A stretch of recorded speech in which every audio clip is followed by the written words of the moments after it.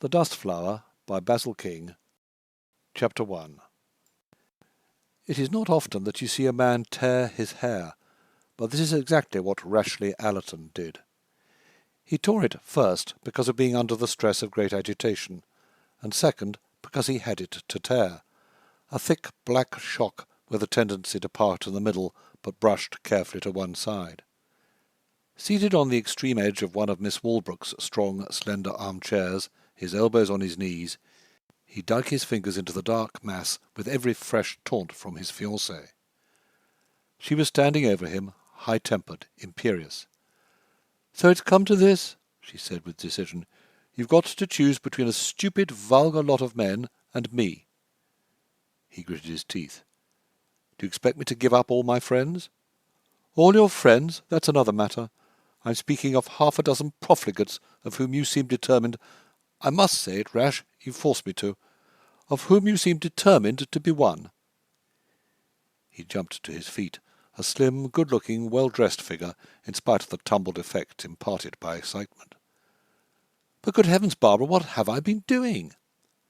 "I don't pretend to follow you there. I only know the condition in which you came here from the club last night." He was honestly bewildered. "Came here from the club last night? Why, I wasn't so bad." Standing away from him, she twirled the engagement solitaire as if resisting the impulse to snatch it off. "That would be a question of point of view, wouldn't it? If Aunt Marian hadn't been here—" "I'd only had—" "Please, Rash, I don't want to know the details." "But I want you to know them. I've told you a dozen times that if I take so much as a cocktail or a glass of sherry, I'm all in, when another fellow can take 10 times as much and not— Rash, dear, I haven't known you all my life without being quite aware that you're excitable. Crazy Rash we used to call you when we were children, and Crazy Rash you are still. But that's not my point." "Your point is that infernal old Aunt Marian of yours doesn't like me." "She's not infernal, and she's not old, but it's true that she doesn't like you. All the more reason, then, that when she gave her consent to our engagement on condition that you give up your disgusting habits—" He raced away from her to the other side of the room, turning to face her like an exasperated animal at bay. The room was noteworthy, and of curiously feminine refinement. Expressing Miss Marian Walbrook as it did, it made no provision for the coarse and lounging habits of men, Miss Walbrook's world being a woman's world. All was straight, slender, erect, and hard, in the way that women like for occasions of formality. It was evident, too, that Miss Walbrook's women friends were serious, if civilized. There was no place here for the slapdash, smoking girl of the present day. The tone which caught your eye was that of dusky gold, thrown out first from the Chinese rug in imperial yellow, but reflected from a score of surfaces in rich old satin-wood, discreetly mounted in ormolu. On the French-panelled walls there was but one picture, Sargent's portrait of Miss Walbrook herself, an exquisite creature, with the straight, thin lines of her own table legs and the grace which makes no appeal to men. Not that she was of the type colloquially known as a back number, or a person to be ignored. On the contrary, she was a pioneer of the day after tomorrow, the herald of an epoch when the blundering of men would be replaced by superior intelligence. You must know these facts with regard to Miss Walbrook, the aunt, in order to understand Miss Walbrook, the niece. The latter was not the pupil of the former, since she was too intense and high-handed to be the pupil of anyone. Nevertheless, she had caught from her wealthy and public-spirited relative certain prepossessions which guided her point of view. Without having beauty, Miss Barbara Walbrook impressed you as someone, and as someone dressed by the most expensive houses in New York. For beauty, her lips were too full, her eyes too slanting, and her delicate profile too much like that of an ancient Egyptian princess. The princess was perhaps what most underscored in her character, the being who by some indefinable divine right is entitled to her own way. She didn't specially claim her way, she only couldn't bear not getting it. Rashleigh Allerton, being of the easy-going type, had no objection to her getting her own way, but he sometimes rebelled against her manner of taking it. So, rebelling now, he tried to give her to understand that he was master.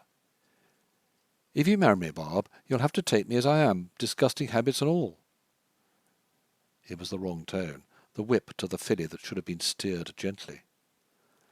"But I suppose there's no law to compel me to marry you?" "Only the law of honour." Her whole personality was aflame. "You talk of honour?" "Yes, I talk of it. Why shouldn't I?" "Do you know anything about it?" "Would you marry a man who didn't?"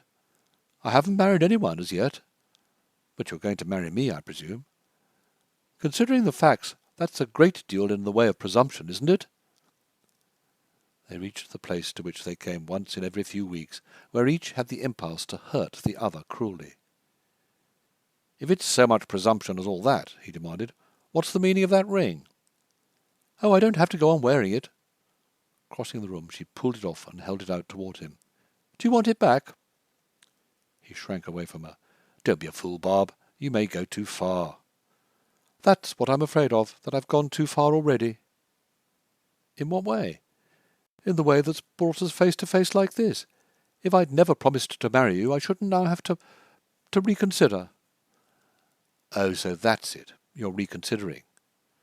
"Don't you see that I have to? If you make me as unhappy as you can before marriage, what'll it be afterward?" "And how happy are you making me?" Holding the ring between the thumb and forefinger of the right hand, she played at pulling it back, without doing it. "So there you are. Isn't that another reason for reconsidering? For both of us?" "Don't you care anything about me?" "You make it difficult after such an exhibition as that of last night, right before Aunt Marion. Can't you imagine that there are situations in which I feel ashamed?" It was then that he spoke the words which changed the current of his life. "And can't you imagine that there are situations in which I resent being badgered by a bitter-tongued old maid, to say nothing of a girl—" He knew how crazy he was, but the habit of getting beyond his own control was one of long standing. "To say nothing of a girl who's more like an old maid than a woman going to be married." With a renewed attempt at being master, he pointed at the ring which she was still holding within an inch of its finger. "Put that back." "I think not." "Then if you don't?" "Well, what?" Plunging his hands into the pockets of his coat, he began tearing up and down the room. "Look here, Bob, this kind of thing can't possibly go on." "Which is what I'm trying to tell you, isn't it?" "Very well, then we can stop it." "Certainly, in one way." "The way of getting married with no more shilly-shallying about it." "On the principle that if you're hanging over a precipice, the best thing you can do is to fall." He continued to race up and down the room, all nerves and frenzy. "Don't we care about each other?" She answered carefully. "I think you care about me to the extent that you believe I'd make a good mistress of the house your mother left you, and which, you say, is like an empty sepulchre. If you didn't have it on your hands, I don't imagine it would have occurred to you to ask me." "Well, that's all right. Now what about you?" "You've already answered that question for yourself." She stiffened haughtily. "I'm an old maid. I haven't been brought up by Aunt Marion for nothing. I've an old maid's ways and outlooks and habits. I resented your saying it a minute ago, and yet it's true. I've known for years that it was true. It wouldn't be fair for me to marry any man. So here it is, Rash." Crossing the floor space, she held out the ring again. "You might as well take it first as last." He drew back from her, his features screwed up like those of a tragic mask. "Do you mean it?" "Do I seem to be making a joke?" Averting his face, he swept the mere sight of the ring away from him. "I won't touch the thing." "And I can't keep it, so there." It fell with a little shivery sound to a bare spot on the floor, rolling to the edge of a rug where it stopped. Each looked down at it. "So you mean to send me to the devil? All right, just watch, and you'll see me go." She was walking away from him, but turned again. "If you mean by that you put the responsibility for your abominable life on me—" "Abominable life? Me? Just because I'm not one of the white-blooded Nancys which your aunt thinks the only ones fit to be called men?" But he couldn't go on. He was choking. The sole relief to his indignation was in once more tearing round the room, while Miss Walbrook moved to the fluted white mantelpiece, where, with her foot resting on the attenuated Hunt Diedrich andirons, she bowed her head against an attenuated Hunt Diedrich antelope in bronze. She was not softened or repentant. She knew she would become so later, but she knew too that her tempers had to work themselves off by degrees.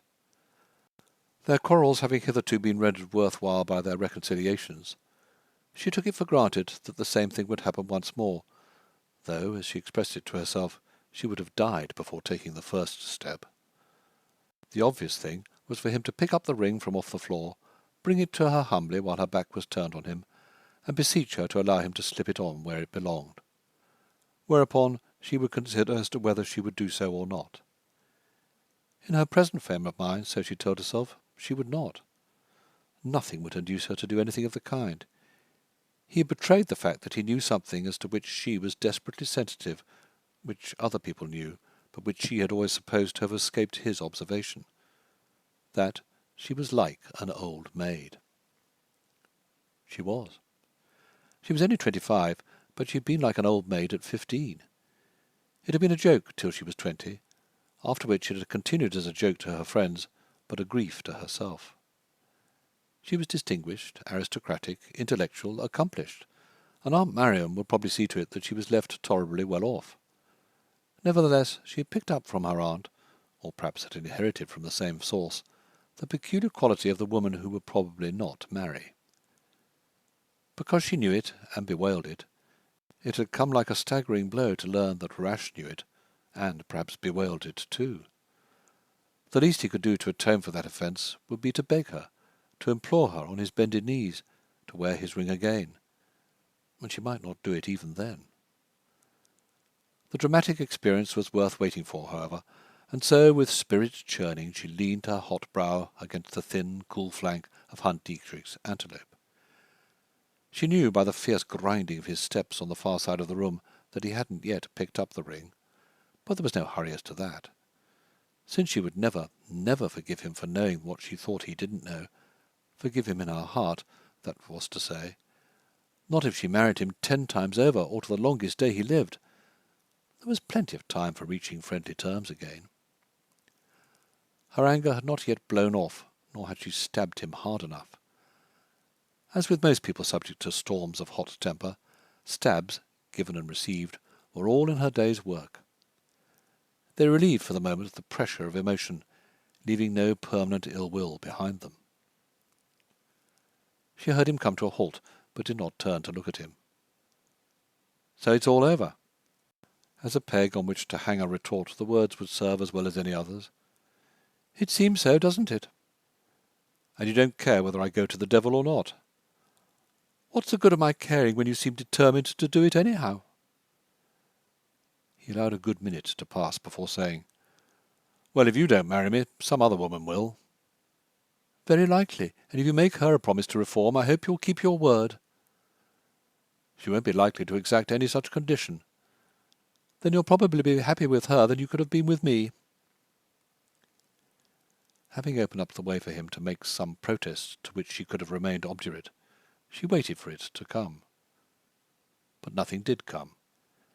Had she turned, she would have seen that he had grown white, that his hands were clenched and his lips compressed after a way he had, and that his wild, harum-scarum soul was worked up to an extraordinary intensity. But she didn't turn. She was waiting for him to pick up the ring, creep along behind her, and seize the hand resting on the mantelpiece, according to the ritual she had mentally foreordained.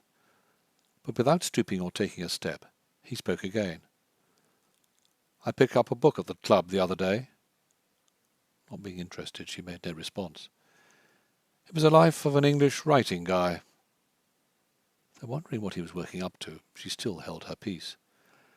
"Gissing, the fellow's name was. Ever heard of him?" The question being direct, she murmured, "Yes, of course. What of it?" "Ever hear how he got married?" "Not that I remember." "When something went wrong, I've forgotten what, he went out into the street with a vow.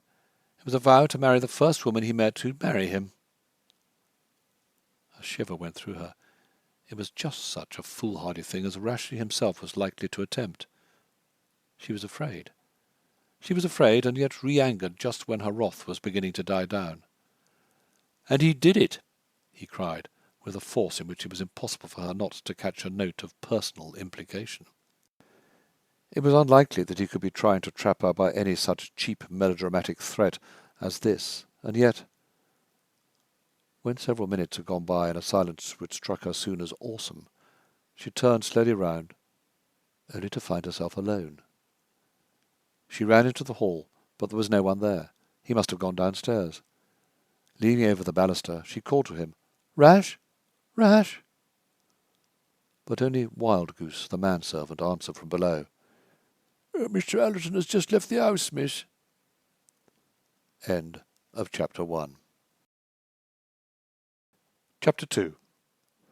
While Allerton and Miss Walbrook had been conducting this debate, a dissimilar yet parallel scene was enacted in a mean house in a mean street on the other side of the park.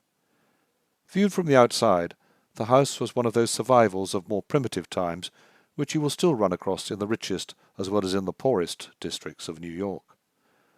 A tiny wooden structure of 2 low stories, it connected with the sidewalk by a flight of steps of a third of the height of the whole facade.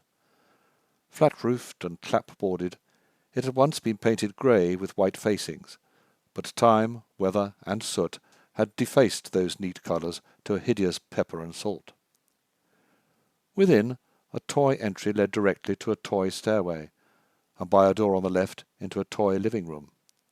In the toy living-room, a man of 40-odd was saying to a girl of perhaps 23, "So you'll not give it up, won't you?" The girl cringed as the man stood over her, but pressing her hand over something she had slipped within the opening at the neck of her cheap shirt-waist, she maintained her ground. The face she raised to him was at once terrified and determined, tremulous with tears, and yet defiant with some new exercise of will-power.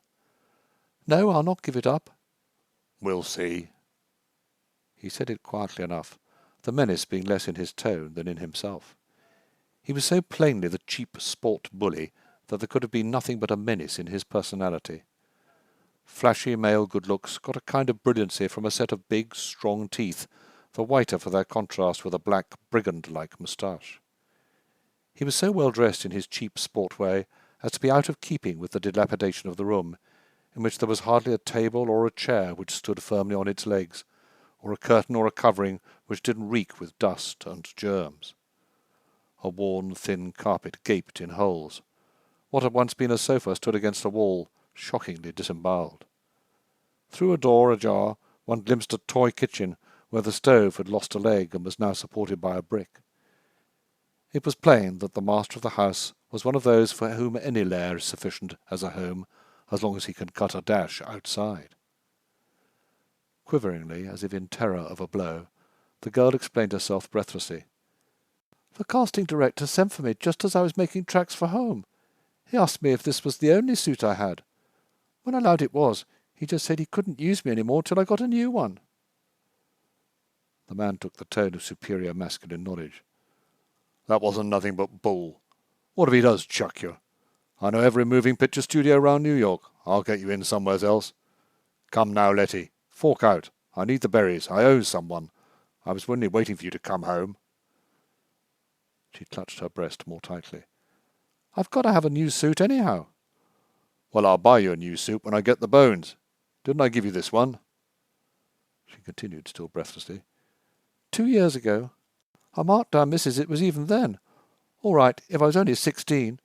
But now when I'm near 23, and it's in rags anyhow, and all out of style, and in pictures you've got to be—" "There's plenty of pictures where they want that character, to pass in a crowd and all that." "To pass in a crowd once or twice, yes, but when all you can do is to pass in a crowd and wear the same old rig every time you pass in it—" He cut her process short by saying with an air of finality, "Well, anyway, I've got to have the bucks. Can't go out till I get 'em, so hand." With lips compressed and eyes swimming, she shook her head. "Better do it. You'll be sorry if you don't. I can pass you that tip straight now." "If you was laughed at every time you stepped onto the lot—" "There's worse things than being laughed at. I can tell you that straight now." "Nothing's worse than being laughed at. Not for a girl of my age, there ain't." Watching his opportunity, he caught her off her guard. Her eyes having wandered to the coat she had just taken off, a worn grey thing with edgings of worn grey squirrel fur, he wrenched back with an unexpected movement the hand that clutched something to her breast, thrust 2 fingers of his other hand within her corsage, and extracted her pay envelope. It took her by such surprise that she was like a mad thing, throwing herself upon him and battling for her treasure, though any possibility of her getting it back from him was hopeless. It was so easy for him to catch her by the wrists and twist them that he laughed while he was doing it. "You little cat, you see what you bring on yourself, and you're going to get worse, I can tell you that straight now." Still twisting her arms till she writhed, though without a moan or a cry, he backed her towards the disemboweled sofa, on whose harsh, exposed springs she fell.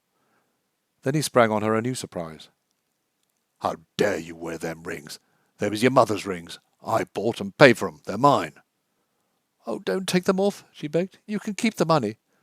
"Sure I can keep the money," he grinned, wrenching from her fingers the plain gold band he had given her mother as a wedding ring, as well as another, bigger, broader, showier, and set with 2 infinitesimal white points claiming to be diamonds. Though he had released her hands, she now stretched them out towards him, pleadingly. "Oh, give 'em back to me. There's all I've got in the world to care about, just because she wore 'em. You can take anything else I've got." "All right, then I'll take this." With a deftness which would have done credit to a professor of legerdemain, he unbuckled the strap of her little wristwatch, putting the thing into his pocket. "I give that to your mother, too. You don't need it, and it may be useful to me. What else have you got?" She struggled to her feet. He was growing more dangerous than she had ever known him to be, even when he had beaten her. "I ain't got nothing else." "Oh, yes, you have. You got a purse. I've seen you with it. Where is it?" The fear in her eyes sent him towards her jacket, thrown on the chair when she had come in. With an "ah" of satisfaction, he pounced on it. As he held it upside down and shook it, a little leather wallet clattered to the floor. She sprang for it, but again he was too quick for her. "So," he snarled with his glittering grin, "you thought you'd get it, did you?" He rattled the few coins, copper and silver, into the palm of his hand, and unfolded a $1 bill. "You must owe me this money. Who's give you bed and board for the last 10 year, I'd like to know? How much have you ever paid me?" "Only all I ever earned, which you stole from me." "Stole from you, did I? Well, you won't fling that in my face any more." He handed her her coat. "Put that on," he commanded. "What for?" She held it without obeying the order. "What's the good of going out and me without a cent?" "Put it on." Her lip quivered. She began to suspect his intention. "I don't want to." "Oh, very well, please yourself. You got your hat on already." Seizing her by the shoulders, he steered her towards the door. "Now march." Though she refused to march, it was not difficult for him to force her. "This'll teach you to value a good home when you got one. You'll deserve to find the next one different." She almost shrieked. "You're not going to turn me out?" "Or what does it look as if I was doing?" "I won't go. I won't go. Where can I go?" "What I'm doing will help you to find out." He had her now in the entry, where, in spite of her struggles, he had no difficulty in unlocking the door, pushing her out, and relocking the door behind her. "Let me in. Let me in. Oh, please let me in." He stood in the middle of the living room, listening with pleasure and smiling his brigand's smile. He was not as bad as you might think. He did mean to let her in eventually. His smile and his pleasure sprang purely from the fact that his lesson was so successful. With this in her mind, she wouldn't withstand him a second time. She rattled the door by the handle. She beat upon the panels. She implored. Still smiling, he filled his pipe. Let her keep it up. It would do her good. He remembered that once when he had turned her mother out at night, she had sat on the steps till he let her in at dawn before the police looked round that way. History would repeat itself. The daughter would do the same. He was only giving her the lesson she deserved. Meanwhile, she was experiencing a new sensation, that of outrage. For the first time in her life, she was swept by pride in revolt. She hadn't known that any such emotion could get hold of her. As a matter of fact, she hadn't known that so strong a support to the inner man lay within the depths of human nature. Accustomed to being cowed, she had hardly understood that there was any other way to feel. Only within a day or two had something which you or I would have called spirit, but for which she had no name, disturbed her with unexpected flashes, like those of summer lightning.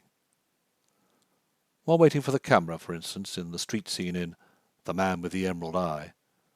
A fresh thing had said, with a wink at her companions. "Say, did you copy that suit from a pattern in chic?" Letty had so carefully minded her own business and tried to be nice to everyone that the titter which went round at her expense hurt her with a wound, impelling her to reply, "No, I ordered it at Margot's. You look as if you got your things there too, don't you?" Nevertheless, she was so stung by the sarcasm that the commendation she overheard later, that the Gravely kid had a tongue, didn't bring any consolation. Without knowing that which she felt now was an intensified form of the same rebellion against scorn, she knew it was not consistent with some inborn sense of human dignity to stand there pleading to be let into a house from which she was locked out, even though it was the only spot on earth she could call home. Still less was it possible when, round the foot of the steps, a crowd began to gather, jeering at her passionate beseechings. For the most part they were children, Slavic, Semitic, Italian. Amid their cries of "Go it, sis!" now in English and now in strange equivalents of Latin or Polish or even Hebraic origin, she was suddenly arrested by the consciousness of personal humiliation. She turned from the door to face the street. It was one of those streets not rare in New York, which the civic authorities abandoned in despair. A gash of children and refuse cut straight from river to park, it got its chief movement from pushcarts of fruit and other foods, while the wash of 500 families blew its banners overhead. Vendors of all kinds uttered their nasal or raucous cries, in counterpoint to the treble screams of little boys and girls. Letty had always hated it, but it was something more than hatred which she felt for it now. Beyond the children, adults were taking a rest from the hawking profession to comment with grins on the sight of a girl locked out of her own home. She was probably a very bad girl to call for that kind of treatment, and therefore one on whom they should spend some derision. They were spending it as she turned. It was an experience on a large scale of what the girl in the studio had inflicted. She was a thing to be scorned, and of all the hardships in the world, scorn, now that she was aware of it, was the one she could least submit to. So pride came to her rescue. Throwing her coat across her arm, she went down the steps, passed through the hooting children, one or two of whom pulled her by the skirt, passed through the bearded Jews and the bronzed Italians and the flat-nosed Slavs, passed through the women who had come out on the sidewalk at this accentuation of the daily din, passed through the barrows and handcarts and piles of cabbages and fruit, and went her way. End of Chapter 2. Chapter 3.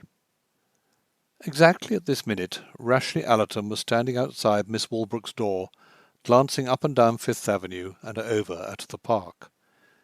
It was the hour after luncheon when pedestrians become numerous.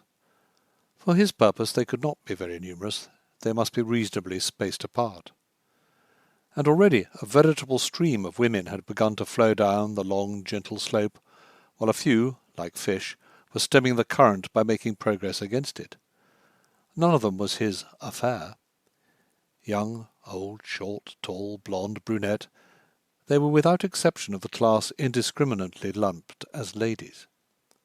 Since you couldn't go to the devil because you had married a lady, even on the wild hypothesis that one of these sophisticated beings would without introduction or formality marry him, it would be better not to let himself in for the absurdity of the proposal. When there was a break in the procession, he darted across the street and made his way into the park. Here there was no one in sight as far as the path continued without a bend. He was going altogether at a venture. Round the curve of the woodland way there might swing at any second the Sibyl who would point his life downward. He was aware, however, that in Sibyls he had a preference. If she was to send him to the devil, she must be of the type which he qualified as a drab. Without knowing the dictionary meaning of the word, he felt that it implied whatever would contrast most revoltingly with Barbara Walbrook. Seeing with her own eyes to what she had driven him, her heart would be wrung. That was all he asked for, the wringing of her heart. It might be a mad thing for him to punish himself so terribly just to punish her, but he was mad anyhow. Madness gave him the satisfaction which some men got from thrift and others from cleverness. He would keep the vow with which he had slipped out of Miss Walbrook's drawing-room. It was all that life had left for him. That was, He wouldn't pick and choose. He would take them as they came. He had not stipulated with himself that she must be a drab. It was only what he hoped. She must be the first woman he met who would marry him.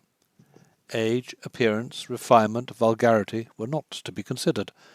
Picking and choosing on his part would only take his destiny out of the hands of fate, where he preferred that it should lie. Had anyone passed him, he would have seemed the more perturbed because of his being so well dressed. He was one of the few New Yorkers as careful of appearances as many Londoners. With the finish that comes of studied selection in hat, stick, and gloves, as well as all small accessories of the costliest, he might have been going to or coming from a wedding. He was imposing, therefore, to a short, stout, elderly woman with whom he suddenly found himself face to face as the path took a sharp sweep to the south.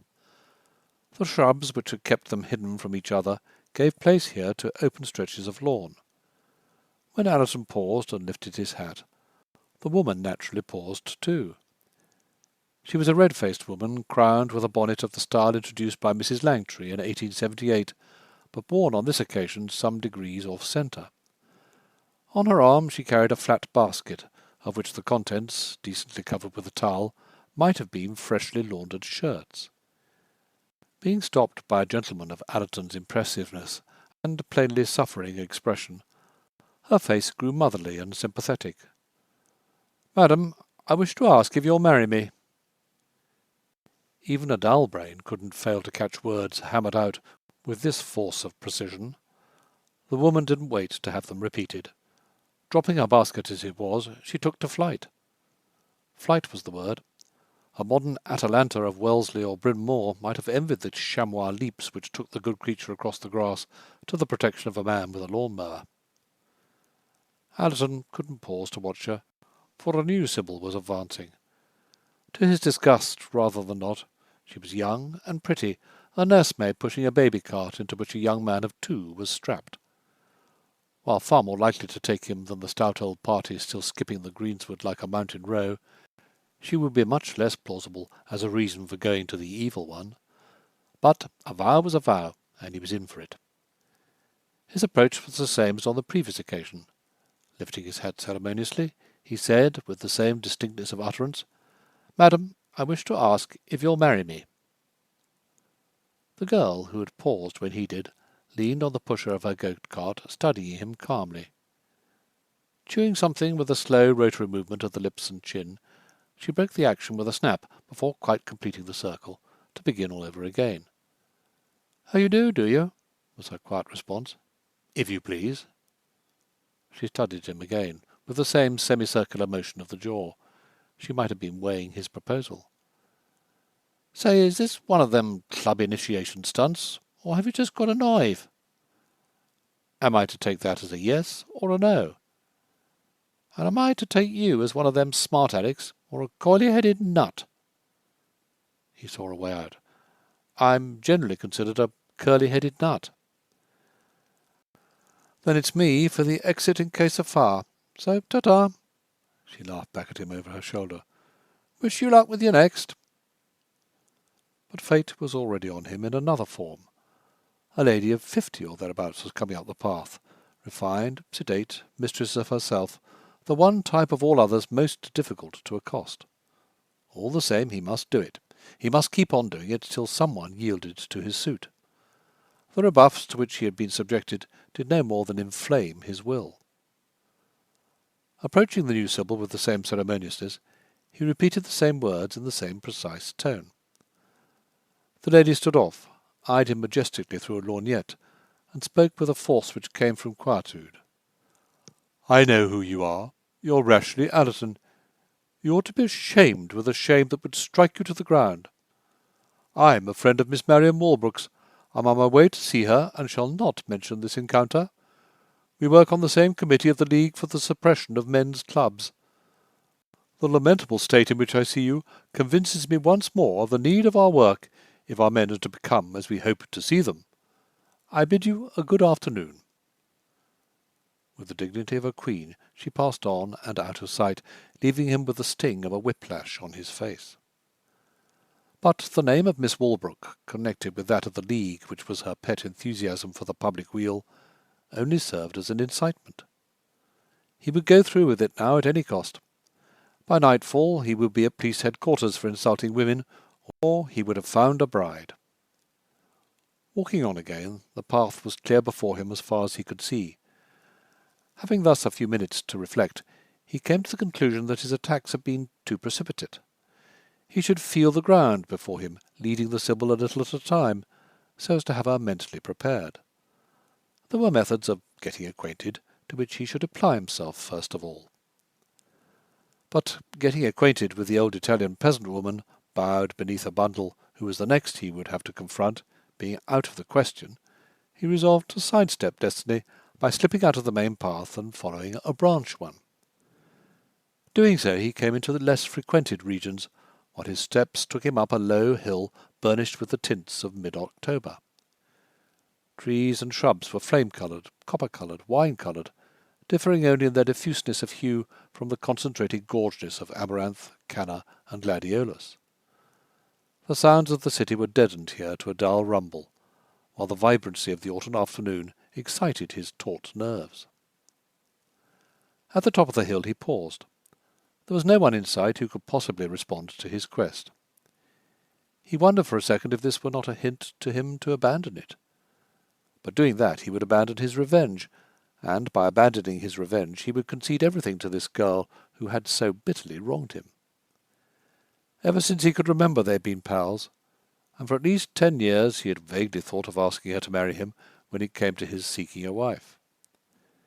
It was true, the hint she had thrown out, that he had felt himself in no great need of a wife till his mother had died some 18 months previously, and he found himself with a cumbrous old establishment on his hands. That had given the decisive turn to his suit. He had asked her, she had taken him, and since then, in the course of less than 10 weeks, if they had had 3 quarrels, they had had 30. He had taken them all more or less good-naturedly, till today. Today was too much. He could hardly say why it was too much, unless it was as the last straw, but he felt it essential to his honour to show her by actual demonstration the ruin she had made of him. Looking about him for another possibility, he noticed that at the spot where the path, having serpentined down the little hillside, rejoined the main footway, there was a bench so placed that its occupant would have a view along several avenues at once. Since it was obviously a vantage point for such strategy as his, he had taken the first steps down toward it, when a little grey figure emerged from behind a group of blue Norway spruces. She went dejectedly to the bench, sitting down at an extreme end of it. Wrought up to a fit of tension far from rare with him, Allerton stood with his nails digging into his clenched palms and his thin lips pressed together. He was sure he was looking at a drab. All the shoddy, outcast meanings he had read into the word were under the bedraggled feathers of this battered black hat, or compressed within the forlorn, squirrel-trimmed grey suit. The dragging movement, the hint of dropping on the seat, not from fatigue but from desperation, completed the picture his imagination had already painted of some world-worn, knocked-about creature who had come to the point at which, in his own phrase, she was all in. As far as this described Letty Gravely, he was wrong. She was not all in. She was never more mentally alert than at that very minute. If she moved slowly, if she sank on the seat as if too beaten down by events to do more, it was because her mind was so intensely centred on her immediate problems. She had in fact just formed a great resolution. Whatever became of her, she would never go back to Judson Flack, her stepfather. This had not been clearly in her mind when she had gone down his steps and walked away, but the occasion presented itself now as one to be seized.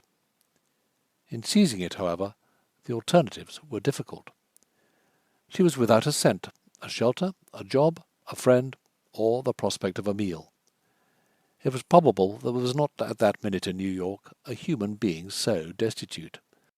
Before nightfall she would have to find some nominal motive for living, or be arrested as a vagrant. She was not appalled. For the first time in her life she was relatively free from fear. Even with nothing but her person as she stood, she was her own mistress. No big dread hung over her, that is, no big dread of the kind represented by Judson Flack. She might jump into the river, or go to the bad, but in either case she would do it of her own free will. Merely to have the exercise of her own free will gave her the kind of physical relief which a human being gets from stretching limbs cramped and crippled by chains. Besides, there was in her situation an underlying possibility of adventure. This she didn't phrase, since she didn't understand it. She only had the intuition in her heart that, where the world is all before you, where to choose your place of rest, and Providence your guide, Providence becomes your guide. Verbally she put it merely in the words, "Things happen," though as to what could happen between 3:30 in the afternoon and midnight, when she would possibly be in jail, she could not begin to imagine. So absorbed was she in this momentous uncertainty that she scarcely noticed that someone had seated himself at the other end of the bench. It was a public place. It was likely that someone would. She felt neither curiosity nor resentment. A lack of certain of the feminine instincts, or their retarded development, left her without interest in the fact that the newcomer was a man. From the slight glance she had given him when she heard his step, she judged him to be what she estimated as an elderly man, quite far into the 30s. She went back to her own thoughts, which were practical. There were certain measures which she could take at once, after which there would be no return. Once more, she was not appalled. She had lived too near the taking of these steps to be shocked by them. Everything in life is a question of relativity, and in the world which her mother had entered on marrying Judson Flack, the men were all so near the edge of the line which separates the criminal from the non-criminal that it seemed a natural thing when they crossed it, while the women... But as her thoughts were dealing with this social problem in its bearing on herself, her neighbour spoke. "Funny to watch those kids playing with the pup, isn't it?" She admitted that it was, that watching children and young animals was a favourite sport with her. She answered simply because being addressed by strange men with whom she found herself in proximity was sanctioned by the etiquette of her society. To resent it would be putting on airs, besides which it would cut off social intercourse between the sexes. It had happened to her many a time to have engaging conversations with chance young men beside her in the subway, never seeing them before or afterward. So Allerton found getting acquainted easier than he had expected. The etiquette of his society not sanctioning this directness of response on her part, he drew the conclusion that she was accustomed to meeting fellows halfway. As this was the sort of person he was looking for, he found in the freedom nothing to complain of. With the openness of her social type, she gave details of her biography without needing to be pressed. "You're a New York girl?" "I am now. I didn't used to be." "What were you to begin with?" "Mama brought me from Canada after my father died. That's why I ain't got no friends here." At this appeal for sympathy his glance stole suspiciously towards her, finding his first conjectures somewhat, but not altogether, verified. She was young, apparently, and possibly pretty, though to neither point did he care. He would have preferred more past, more mystery, more drama. But since you couldn't have everything, a young person utterly unfit to be his wife would have to be enough. He continued to draw out her story, not because he cared anything about hearing it, but in order to spring his question finally without making her think him more unbalanced than he was. "Your father was a Canadian?" "Yeah, a farmer. Mama used to say she was about as good to work a farm as a cat to run a fire engine. When he died, she sold out for $4,000 and come to New York." "To work?" "No, to have a good time. She'd never had a good time, Mama hadn't, and she was awful pretty. So she said she'd just blow herself to it while she had the berries in her basket. That was how she met Judson Flack. I suppose you know who he is. Everybody does." "I'm afraid I haven't had the pleasure." "Oh, I don't know as you'd find it any big pleasure. Mama didn't, not after she'd give him a try." "Who and what is he?" "He calls himself a man about town. I call him a bum. Poor Mama married him." "And wasn't happy, I suppose?" "Not after he'd spent her waddy, she wasn't. She was crazy about him. When she found out that all he cared about was her 4,000 plunks, well, it was her finish." "How long ago was that?" About 4 years now. And what have you been doing in the meanwhile? Keeping house for Jocks and Flack most of the time, till I quit. Oh, you've quit? Sure, I've quit. She was putting her better foot forward. No, I'm in pictures. He glanced at her again, having noticed already that she scarcely glanced at him. Her profile was toward him at first, an irregular little profile of lifts and tilts, which might be appealing, but was not beautiful. The boast of being in pictures, so incongruous with her woefully dilapidated air, did not amuse him. He knew how large a place a nominal connection with the stage took in the lives of certain ladies. Even this poor little tramp didn't hesitate to make the claim. And you're doing well? She wouldn't show the white feather. Oh, so. I get along. You live by yourself? I do now. Don't you find it lonely? Not so lonely as living with Jots and Flack. You're happy? A faint implication that she might look to him for help stirred her fierce independence. Gee, yes, I'm doing swell. But you wouldn't mind a change, I suppose. For the first time her eyes stole toward him, not in suspicion and still less in alarm, but in one of the intenser shades of curiosity. It was almost as if he was going to suggest to her something off the level, but which would nevertheless be worth her while. She was used to these procedures, not in actual experience, but from hearing them talked about. They made up a large part of what Judson Flack understood as business. She felt it prudent to be as non-committal as possible. I ain't so sure. She meant him to understand that being tolerably satisfied with her own way of life, she was not enthusiastic over new experiments. His next observation was no surprise to her. I'm a lawyer.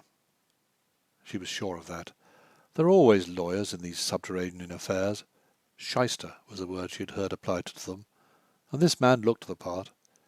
His thin face, clear-cut profile, and skin which showed dark where he shaved, were all, in her judgment, signs of the sinister.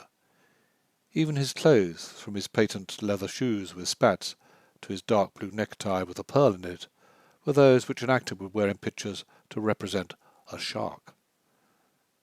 She was turning these thoughts over in her mind when he spoke again. I've an office, but I don't practice much. It takes all my time to manage my own estate. She didn't know what this meant.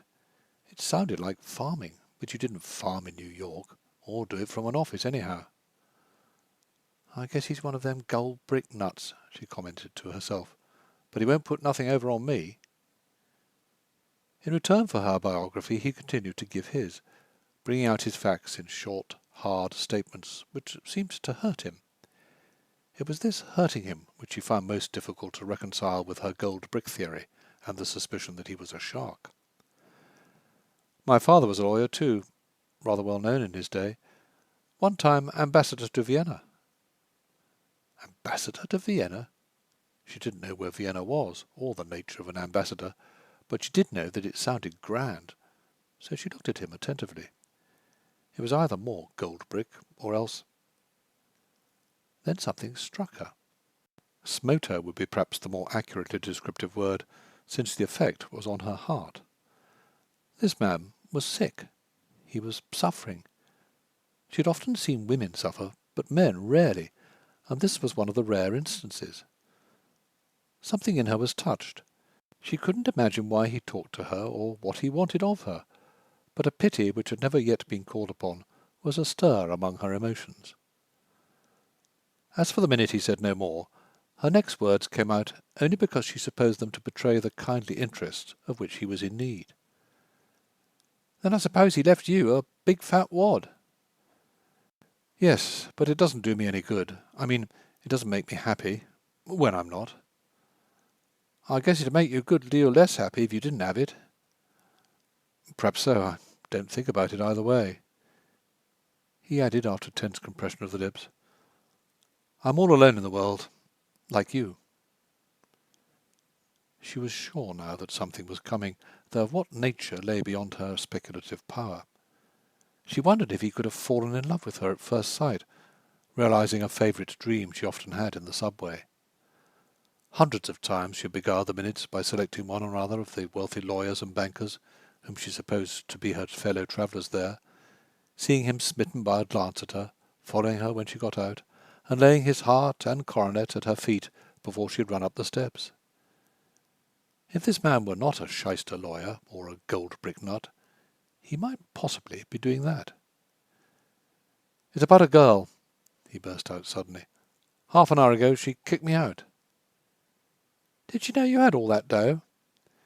"Yes, she knew I had all that dough. But she said that since I was going to the devil, I'd better go." He drew a long breath. "Well, I'm going, perhaps quicker than she thinks." "Will you do yourself any good by that?" "No, but I'll do her harm." "How?" "I'll show her what she's made of me." "She can't make anything of you in half an hour or in half a year. Not so long as you've got your wad back of you. If you was to be kicked out with your pay envelope stole, and your mother's rings pulled off your fingers, and her wristwatch from your wrist, and even your car fare—" "Is that what happened to you?" "Sure, half an hour ago too. Judson Flack. But why should I worry? Something'll happen before night." He became emphatic. "Yes, and I'll tell you what it will be. You put your finger on it just now when you said she couldn't make anything out of men in half an hour. Well, it's got to be something that would take just that time, an hour at the most, and fatal. Now do you see?" She shook her head. He swung fully round on her from his end of the bench. "Think," he commanded. As with a premonitory notion of what he meant, she answered coldly, "What's the good of me thinking? I've got nothing to do with it." "You might have." "I can't imagine what, unless it be—" Realizing what she had been about to say, she broke off in confusion, colouring to the eyes. He nodded. "I see you understand. I want you to come off somewhere and marry me."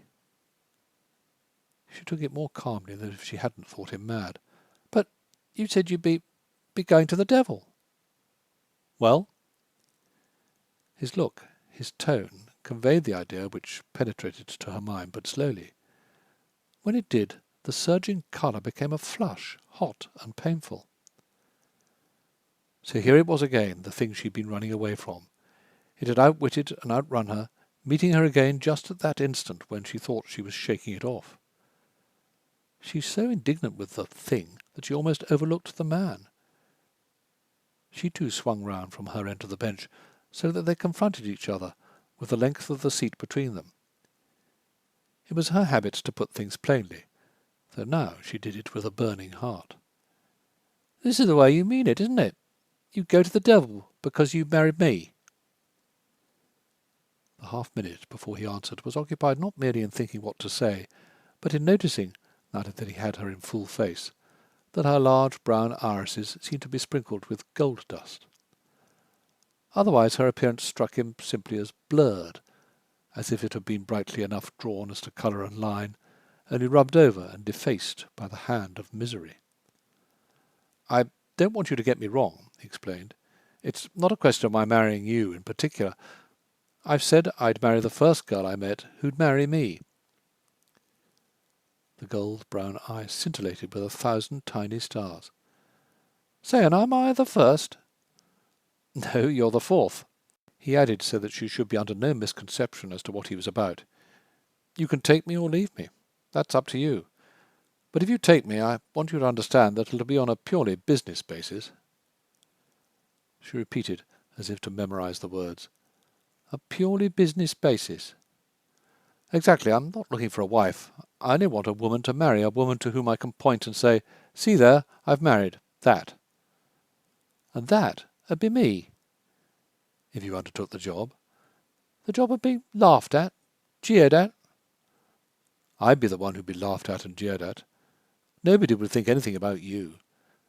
They wouldn't remember how you looked or know your name. If you got sick of it after a bit and decided to cut and run, you could do it. I'd see that you were well treated for the rest of your life." She studied him long and earnestly. "Say, are you crazy?" "I'm all on edge, if that's what you mean, but there's nothing for you to be afraid of. I shan't do you any harm at any time." "You only want to do harm to yourself?" I'd be like the awful kind of pill which a fellow will swallow to commit suicide. She rose, not without a dignity of her own. Well, mister, if I'm your fourth, I guess you'll have to look about you for a fifth. Where are you going? He asked the question without rising. She answered as if her choice of objectives was large. Oh, anywheres. Which means nowhere, doesn't it? Oh, not exactly. It means the first place I fetch up. The first place you fetch up may be the police station, if the things you said just now are true. The police station is safe, anyways. And you think the place I'd take you to wouldn't be? Well, you're wrong. It'll be as safe as a church for as long as you'd like to stay. And when you want to go, lots of money to go with. Facing away from him toward the city, she said over her shoulder, There's things money couldn't pay you for. Being looked down on is one. She was about to walk on, but he sprang after her, catching her by the sleeve. Look here, be a sport. You've got the chance of your lifetime. It'll mean no more to you than a part they give you in the pictures. Just a role. And pay you a lot better. She was not blind to the advantages he laid before her. True, it might be what she qualified as bull to get her into a trap, only she didn't believe it.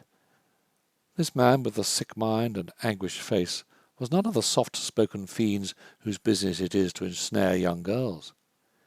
She knew all about them from living with Judson Flack, and couldn't be mistaken. This fellow might be crazy, but he was what he said.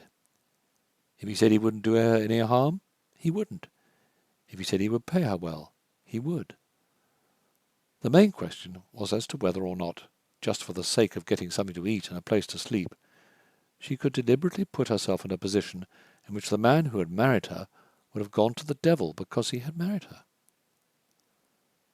As he held her by the sleeve, looking down at her, and she, half turned, was looking up at him, this was the battle she was fighting. Hitherto her impulse had been to run away from the scorn of her inferiority. Now she was asking herself what would happen if she took up its challenge and fought it on its own ground. What if I do? Was the way the question framed itself. But aloud she made it, If I said I would, what would happen first? We'd go and get a license. Then we'd find a minister. After that I should give you something to eat. Then I'd take you home. Where would that be? He gave her his address in East 67th Street, only a few doors from Fifth Avenue, but her social sophistication was not up to the point of seeing the significance of this. Neither did her imagination try to picture the home, or to see it otherwise than as an alternative to the police station, or worse, as a lodging for the night. And what would happen to me when I got to your home? You'd have your own room. I shouldn't interfere with you. You'd hardly ever see me. You could stay as long as you liked, or as short as you liked, after the first week or two. There was that about him which carried conviction. She believed him. As an alternative to having nowhere to go, what he offered her was something, and something with that spice of adventure of which he had been dreaming only a few minutes earlier. She couldn't be worse off than she was now, and if it gave her the chance of a hand-to-hand tussle with the world pride which had never done anything but look down on her, she would be fighting what she held as her worst enemy. She braced herself to say, All right, I'll do it. He too braced himself. Very well, let's start. The impetuosity of his motion almost took her breath away as she tried to keep pace with him. By the way, what's your name? He asked before they reached Fifth Avenue. She told him, but was too overwhelmed with what she had undertaken to dare to ask him his.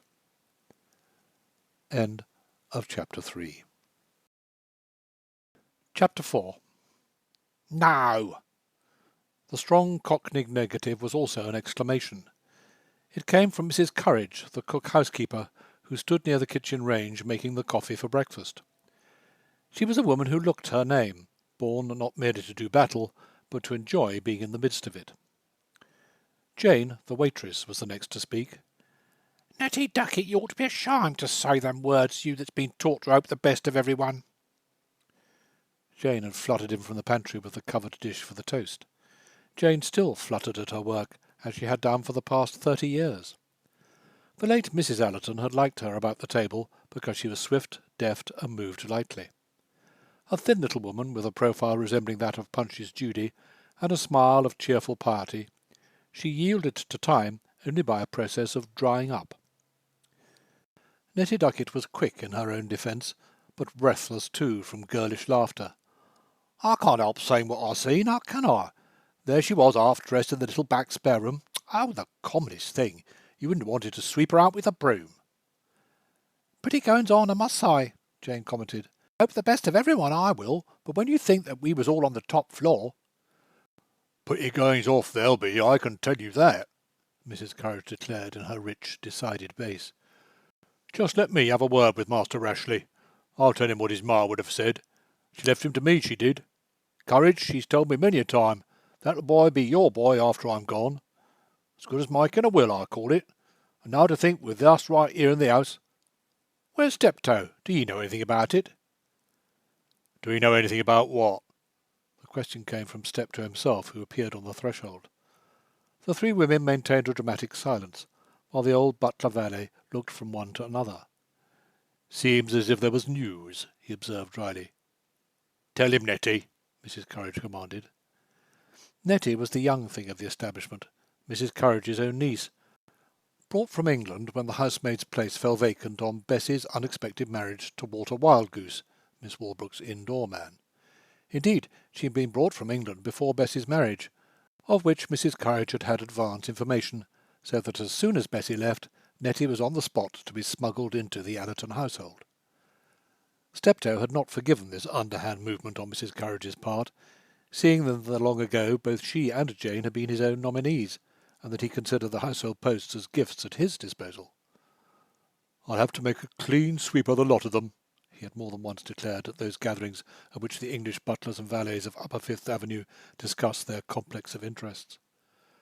40 years in the Allerton family had made him not merely its major domo, but in certain respects its head. His tone towards Nettie was that of authority with a note of disapprobation.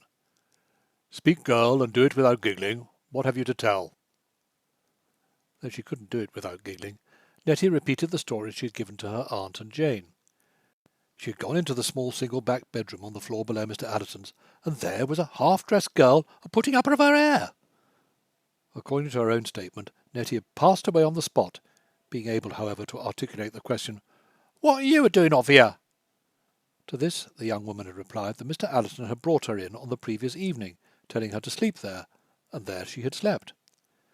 Nettie's information could go no further, but it was considered to go far enough. "So what do you say to that?" Mrs. Courage demanded of Steptoe. "You that's always so ready to defend my young lord." Steptoe was prepared to stand back to back with his employer. "I don't defend him. I'm not called on to defend him. It's Mr. Wash's house. Any guest of his must be your guest and mine." "And what about Miss Walbrook, that's to be Mrs. here in the course of a few weeks?" Steptoe coloured frostily. "She's not Mrs. here yet, and if she ever comes, there'll be stormy weather for all of us. New missuses don't generally get on with old servants like us, that's been in the family for so many years, but when they don't, it ain't them as gets notice." A bell rang sharply. Steptoe sprang to attention. "There's Mr. Rashleigh now.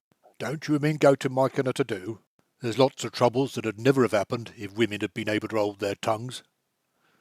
"But I suppose, Steptoe, you don't deny that there's such a thing as right?" "I don't deny that there's such a thing as right, Mrs. Courage, but I only wonder if you knows more about it than the rest of us." In Allerton's room, Steptoe found the young master of the house half-dressed. Standing before a mirror, he was brushing his hair. His face and eyes, the reflection of which Steptoe caught in the glass, were like those of a man on the edge of going insane. The old valet entered according to his daily habit, and without betraying the knowledge of anything unusual. All the same, his heart was sinking, as old hearts sink when beloved young ones are in trouble. The boy was his darling. He had been with his father for 10 years before the lad was born, and had watched his growth with a more than paternal devotion. "He's all I have," he often said to himself, and had been known to let out the fact in the aforementioned group of English upper servants, a small but exclusive circle in the multiplex life of New York. In Steptoe's opinion, Master Rash had never had a chance. Born many years after his parents had lived together childlessly, he had come into the world constitutionally neurasthenic. Steptoe had never known a boy who needed more to be nursed along and coaxed along by affection and now and then by indulgence. Instead, the system of severity had been applied, with results little short of calamitous. He had been sent to schools famous for religion and discipline, from which he reacted in the first weeks of freedom in college, getting into dire academic scrapes. Further severity had led to further scrapes, and further scrapes to something like disgrace, when the war broke out and a Red Cross job had kept him from going to the bad. The mother had been a self-willed and selfish woman, claiming more from her son than she ever gave him, and never perceiving that his was a nature requiring a peculiar kind of care. After her death, Steptoe had prayed for a kind, sweet wife to come to the boy's rescue, and the answer had been Miss Barbara Walbrook. When the engagement was announced, Steptoe had given up hope. Of Miss Walbrook as a woman he had nothing to complain. Walter Wildgoose reported her a noble creature, splendid, generous, magnificent, only needing a strong hand. She was of the type not to be served, but to be mastered. Rashleigh Allerton would goad her to frenzy, and she would do the same by him. She was already doing it. For weeks past Steptoe could see it plainly enough, and what would happen after they were married, God alone knew. For himself he saw no future but to hang on after the wedding as long as the new mistress of the house would allow him, take his dismissal as an inevitable thing, and sneak away and die. It was part of Steptoe's training not to notice anything till his attention was called to it. So having said his "Good morning, sir," he went to the closet, took down the hanger with the coat and waistcoat belonging to the suit of which he saw that Allerton had put on the trousers, and waited till the young man was ready for his ministrations. Allerton was still brushing his hair, as he said over his shoulder, "There's a young woman in the house, Steptoe. Been here all night." "Yes, sir, I know. In the little back spare room." "Who told you?" "Nettle went in for a pincushion, Mr. Rash, and the young woman was a-doing of her hair." "What did Nettie say?" "It ain't what Nettie says, sir, if I might make so bold. It's what Mrs. Courage and Jane says." "Tell Mrs. Courage and Jane they needn't be alarmed. The young woman is—" Steptoe caught the spasm which contracted the boy's face. "The young woman is my wife." "Quite so, sir." If Allerton went no further, Steptoe could go no further. But inwardly he was like a man reprieved at the last minute, and against all hope, from sentence of death. "Then it won't be her," was all he could say to himself, her being Barbara Walbrook. Whatever calamity had happened, that calamity at least would be escaped, which was so much to the good. His arms trembled so that he could hardly hold up the waistcoat for Allerton to slip it on. But he didn't slip it on. Instead, he wheeled round from the mirror, threw the brushes with a crash to the toilet table, and cried with a rage all the more raging for being impotent, "Steptoe, I've been every kind of fool." "Yes, sir, I expect so." "You've got to get me out of it, Steptoe. You must find a way to save me." "I'll do my best, sir." The joy of cooperation with the lad almost made up for the anguish at his anguish. "What did it be? You must excuse me, Mr. Rash, but what would it be that you'd like me to save you from?" Atherton threw out his arms. "From this crazy marriage, this frightful mix-up. I went right off the handle yesterday. I was an infernal idiot. And now I'm in for it. Something's got to be done, Steptoe, and I can't think of anyone but you to do it." "Quite so, sir. Will you have your waistcoat on now, sir? You're ready for it, I see. I'll think it over, Mr. Rash, and let you know." While first the waistcoat and then the coat were extended and slipped over the shoulders, Allerton did his best to put Steptoe in possession of the mad facts of the previous day. Though the account he gave was incoherent, the old man understood enough. "It wasn't her fault, you must understand," Atherton explained further, as Steptoe brushed his hat. "She didn't want to. I persuaded her. I wanted to do something that would wring Miss Walbrook's heart, and I've done it. Wrung my own, too. What's to become of me, Steptoe? It's the best thing I can do is to shoot myself. Think it over. I'm ready to. I'm not sure that it wouldn't be a relief to get out of this rotten life. I'm all on edge. I could jump out of that window as easily as not. But it wasn't the girl's fault. She's a poor little waif of a thing. You must look after her and keep me from seeing her again, but she's not bad, only... Oh, my God, my God!"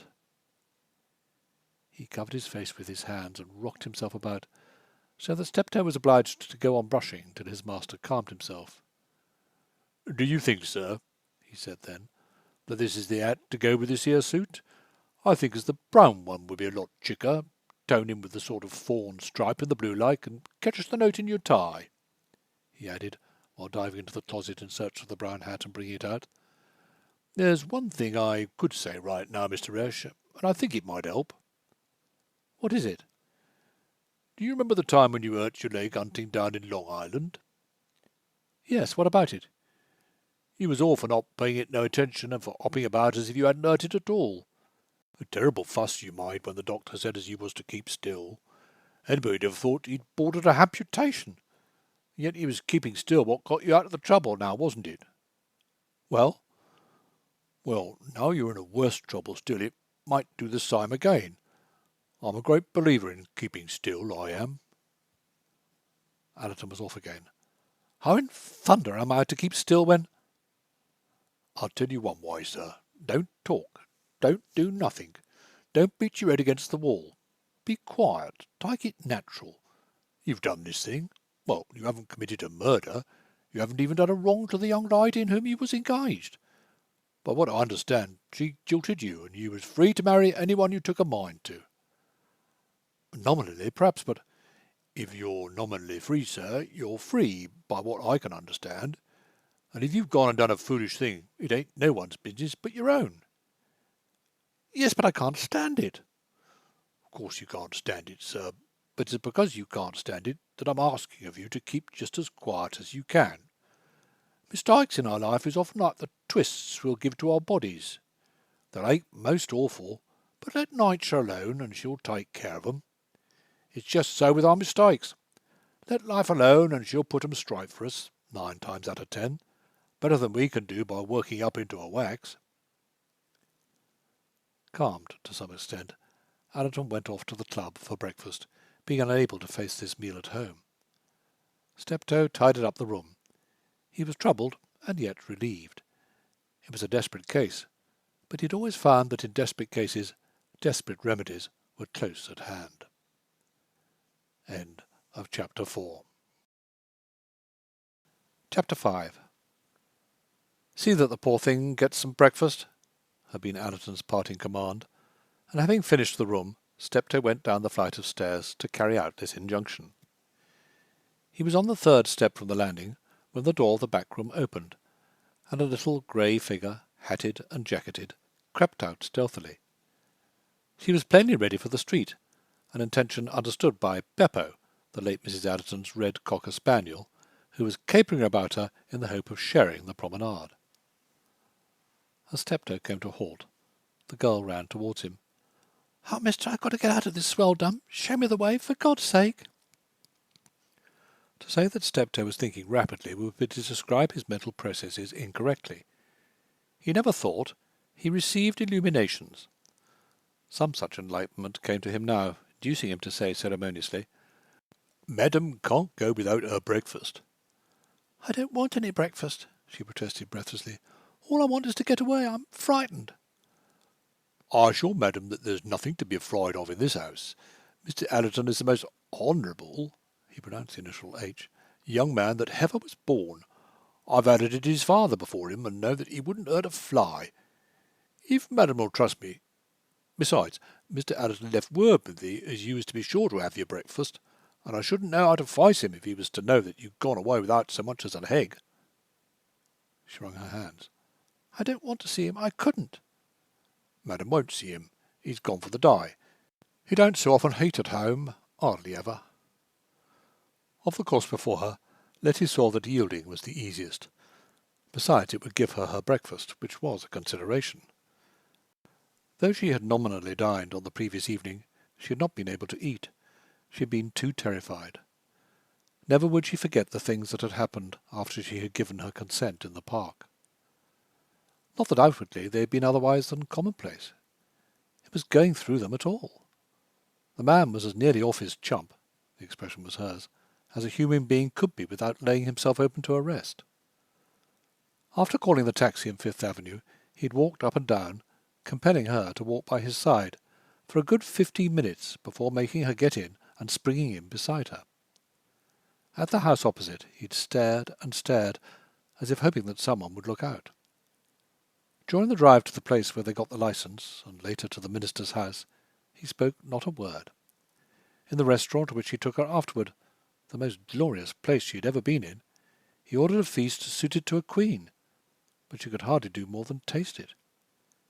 She felt that the waiter was looking at them strangely, and she didn't know the uses of the knives and forks. The man she had married offered her no help, neither speaking to her nor giving her a glance. He himself ate but little, lost in some mental maze to which she had no clue. After dinner he had proposed the theatre, but she had refused. She couldn't go anywhere else with him. Wherever they moved, 1,000 eyes were turned in amazement at the extraordinary pair. He saw nothing, but she was alive to it all, more conscious of her hat and suit than even in the street scene in The Man with the Emerald Eye. Once and for all she became aware that the first standard for human valuation is in clothes. In the end they got into another taxi, to be driven round and round the park and out along the river bank. Then he decided that they might go home. During all this time he hardly noticed her. Once he asked her if she was warm enough, and once if she would like to get out and take a walk along the parapet above the river. But otherwise he was withdrawn into a world which he kept shut and locked against her. That left her alone. She had never felt so much alone in her life, not even in the days which followed her mother's death. It was as if she had been snatched away from everything with which she was familiar, to find herself stranded in a country of fantastic dreams. Then there was the house and the little back room. By the use of his latchkey they had entered a palace, huge and dark. Letty didn't know that people lived with so much space around them. Only a hall light burned in a many-coloured oriental lamp, and in the half-gloom the rooms on each side of the entry were cavernous. There was not a servant, not a sound. The only living thing was a little dog which pattered out of the obscurity and, raising his paws against her skirt, adopted her instantaneously. "He was my mother's dog," Allerton explained briefly. "He likes women, but not men, though he's never taken to the women in the house. He'll probably like you. His name is Beppo. I'll show you up at once." The grandeur of the staircase was overpowering, and the little back spare room of a magnificence beyond all her experience outside of movie sets. The flowers on the chintz coverings were prettier than real ones, and there was a private bath. Letty had heard of private baths, but no picture she had ever painted equalled this dainty apartment in which everything was of a spotless white, except where a flight of blue-grey gulls skimmed over a blue summer sea. The objects in the bedroom were too lovely to live with. On the toilet table were boxes and trays which Letty supposed must be priceless, and a set of brushes with silver backs. She couldn't brush her hair with a brush with a silver back, because it would be journeying too far beyond real life into that of fairy princesses. On opening the closet to hang up her jacket, the very hangers were puffed and covered with the sweetest flowered silks, so she hung her jacket on a peg. But she wasn't comfortable. She wasn't happy. Alice had travelled too far into Wonderland, and too suddenly. Unwillingly she lay down in a bed too clean and soft for the human form, but she couldn't sleep in it. She could only tremble and toss and lie awake and wish for the morning. With the dawn she would be up and off before anyone caught sight of her. For Allerton had used words which had terrified her more than anything that had yet happened or been said. The other women in the house. Not till then had she sufficiently visualized the life into which he was taking her to understand that there would be other women there. Now that she knew it, she couldn't face them. She could have faced men. Men, after all, were simple creatures, with only a rudimentary power of judgment. But women! God! She pulled the eiderdown about her head so as not to cry out so loudly that she would be heard.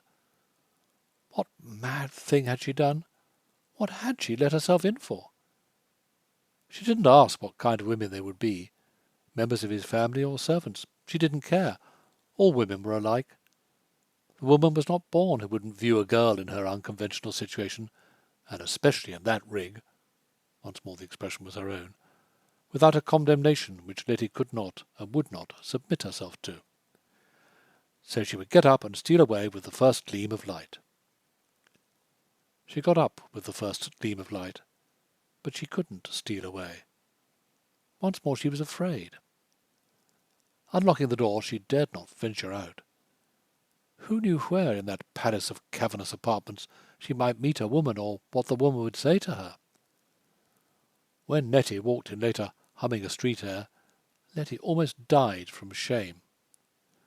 For one thing, she hadn't yet put on her shirt-waist, which in itself was poor enough, and as she stood exposed without it, any other of her sex could see. She had once been on the studio lot when a girl of about her own age, a super like herself, was arrested for thieving in the women's dressing rooms. Letty had never forgotten the look in that girl's face as she passed out through the crowd of her colleagues. In Nettie's presence, she felt like that girl's look.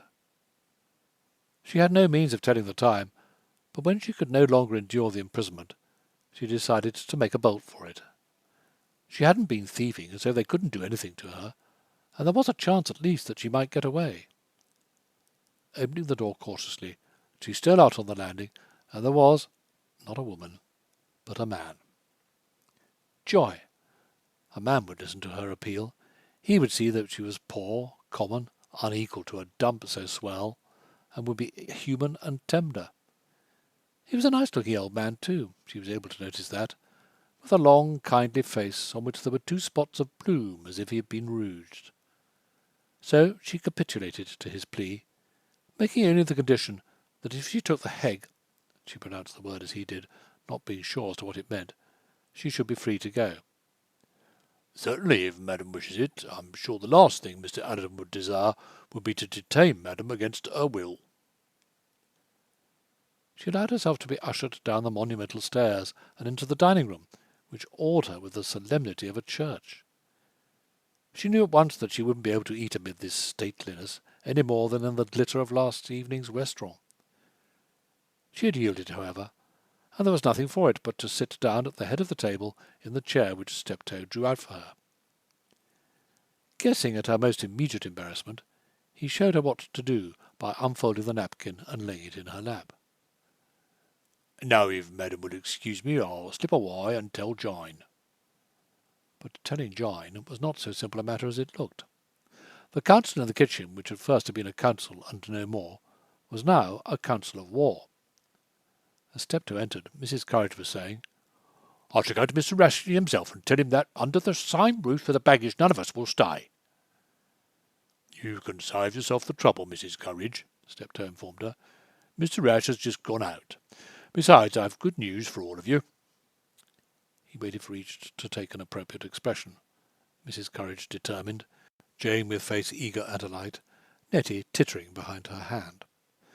"Miss Walbrook, which all of us has dreaded, is not a-coming to our midst. The young lady notices in the back spare-room is Mr. Rashleigh's wife." "Wife?" Mrs. Courage threw up her hands and staggered backward. "Him that his mother left to me? Courage, says she, when I'm gone." Jane crept forward, horrified, stunned. "Them things can't be, Steptoe." "Mr. Rash told me so himself. I don't know what more we want than that." Steptoe was not without his diplomacy. "It's a fine thing for us girls. This sweet young lady is not going to make us no trouble like what the other one would, and belongs right in our own class." "Henry Steptoe, speak for yourself," Mrs. Courage said severely.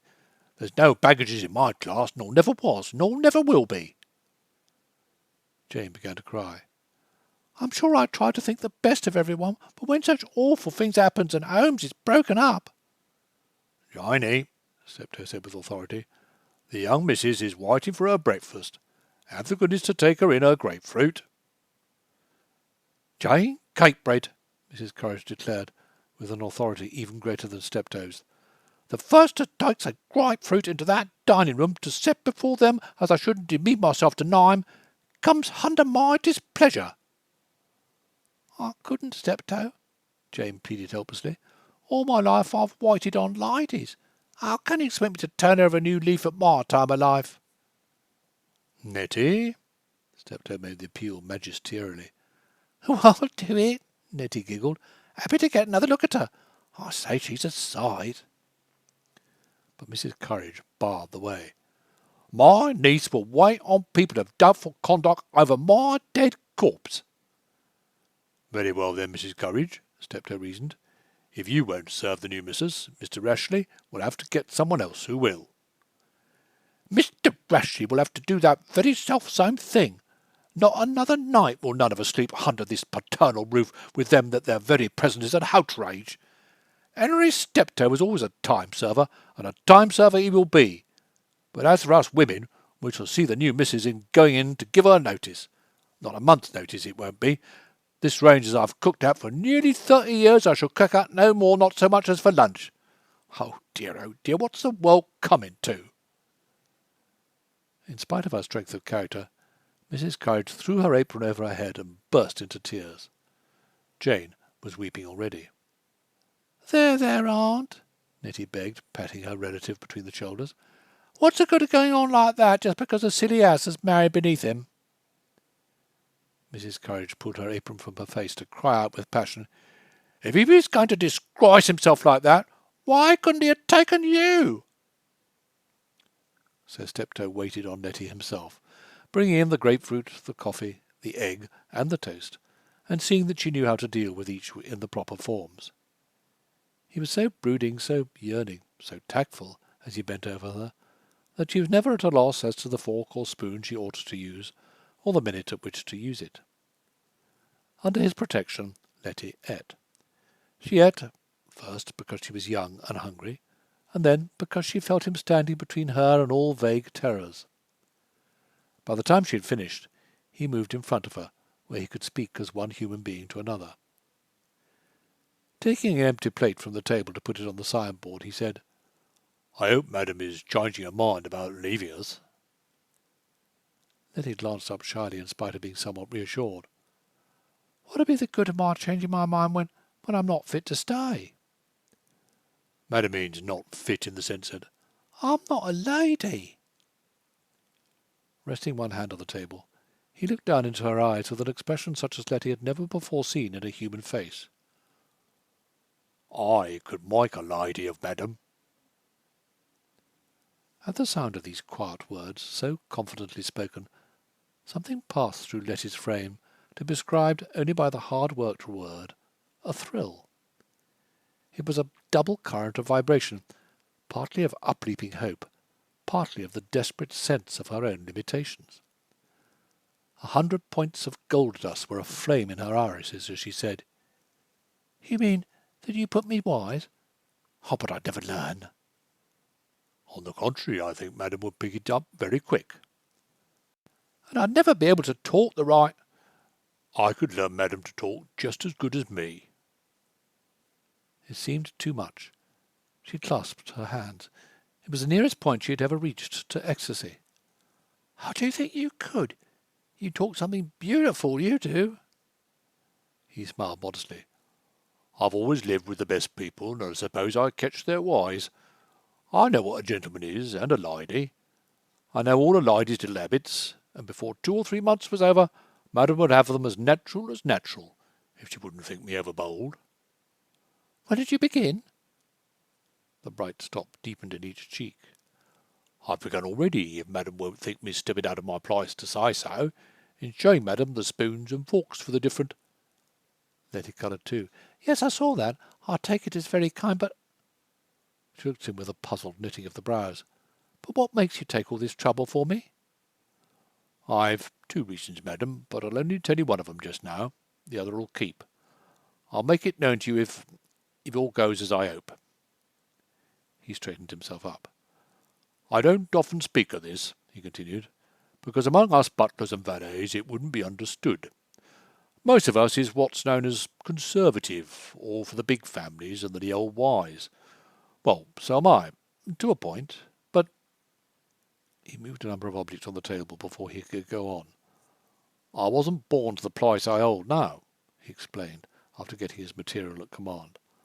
"I wasn't born to nothing. I was what they calls in England a foundling, a baby what's found—" what his parents have thrown away. I don't know who my father and mother was, or what was my real name. Henry Steptoe is just a name they give me at the orphanage. But I won't go into that. I'm just trying to tell madam that my life was an hard one, quite an hard one, till I come to New York as footman for Mr. Allerton's father, and afterwards worked up to be his valet and butler. He cleared his throat. Expressing ideals was not easy. I hope madam will forgive me if I say that what it learned me was a fellow feeling with my own sort, with the poor. I've often wished as I could go out among the poor and rise them up. I ain't a socialist, a little bit of an anarchist perhaps, but nothing extreme. And yet, well, if Mr. Rashleigh had married a rich girl, I would have taken it as natural and done my best for him, but since he hasn't, oh, can't madam see, it's a kind of pride with me to find someone like what I was when I was her age, out in the cold like, and bring her in and help her to try herself, and so as some day to beat the best and them as had all the chances. He was interrupted by the tinkle of the telephone. It was a relief. He had said all he needed to say, all he knew how to say. Whether madam understood it or not, he couldn't tell, since she didn't seize ideas quickly. If madam will excuse me now, I'll go and answer that call. But Letty sprang up in alarm. Oh, don't leave me. Some of them women will blow in. None of them women will come. He threw a delicate emphasis on the word. If madam will just sit down. They don't mean to come. I'll explain that to madam when I come back, if she'll only not leave this room. End of Chapter 5. Chapter 6. Good morning, Steptoe. Will you ask Mr. Allerton if he'll speak to Miss Walbrook? Mr. Allerton has gone to the New Netherlands Club for his breakfast, miss. Oh, thanks. I'll call him up there. She didn't want to call him up there, at a club, where a man must like to feel safe from feminine intrusion, but the matter was too pressing to permit of hesitation. Since the previous afternoon she had gone through much searching of heart. She was accustomed to strong reactions from tempestuousness to penitence, but not of the violence of this one. Summoned to the telephone, Allerton felt as if summoned to the bar of judgment. He divined who it was, and he divined the reason for the call. "Good morning, Rash." His voice was absolutely dead. "Good morning, Barbara." "I know you're cross with me for calling you at the club." "Oh, no, not at all." "But I couldn't wait any longer. I wanted you to know—" "I've got it on again, Rash. Never to come off any more." He was dumb. 30 seconds at least went by, and he had made no response. "Aren't you glad?" I could have been glad if I'd known you were going to do it." "And now you know that it's done?" He repeated in his lifeless voice. "Yes, now I know that it's done." "Well?" Again he was silent. 2 or 3 times he tried to find words, producing nothing but a stammering of incoherent syllables. I can't talk about it here, Barbie," he managed to articulate at last. "You must let me come round and see you." It was her voice now that was dead. "When will you come, Rash?" "Now, at once, if you can see me." "Then come." She put up the receiver without saying more. He knew that she knew. She knew at least that something had happened which was fatal to them both. She received him not in the drawing-room, but in a little den on the right of the front door, which was also alive with Miss Walbrook's modern personality. A gold-coloured portière from Albert Herter's looms screened them from the hall, and the chairs were covered with bits of Herter tapestry representing fruits. A cabinet of old white Bennington faience stood against a wall, which was further adorned with 3 or 4 etchings of Sears Galahers. Barbara wore a lacy thing in hydrangea-coloured crêpe de chine, loosely girt with a jade-green ribbon tasselled in gold, the whole bringing out the faintly Egyptian note in her personality. They dispensed with the greeting, because she spoke the minute he crossed the threshold of the room. "Rash, what is it? Why couldn't you tell me on the telephone?" He wished now that he had. It would have saved this explanation face to face. "Because I couldn't. Because I've been too much of an idiot to tell you all about it, either on the telephone or in any other way." How? He thought she must understand, but she seemed purposely dense. Sit down. Tell me all about it. It can't be so terrible, all of a sudden like this. He couldn't sit down. He could only turn away from her and gulp in his dry throat. You remember what I said yesterday about the Gissing fellow? She nodded fiercely. Yes, go on, get it out. Well, I've done that. She threw out her arms. She threw back her head till the little nut-brown throat was taut. The cry rent her. It rent him. You fool! He stood with head hanging. He longed to run away, and yet he longed also to throw himself at her feet. If he could have done exactly as he felt impelled, he would have laid his head on her breast and wept like a child. She swung away from him, pacing the small room like a frenzied animal. Her breath came in short, hard pantings that were nearly sobs. Suddenly she stopped in front of him with a sort of calm. What made you? He barely lifted his agonized black eyes. You. She was in revolt again. I? What did I do? You threw away my ring. You said it was all over. Well, couldn't I say that without driving you to act the madman? No one but a madman would have gone out of this house and... She clasped her forehead in her hands with a dramatic lifting of the arms. Oh, it's too much. I don't care about myself, but to have it on your conscience that a man has thrown his life away... He asked meekly, What good was it to me when you wouldn't have it? She stamped her foot. Rash, you'll drive me insane. Your life might be no good to you at all, and you might give it a chance for 24 hours. That isn't much, is it, before you... She caught herself up. Tell me, you don't mean to say that you're married? He nodded. To whom? Her first name is Letty. I've forgotten the second name. Where did you find her? Over there in the park. And she went and married you like that?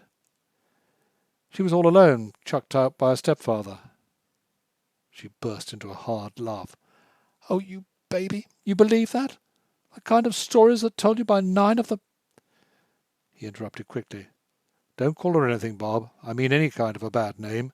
She's all right as far as that goes. There's a kind that couldn't take you in. There's no kind that couldn't take you in. Perhaps not, but it's the one thing in this whole idiotic business that's on the level. I mean, she is. I'd give my right hand to put her back where I found her yesterday, just as she was. But she's straight. She dropped into a chair.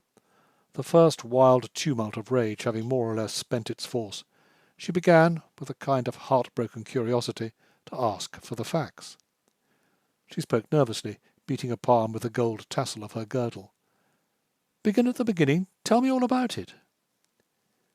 He leaned on the mantelpiece, of which the only ornaments were a child's head in white and blue terracotta by Paul Manship, balanced by a pair of old American glass candlesticks, and told her the tale as consecutively as he could. He recounted everything, even to the bringing her home, the putting her in the little back spare room, and her adoption by Beppo, the red cocker spaniel. By the time he had finished, his heart was a little eased, and some of her tenderness toward him was beginning to flow forth. She was like that, all wrath at 1 minute, all gentleness the next. Springing to her feet, she caught him by the arm, pressing herself against him. All right, Rash, you've done it. That's settled, but it can be undone again. He pressed her head back from him, resting the knot of her hair in the hollow of his palm and looking down into her eyes. How can it be undone? Oh, there must be ways. A man can't be allowed to ruin his life, to ruin 2 lives, for a prank. We'll just have to think. If you made it worthwhile for her to take you, you can make it worthwhile for her to let you go. She'll do it. She'd do it, of course. She doesn't care. I'm nothing to her, nor any more than she to me. I shan't see her any more than I can help. I suppose she must stay at the house till... I told Steptoe to look after her. She took a position at one end of the mantelpiece, while he faced her from the other. She gave him wise counsel. He was to see his lawyers at once and tell them the whole story. Lawyers always saw the way out of things. There was the Bennington boy who married a showgirl. She'd been bought off, and the lawyer had managed it. Now the Bennington boy was happily married to one of the Plantagenet Jones girls and lived at Murillo Park. Then there was the Silliman boy who had married the notorious Kate Cooksley. The lawyers had found a way out of that, too, and now the Silliman boy was a secretary of the American embassy in Rome. Accidents such as had happened to Rash were regrettable, of course, but it would be folly to think that a perfectly good life must be done for just because it had got a crack in it. "We'll play the game, of course," she wound up. "But it's a game, and the stronger side must win. What should you say of my going to see her? She didn't know who I am, further than that I'm a friend of yours, and finding out for myself." "Finding out what?" "Finding out her price, silly. What do you suppose? A woman can often see things like that where a man would be blind." He didn't know. He thought it might be worthwhile. He would leave it to her. "I'm not worth the trouble, Bob," he said humbly. With this she agreed. "I know you're not. I can't think for a minute why I take it or why I should like you. But I do. That's straight. And I adore you, Bob." She shrugged her shoulders with a little comic grimace. "Oh, well, I suppose everyone has his own way of showing adoration, but I must say that yours is original." "If it's original to be desperate when the woman you worship drives you to despair—" There was another little comic grimace, though less comic than the first time. "Oh, yes, I know. It's always the woman whom a man worships that's in the wrong. I've noticed that. Men are never impossible, all of their own accord." "I could be as tame as a cat if it wasn't for me. Thank you, Rash. I said just now I was fond of you, and I should have to stand for all the—" "I'm not blaming you, Bob. I'm only—" "Thanks again. The day you're not blaming me is certainly one to be marked with a white stone, as the Romans used to say. But if it comes to blaming anyone, Rash, after what happened yesterday—" "What happened yesterday wasn't begun by me. It would never have entered my mind to do the crazy thing I did if you hadn't positively and finally, as I thought, flung me down. I think you must do me that justice, Bob. That justice at the least." "Oh, I do you justice enough. I don't see that you can complain of that. It seems to me, too, that I temper justice with mercy to a degree that most people find ridiculous." "By most people, I suppose you mean your aunt." "Oh, do leave Aunt Marian out of it. You can't forgive the poor thing for not liking you." "Well, she doesn't, and I can't help it. She thinks you're a fool, as you were polite enough to say just now." She spread her hands apart in an attitude of protestation. "Well, if I did, Rash, surely you must admit that I had provocation." "Oh, of course. The wonder is that with a provocation you can—" "Forgive you and try to patch it up again after this frightful gash in the agreement. Well, it is a wonder. I don't believe that many girls—" "I only want you to understand, Bob, that the gash in the agreement was made not by what I did, but what you did. If you hadn't sent me to the devil, I shouldn't have been in such a hurry to go there." She was off. "Yes, there you are again, always me. I'm the one. You may be the gunpowder, the perfectly harmless gunpowder, but it would never blow up if I didn't come as the match. I make all the explosions. I set you crazy. I send you to the devil. I make you go and marry a girl you never laid eyes on in your life before." So it was the same old scene all over again, till both were exhausted, and she had flung herself into a chair to cover her face with her hands and burst into tears. Instantly he was on his knees beside her. "Bob, Bob, my beloved Bob, don't cry. I'm a brute. I'm a fool. I'm not satisfied with breaking my own heart, but I must go to work and break yours. Oh, Bob, forgive me. I'm all to pieces. Forgive me, and let me go away and shoot myself. What's the good of a poor wrecked creature like me hanging on and making such a mess of things? Let me kill myself before I kill you." "Oh, hush." Seizing his head, she pressed it against her bosom convulsively. By the shaking of his shoulders, she felt him sob. He was a poor creature.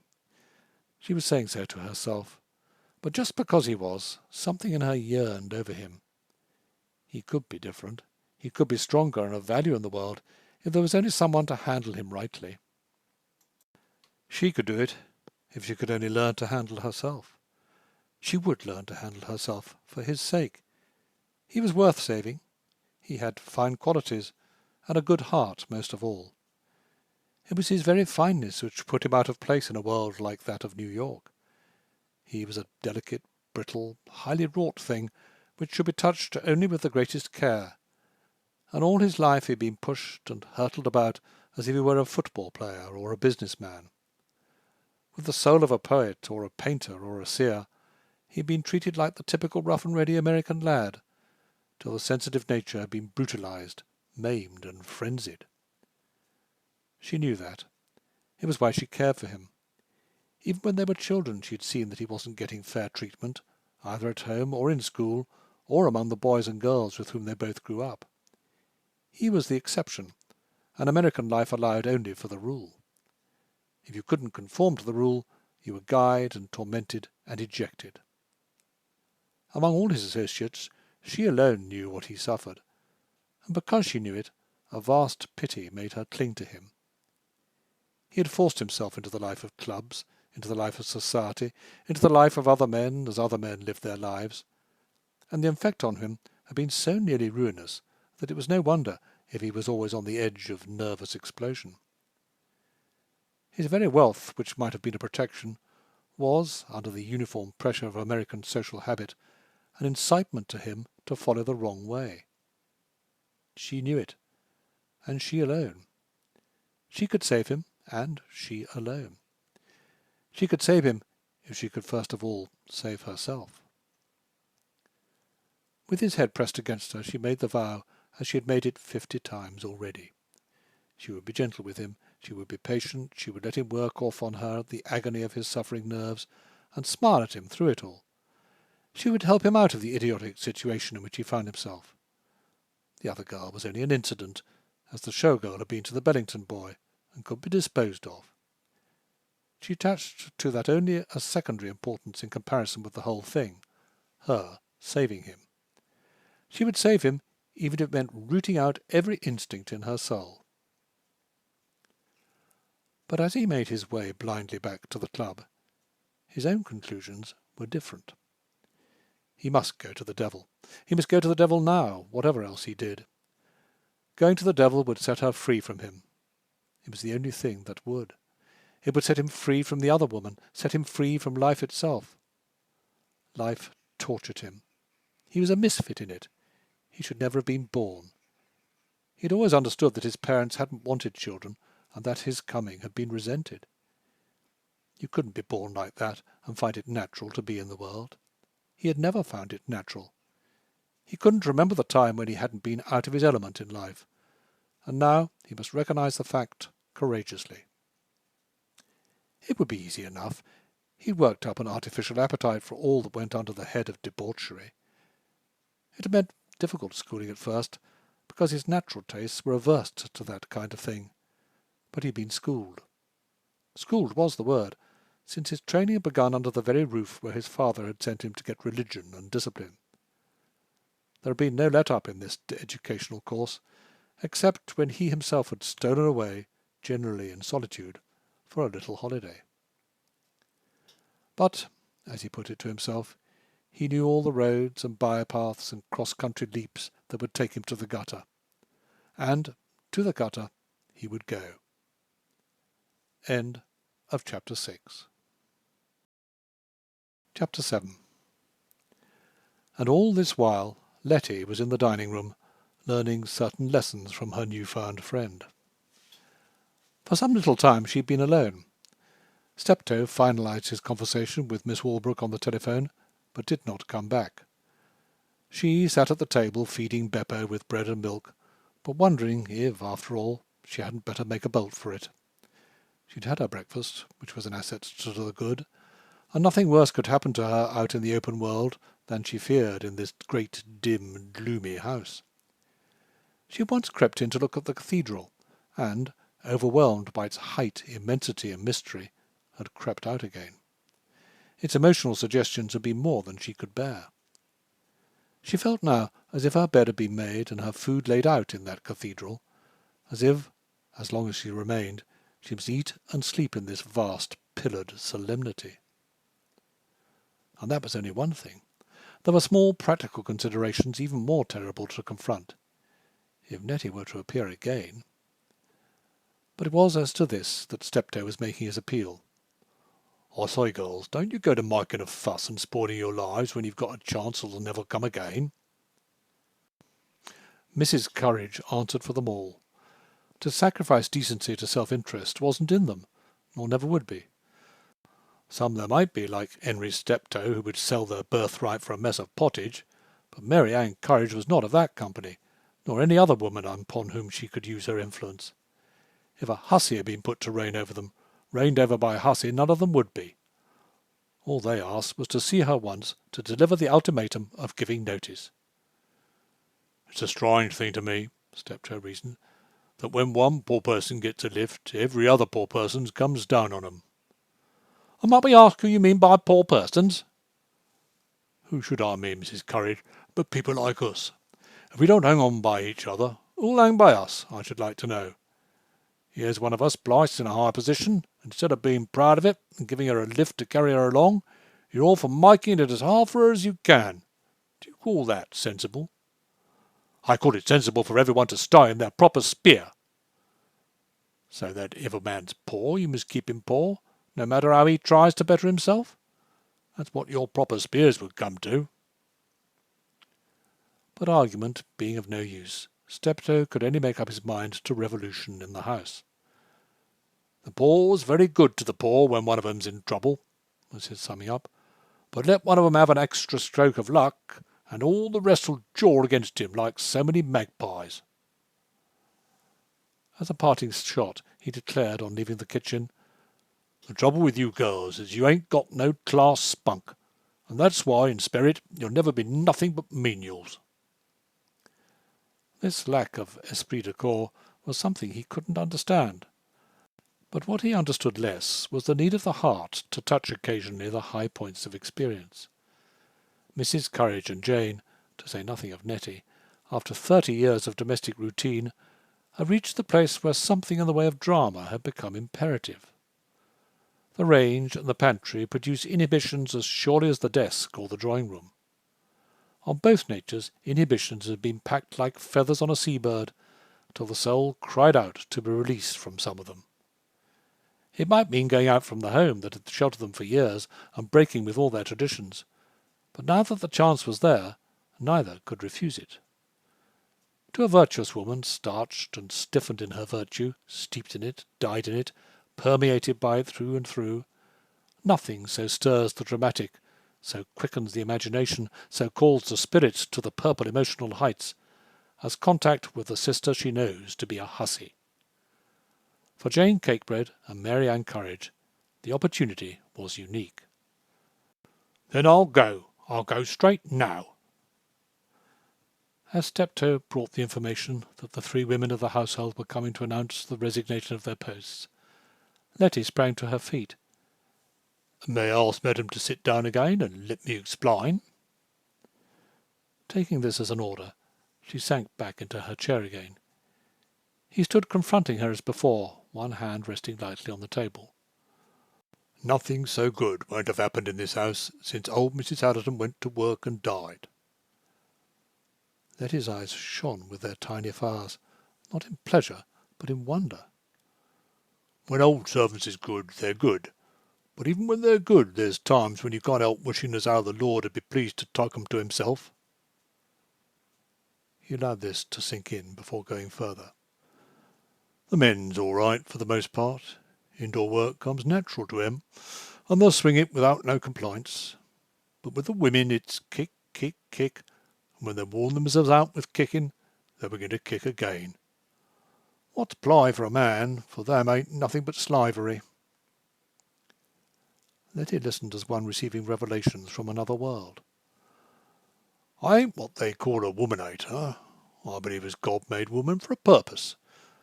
And I can't bring myself to think as the human race has rightly found out yet what that purpose is. God's ways is always dark, and when it comes to women, they're darker nor they are elsewheres. One thing I do know, and we'll be a lot more comfortable when more of us finds it out, that God never made woman for the home." In spite of her awe of him, Letty found this doctrine difficult to accept. "If God didn't make 'em for the home, mister, where on earth would you put 'em?" The wintry colour came out again on the old man's cheeks. "If Madam would call me Steptoe," he said ceremoniously, "I think she'd find it easier. I mean," he went on, reverting to the original theme, "that he didn't make 'em to be cooks and housemaids and parlour-maids and all that. That's men's work. Men'll do as easy as a bird'll sing. I never see the woman yet as didn't fret herself over it, like a wild animal'll fret itself in a circus cage. It spiles women to put 'em to housework, like it always spiles people to put 'em to jobs for which the law didn't give 'em no haptitude." Letty was puzzled, but followed partially. "I've watched 'em and watched 'em. It's always the same tale. They'll go into service young and joyous like, but it won't be 2 or 3 years before they'll have grown cat nasty, like this here Jane Cakebread and Mary Ann Gurridge. Madam would never believe what sweet young things they was when I first picked 'em out. Mrs. Courage a young widow, and Jiny as nice a girl as Madam would wish to see, only with the features which Mrs. Allerton used to call a little over-accentuated. And now—" He allowed the conditions to speak for themselves without criticising further. "It's keeping 'em at home what's done it. They knows it theirselves, and yet they don't. Inside they've got the spirits of young colts that wants to kick up their heels in the pasture. They don't mean no worse nor that. Only when people comes to Jiny's age and Mrs. Courage's, they'll have to kick up their heels in their own way. If Madam will remember that and be patient with 'em like—" Then he cried in alarm, "But it's got nothing to do with me." "If Madam will excuse me, it's got everything to do with her.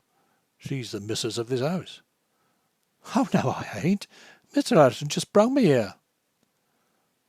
Once more there was the delicate emphasis with which he had corrected other slips. "Mr. Allerton brought Madam, and told me to see that she was put in her proper place. If Madam will let me steer the thing, I'll make it as easy for her as easy." He reflected as to how to make the situation clear to her. "I've been reading about the time when our late Queen Victoria come to the throne as quite a young girl. She didn't know nothing about politics or presiding at councils or nothing. But she'd had a prime minister, kind of a upper servant, you might say. Her servant was what he always called himself. Whatever he told her to do, she done. Walked through it all, you might say, till she got the hang of it. But once she did get the hang of it, well, there wasn't no big bug in the world that our most gracious sovereign lady couldn't put it all over on." Once more he allowed her time to assimilate this parable. "Now, Madam would only think of herself as called in youth to reign over this house." "Oh, but I couldn't." "And yet it's Madam's duty, now that she's married to its head." "Yes, but he didn't marry me like that. He married me all queer like. This was the way." She poured out the story, while Steptoe listened quietly. There being no elements in it of the kind he called shady, he found it romantic. No one had ever suspected the longings for romance which had filled his heart and imagination when he was a poor little scullion boy. But the memory of them, with some of the reality, was still fresh in his hidden inner self. Now it seemed as if remotely and vicariously romance might be coming to him after all, through the boy he adored. On her tale his only comment was to say, "I've been reading. I'm a great reader," he threw in parenthetically. "Wonderful exercise for the mind, and learns you things which you wouldn't be likely to hear tell of. But I've been reading about a king, I'll show you his name in the book, who fell in love with a beggar maid." "Oh, but Mr. Allerton didn't fall in love with me." "That remains to be seen." She lifted her hands in awed amazement. Steptoe, you don't think—" The subway dream of love at first sight was as tenacious in her soul as the craving for romance in his. He nodded. "I've known stranger things to happen." But he couldn't." It was beyond her power of expression, though Steptoe knew what she meant. "Not him," he answered judicially. "He may come to it. It'll be a tough job to bring him, But if Madam will be guided by me—" Letty collapsed. Her spirit grew faint, as the spirit of Christian when he descried far off the walls of the celestial city, with the dark river rolling between him and it. Letty knew the dark river must be there, but if beyond it there lay the slightest chance of the celestial city— She came back to herself, as it were, on hearing Steptoe say that the procession from the kitchen would presently begin to form itself. "Now, if Madam will be guided by me, she'll meet this situation face to face." "Oh, but I'd never know what to say." "Madam won't need to say nothing. She won't have to speak. Here they'll troop in." A gesture described Mrs. Courage leading the advance through the doorway. "And here they'll stand. Madam must sit just where she's sitting, a little further back from the table, looking over the morning paper like." He placed the paper in her hand. "And as each gives notice, Madam will just bow her head. See?" Madam saw, but not exactly. "Now, if she'd just move her chair—" The chair was moved in such a way as to make it seem that the occupant, having finished her breakfast, was giving herself a little more space. "And if Madam would remove her hat and jacket, she'd seem more like the lady of the house at home." Letty took off these articles of apparel which Steptoe whisked out of sight. "Now, I'll be Mrs. Courage coming to say, Madam, I wish to give notice. Madam will lower the paper just enough to show her inclining of her head, assenting to Mrs. Courage leaving her. Mrs. Courage will be all for having words. She's a great hand for words, Mrs. Courage is. But if Madam won't say nothing at all, the wind will be out of Mrs. Courage's sails like. Now, will Madam be so good?" Having passed out into the hall, he entered with Mrs. Courage's majestic gait, pausing some 3 feet from the table to say, "Madam, things being as they are, and me not wishing to stay no longer in the house where I've served so many years, I beg to give notice that I'm a giving of notice and mean to quit right off." Letty lowered the paper from before her eyes, jerking her head briskly. "Yes," Steptoe commended, brief doubtfully, "a little too abrupt, as you might say. Most ladies, real high ladies, like the late Mrs. Allerton, inclines their heads slow and graceful like. First they throws it back a bit so as to get a purchase on it, and then they bring it forward calm like, lowering it stately. Perhaps if Madam would be me for a bit, that could be Mrs. Courage, and let me sit there and be her, I could show her."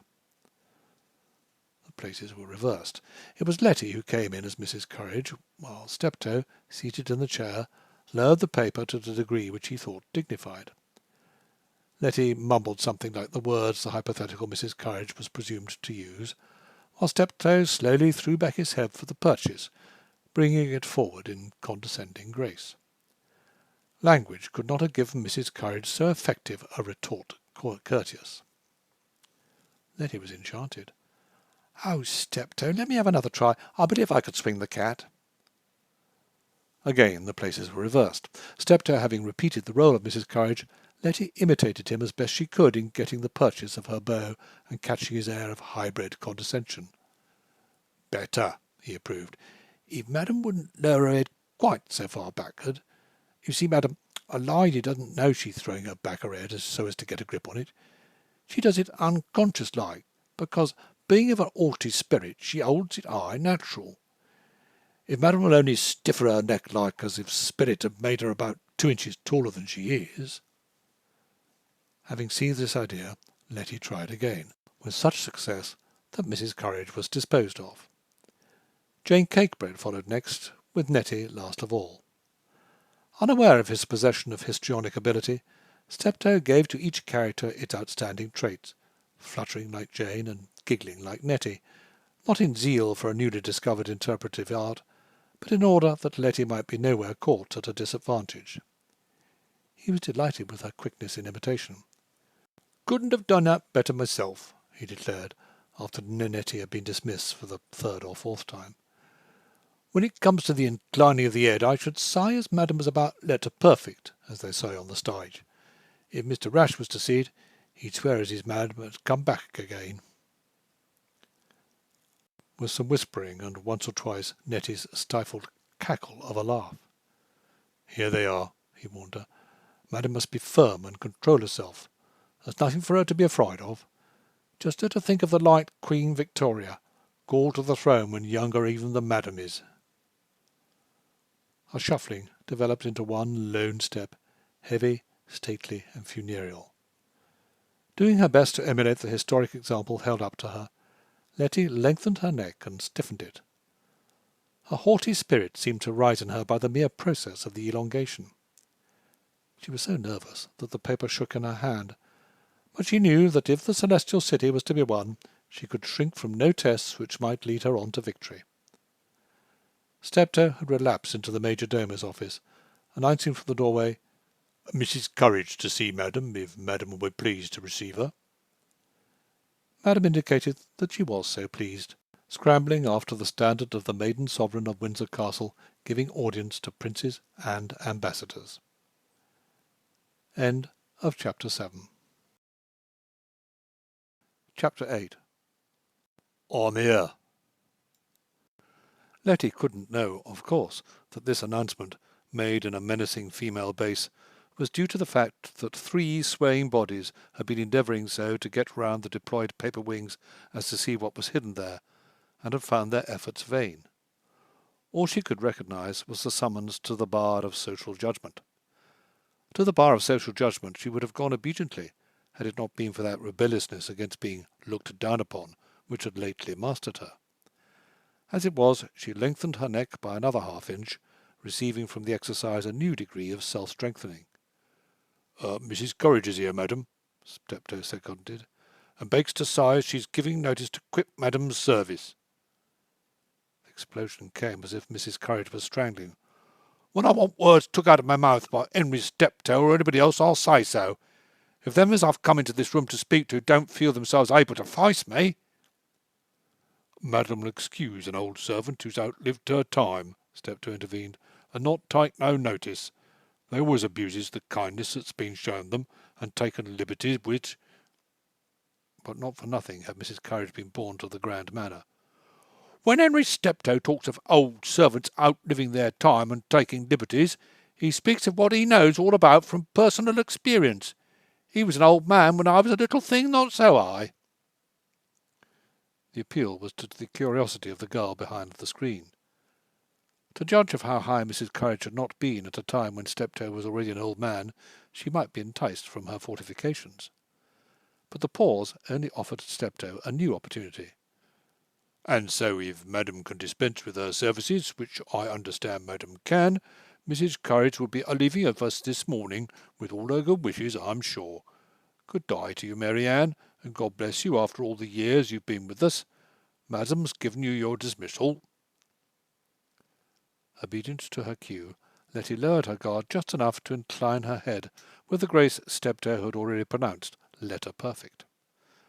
The shock to Mrs. Courage can best be narrated in her own terms to Mrs. Walter Wildgoose later in the day. "Airs? No one couldn't imagine it, Bessie, what hadn't seen it for themselves. What them baggages'll do, smoking and wearing pearl necklaces and having their own limousines, all that I've seen and had got used to. But not the President's wife, not Mary Queen of England, could have made you feel as if I was dirt under their feet like what this one. And her with one of them marked down 69-cent blouses that hadn't seen the wash since. And as for looks, why, she didn't have a look to bless herself, and her holding of herself like what an empress might, and bowing her head and going back to her piper as if I disturbed her at her reading. And the dead and spitting image of Henry Steptoe himself she is. And you know how many times you've all wondered as to why he didn't marry. And then with savings put by, Janie thinks as he's worth as much as... And you know what a hand Janie is for ferreting out what's none of her business. Why, if Janie Kitebraid could have made herself Janie Steptoe... But that's something wild horses wouldn't make poor Janie see, that no man wouldn't look at her a second time if it wasn't for to laugh. Pitiful, I call it, at her age. And me always giving the old rib to know as it was no use his hanging around where I was. As if I'd marry again, and me a widow, as you might say, from my cradle. And if I did, it wouldn't have been a wicked old varlet, which I always suspected he was leading a double life. And now to see them 2 faces together, why, I says, here's the explanation as plain can make it. All of which might have been true in rhetoric, but not in fact. For what had really given Mrs. Courage the coup de grace, we must go back to the scene of the morning. Ignoring both Letty's inclination of the head and Steptoe's benediction, she had shown herself hurt where she was tenderest. "Now there's no one to raise their voice against the disgrace brought on this family but me." "Speak right up, Janie. Don't be afraid. Madam won't eat you. She knows what you've come to give notice." Mrs. Courage struggled on. "No one ain't going to bail me out of the house I've been housekeeper in these 27 year. As sorry as Madam will be to lose you, Janie, she won't stand in the way of your getting a better place." Mrs. Courage's roar being that of the wounded lioness she was, the paper shook till it rattled in Letty's hand. "I will be listened to. I've a right to be heard. My heart's been as much in this house and family as Henry Steptoe's heart, and to see shame and ruin come upon it—" Steptoe's interruption was in a tone of pleased surprise. "Why, you still here, Mary Ann? We thought you'd taken leave of us. Madam didn't know you was speaking. She won't detain you, Madam won't. You and Janie and Nettle all find cheques for your wages paid up to a month ahead, as I know Mr. Ashley want me to do." Shame and ruin. Letty couldn't follow the further unfoldings of Steptoe's diplomacy because of these two words. They summed up what she brought, what she'd been married to bring, to a house of which even she could see the traditions were of honour. Vaguely aware of voices which she attributed to Jane and Nettie, her spirit was in revolt against the role for which her rashness of yesterday had let her in, and which Steptoe was forcing upon her. Jane was still whimpering and sniffling. "I'm sure I never dreamed that things would happen like that, what has happened, and us all one family, as you might say, hoping the best of everyone." "Janie, stop!" Mrs. Courage's voice had become low and firm, with emotion in its tone, making Letty catch her breath. "My heart's breaking, and I ain't going to let it break without making them that's broken it know what they've done to me." "Now, Mary Ann," Steptoe tried to say peaceably, "Madam's greatly pressed for time." "Henry Steptoe, do you suppose that you're the only one in the world as have loved that boy? Ain't he my boy just as much as ever he was yours?" "He's boy to them as stands by him, Mrs. Courage, and stands by them that belongs to him. The first thing you do is to quit." "I'm not quitting. I'm druv out. I'm druv out at an hour's notice from the home I've slaved for all my best years, leaving dishonour and wickedness in my place." Letty could endure no more. Dashing to the floor the paper behind which she crouched, she sprang to her feet. "Is that me?" she demanded. The surprise of the attack caught Mrs. Courage off her guard. She could only open her mouth and close it again, soundlessly and helplessly. Jane stared, her curiosity gratified at last. Nettie turned to whisper to Jane. "There, what did I tell you? The commonest thing." Steptoe nodded his head quietly. In this little creature with her sudden flame, eyes all fire, and cheeks of the wine-coloured damask rose, he seemed to find a corroboration of his power of divining character. It seemed long before Mrs. Courage had found the strength to live up to her convictions by faintly murmuring, "Who else?" "Then tell me what you accuse me of." Mrs. Courage saw her advantage. "We ain't here to accuse nobody of nothink.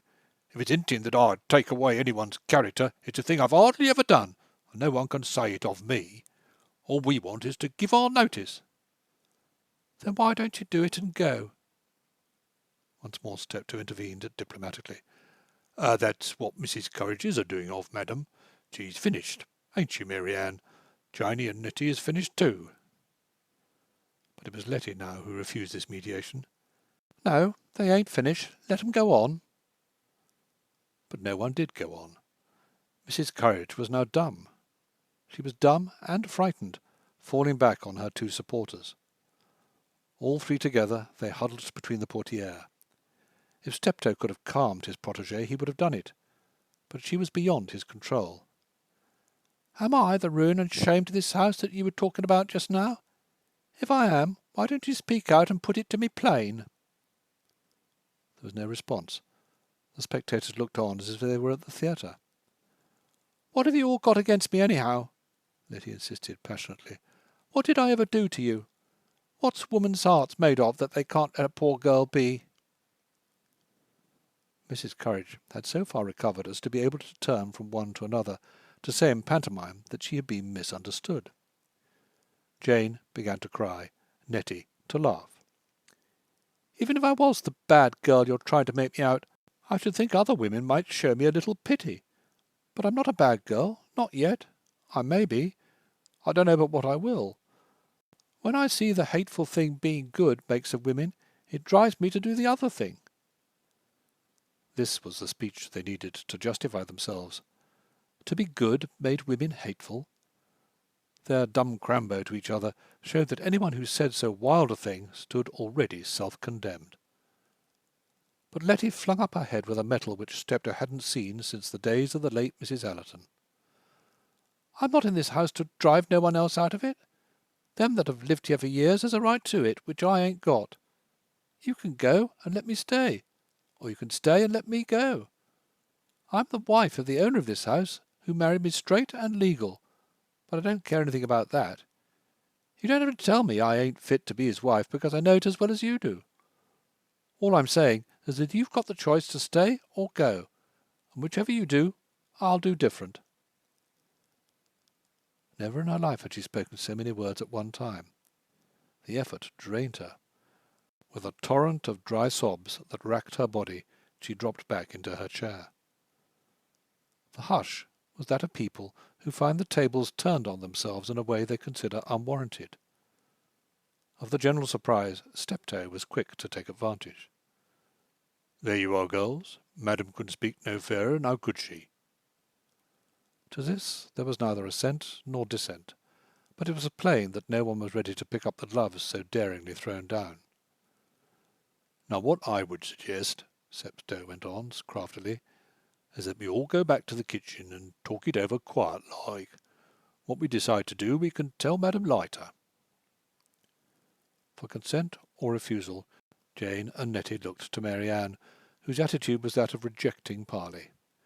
She might indeed have rejected it, had not Letty, bowing her head on the arms she rested on the table, begun to cry bitterly. It was then that you saw Mrs. Courage at her best. The gesture with which she swept her subordinates back into the hall was that of the supremacy of will. "It shan't be said as I crush," she declared nobly, directing Steptoe's attention to the weeping girl. "Where there's penitence are pity. God grant us them tears may gush out of an aching heart." End of Chapter 8. Chapter 9. By the time Letty was drying her eyes, her heart somewhat eased, Steptoe had come back. He came back with a smile. Something had evidently pleased him. "So that's all over. Madam won't be bothered with other people's nasty old servants after to die." She felt a new access of alarm. "But they're not going away on account of me. Don't let 'em do it. Let me go instead. Oh, mister, I can't stay here where everything's so different from what I'm used to." He still smiled, his gentle old man's smile which somehow gave her confidence. "Madam won't sigh that after a day or two. It's new to her yet, of course, but if she'll always remember that I'm here to make everything as easy as easy." "But what are you going to do with no cook and no chambermaid?" Standing with the corner of the table between him and her, he was saying to himself, "If Mr. Resh could only see her looking up like this, with her eyes all starry, and her cheeks with them dark red roses like you'd rub with a little black." But he suspended the romantic longing to say aloud, "If Madam will permit me, I'll take my measures as I've wanted to take them this long spell back." Madam was not to worry as to the three women who were leaving the house, inasmuch as they had long been intending to leave it. Both Mrs. Courage and Jane, having graduated to the stage of accommodating, were planning to earn more money by easier work. Nettie, since coming to America, had learned that housework was menial, and was going to be a milliner. Madam's remorse being thus allayed, he told what he hoped to do for Madam's comfort. There would be no more women in the house, not till Madam herself brought them back. An English chef who had lost an eye in the war, and an English waiter, ready to do chamber work, who had left a foot on some battlefield, were prepared under Steptoe's direction to man the house. No woman whose household cares had not been eased by men in the European fashion knew what it was to live. A woman waited on by women only was kept in a state of nerves. Nerves were infectious. When one woman in a household got them, the rest were sooner or later their prey. Unless strongly preventative measures were adopted, they spread at times to the men. America was a dreadful country for nerves, and it mostly came of women working with women. Whereas, according to Steptoe's psychology, men should work with women and women with men. There were thousands of women who were bitter in heart at cooking and making beds, who would be happy as linnets in offices and shops, and thousands of men who were dying of boredom in offices and shops, who would be in their element cooking and making beds. One of the things the American people has got backwards, if madam will allow me to say so, is that household work is not fit for a white man. When you come to that, the American people ain't got a sense of the dignity of their homes. They can't see their homes as run by anything but slaves. All that's outside the dining room and the drawing room and the master's bedrooms, the American sees as if it were a low-down thing, even when it's under his own roof. Coloured men, yellow men may cook his meals and make his bed, but a white man would demean himself. A poor old white man like me, when he's no longer fit for hard outdoor work, ain't allowed to do nothing, when all the time there's women working their fingers to the bone that he could be a great help to, and who he'd like to go to their help. This was one reason, he argued, why the question of domestic aid in America was all at 6s and 7s. It was not considered humanly. It was more than a question of supply and demand. It was one of national prejudice. A rich man could have a French chef and an English butler, and as many strapping indoor men, some of them much better fitted for manual labour, as he liked, and find it a social glory, while a family of moderate means were obliged to pay high wages to crude, incompetent women from the darkest backwaters of European life, just because they were women. And the women's mostly to blame, he reasoned. They suffers. Nobody knows what they suffers better nor me, just because they ain't got the spunk to do anything but suffer. They've got it all in their own hands, and they never learn. Men is slow to learn, but women don't hardly ever learn at all.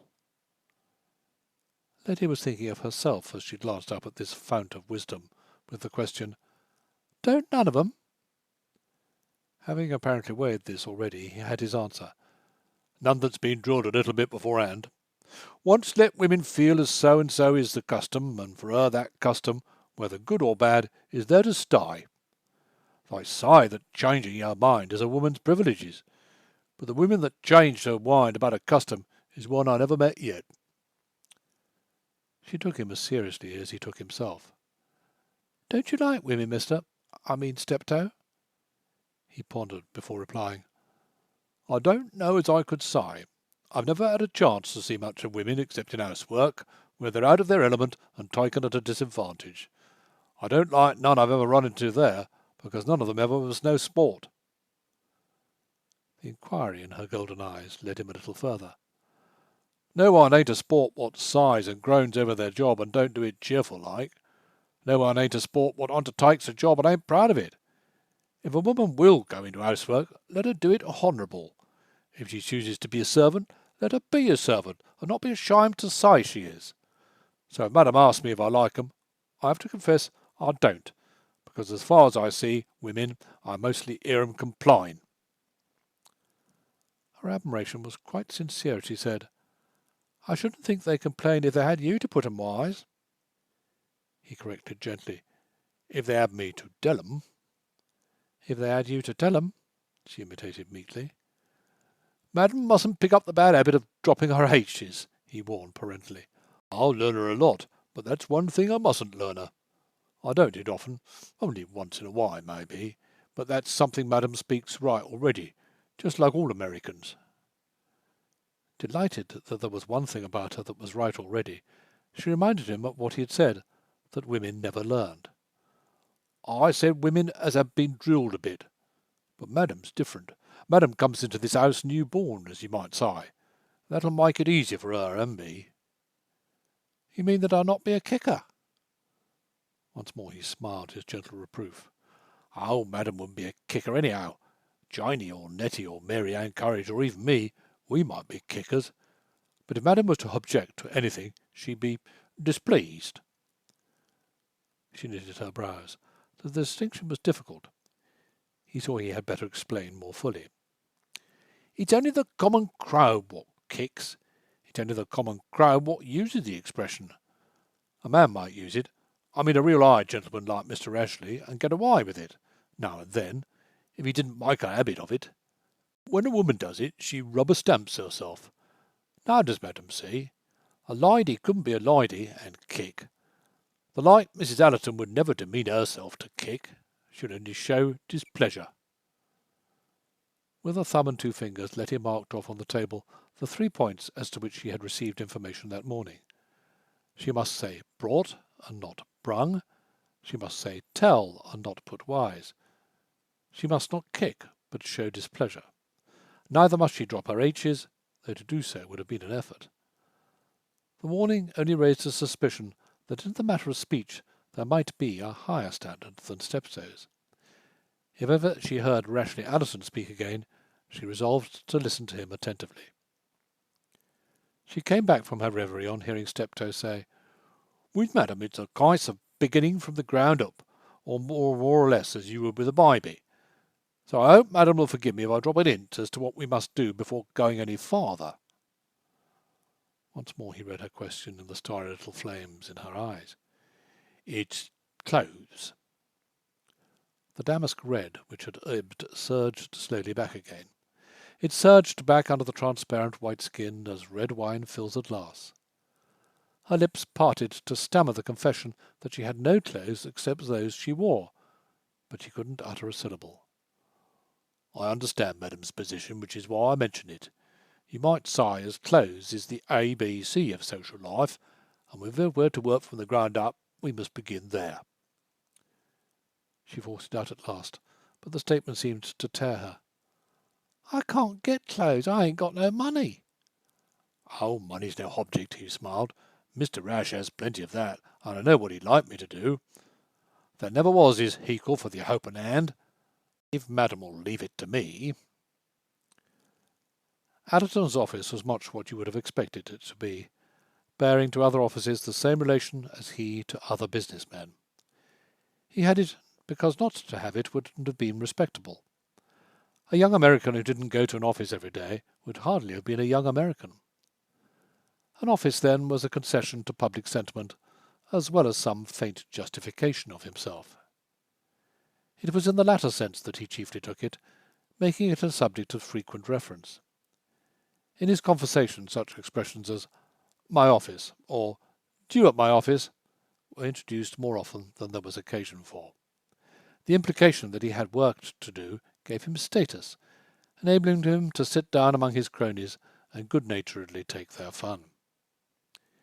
He took a good deal of fun, never having succeeded in making himself the standardized type who escapes the shafts of ridicule.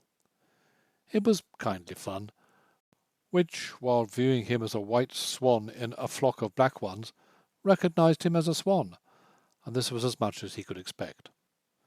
To pass in the crowd was all he asked for, even when he only passed on bluff. If he couldn't wholly hide the bluff, he could keep it from being flagrantly obtrusive, and to all that end an office was a help. It was an office situated just where you would have expected to find it, far enough downtown to be downtown, and yet not so far downtown as to make it a trouble to get there. Being on the eastern side of Washington Square, it had a picturesque outlook, and the merit of access from East 67th Street through the long straight artery of Fifth Avenue. It was furnished, too, just as you might have known he would furnish it, in the rich and sober style empire, and yet not so exclusively in the style empire as to make the plain American businessman fear he had dropped into Napoleon's library at Malmaison. That is what Rashleigh would have liked, but other men could do what in him would be thought finicky. To take the cuss off his refinement, as he put it to Barbara, he scattered modern American office bits among his luscious brown surfaces, adorned with reeves and lictors' sheaves in gold, though to himself the wrong note was offensive. But wrong notes and right notes were the same to him, as on this particular morning he dragged himself there because it was the hour. His office staff, in the person of old Mr. Radbury, was already on the spot, and had sorted the letters for the day. These were easily dealt with. Reinvestment, or new opportunities for investment, were their principal themes, and the only positive duty to attend to was in the endorsement of dividend cheques for deposit. A few directions being given to Mr. Bradbury as to such letters as were to be answered, Allerton had nothing to do but stroll to the window and look out. It was what he did perhaps 50 times in the course of the 2 or 3 hours daily, or approximately daily, which he spent there. He did so now. He did so because it put off for a few minutes longer the fierce, exasperating, acrid pleasure of doing worse. To do worse had been his avowed object in coming to the office that morning, and not the answering of letters or the raking in of cheques. Looking down from his window on the 10th floor, he asked himself the fruitless question which millions of other men have asked when folly has got them into trouble. Among these thousands, who, viewed from that height, had a curious resemblance to ants, was there such a fool as he was? From the square they streamed into Fifth Avenue. From Fifth Avenue they streamed into the square. In the square and round the square they squirmed and wriggled and dawdled their seemingly aimless ways. Great green lumbering omnibuses disgorged one pack of them merely to suck up another. Motors whirled them toward uptown, toward downtown, or east or west, by twos and threes, or as individuals. Like ants, their general effect was black, with here and there a moving spot of colour, or of intermingling colours, as of flowers in the wind or tropic birds. He watched a figure detach itself from the mass, swirling round a debouching omnibus. It was a little black figure, just clearly enough defined to show that it was a man. Because it was a man, it had been a fool. Because it had been a fool, it had dark chambers in its life which it would never willingly open. But it had doubtless got something for its folly. He might have lost more than it had gained, but he could probably reckon up and say, "At least I had my fun." And he had had none. He had squandered his whole life on a single act of insanity, which even in the action had produced nothing but disgust. He hadn't merely swindled himself, he committed a kind of suicide which made death silly and grotesque. The one thing that could save him a scrap of dignity, and such a sorry scrap, would be going to the devil by the shortest way. He had come to the office to begin. He would begin by the means that seemed obvious. Now that going to the devil was a task he saw, as he had not seen hitherto, how curiously few were the approaches that would take him there. Song being only an accompaniment, he was limited to the remaining 2 of the famous and familiar trio. Very well, limited as he was, he would make the most of them. Knowing something of their merits, he knew there was a bestial entertainment to be had from both. It was a kind of entertainment which his cursed fastidiousness had always loathed. But now his reckoning would be different. If he got anything, he should not feel so wastefully thrown away. He would be selling himself first and making his bargain afterwards. But some meagre balance would stand to his credit, if credit it could be called.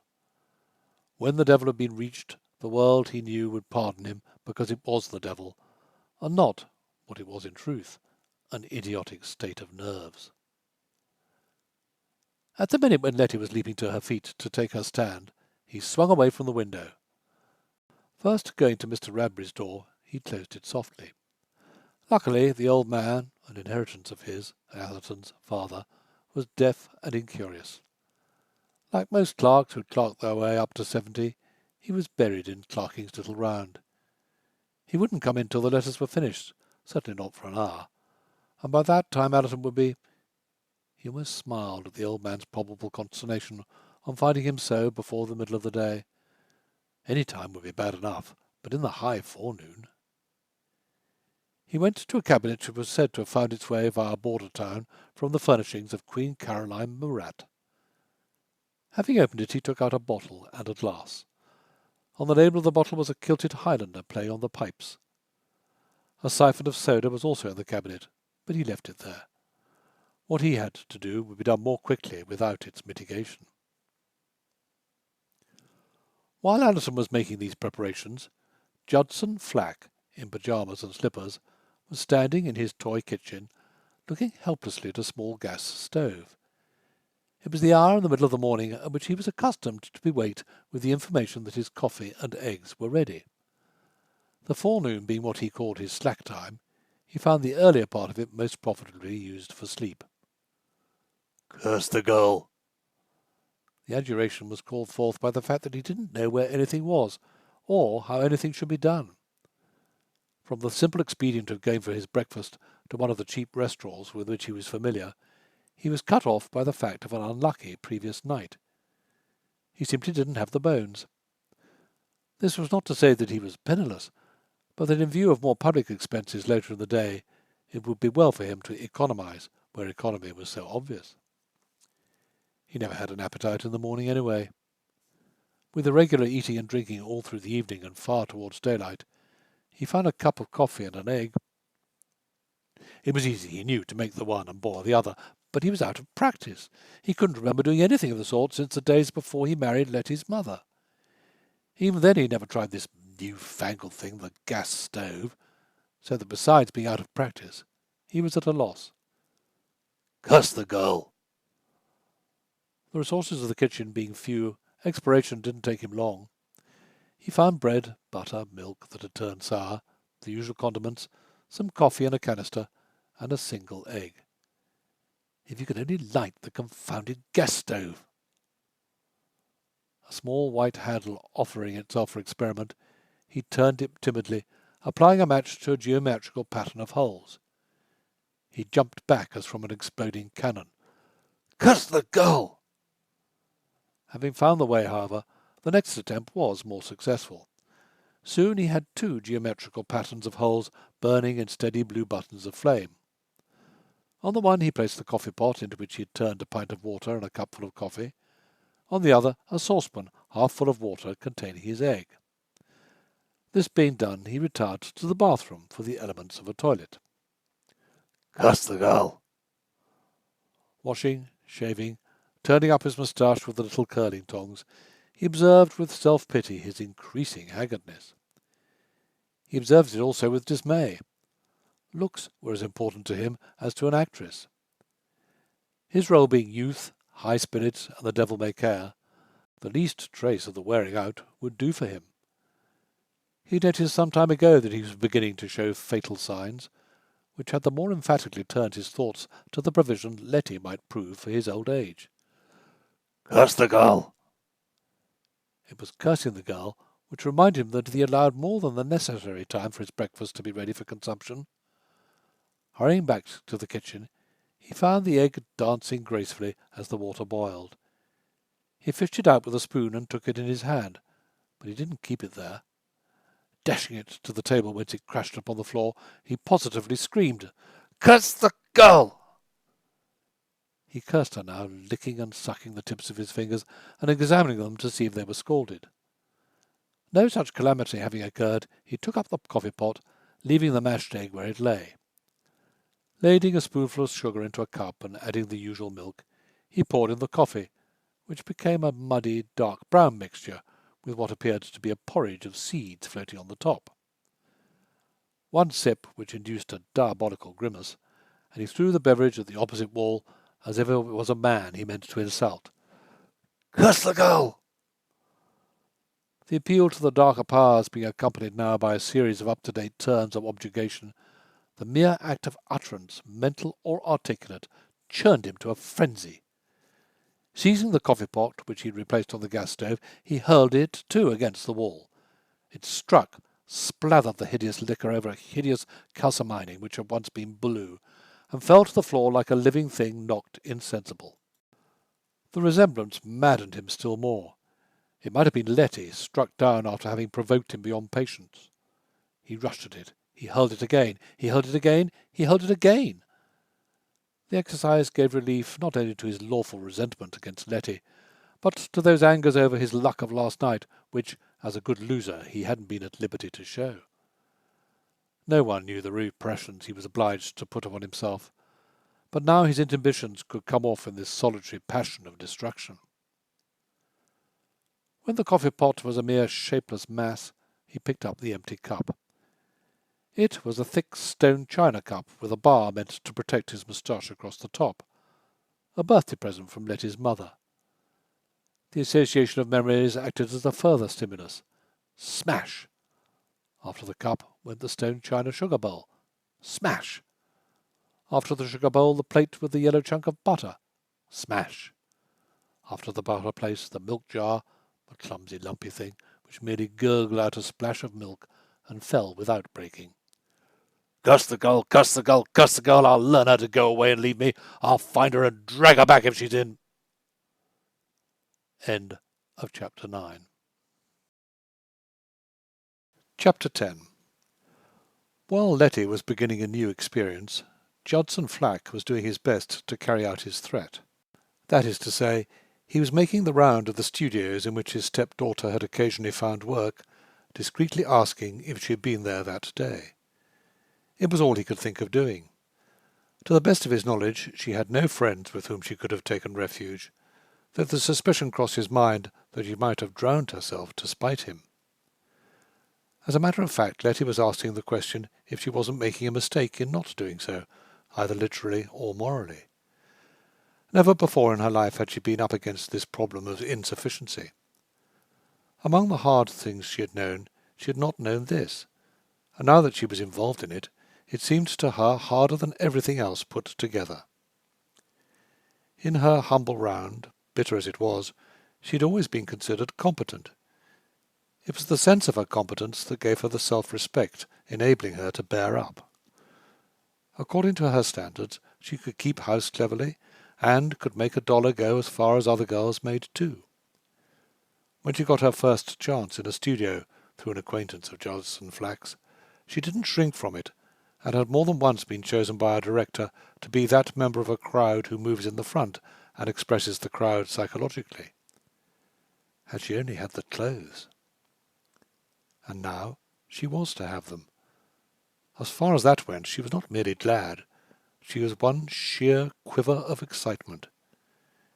It was not the end she shrank from, it was the means.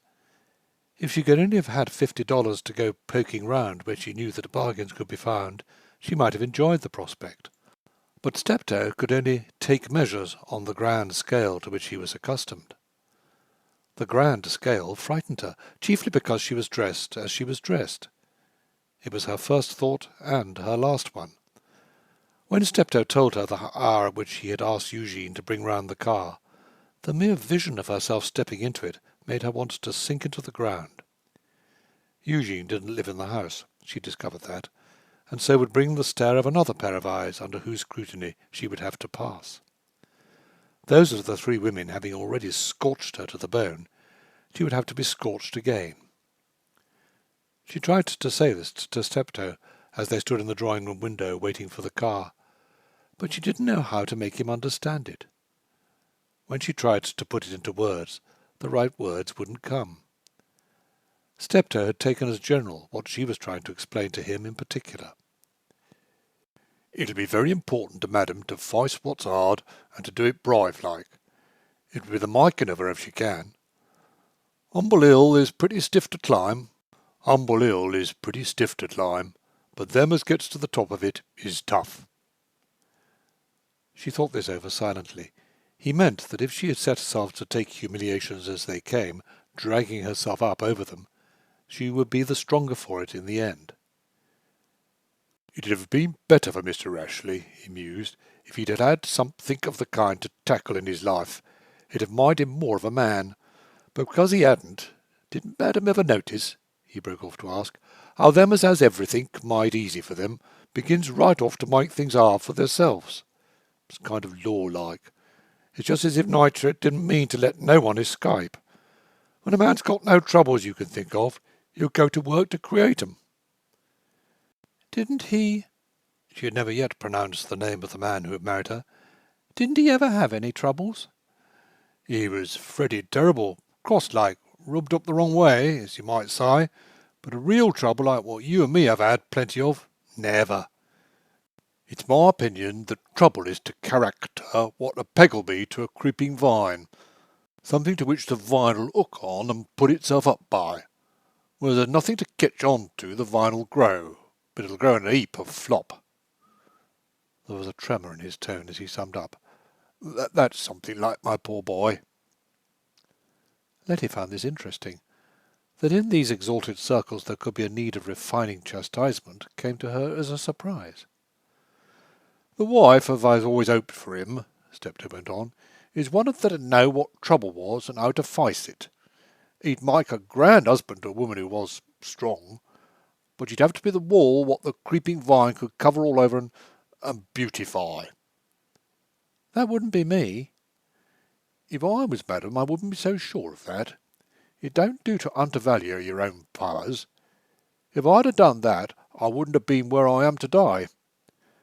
Many's the time, when I was no more than a poor little foundling boy in a home, I've said to myself, I'm fit for something big. Something big I was meant to be. When it didn't seem possible for me to aim so high, I've made up my mind to be a valet and a butler. It comes, your ambition does. What you've first got to do is to form it, and then you've got to stick to it through thick and thin." To say what she said next, Letty had to break down barrier beyond barrier of inhibition and timidity. "And if I was to form the ambition, to be the kind of wall you was talking about just now?" "That wouldn't be ambition, it'd be consecration." He allowed her time to get the meaning of this before going on. "But madam mustn't expect not to find it hard. Consecration is always hard, by what I can make out. When Mr. Rash was a little un, he used to get Miss Pye, his governess, to read to him a fairy tale about a little mermaid what fell in love with a prince on land. Being in love with him, she wanted to be with him natural like, but there she was in one element, as you might say, and him in another." "That'd be like me." "Which is why I'm telling madam of the story. Well, off the little mermaid goes to the sea witch to find out how she could get rid of her fish's tail and have 2 feet for to walk about in the prince's palace. Well, the sea witch she up and tells her what she'd have to do. Only, says she, if you do that, you'll have to pay for it with every step you takes, for every step you takes will be like walking on sharp blades. Now, says she to the little mermaid, do you think it'd be worth while?" In Letty's eyes all the stars glittered with her eagerness for the denouement. "And did she think it was worth while, the little mermaid?" "She did. But I'll give madam the tale to read for herself. It's in the same little book what Miss Pye used to read out of, up in Mr. Rash's old nursery." With the pride of a royal thing conscious of its royalty, the car rolled to the door and stopped. It was the prince's car, while she, Letty, was a mermaid born in an element different from his, and encumbered with a fish's tail. She must have shown this in her face, for Steptoe said, with his fatherly smile, "Madam may have to walk on blides, but it'll be in the prince's palace." "It'll be in the prince's palace." Letty repeated this to herself as she followed him out to the car. Holding the door open for her, Eugene, who had been told of her romance, touched his cap respectfully. When she had taken her seat, he tucked the robe round her, respectfully again. Steptoe marked the social difference between them by sitting beside Eugene. Rolling down Fifth Avenue, Letty was as much at a loss to account for herself as Elijah must have been in the chariot of fire. She didn't know where she was going. She was not even able to ask. The succession of wonders within 24 hours blocked the working of her faculties. She thought of the girls who sneered at her in the studios. She thought of Judson Flack, and of what they would say if they were to catch a glimpse of her. She was not so unsophisticated as to be without some appreciation of the quarter of New York in which she found herself. She knew it was the swell quarter. She knew that the world's symbols of money and display were concentrated here, and that in some queer way she, poor waif, had been given a command of them. One day homeless, friendless, and penniless, and the next driving down Fifth Avenue in a limousine which might be called her own. The motor was slowing down. It was drawing to the curb. They had reached the place to which Steptoe had directed Eugene. Letty didn't have to look at the nameplate to know she was where the great stars got their gowns, and that she was being invited into Margot's. You know Margot's, of course. A great international house. Margot, the secret is an open one, is but the incognita of a businesslike English countess who finds it financially profitable to sign articles on costume written by someone else, and be sponsor for the newest fashions which someone else designs. As a way of turning an impoverished historic title to account, it is as good as any other. Without knowing who Margot was, Letty knew what she was. She couldn't have frequented studios without hearing that much, and once or twice in her wanderings about the city she had paused to admire the door. It was all there was to admire, since Margot, to Letty's regret, didn't display confections behind plate glass. It was a Flemish chateau which had been a residence before business had travelled above 42nd Street. A man in livery would have barred them from passing the wrought iron grille had it not been for the car from which they had emerged. Only people worthy of being customers of the house could afford such cars, and he saw that Steptoe was a servant. What Letty was he couldn't see, for servants of great houses never looked so nondescript. In the great hall a beautiful staircase swept to an upper floor, but apart from a Louis XVI mirror and console flanked by 2 Louis XVI chairs, there was nothing and no one to be seen.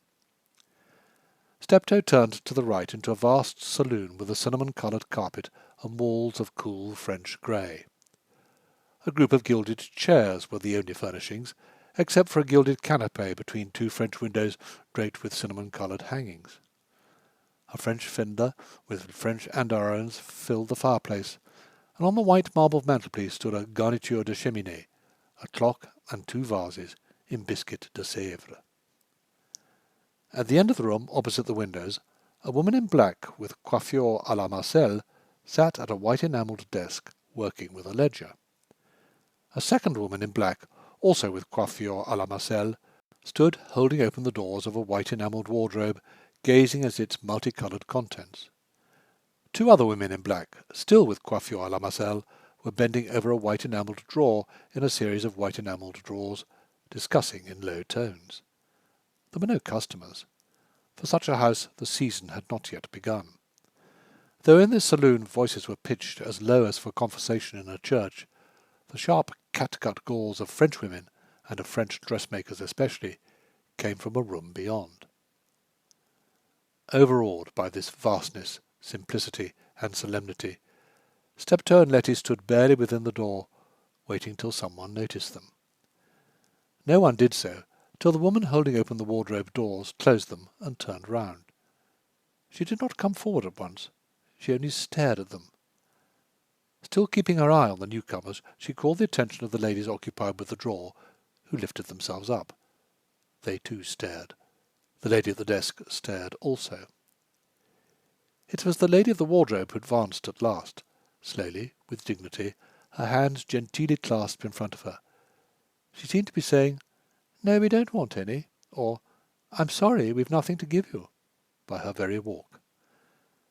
Letty, with her gift for dramatic interpretation, could see this, though Steptoe, familiar as he was with ladies whom he would have classed as "ayah," was not daunted. He too went forward, meeting Madame half-way. Of what was said between them, Letty could hear nothing, but the expression on the lady's face was dissuasive. She was telling Steptoe that he had come to the wrong place, while Steptoe was saying no. From time to time the lady would send a glance towards Letty, not in disdain, but in perplexity. It was perplexity which reached its climax when Steptoe drew from an inside pocket an impressive roll of bills. The lady looked at the bills, but she also looked at Letty. The honour of a house like Margot's is not merely in making money, it is in its clientele. To have a poor little waif step in from the street! And yet it was because she was a poor little waif that she interested the ladies looking on.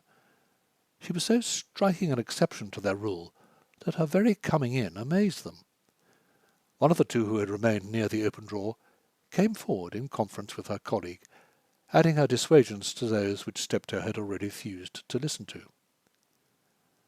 "There are plenty of other places to which you could go," Letty heard this second lady say, "and probably do better." Steptoe smiled, that old man's smile which was really ineffective. "Madam don't have to tell me as there's plenty of other places to which I could go, but there's none where I could do as well." "What makes you think so?" I'm butler to an high gentleman, or what he used to entertain quite a bit when his mother was alive. I've listened to ladies talking at table. No one can't tell me. I know." Both madams smiled. Each shot another glance at Letty. It was plain that they were curious as to her identity. One of them made a venture. "And is this your daughter?" Steptoe explained, not without dignity, that the young lady was not his daughter, but that she had come into quite a good bit of money, and had done it sudden-like. She needed a high, grand outfit, though for the present she would be content with 3 or 4 of the dresses most commonly worn by a lady of station. He preferred to name no names, but he was sure that even Margot would not regret her confidence, and he had the cash, as they saw, in his pocket. Of this, the result was an exchange between the madams of comprehending looks, while, in French, one said to the other that it might be as well to consult Madame Simone. Madame Simone, who bustled in from the back room, was not in black, but in frowsy grey. Her coiffure was not à la Marcel, but, as Letty described it, all anyway. A short, stout, practical Frenchwoman, she had progressed beyond the need to consider looks, and no longer considered them. The 2 shapely subordinates with whom Steptoe had been negotiating followed her at a distance, like attendants. She disposed of the whole matter quickly, addressing the attendants rather than the postulants for Margot's favour. "Mademoiselle, she wants an outfit? Good, bon. We don't know her, but what difference does that make to me? Qu'est-ce que c'est que cela, ma fille? Money is money, isn't it? De l'argent, c'est de l'argent, n'est-ce pas? At this time of year especially, à cette saison de l'année surtout." To Steptoe and Letty she added, "Have the goodness to sit yourselves here. Me, I will show you what we have. A street costume first for mademoiselle, if mademoiselle will allow me to look at her. Ah, oui, je tell.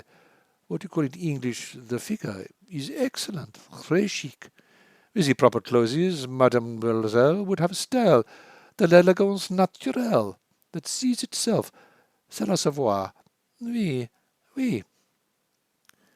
Meditating to herself, she studied Letty, indifferent apparently to the actual costume and an atrocious hat, like a seeress not viewing what is at her feet, but events of far away. With a sudden start she sprang to her convictions. "I have it! Je suis!" A shrill, piercing cry like that of a wounded cockatoo went down the long room. "Alphonsine! Alphonsine!" Someone appeared at the door of the communicating rooms. Madame Simone gave her orders in a few sharp staccato French sentences. After that, Letty and Steptoe found themselves sitting on 2 of the gilded chairs, unexpectedly alone. The other ladies had returned to their tasks. Madame Simone had gone back to the place whence they had summoned her. Nothing had happened. It seemed to be all over. They waited. "Aren't you going to show us nothing?" Letty whispered anxiously. "They always do." Steptoe was puzzled, but recommended patience. He couldn't think that Madame could have begun so kindly, only to go off and leave them in the lurch. It was not what he had looked for, any more than she, but he had always found patient waiting advantageous. Perhaps 10 minutes had gone by when a new figure wandered towards them.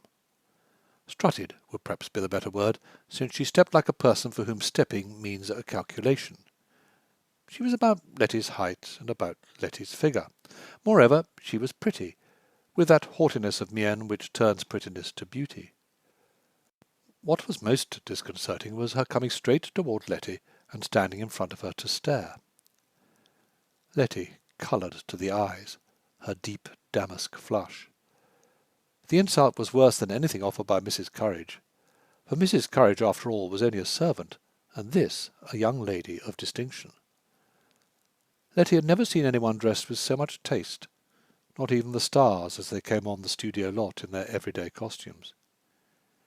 Indignant as she was, she could appreciate this delicate seal-brown cloth with its bits of gold braid and darling glimpses of sage green wherever the lining showed indiscreetly. The hat was a darling too, brown with a feather between brown and green, the one colour or the other according as the wearer moved. If it hadn't been for this cool insolence, and then the young lady deliberately swung on her heel, which was high, to move some 5 or 6 yards away, where she stood with her back to them. It was a darling back, with just enough gold braids to relieve the simplicity, and the tiniest revelation of sage green. Letty admired it the more poignantly for its cold contempt of herself. Steptoe was not often put out of countenance, but it seemed to have happened now. "I can't think," he murmured, as one who contemplates the impossible, "that the French madam can have been so civil to begin with, just to go and make a guy of us." "If all her customers is like this," Letty began.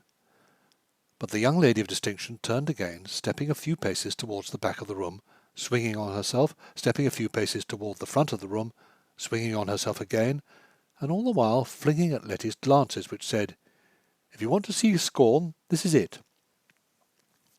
Fascination kept Letty paralysed. Steptoe grew uneasy. "I wish the French madam would come back again," he murmured from half-closed lips. "We haven't come here to be made a spectacle of, not for no one." And just then the seal-brown figure strolled away, as serenely and impudently as she had come. "Well, of all—" Letty's exclamation was stifled by the fact that as the first young lady of distinction passed out, a second crossed her coming in. They took no notice of each other, though the newcomer walked straight up to Letty, not to stare, but to toss up her chin with a hint of laughter suppressed. Laughter, suppressed or unsuppressed, was her note. She was all fair-haired, blue-eyed vivacity. It was a relief to Letty that she didn't stare. She twitched, she twisted, she pirouetted, striking dull gleams from an embroidery studded with turquoise and jade. But she hadn't the hard, unconscious arrogance of the other one. All the same, it pained Letty that great ladies should be so beautiful. Not that this one was beautiful of face, she wasn't, only piquant, but the general effect was beautiful. It showed what money and the dressmaker could do. If she, Letty, could have had a dress and a hat like this, a blue or a green, it was difficult to say which, with these strips of jade and turquoise on a ground of the purplish greenish blue she remembered as that of the monk's hood in the old farm garden in Canada, and the darlingest hat, with one long feather beginning as green and graduating through every impossible shade of green and blue till it ended in a monk's hood tip. No wonder the girl's blue eyes danced and quizzed and laughed. As a matter of fact, Letty commented, the eyes brought a little too much blue into the composition. It was her only criticism. As a whole, it lacked contrast. If she herself had worn this costume, with her gold stone eyes and brown hair and rich colouring, when she had any colour, blue was always a favourite shade with her. When she could choose, which wasn't often, she remembered as a child on the farm how she used to plaster herself with flowers of the blue succory. The dust flower, they called it down there, because it seemed to thrive like the disinherited on the dust of the wayside. Not but what the seal brown was adorable. The spectacle grew dazzling, difficult for Steptoe to keep up with. He and Letty were plainly objects of interest to these grand folk, because there were now 4 or 5 of them. They advanced, receded, came up and studied them, wheeled away, smiled sometimes at each other with the high self-assurance of beauty and position, pranced, pawed, curvetted, were noble or coquettish as the inner self impelled, but always the embodiment of overweening pride. Among the real gentry, as he called them, there had unfailingly been for him and his colleagues a courtesy which might have been called only a distinction in equality, whereas these high-steppers— It was a relief to see the French madame bustle in again from the room at the back. Steptoe rose. He meant to express himself. Letty hoped he would. For people who brought money in their hands, this treatment was too much. When Steptoe advanced to meet Madame, she went with him. As her champion, she must bear him out. But Madame forestalled them. "I hope that Mademoiselle has seen something what she like. Me, I thought the brown costume, Cœur de la Marguerite jaune, we call it this season." Letty was quick. She had heard of mannequins, the living models, though so remotely as to give her no visualized impression. Suddenly, knowing what they had been looking at, she adapted herself before Steptoe could get his protest into words. "I like the seal brown, But for me I thought the second one—" Madame Simone nodded sagely. "Why shouldn't mademoiselle have both?" End of chapter 10. Chapter 11. While this question was being put, and Steptoe was rising to what he saw as the real occasion, Rashleigh Allerton too was having a new experience. He couldn't understand it. He couldn't understand himself. Not that that was strange, since he had hardly ever understood himself at any time, but now he was, as he expressed it, absolutely stumped. He put on the table the bottle on which the kilted Highlander was playing on the pipes. He poured himself a glass. It was what he called a good stiff glass, meant metaphorically to kill or cure, and he hoped it would be to kill. And that was all. He had sat looking at it, or he had looked at it while walking about, but he had only looked at it. It was as far as he could go.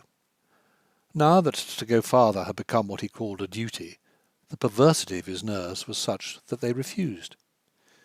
It was like him.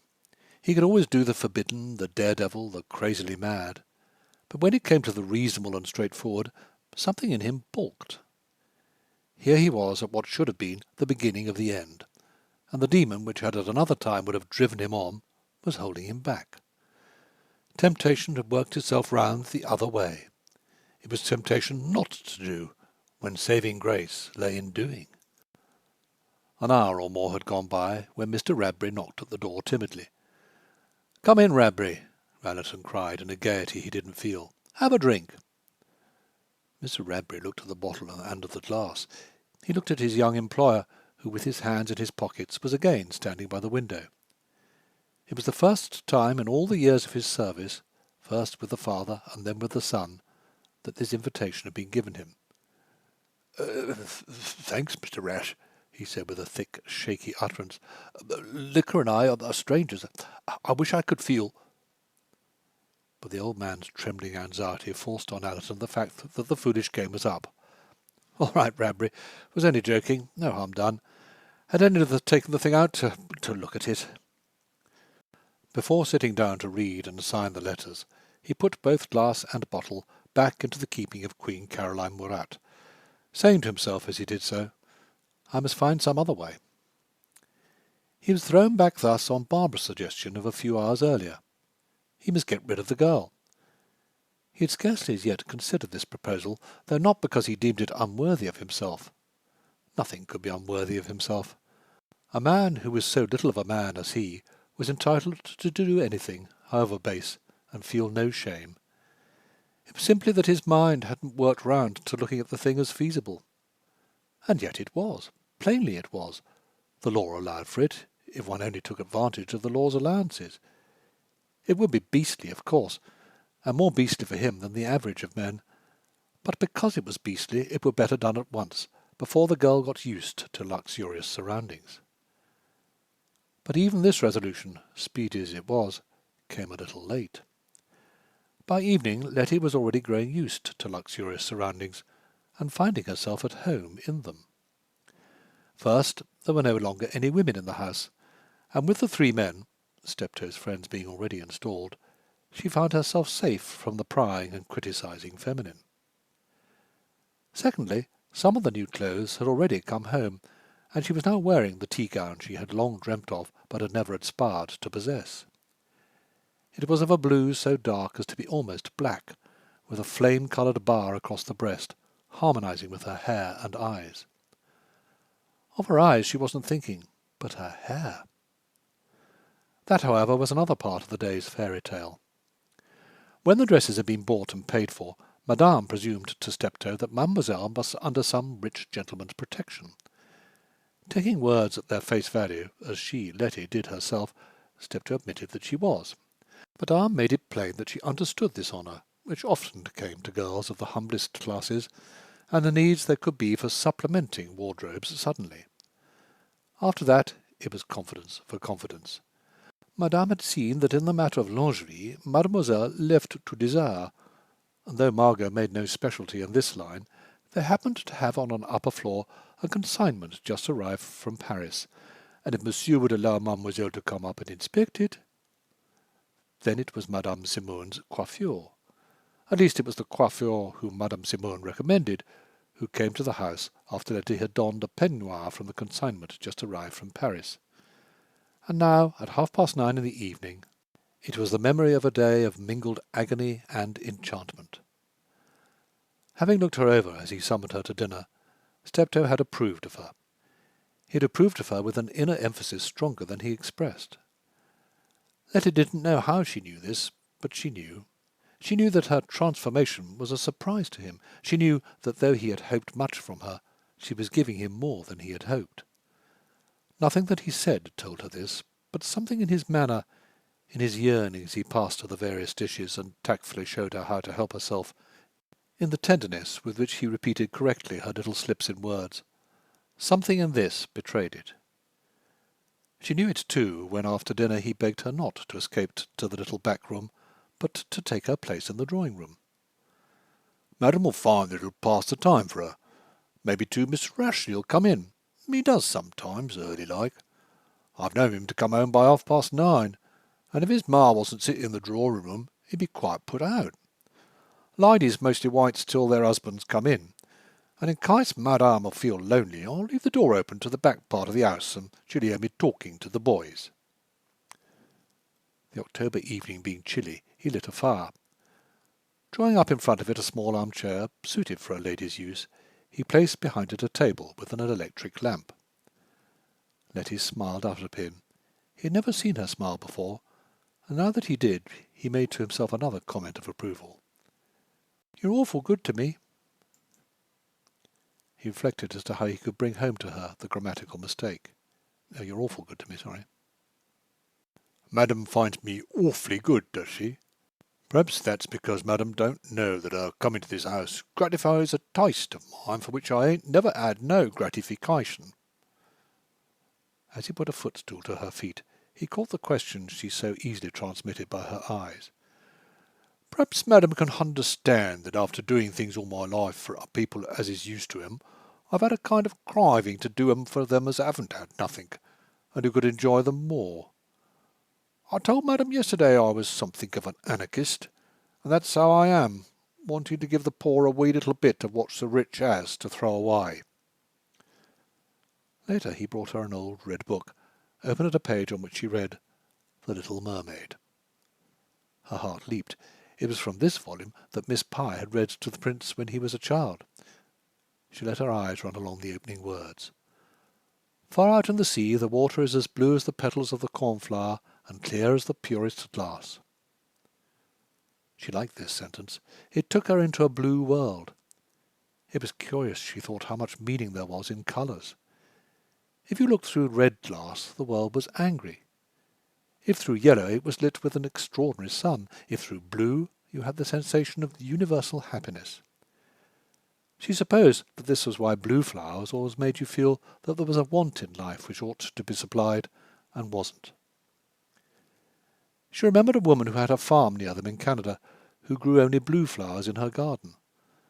The neighbours said she was crazy, but she, Letty, had liked that garden better than all the gardens she knew. She would go there and talk to that woman and listen to what she had to say of nature's peculiar love of blue. The sea and sky were loveliest when they were blue, and so were the birds. There were blue stones, the woman said, precious stones, and other stones that were little more than rocks, which said something to the heart when pearls and diamonds spoke only to the eyes. In the fields, orchards, and gardens, white flowers, yellow flowers, red flowers were common, but blue flowers were rare and retiring, as if they guarded a secret which men should come and search out. To this there was only one exception.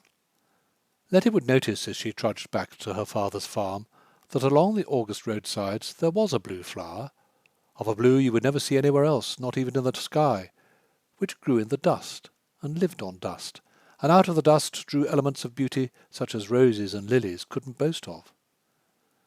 "That means," the crazy woman said, "that there's nothing so dry or parched or sterile that God can't take it and fashion from it the most precious treasures of loveliness, if we only had the eyes to see them." Letty never forgot this, and during all the intervening years, the dust flower with its heavenly colour, had been the wild growing thing she loved best. It spoke to her. It not only responded to the ache she felt within herself, but gave a promise of assuagement. She had never expected the fulfilment of that promise, but was it possible that now it was going to be kept? With her eyes on the fire, she saw the colour of the dust flower close to the flaming wood. It was the closest of all the colours, the one the burning heart kept nearest to itself. It seemed to be, as the crazy woman said, dear to nature itself, its own beloved secret, the secret which, even when written in the dust of the wayside or in the fire on the hearth, hardly anyone read or found out. And as she was dreaming of this, and of her prince, Rashleigh was walking up the avenue, saying to himself that he must make an end of it. He was walking home because, having dined at the club, he found himself too restless to stay there. Walking relieved his nerves and enabled him to think. He must have the thing over and done with. She would go decently, of course, since, as he had promised her, she would have plenty of money to go with, plenty of money for the rest of her life. And that was the sole consideration. She would doubtless be as glad to escape as he to have her disappear. After that, so his lawyer had assured him in the afternoon, the legal steps would be relatively easy. Letting himself in with his latchkey, he was surprised to see a light in the drawing-room. It had not been lighted up at night, as far as he could remember, since the days when his mother was accustomed to sit there. If he came home early, he had always used the library, which was on the other side of the house, and at the back. He went into the front drawing-room, which was empty, but a fire burnt in the back one, and before it someone was seated. It was not the girl he had found in the park. It was a lady whom he didn't recognize, but clearly a lady. She was reading a book, and had evidently not heard his entrance or his step. With the shadows of the front drawing-room behind him, he stood between the portière and looked. He had looked for some seconds before the lady raised her eyes. She raised them with a start. Slowly there stole into her cheek the dark red of confusion. She dropped the book. She rose. It wasn't till she rose that he knew her. It wasn't till he knew her that he was seized by an astonishment which almost made him laugh. It wasn't till he almost laughed that he went forward with the words which insensibly bridged some of the gulf between them. "Oh, so this is you." End of chapter 11. Chapter 12. Letty had not heard Allerton's entrance or approach, because, for the first time in her life, she was lost in the magic of Hans Andersen. The sun had just gone down as the little mermaid lifted her head above the water. The clouds were brilliant in purple and gold, and through the pale rose-tinged air the evening star shone clear and bright. The air was warm and mild, the sea at rest. A great ship with 3 masts lay close by, only one sail unfurled, for there was no breath of air, and the sailors sat aloft in the rigging or leaned lazily over the bulwarks. Music and singing filled the air, and as the sky darkened, hundreds of Chinese lanterns were lighted. It seemed as if the flags of every nation were hung out. The little mermaid swam up to the cabin window, and every time she rose upon the waves she could see through the clear glass that the room was full of brilliantly dressed people. Handsomest of all was the young prince with the great dark eyes. Allerton's eyes were dark, and though she did not consider him precisely young, the analogy between him and the hero of the tale was sufficient to take her eyes from the book and to set her to dreaming. He could not be more than 16 years old, and this was his birthday. All this gaiety was in honour of him. The sailors danced upon the deck, and when the young prince came out, a myriad of rockets flew high in the air, with a glitter like the brightest noontide, and the little mermaid was so frightened that she dived deep down under the water. She soon rose up again, however, and it seemed as if all the stars of heaven were falling round her in golden showers. Never had she seen such fireworks. Great glittering suns wheeled by her, fiery fishes darted through the blue air, and all was reflected back from the quiet sea. The ship was lighted up so that one could see the smallest rope. How handsome the young prince looked! He shook hands with everybody and smiled as the music rang out into the glorious night. It grew late, but the little mermaid could not turn her eyes away from the ship and the handsome prince. Once more Letty's thought wandered from the page. She too would have watched her handsome prince, no matter what the temptation to look elsewhere. The coloured lanterns were put out, no rocket rose in the air, no cannon boomed from the portholes, but deep below there was a surging and a murmuring. The mermaid sat still, cradled by the waves, so that she could look in at the cabin window. But now the ship began to make more way. One sail after another was unfurled. The waves rose higher, clouds gathered in the sky, and there was a distant flash of lightning. The storm came nearer. All the sails were taken in, and the ship rocked giddily as she flew over the foaming billows. The waves rose mountain high, as if they would swallow up the very masts, but the good ship dived like a swan into the deep black trough and rose bravely to the foaming crest. The little mermaid thought it was a merry journey, but the sailors were of a different opinion. The ship strained and creaked, the timbers shivered as the thunderous strokes of the waves fell fast.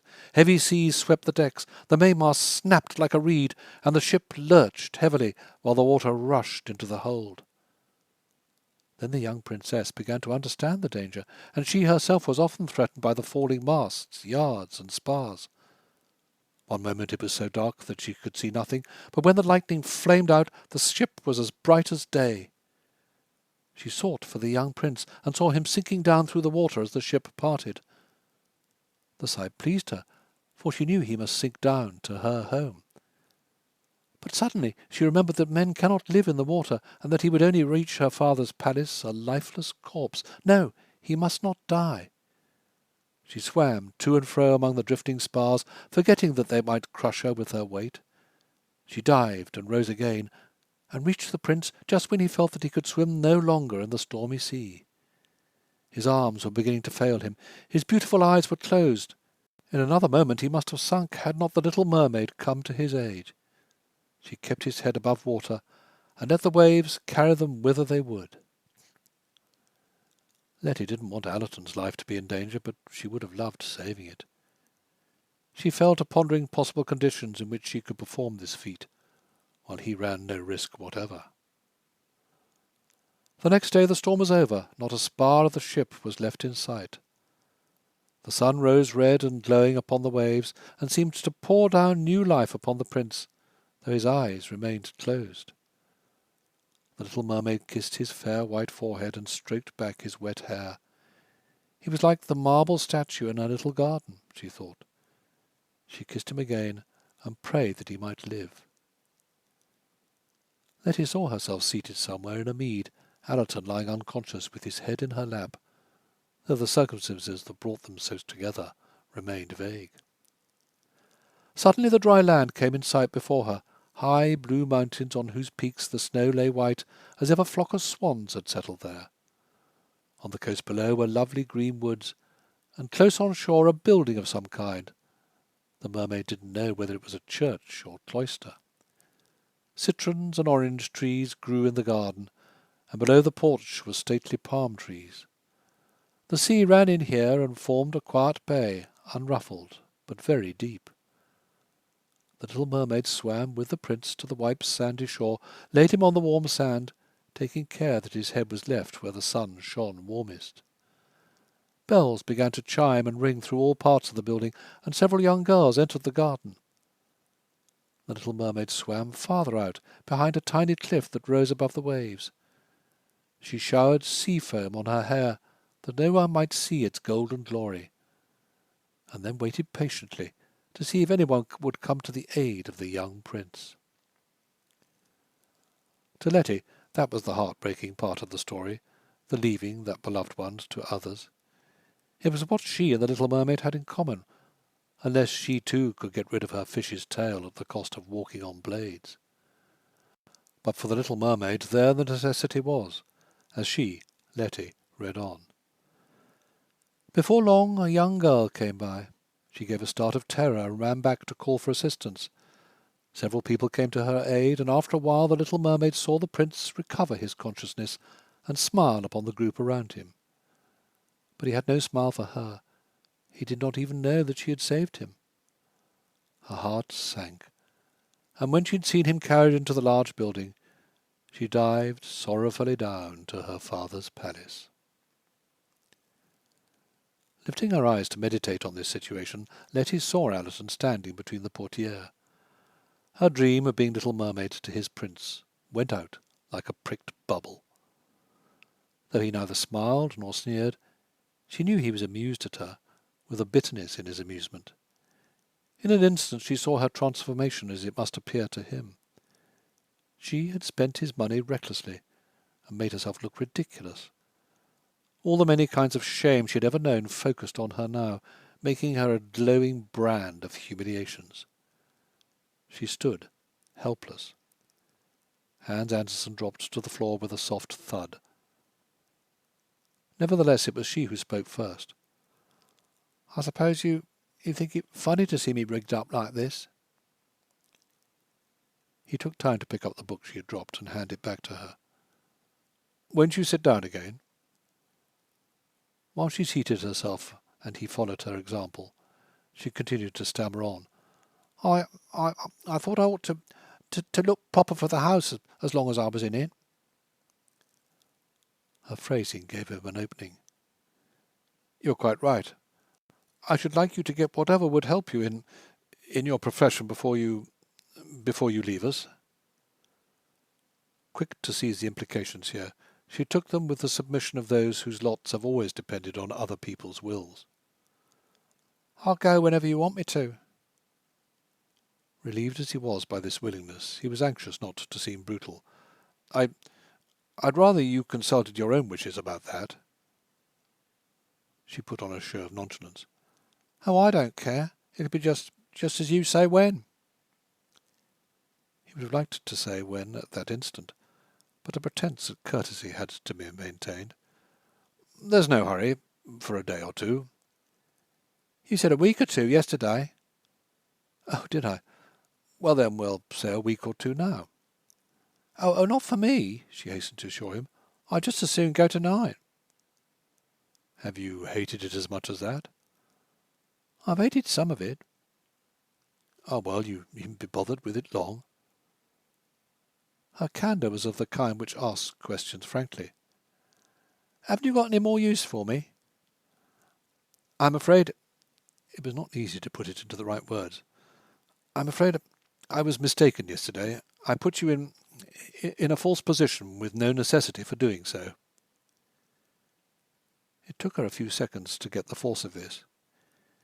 "Do you mean that you didn't need me to be a shame and disgrace to you at all?" "Did I put it in that way?" "Well, didn't you?"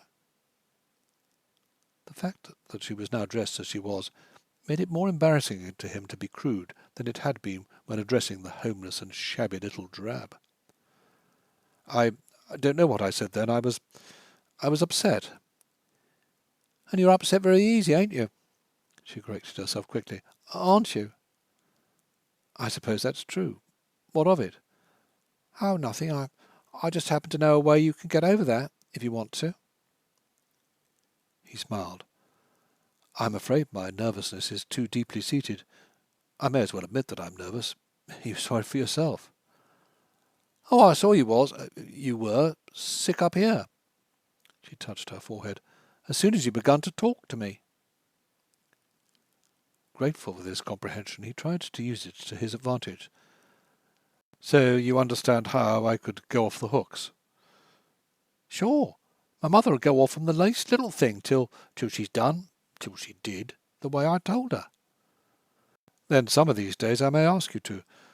But just now perhaps we'd better talk about when I'm to get out." Her bluntness of expression hurt him. "That's not the way I should have put it." "But it's the way you'd have meant it, isn't it?" He was the more disconcerted because she said this gently, with the same longing in her face and eyes as in that of the little mermaid bending over the unconscious prince. The unconscious prince of the moment merely said, "You mustn't think me more brutal than I am. Oh, I don't think you're brutal. You're just a little dippy, aren't you? Well, that's because you let yourself go. If when you feel it coming on, you just... But perhaps you'd rather be dippy, would you? If he could have called these wide goldstone eyes with their tiny flames maternal, it is the word he would have chosen. In spite of the difficulty of the minute, he was conscious of a flicker of amusement. I don't know that I would, but... After I'm gone, shall we stay married? This being the real question, he was glad she faced it with a directness which gave her a kind of charm. He admitted that. She had the charm of everything which is genuine of its kind. She made no pretence. Her expression, her voice, her lack of sophistication, all had the limpidity of water. He felt himself thanking God for it. He alone knows what kinds of hands I might have fallen into yesterday, crazy fool that I am. Of this child, crude as she was, he could make his own disposition. So in answer to her question, he told her he had seen his lawyer in the afternoon. He was a lawyer himself, but he didn't practice. And the great man explained to him that of all the processes known to American jurisprudence, the retracing of such steps as they had taken on the previous day was one of the simplest. What the law had joined, the law could put asunder, and was well disposed toward doing so. There being several courses which they could adopt, he put them before her one by one. She listened with the sort of attention which shows the mind of the listener to be fixed on the speaker, rather than on anything he says. Not being obliged to ask questions or to make answers, she should again see him as the handsome, dark-eyed prince whom she would have loved to save from drowning or any other fate. Of all he said, she could attach a meaning to but one word: desertion. Even in the technical marital sense, she knew vaguely of its significance. She thought of it with a tightening about the heart. Any desertion of him of which she would be capable would be like that of the little mermaid when she dives sorrowfully down to her father's palace, leaving him with those to whom he belonged. It was this thought which prompted a question flung in among his observations, though the link in the train of thought was barely traceable. "Is she taking you back, the girl you told me about yesterday?" He looked puzzled. "Did I tell you about a girl yesterday?" "Why, sure, she said she kicked you out." "Well, she hadn't. I didn't know I'd gone so far as to say—" "Oh, you went a lot further than that. You said you were going to the devil, aren't you? Aren't you?" I don't seem able to." "You're the first fellow I've ever heard say that." "I'm the first fellow I've ever heard say it myself. But I tried to today and couldn't." "What did you do?" "I tried to get drunk." She half rose, shrinking away from him. Not you." "Yes, why not? I've been drunk before. Not often, but—" "Don't tell me," she cried hastily. "I don't want to know. It's too—" "But I thought it was just the sort of thing I'd be used to." "So it is, but that's the reason. You're different. I can't bear to think of it. Not with you." "But I'm just like any other man." "Oh, no, you're not." He looked at her curiously. How am I different?" "Oh, other men are just men, and you're a kind of prince." "You wouldn't think so if you were to know me better." "But I'm not going to know you better, and I'd rather think of you as I see you are." She dropped this theme to say, "So the other girl—" She didn't mean it at all. She'd be crazy if she did. "But what made her let you think so?" She's simply that sort. Goes off the hooks too." "Oh, so there'll be a pair of you." "I'm afraid so." "That'll be bloody murder, won't it? Mama was that way with Judson Flack, hammer and tongs, the both of them, till I took her in hand and—" "And what happened then?" "She calmed down and died." "So that it didn't do her much good, did it?" "It did her that much good that she died. Death was better than the way she was living with Judson Flack. And it wasn't always his fault. I don't want to defend him, but Mama got so that if he did have a quiet spell, she'd go and stir him up. There's not much hope for two married people that lives like that, do you think?" But you say your mother, under your instruction, got over it. Yeah, but it was too late. The more she got over it, the more he'd lambast her. And when her money was all gone. But do you think all hot-tempered couples have to go it in that way? She made a little hunching movement of the shoulders. It's mostly cat and dog anyhow. You and her, the other girl, won't be much worse than others. But you think we'll be worse, to some extent at least? She ignored this to say wistfully, I suppose you're awful fond of her. I think I can say as much as that. And is she fond of you? She says so. If she is, I don't see how she could... Her voice trailed away. Her eyes forsook his face to roam the shadows of the room. She added to herself rather than to him, I couldn't have done it if it was me. Oh, if you were in love... The eyes wandered back from the shadows to rest on him again. They were sorrowful eyes, and unabashed. A child's would have had this unreproachful ache in them, or a dog's. Though he didn't know what it meant, it disturbed him into leaving his sentence there. It occurred to him then that they were forgetting the subject in hand. He had not expected to be able to converse with her, yet something like conversation had been taking place. It had come to him, too, that she had a mind, and now that he really looked at her, he saw that her face was intelligent. Yesterday that face had been no more to him than a smudge, without character and almost featureless, while today...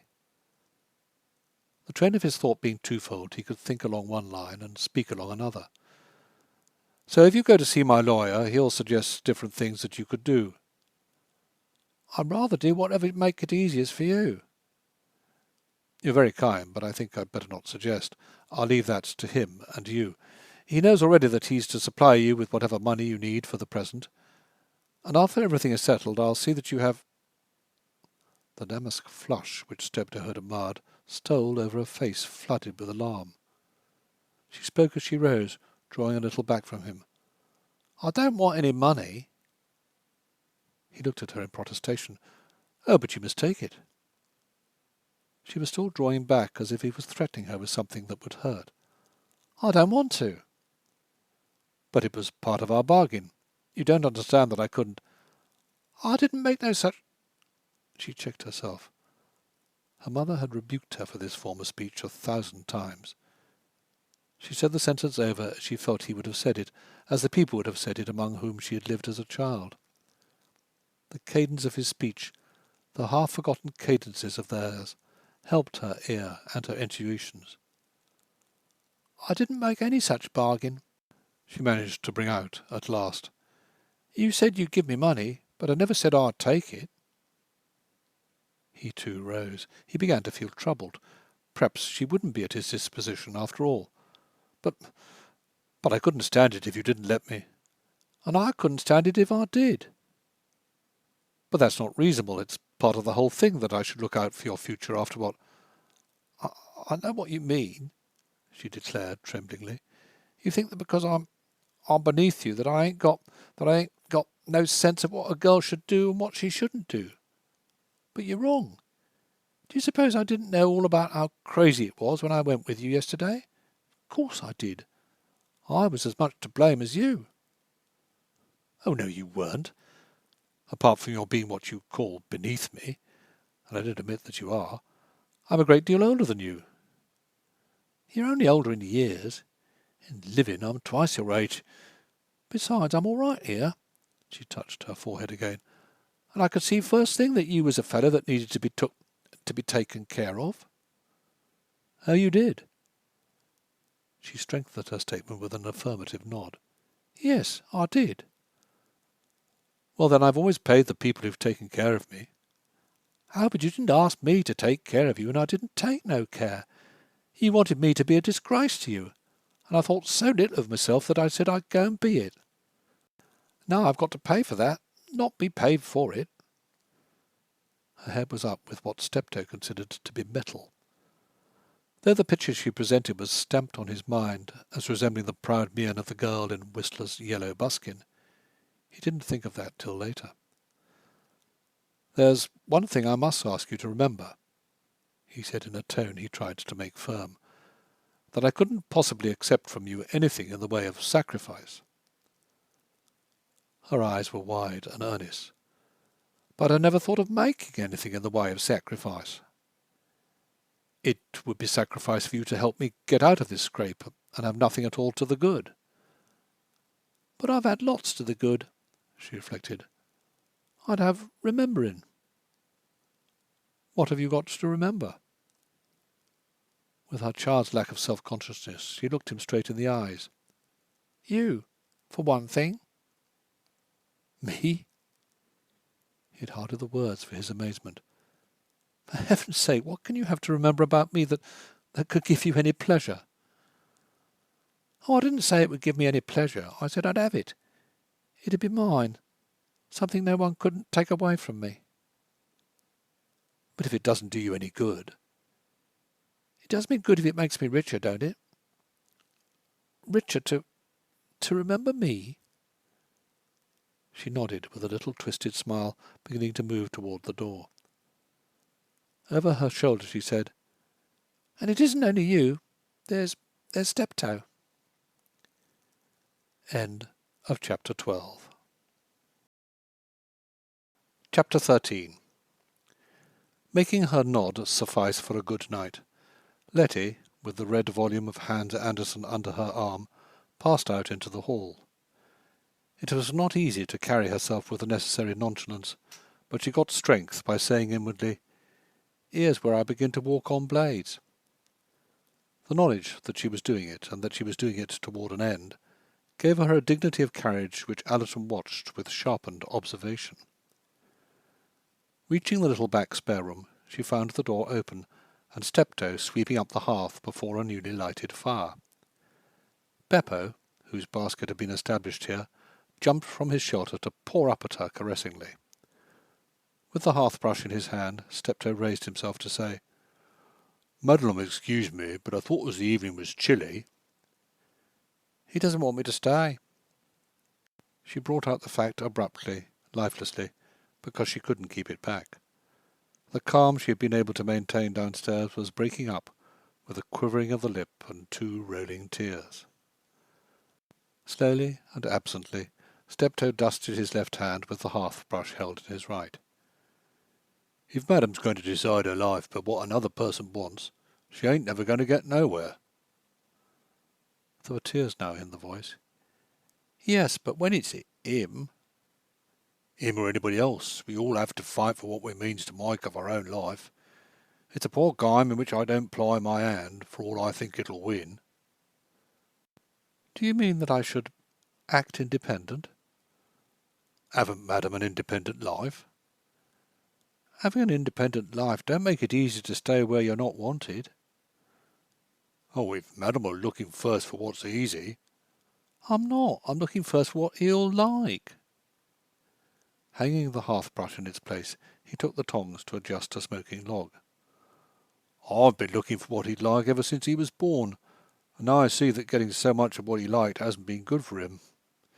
If Madam will strike out on her own line, whether he liked it or not, and keep at it till he had to like it—" "Oh, but when it's—" she sought for the right word. "When it's so humiliating—" "Humiliating things is not so hard to bear once you've made up your mind as they're to be borne." He put up the tongs to busy himself with the poker. "Madam will find that humiliation is a good deal like that there quinine, bitter to the taste but strengthening. I've swallowed lots of it, and look at me to die." "I know as well as he does that it's all been a crazy mistake." "I was reading the other day— I'm fond of a good book, I am. Occupies the mind like. But I was reading about a circus man in South Africa, what he made a mistake and took the wrong trial, and just when he was a-giving himself up for lost among the tigers and the coloured savages, he found he'd tumbled on a mine of diamonds. Big house in Park Line in London now, and his daughter married to a lord." "Oh, I've tumbled into the mine of diamonds all right. The question is, if Madam really tumbled, or was led by the hand of Providence." She laughed ruefully. "If that was it, the hand of Providence would have to have some pretty funny ways." I've often heard as the wise of Providence was strange, but I ain't so often heard as Providence had got to make 'em strange to keep pace with the ways of man. Now, if the hand of Providence had picked out Madam for Mr. Rash, it'd have to do something out of the common, as you might say, to bring together them as man has put so far apart. He looked round the room with the eye of a head waiter inspecting a table in a restaurant. Madam has everything? Well, if there's anything else, she's only got to ring. Buying himself out, he went down the stairs to attend to those duties of the evening which followed the return of the master of the house. In the library and the dining room he saw to the window fastenings, and put out the one light left burning in each room. In the hall he locked the door with the complicated locks which had helped to guarantee the late Mrs. Allerton against burglars. There was not only a bolt, a chain, and an ordinary lock, but there was an ingenious double lock which turned the wrong way when you thought you were turning it the right, and could otherwise baffle the unskilful. Occupied with this task, he could peep over his shoulder through the unlighted front drawing-room, and see his adored one standing on the hearthrug, his hands clasped behind him, and his head bent, in an attitude of meditation. Steptoe, having much to say to him, felt the nervousness of a Prime Minister going into the presence of a sovereign who might or might not approve his acts. It was at once the weakness and the strength of his position that his rule was based on an unwritten constitution. Being unwritten, it allowed of a borderland where powers were undefined. Powers being undefined, his scope was the more easily enlarged, though now and then he found that the sovereign rebelled against the mayor of the palace, and had to be allowed his way. But the sovereign was nursing no seeds of the kind of discontent which Steptoe was afraid of. As a matter of fact, he was thinking of the way in which Letty had left the room. The perspective, the tea-gown, the effectively dressed hair, enabled him to perceive the combination of results which Madame Simone had called de l'élégance naturelle. She had that. He could see it as he hadn't seen it hitherto. It must have given what value there was to her poor little roles in motion pictures. Now that his eye had caught it, it surprised, and to some degree disturbed him. It was more than the showgirl's inane prettiness, or the comely waxwork face of the girl on the cover of a magazine. With due allowance for her Anglo-Saxonism and honesty, she was the type of woman to whom things happen. Things would happen to her, Allerton surmised, beyond anything she could experience in his cumbrous and antiquated house. This queer episode would drop behind her as an episode and no more, and in the multitude of future incidents she would almost forget that she had known him. He hoped to God that it would be so, and yet... He was noting too that she hadn't taxed him in the way of calling on his small supply of nervous energy. Rather she had spared it, and he felt himself rested. After a talk with Barbara he was always spent. Her emotional furies demanded so much of him that they used him up. This girl, on the contrary, was soothing. He didn't know how she was soothing, but she was. He couldn't remember when he had talked to a woman with so little thought of what he was to say and how he was to say it, and heaven only knew that the things to be said between them were nerve-racking enough. But they'd come out of their own accord, those nerve-racking things. Probably, he reasoned, because she was a girl of inferior class with whom he didn't have to be particular. She was quick, too, to catch the difference between his speech and her own. She was quick and pathetic. Her self-correction amused him, with a strain of pity in his amusement. If a girl like that had only had a chance. And just then Steptoe broke in on his musing by entering the room. The first subject to be aired was that of the changes in the household staff, and Steptoe raised it diplomatically. Mrs. Courage and Jane had taken offence at the young lady's presence, and packed themselves off in dishonourable haste. Had it not been that two men friends of his own were ready to come at an hour's notice, the house would have been servantless till he had procured strangers. No condemnation could be too severe for Mrs. Courage and Jane, for not content with leaving the house in dudgeon, they had insulted the young lady before they went. Sooner or later they would have gone anyhow. For this long time back they've been too big for their boots, as you might say. If Mr. Rash had married the other young lady, she wouldn't have stood him a week. It don't do to keep servants too long, not when they've got no more than a menial mind, which Johnny and Mrs. Courage haven't. The minute they heard that this young lady was in the house, and beautiful the way she took it, Mr. Rash, I never seen nothing finer on the stage nor in the moving pictures. Like a young queen she was, a telling 'em that she hadn't come to this house to turn out of it them as had it as their own like, and that she put it up to them. If they went, she'd stay, but if they stayed, she'd go. She's going anyhow. Steptoe moved away to feel the fastenings of the back windows. That'll be a relief to us, sir, won't it? He said, without turning his head. It'll make things easier, certainly. I was just hoping that it might be, well, not too soon. What do you mean by too soon? Well, sir, I've been thinking it over during the day, just as you told me to do this morning, and I figure out— On a table near him he began to arrange the disordered books and magazines. I figure out that if she was to go, it'd be better in a way agreeable to all concerned. It wouldn't do, I says to myself, for Mr. Rash to bring a young woman into this house and have her go away feeling anything but glad she'd come. That'll be some job. It'll be some job, sir, but it'll be worth it. It ain't only on the young lady's account. It'll be on Mr. Rash's. On Mr. Rash's? How? The magazines lapping over each other in two long lines, he straightened them with little pats.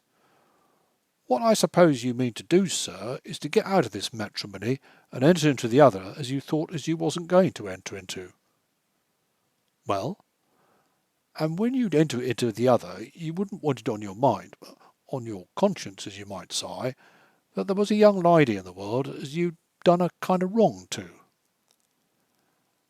Allerton took 3 strides across the corner of the room and 3 strides back to the fireplace again. How am I going to escape that? She says she won't let me give her any money. Oh, money. Steptoe brushed money aside as if it had no value. She wouldn't, of course, not her sort. But what is her sort? She seemed one thing yesterday, and today she's another. That's something like what I mean.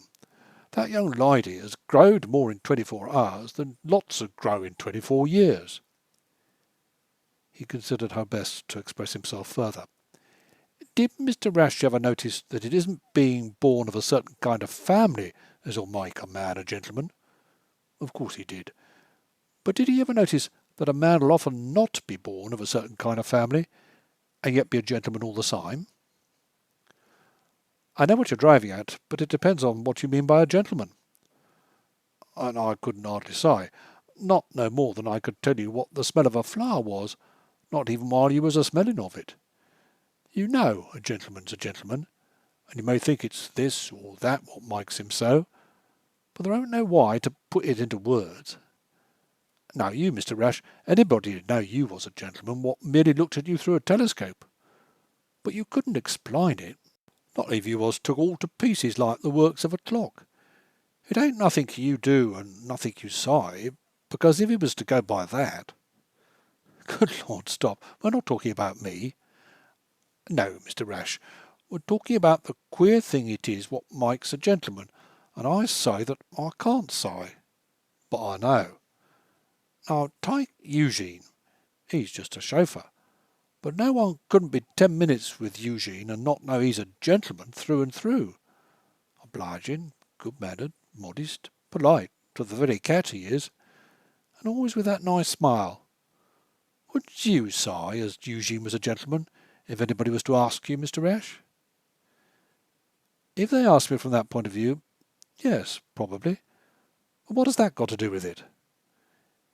It has this to do with it, that when you ask me what sort that young lady is, I have to reply as she's not the sort to accept money from strange gentlemen, because it ain't what she's after. Then what on earth is she after? Whatever it is, she can have it, if I can only find out what it is. Steptoe answered this in his own way. It's very hard for the poor to see so much that's good and beautiful in the world. I know that they can't have none of it. I felt that myself before I worked up to where I am now. Here in New York, a poor boy or a poor girl can't go out to the street without seeing the things they're crying for in their insides flaunted to them like, shook in their faces, while the law and the police and the church and everything what makes our life says to 'em, there's none of this for you. Well, money would buy it, wouldn't it? Money would buy it if money knew what to buy. But it don't. Mr. Rash must have noticed that there's nothing helplesser than the people with money what don't know how to spend it. I used to be that way myself when I'd have a little cash. I wouldn't know what to blow myself to what wouldn't be like them vulgar new rich. But the new rich is vulgar only because our life has put the horse before the cart with them, as you might say, in giving them the money before showing them what to do with it. Having straightened the lines of magazines to the last fraction of an inch, he found a further excuse for lingering by moving back into their accustomed places the chairs which had been disarranged. You have to get the same kind of hang of things as you and me've got, Mr. Rash, to know what it is you want and how to spend your money wise-like. Pleasure isn't just in having things, it's in knowing what's good to have and what ain't. Now, this young lady'd be like a child with a dime sent into a 10-cent store to buy whatever he'd like. There's so many things and all the same price that he's kind of confused like. First he thinks it'll be one thing, and then he thinks it'll be another, and he ends by taking the wrong thing because he didn't have nothing to tell him how to choose. Mr. Rash wouldn't want a young lady to whom he's indebted, as you might say, to be like that, now would he? It doesn't seem to me that I've got anything to do with it, if I offer the money and can take her to take it. That's where she strikes me as wiser than Mr. Rash, for all she don't know but so little. That much she knows by instinct. Then what am I going to do? Now, that'd be for Mr. Rash to say. If it was me... The necessity for getting an armchair exactly beneath a portrait seemed to cut this sentence short. Well, if it was you, what then? Before I give her money, I teach her the hang of our kind of life like. That's what she's aching and crying for.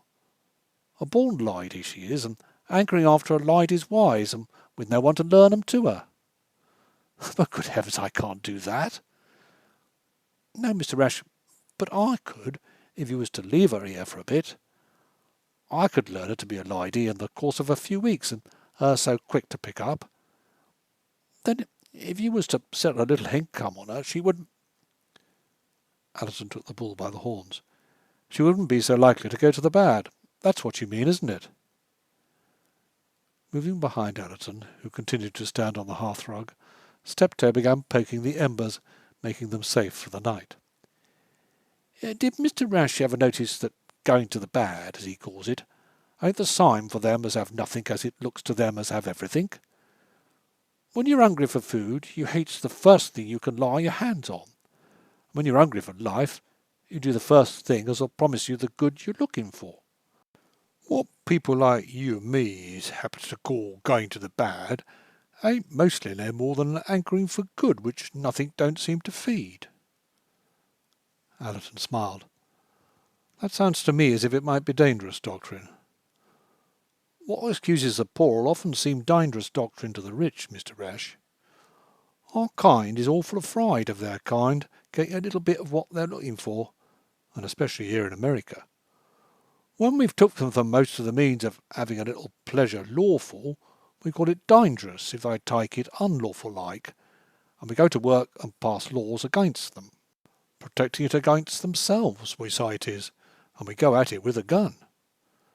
But we're talking of the young lady, sir, quite so. It's on her account as I'm saying what I'm saying. You ask me if I think she'll go to the bad in case we turn her out, and I say that... Allerton started. There's no question of our turning her out. She's sick of it. Then that'd be my point, wouldn't it, sir? If she goes because she's sick of it, why then, natural like, she'll look somewhere else for what she didn't find with us. You may call it going to the bad, but it'll be no more than trying to find in a wrong way what life has denied her in a right one. Allerton, who had never in his life been asked to bear moral responsibility, was uneasy at this philosophy, changing the subject abruptly. Where did she get the clothes? Me and Mr. Rash, went to Margot's this morning and bought a bunch of them." "The deuce you did! And you used my name?" "No, sir," Steptoe returned with dignity. "I used mine. I didn't give no handle to gossip. I pied for the things out of some money I had in hand, my own money, Mr. Rash, and had 'em all sent to me.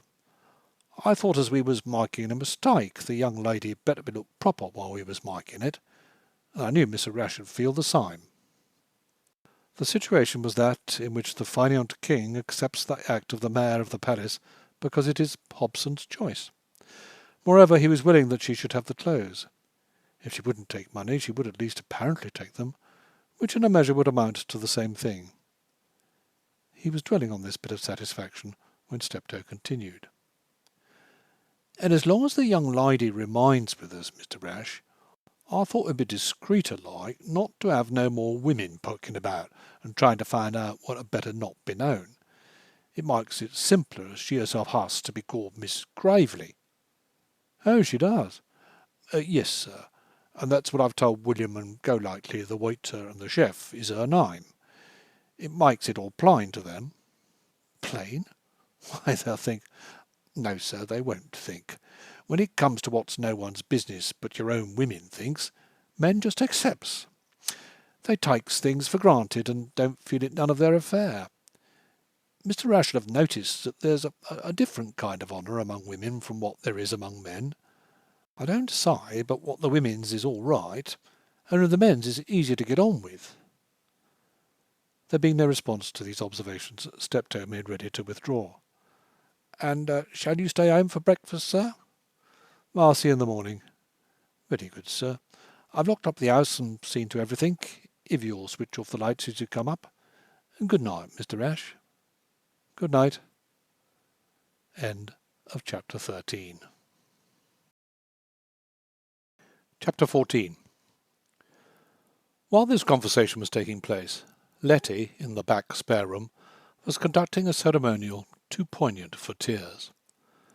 There were tears in her heart, but her eyes only smarted. Taking off the blue-black tea-gown, she clasped it in her arms and kissed it. Then, on one of the padded silk hangers, she hung it far in the depths of the closet, where it wouldn't scorch her sight in the morning. Next, she arrayed herself in a filmy breakfast thing, white with a copper-coloured sash matching some of the tones in her hair and eyes, and simple with an angelic simplicity. Standing before the long mirror, she surveyed herself mournfully. But this robe too she took off, kissed, and laid away. Lastly, she put on the blue-green costume with the turquoise and jade embroidery. She put on also the hat with the feather which shaded itself from green into monkshood blue. She put on a veil and a pair of white gloves. For once she would look as well as she was capable of looking, though no one should see her but herself. Viewing her reflection, she grew frightened. It was the first time she had ever seen her personal potentialities. She had long known that, with half a chance, she could emerge from the cocoon stage of the old grey rag and be at least the equal of the average. But she hadn't expected so radical a change. She was not the same Letty Gravely. She didn't know what she was, since she was neither a star nor a lady, the 2 degrees of elevation of which she had had experience. All she could feel was that with the advantages here presented, she had the capacity to be either. Since, apparently, the becoming a lady was now excluded from her choice of careers, stardom would still have been within her reach, only that she was not to get the necessary half a chance. That was the bitter truth of it. That was to be the result of her walking on blades. All the same, as walking on blades would help her prince, she was resolved to walk on them. For her mother's sake, even for Judson Flax, she had done things nearly as hard when she had not had this incentive. The incentive nerved her to take off the blue-green costume, kissing it a last farewell, and laying it to rest, as a mother a dead baby in its coffin. Into the closet went the bits of lingerie from the consignment just arrived from Paris, and the other spoils of the day. When everything was buried, she shut the door upon it, as in her heart she was shutting the door on her poor little fledgling hopes. Nothing remained to torment her vision or distract her from what she had to do. The old grey rag and the battered black hat were all she had now to deal with. She slept little that night, since she was watching not for daylight, but for that first stirring in the streets which tells that daylight is approaching. Having neither watch nor clock, the stirring was all she had to go by. When it began to rumble and creak and throb faintly in and above the town, she got up and dressed.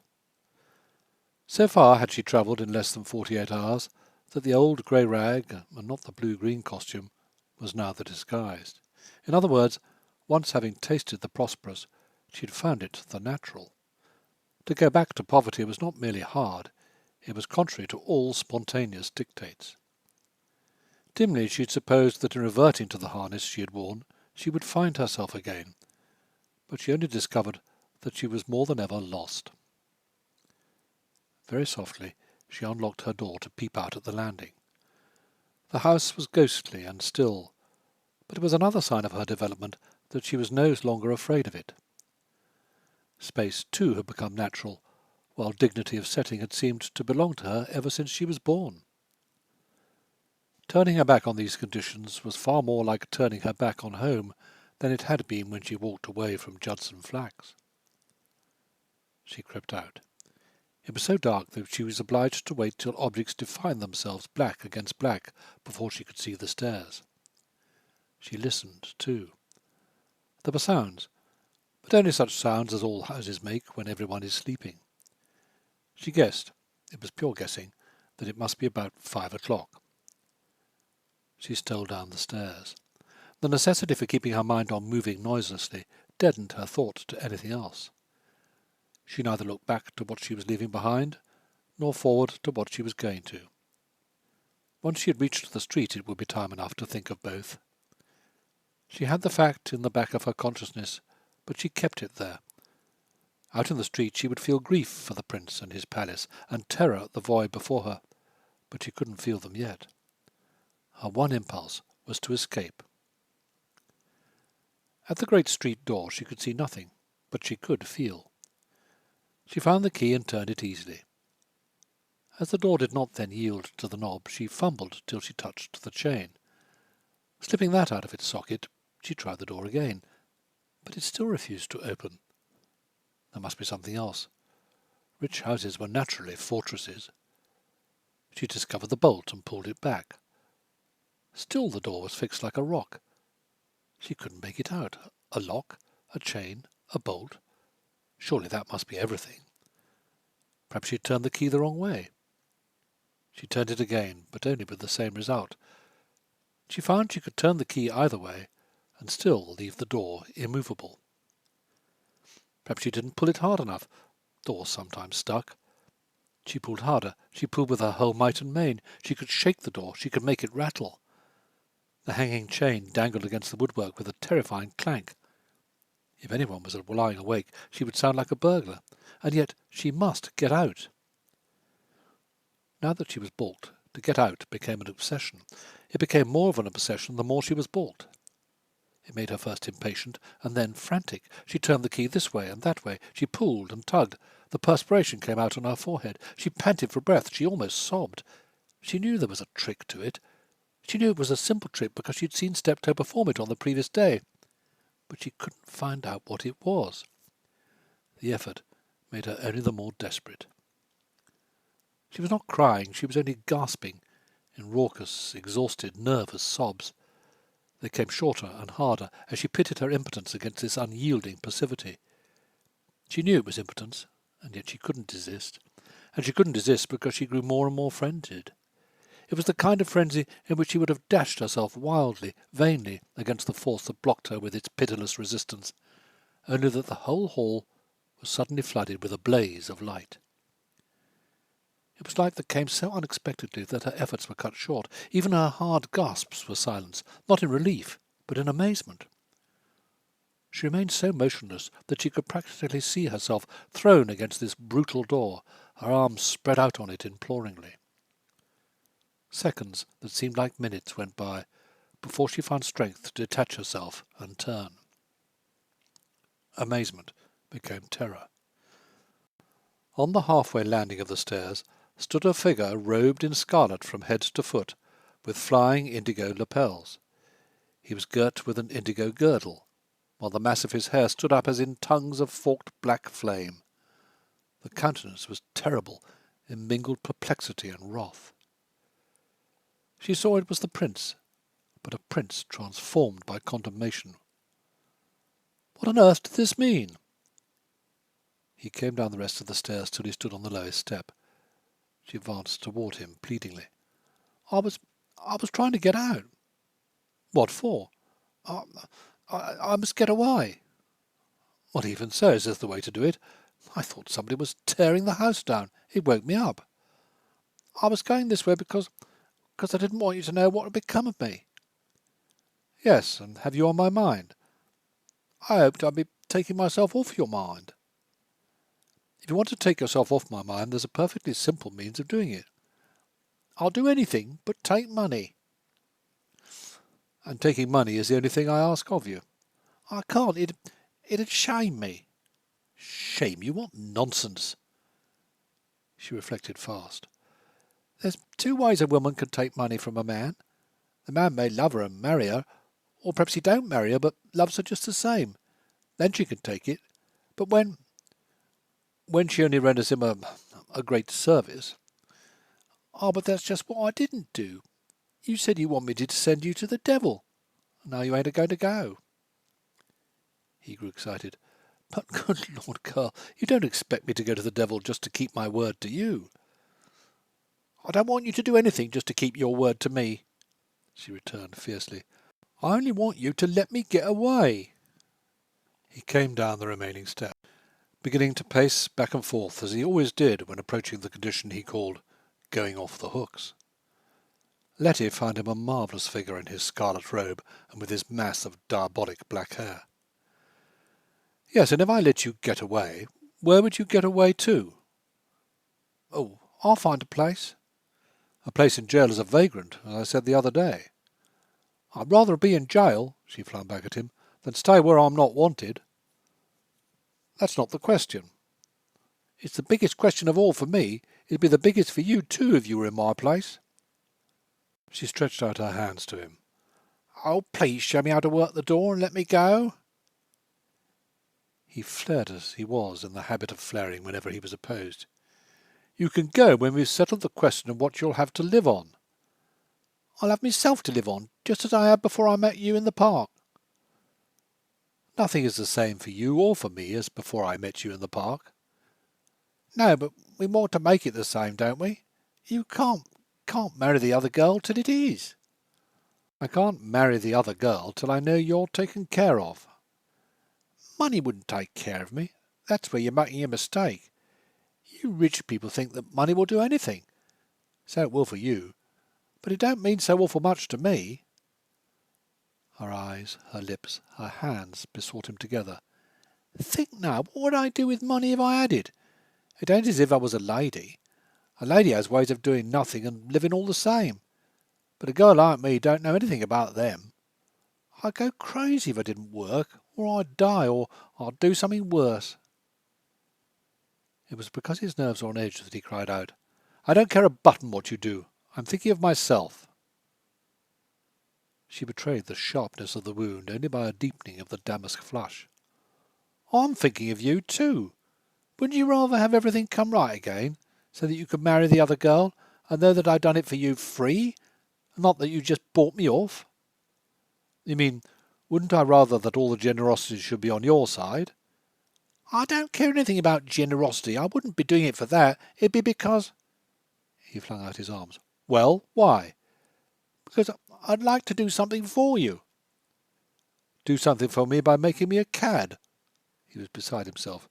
That's what it would come to. That's what you're playing for. I should be a cad. You dress yourself up again in this ridiculous rig. It's not a ridiculous rig. It's me own clothes. Your own clothes now are what I saw you in when I came home last evening.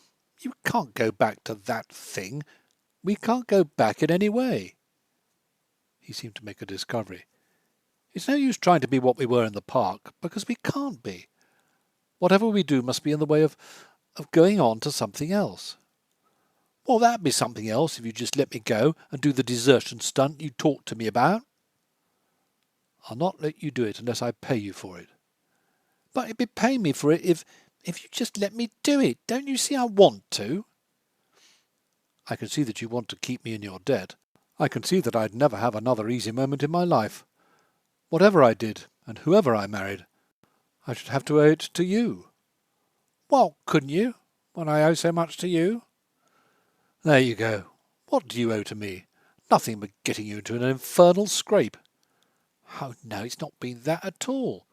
You'd have to be me to understand what it has been. It'll be something to think of all the rest of my life, whatever I do. Yes, and I know how you think of it. Oh, no, you don't. You couldn't. It's nothing to you to come into this beautiful house and see its lovely kind of life. But for me... Oh, don't throw that sort of thing at me, he flamed out, striding up and down. Steptoe's been putting that into your head. He's strong on the sentimental stuff. You and he are in a conspiracy against me. That's what it is. It's a conspiracy. He's got something up his sleeve, I don't know what, and he's using you as his tool. But you don't come of it over me. I'm wise, I am. I'm a fool too. I know it well enough, but I'm not such a fool as to... She was frightened. He was going off the hooks. She knew the signs of it. This rapid speech, one word leading to another, had always been her mother's first sign of super-excitement, until it ended in a scream. If he were to scream, she would be more terrified than she'd ever been in her life. She had never heard a man scream, but then she had never seen a man grow hysterical. His utterance was the more clear-cut and distinct, the faster it became.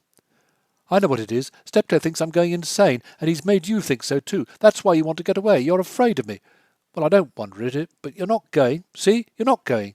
You go when I send you, but you're not to go before. See? I've married you, haven't I? When all is said and done, you're my wife. My wife! He laughed between gritted teeth. My wife! That's my wife! He pointed at her. Rashly Allerton, who thought so much of himself, has married that, and she's trying to do the generous by him. Going up to him timidly, she laid her hand on his arm. Say, mister, would you mind counting 10? The appeal took him so much by surprise that both in his speech and in his walk he stopped abruptly. She began to count slowly, and marking time with her forefinger. 1, 2, 3, 4, 5, 6, 7, 8, 9, 10. He stared at her as if it was she who had gone off the hooks. What do you mean by that? Oh, nothing.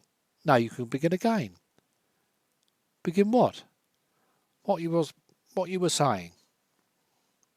What I was saying? He rubbed his hand across his forehead, which was wet with cold perspiration. Well, what was I saying? He was not only dazed, but a pallor stole over his skin, the more ghastly in contrast with his black hair and his scarlet dressing-gown. Isn't there no place you can lay down? I always laid Mama down after a spell of this kind. It did her good to sleep, and she always slept. He said absently, There's a couch in the library. I can't go back to bed. No, you don't want to go back to bed, she agreed, as if she was humouring a child. You wouldn't sleep there. I haven't slept for 2 nights, he pleaded in excuse for himself. Not since... Taking him by the arm, she led him into the library, which was in an L behind the back drawing-room. It was a big, book-lined room with worn, shiny, leather-covered furnishings. On the shiny, leather-covered couch was a cushion which she shook up and smoothed out. Over its foot lay an afghan, the work of the late Mrs. Allerton. Now lay down. He stretched himself out obediently, after which she covered him with the afghan. When he had closed his eyes, she passed her hand across his forehead, on which the perspiration was still thick and cold. She remembered that a bottle of Florida water and a paper fan were among the luxuries of the back spare room. Don't you stir, she warned him. I'm going to get you something. Absorbed in her tasks as nurse, she forgot to make the sentimental reflections in which she could otherwise have indulged. Back to the room from which she had fled, she hurried with no thought that she was doing so. From the grave of hope she disinterred a half-dozen of the spiderweb handkerchiefs to which a few hours previously she had bid a touching adieu. With handkerchiefs, fan, and Florida water, she flew back to her patient, who opened his eyes as she approached. "I don't want to be fussed over," he was beginning fretfully. "Lie still," she commanded. "I know what to do. I'm used to people who are sick, up here." Up here was plainly the forehead, which she mopped softly with a specimen from Margot's Parisian consignment. He closed his eyes. His features relaxed to an expression of relief. Relief gave place to repose when he felt her hand with the cool, scented essence on his brow. It passed and passed again, lightly, soothingly, consolingly. Drowsily he thought that it was Barbara's hand, but a Barbara somehow transformed and grown tenderer. He was asleep. She sat fanning him till a feeble daylight through an uncurtained window warned her to switch off the electricity. Coming back to her place, she continued to fan him, quietly and deftly, with no more than a motion of the wrist. She had the nurse's wrist, slender, flexible, the nurse's hand, strong, shapely, with practical spatulated fingertips. After all, he was in some degree the drowning, unconscious prince, and she the little mermaid. "It'll be a shame when he wakes up. You're not like to find me sitting here." It was broad daylight now. He was as sound asleep as a child. Since she couldn't disturb him by rising, she rose. Since she couldn't disturb him even by kissing him, she kissed him. But she wouldn't kiss his lips, not so much as his cheek or his brow. Very humbly, she knelt and kissed his feet, outlined beneath the afghan. Then she stole away. End of Chapter 14. Chapter 15. The interlacing of destinies is such that you will not be surprised to learn that the further careers of Letty Gravely, of Barbara Walbrook, of Rashleigh Allerton, now turned on Mademoiselle Odette Coucul, whose name not one of the three was ever destined to hear.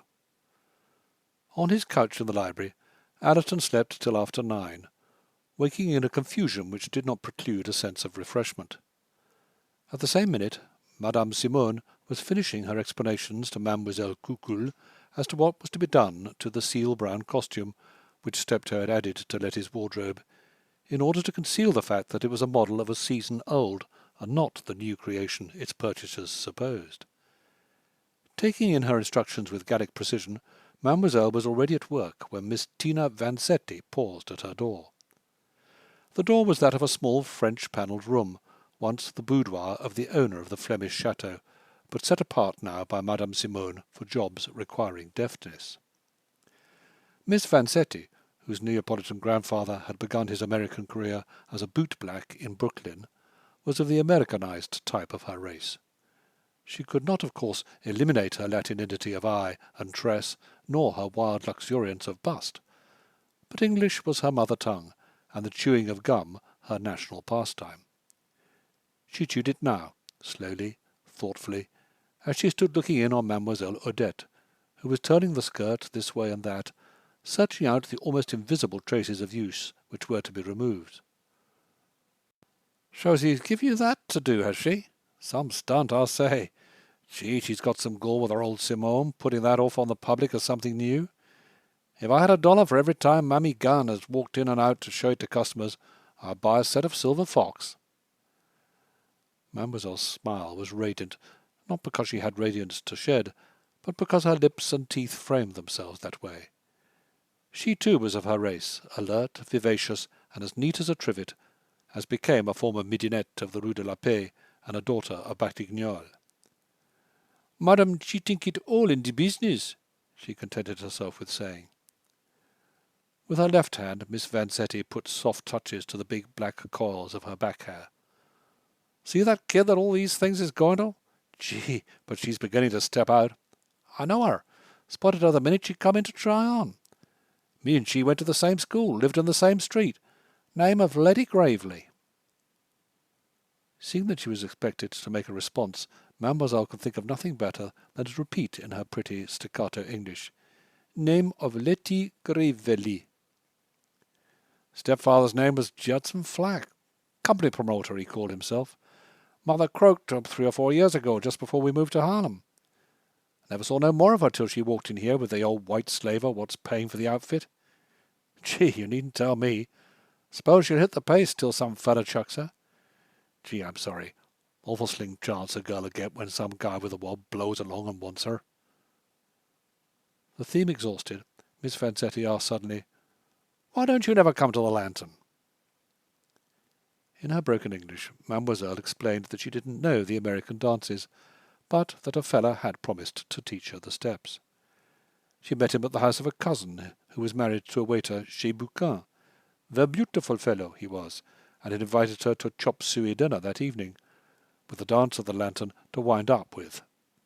Most very beautiful fellow, single, and a detective. Good for you, Miss Vanzetti commanded. If you don't dance, you might as well be dead, I'll say. Keeps you thin, too, and the music of the Lantern is swell. The incident is so slight that to get its significance you must link it up with the sound of the telephone, which, as a simultaneous happening, was waking Judson Flack from a first real sleep after an uncomfortable night.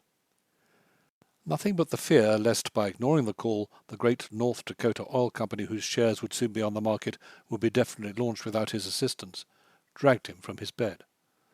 "Hello?" A woman's voice inquired. "Is this Hudson 283J?" "You bet." "Is Miss Gravely in?" "Just gone out. Only round the corner. Back in a few minutes. Say, sister, I'm my stepfather, and I'll take the message." "Tell her to come right over to the Excelsior studio. Casting director's got a part for her. Real part. Small, but a stunner. Outcast girl. I suppose she's got some old Jew to dress it in?" "Sure thing." "Well, tell her to bring him along.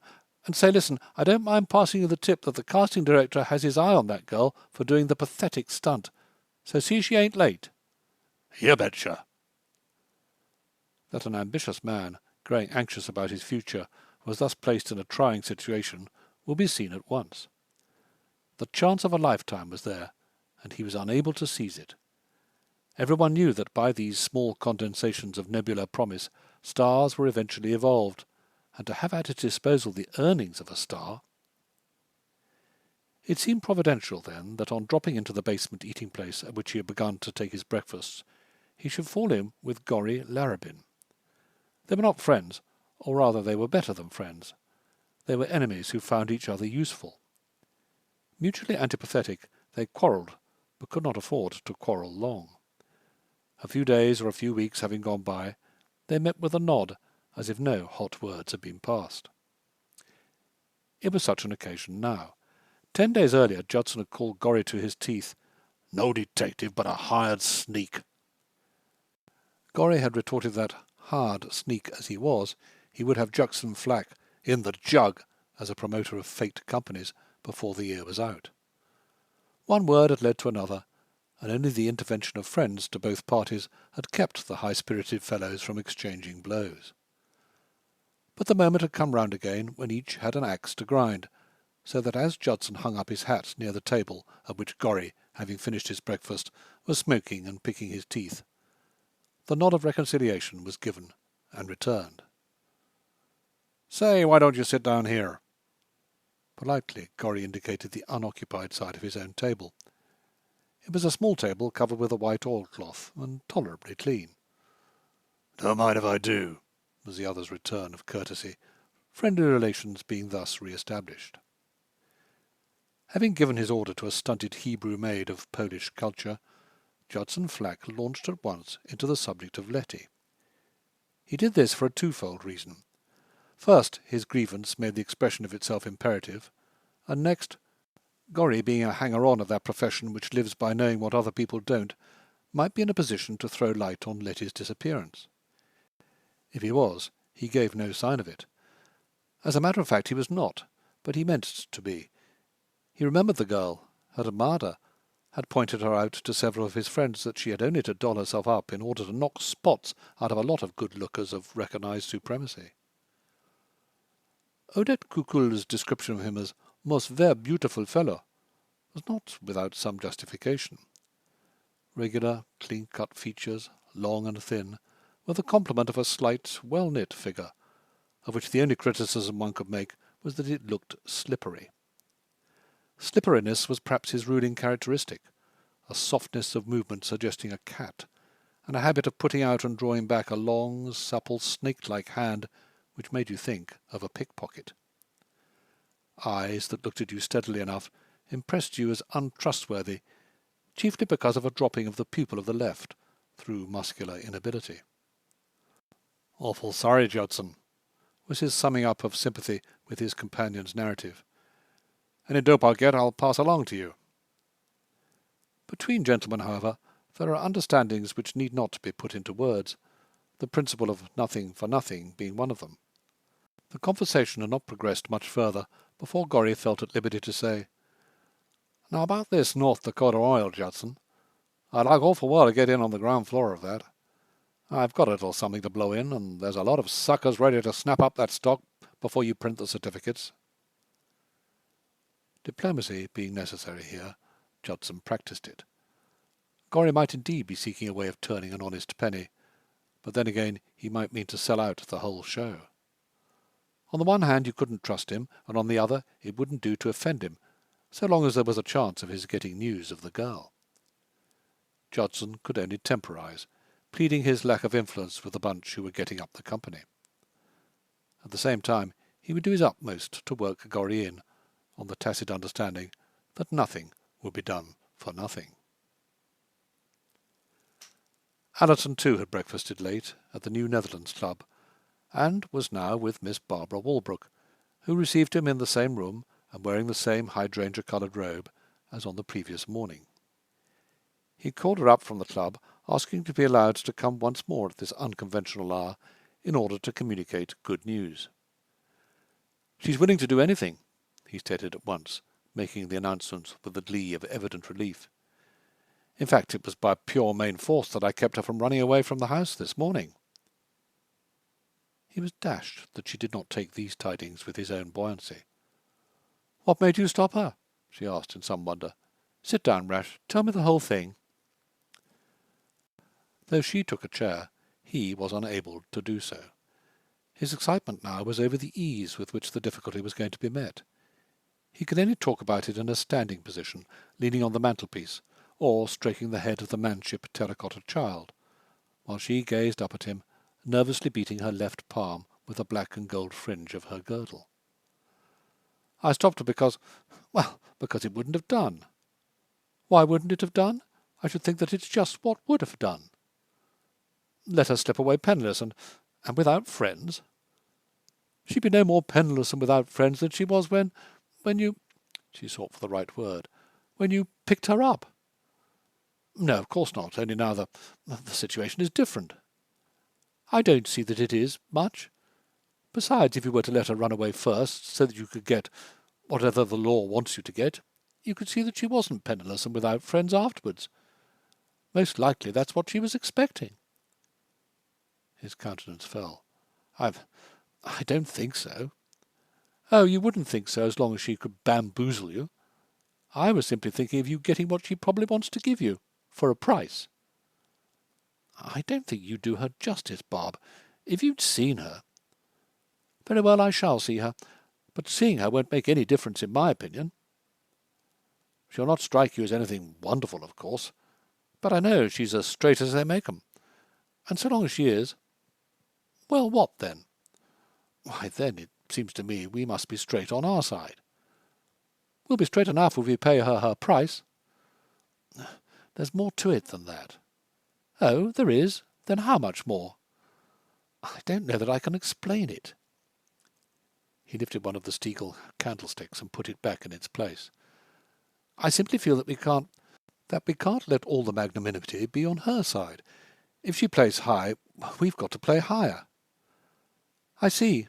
So she's got you there, has she?" "I wish you wouldn't be disagreeable about it, Bob." "My dear Rash," she expostulated, "it isn't being disagreeable to have common sense. It's all the more necessary for me not to abnegate that, for the simple reason that you do." He hurled himself to the other end of the mantelpiece, picking up the second candlestick and putting it down with force. It's surely not abnegating common sense just to recognise honesty.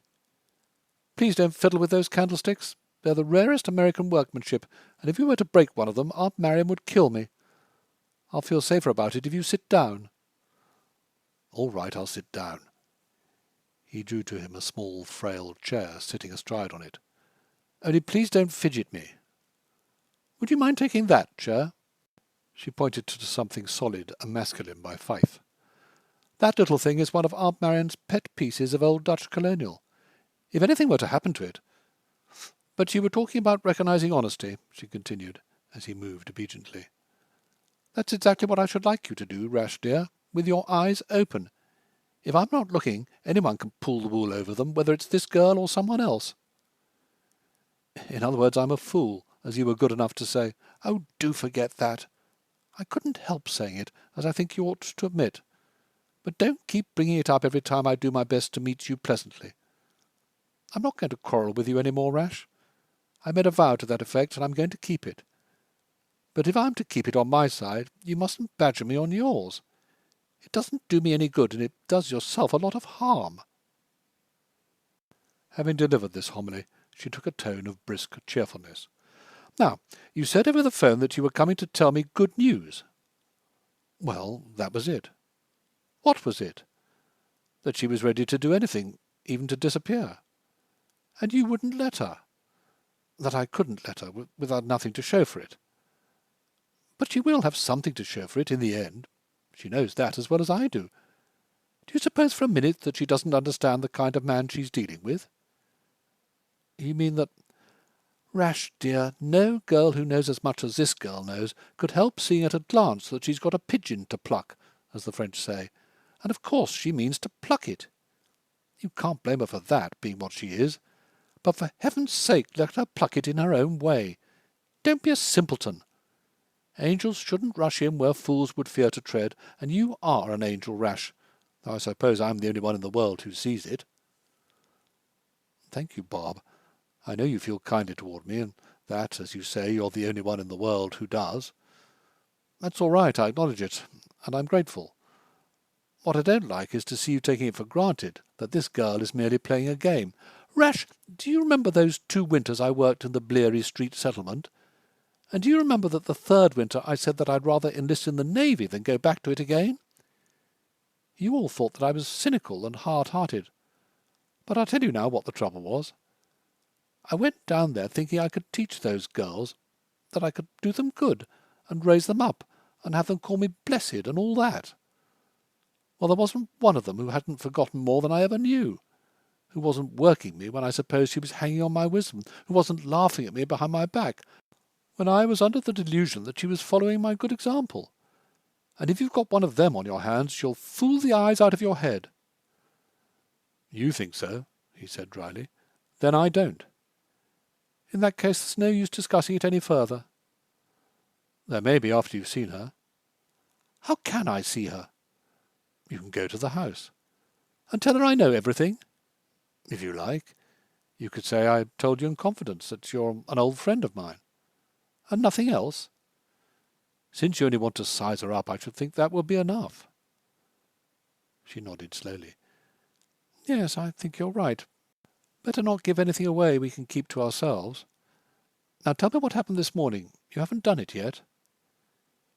He told her everything. How he had been waked by hearing someone fumbling with the lock of the door. Whether inside or outside the house he couldn't tell. How he had gone to the head of the stairs and switched on the lower hall light. How she had flung herself against the door as a little grey bird might dash itself against its cage in its passion to escape. She staged it well, didn't she? She must have brains.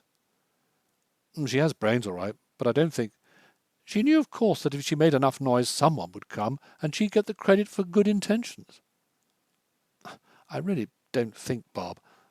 Now let me tell you, you'll see what she's like. I felt very much as you do. I was right on the jump, got all worked up. Would have gone clean off the hooks if— There followed the narrative of his loss of temper, of his wild talk, of her clever strategy in counting 10. Just like a cold douche it was, and the faint turn he so often had after spells of emotion. To convince Miss Walbrook of the queer little thing's ingenuousness, He told her how she made him lie down on the library couch, covered him up, rubbed his brow with Florida water, and induced the best sleep he had had in months. She surprised him by springing to her feet, her arms outspread. "You great big idiot! Really, there's no other name for you!" He gazed up at her in amazement. "What's the matter now?" Flinging her hands about, she made inarticulate sounds of exasperation beyond words. "There, that'll do," she threw off, when he jumped to her side to calm her by taking her in his arms. "I'm not off the hooks. I don't know anyone to rub Florida water on my brow and hold my hand and cradle me to sleep." "She didn't," he exclaimed with indignation. "She never touched my hand. She just— Oh, I know what she did, and of course I'm grateful. I'm delighted that she was there to do it. Delighted. I quite see now that you couldn't let her go when you knew your fit was coming on. I've seen you pretty bad, but I've never seen you as bad as that. And I must say I never should have thought of counting 10 as a cure for it." "Well, she did." "Quite so. And if I were you, I'd never go anywhere without her. I'd keep her on hand in case I took a turn." He was looking more and more reproachful. "I must say, Bob, I don't think you're very reasonable." She pushed him from her with both hands against his shoulders.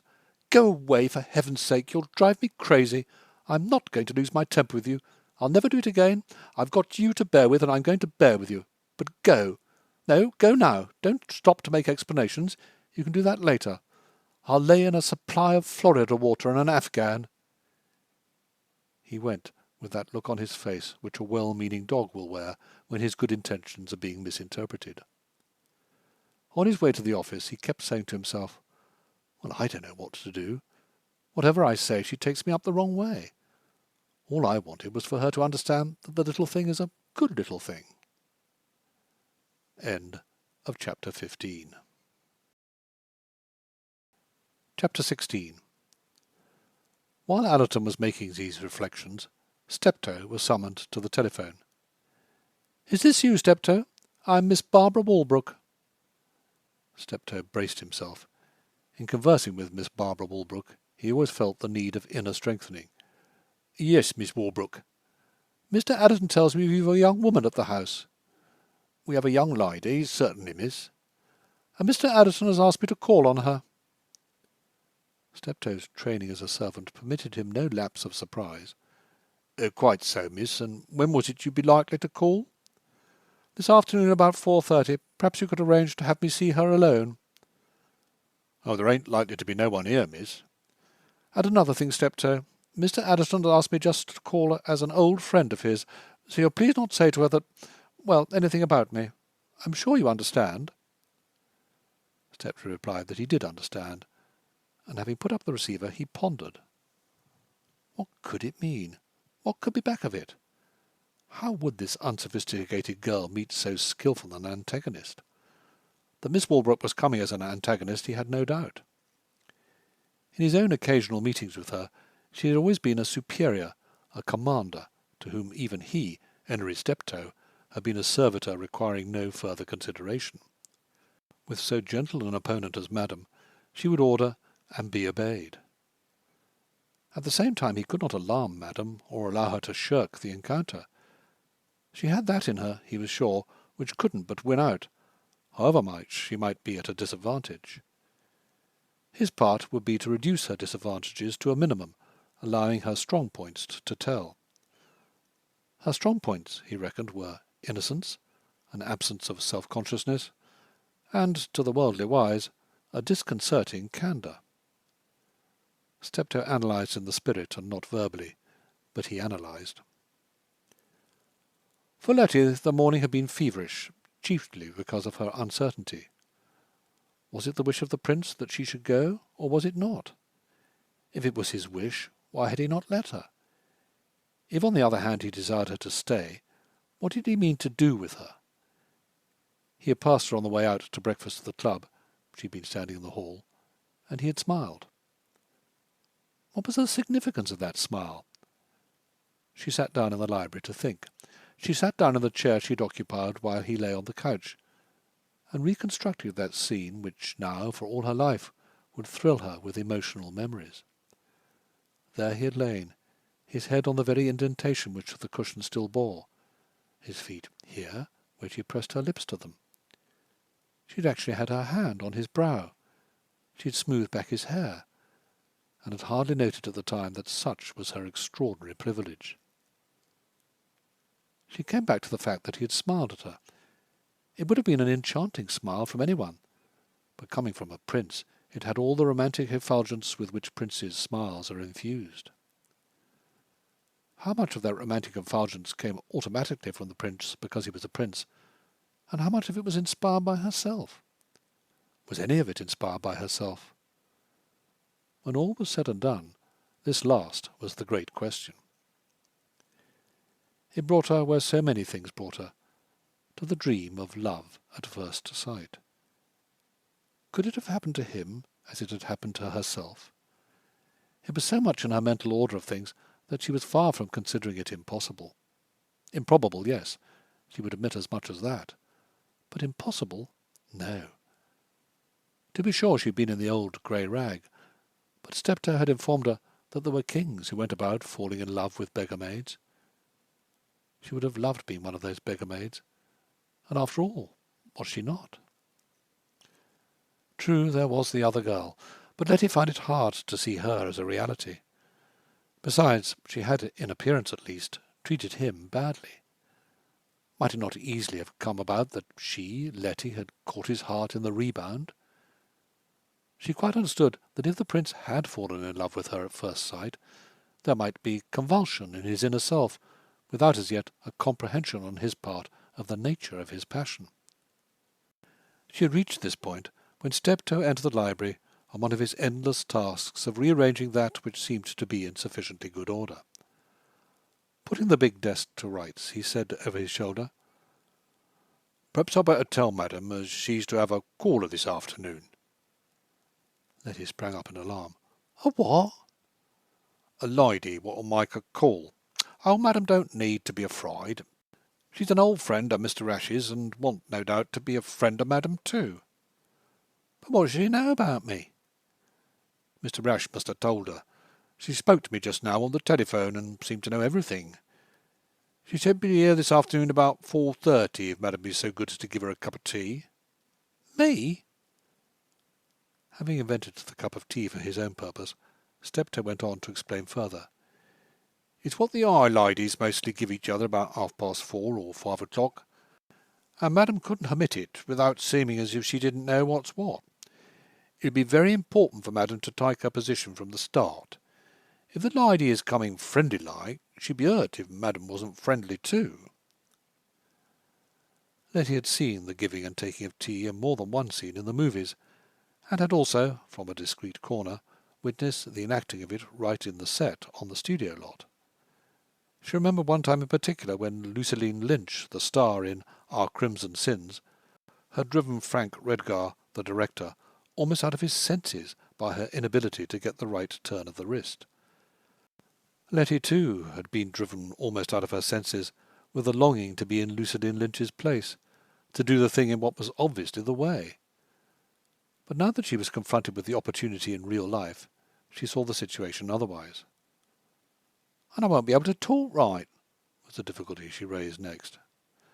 "That'll be a chance for Madam to listen and catch on. She's awfully quick, Madam is, and by listening to Miss Walbrook, that's the lady's name, and listening to herself," he broke off to emphasize this line of suggestion, "it's listening to herself that'll help Madam most. It's a thing as hardly no one does. If they did, they'd be horrified at their squawky voices and bad pronunciation. If I didn't listen to myself, why, I'd talk as bad as anyone, but, well, as I say, this'll give Madam a chance. All the time what Miss Walbrook is speaking, Madam can be listening to her, and listening to herself too, and if she makes mistakes this time, she'll make fewer the next." Letty was pondering these hints as he continued.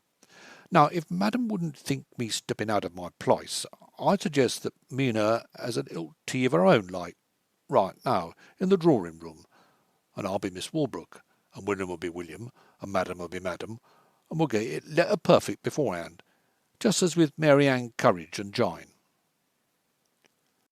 No sooner said than done. Letty was already wearing the white filmy thing with the copper sash, buried with solemn rites on the previous night, but disinterred that morning, which did very well as a tea-gown. Steptoe placed her in the corner of the sofa which the light Mrs. Allerton had generally occupied when receiving company, and William brought in the tea equipage on a gorgeous silver tray. Before he did this, it had been necessary to school William to his part, which, to do him justice, he carried out with becoming gravity. Any reserves he might have felt were expressed to Golightly by a wink behind Steptoe's back before he left the kitchen. The wink was the more expressive, owing to the fact that Golightly and William had already summed up the old fellow as balmy on the bean, while their part was to humour him. Plain as a bursting shell seemed to William, Miss Gravedy's position in the household, and Steptoe's chivalry towards her, an eccentricity which a sense of humour could enjoy. Otherwise they justified his reading of the fundamental non-morality of men in bringing no condemnation to bear on anyone concerned. Being themselves two almost incapacitated heroes, with jobs likely to prove soft, it was wise, they felt, to enter into Steptoe's comedy. At 10:30 in the morning, therefore, Golightly prepared tea and buttered toast, while William arranged the tea-tray with those over-magnificent appointments which had been the light Mrs. Allerton's taste. From her corner of the sofa, Letty heard the butler announce, in a voice stately but not stentorian, "Miss Barbara Walbrook." He was so near the door that to step out and step in again was the work of a second. In stepping in again he trod daintily, wriggling the back part of his person better to simulate the feminine. In order that Letty should nowhere be caught unaware, he put out his hand languidly, back upward, as princesses do when they expect it to be kissed. "So delighted to find you at home, Mrs. Allerton. It's such a very fine day, I was sure as you'd be out." Rising from her corner, Letty shook the relaxed hand as she might have shaken a dog's tail. "Very pleased to meet you." From the histrionic, Steptoe lapsed at once into the critical. "I think if Madam was to say, 'So glad to be at home, Miss Walbrook, do let me ring for tea,' it'd be more like the light Mrs. Allerton." Obediently Letty repeated this formula, had the bell pointed out to her, and rang. The ladies having seated themselves, Miss Walbrook continued to improvise on the subject of the weather. "Some of these Doctober days will be just like summer-time, and then again there'll be a nip in the wind that'll so fairly freeze you. A good time of year to get out your furs, and I'm sure I hope as how the moths haven't gone and got at 'em. Awfully nasty things, them moths. They say as everything in the world has a use, but I'm sure I don't see what use there is for moths eating holes in the seats of gentlemen's trousers, no matter what you do to keep the coat closet aired, and everything like that. What do you say, Mrs. Allerton?"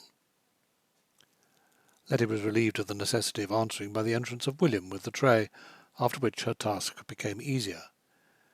Used to making a good cup of tea in an ordinary way, the doing it with this formal ceremoniousness was only a matter of revision. As if it was yesterday she recalled the instructions given to Lucy Lynn Lynch. "Lemon? Cream? 1 lump? 2 lumps?" so that Miss Walbrook was startled by her readiness. She, Miss Walbrook, was betrayed, in fact, into some confusion of personality, stating that she would have cream and no sugar, and that furthermore Englishmen like herself hardly ever took lemon in their tea, and in her opinion no one ever did to whom the tea-drinking habit was habitual. "It's a question of taste," Miss Walbrook continued, sipping with a soft siffling noise in the way he considered to be ladylike. "Them as has drunk tea with their mother's milk, as you might say, will take cream and sugar, one or both, but them as has picked up the habit in lighter life often condescend to lemon." What the rehearsal did for Letty was to make the mechanical task familiar, while she concentrated her attention on Miss Walbrook. It has to be admitted that to Barbara Walbrook Letty was a shock. Having worked for 2 years in the Bleary Street settlement, she had her preconceived ideas of what she was to find, and she found something so different that her first consciousness was that of being sold. Steptoe had received her at the door, and having ushered her into the drawing-room, announced, "Miss Barbara Walbrook," as if she had been calling on a duchess. From the semi-obscurity of the back drawing-room, a small, lithe figure came forward a step or two. The small, lithe figure was wearing a tea-gown, of which so practised an eye as Miss Walbrook's could not but estimate the provenance of value, while a sweet voice said, "I'm so glad to be at home, Miss Walbrook. Do let me ring for tea." Before a protest could be voiced, the bell had been rung, so that Miss Walbrook found herself sitting in the chair Steptoe had used in the morning, and listening to her hostess as she listened to people in a dream. "Beautiful weather for October, isn't it? Some of these October days will be just like summer-time. And then again there'll be a nip in the wind that'll fairly freeze you. A good time of year to get out your furs, isn't it? And I'm sure the hope the moths haven't got at them. Awfully nasty things, moths." Letty's further attempts were interrupted by William bearing the tray as he had borne it in the morning, and in the minutes of silence while he placed it, Miss Walbrook could go through the mental process known as pulling oneself together. But she couldn't pull herself together without a sense of outrage. She was expected to feel shame vicariously for Rash. She had not expected to be asked to take part in a horrible bit of play-acting. This dressing up, this mock hospitality, this desecration of the things which dear Mrs. Allerton had used, this mingling of ignorance and pretentiousness, inspired a rage prompting her to fling the back of her hand at the ridiculous creature's face. She couldn't do that, of course. She couldn't even express herself as she felt. She had come on a mission, and she must carry out that mission, and to carry out the mission she must be as suave as her indignation would allow of. She was morally the mistress of this house. Rash, and all Rash owned, belonged to her. To see this strumpet sitting in her place. It did nothing to calm her that while she was pressing Rash's ring into her flesh beneath her glove, this vile thing was wearing a plain gold band, just as if she was married. She could understand that if they had absurdly walked through an absurd ceremony, the absurd minister who performed it might have insisted on this absurd symbol. But it should have been snatched from the creature's hand the minute the business was ended. They owed that to her. Hers was the only claim Rash had to consider, and to allow this farce to be enacted beneath his roof. But she remembered that Letty didn't know who she was, or why she had come, or the degree to which she, Barbara Walbrook, saw through this foolery. Letty repeated her little formula. "Lemon? Cream? 1 lump? 2 lumps?" Though before she reached the end of it her voice began to fail. Catching the hostility in the other woman's bearing, she felt it the more acutely because in style, dress, and carriage this was the model she would have chosen for herself. Miss Walbrook waved hospitality aside. "Thank you, no, nothing in the way of tea." She nodded over her shoulder towards William's retreating form. "Who is that man?" Her tone was that of a person with the right to inquire. Letty didn't question that right, knowing the extent to which she herself was a usurper. "His name is William. How did he come here?" I don't know." "Where are Nettie and Jane?" They've left." "Left? Why?" I don't know." "And has Mrs. Courage left too?" Letty nodded, the damask flush flooding her cheeks darkly. "When? Since you came?" Letty nodded again. She knew that this was the bar of social judgment of which she had been afraid. The social judge continued. "That must be very hard on Mr. Allerton." Letty bowed her head. "I suppose it is. He's not used to new people about him, and it's not good for him. I don't know whether you've seen enough of him to know that he's something of an invalid." "I know," she touched her forehead, "that he's sick up here." "Oh, do you? Then I shouldn't have thought that you'd have—" But she dropped this line to take up another. "Yes, he's always been so. When he was a boy they was afraid he might be epileptic. And though he never was as bad as that, he's always needed to be taken care of. He can do very wild and foolish things, as you've discovered for yourself." Letty felt herself now a little shameful lump of misery. This woman was so experienced, so right. She spoke with a decision and an authority which made love at first sight a fancy to blush at. Letty could say nothing, because there was nothing to say. And meanwhile the determined voice went on. It's terrible for a man like him to make such a mistake, because being what he is, he can't grapple with it as a stronger or a coarser man would do. But here Letty saw something that might be faintly pleaded in her own defence. He says he wouldn't have made the mistake if that other girl hadn't been crazy. Barbara drew herself up. Did he say that? He said something like it. He said she went off the hooks, just like he did himself. She raised her eyes. Do you know her, Miss Walbrook? Yes, I know her. She must be an awful fool. Barbara prayed for patience. What makes you say so? Oh, just what he's said. And what has he said? Has he talked about her to you? He hasn't talked about her. He's just let things out. What sort of things? Only that sort, she added, as if to herself. I don't believe he thinks much of her. Barbara's self-control was miraculous. I've understood that he was very much in love with her. Well, perhaps he is. Letty's little movement of the shoulders hinted that an expert wouldn't be of this opinion. He may think he is, anyhow. But if he thinks he is... Letty's eyes rested on her visitor with their compelling candour. I don't believe men know much about love. Do you, Miss Walbrook? It depends. All men haven't had as much experience of it as I suppose you've had. Oh, I haven't had any. The candour of the eyes was now in the whole of the truthful face. Nobody was ever in love with me. Never. I never had a fella, nor nothing. In spite of herself, Barbara believed this. She couldn't help herself. She could hear Rash saying that whatever else was wrong in the ridiculous business, the girl herself was straight.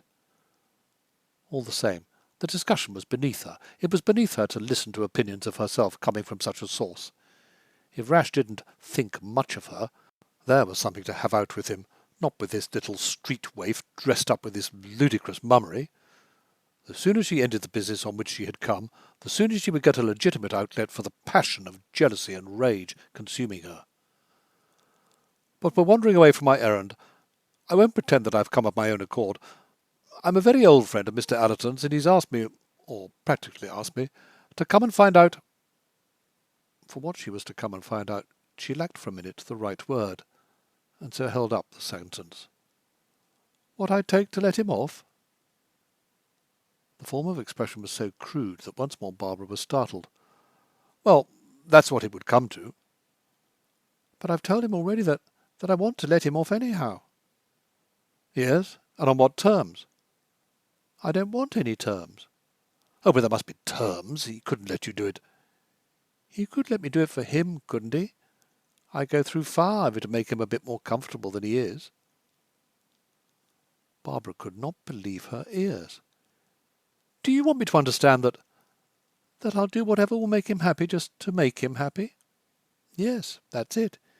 He didn't need to send anyone to ask me, because I've told him so already. He wants me to get out. Well, I'm ready to get out. He wants me to go to the bad. Well, I'm ready. Yes, he understands all that, but don't you see, a man in his position couldn't take such a sacrifice from a girl in yours, unless he pays me for it in cash. That's putting it in a nutshell. If you owned a house, for instance, and I wanted it, I'd buy it from you and pay you for it. But I couldn't take it as a gift, no matter how liberal you were, nor how much I needed it. I can see that about a house, but your own self is different. I could sell a house when I couldn't sell myself. Oh, but would you call that selling yourself? It'd be selling myself the way I look at it. When I'm so ready to do what he wants, I can't see why he don't let me. She added tearfully, Did he tell you about this morning? She nodded. Yes, he told me about that. Well, I would have gone then if I'd known how to work the door. Oh, that's easy enough. Do you know? Why, yes. Will you show me? Miss Walbrook rose. It's so simple, she continued as they went toward the door. You see, Mr. Addison's mother always kept a lot of valuable jewellery in the house, and she was afraid of burglars. She had the most wonderful pearls. I suppose Mr. Addison has them still, locked away in some bank. Burglars would never come in by the front door, my aunt used to tell her, but they reached the door itself. Now, you see there's a common lock, a bolt, and a chain. Letty explained that she had discovered them already. But you see these two little brass knobs over here? That's the trick. You push this one this way, and that one that way, and the door is locked with an extra double lock, which hardly anyone would suspect. See? She shook the door, which resisted as it had resisted Letty in the morning. Now, you push that one this way, and this one that way, and there you are. She opened the door to show how easily the thing could be done, and the door being opened, she passed out. She had not intended to go in this way, but, after all, was not her mission accomplished? It was nothing to her whether this girl accepted money or whether she did not. The one thing essential was that she should take herself away, and if she was sincere in what she said, she had now the means of doing it. Without troubling herself to take her leave, Miss Walbrook went down the steps. Before turning toward Fifth Avenue, she glanced back. Letty was standing in the open doorway, her flaming eyes wide, her expression puzzled and wounded. "It's nothing to me," Barbara repeated to herself firmly. But because she was a lady, as she understood the word lady, almost before she was a woman, she smiled faintly, with a distant, and yet not discourteous, inclination of the head. End of Chapter 16. Chapter 17. It was because she was a lady, as she understood the word lady, that by the time she walked the few steps into Fifth Avenue, Miss Walbrook already felt the inner reproach of having done something mean. To do anything mean was so strange to her that she didn't at first recognize the sensation. She only found herself repeating two words, and repeating them uneasily. Noblesse oblige. Nevertheless, on the principle that all's fair in love and war, she fought this off. Either she must go, or I must. That she herself should go was not to be considered, therefore the other must go, and by the shortest way. The shortest way was the way she had shown her, and which the girl herself was desirous to take. There was no more than that to the situation. There was no more than that to the situation, unless it was that the strong was taking a poor advantage of the weak. But then, why shouldn't the strong take any advantage it possessed? What otherwise was the use of being strong? The strong prevailed, and the weak went under. That was the law of life. To suppose that the weak must prevail because it was weak was sheer sentimentality. All the same, those two inconvenient words kept dinning in her ears. Noblesse oblige. She began to question the honesty which in Letty's presence had convinced her. It was probably not honesty at all. She had known girls in the Bleary Street settlement who could persuade her that black was white, but who had proved on further knowledge to be lying all round the compass. When it wasn't lying, it was bluff. It was possible that Letty was only bluffing, that in her pretence at magnanimity she was simply scheming for a bigger price. In that case, she, Barbara, had called the bluff very skilfully. She had put her in a position in which she could be taken at her word. Since she was ready to go, she could go. Since she was ready to go to the bad. Miss Walbrook was not prim. She knew too much of the world to be easily shocked, in the old conventional sense. Besides, her Bleary Street work had brought her into contact with girls who had gone to the bad, and she had not found them different from other girls. If she hadn't known... She could contemplate without horror, therefore, Letty's taking desperate steps, if indeed she hadn't taken them long ago, and yet she herself didn't want to be involved in the proceeding. It was one thing to view an unfortunate situation from which you stood detached, and another to be in a certain sense the cause of it. She would not really be the cause of it, whatever the girl did, since she, the girl, was a free agent, and of an age to know her own mind. Moreover, the secret of the door was one which she couldn't help finding out in any case. She, Miss Walbrook, could dismiss these scruples, and yet there was that uncomfortable sing-song humming through her brain. Noblesse oblige, noblesse oblige. I must get rid of it, she said to herself as Wild Goose admitted her. I've got to be on the safe side. I can't have it on my mind. Going to the telephone before she had so much as taken off her gloves, she was answered by Steptoe. "This is Miss Walbrook again, Steptoe. I should like to speak to the young woman." Steptoe, who had found Letty crying after Miss Walbrook's departure, answered with resentful politeness. "I'll speak to Miss Allerton, miss. She may be able to come to the telephone." "Yes?" came later in a feeble, teary voice. "This is Miss Walbrook again. I'm sorry to trouble you the second time." "Oh, that doesn't matter." "I merely wanted to say, what perhaps I should have said before I left, that I hope you won't use the information I gave you as I was leaving. At any rate, not at once." "Do you mean the door?" "Exactly.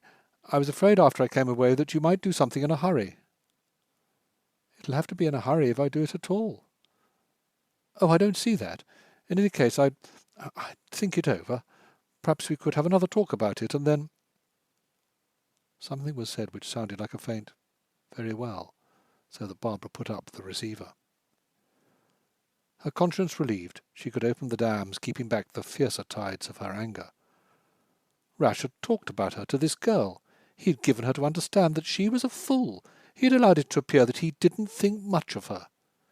No matter what he had said, the girl had been able to make these inferences. What was more, these inferences might be true. Perhaps he didn't think much of her. Perhaps he only thought he was in love with her. The idea was so terrible that it stilled her, as approaching seismic storm will still the elements. She moved about the drawing-room, taking off her gloves, her veil, her hat, and laying them together on a table, as if she was afraid to make a sound. She was standing beside that table, not knowing what to do next or where to go, when Wildgoose came to the door to announce, "Mr. Allerton." "I've seen her."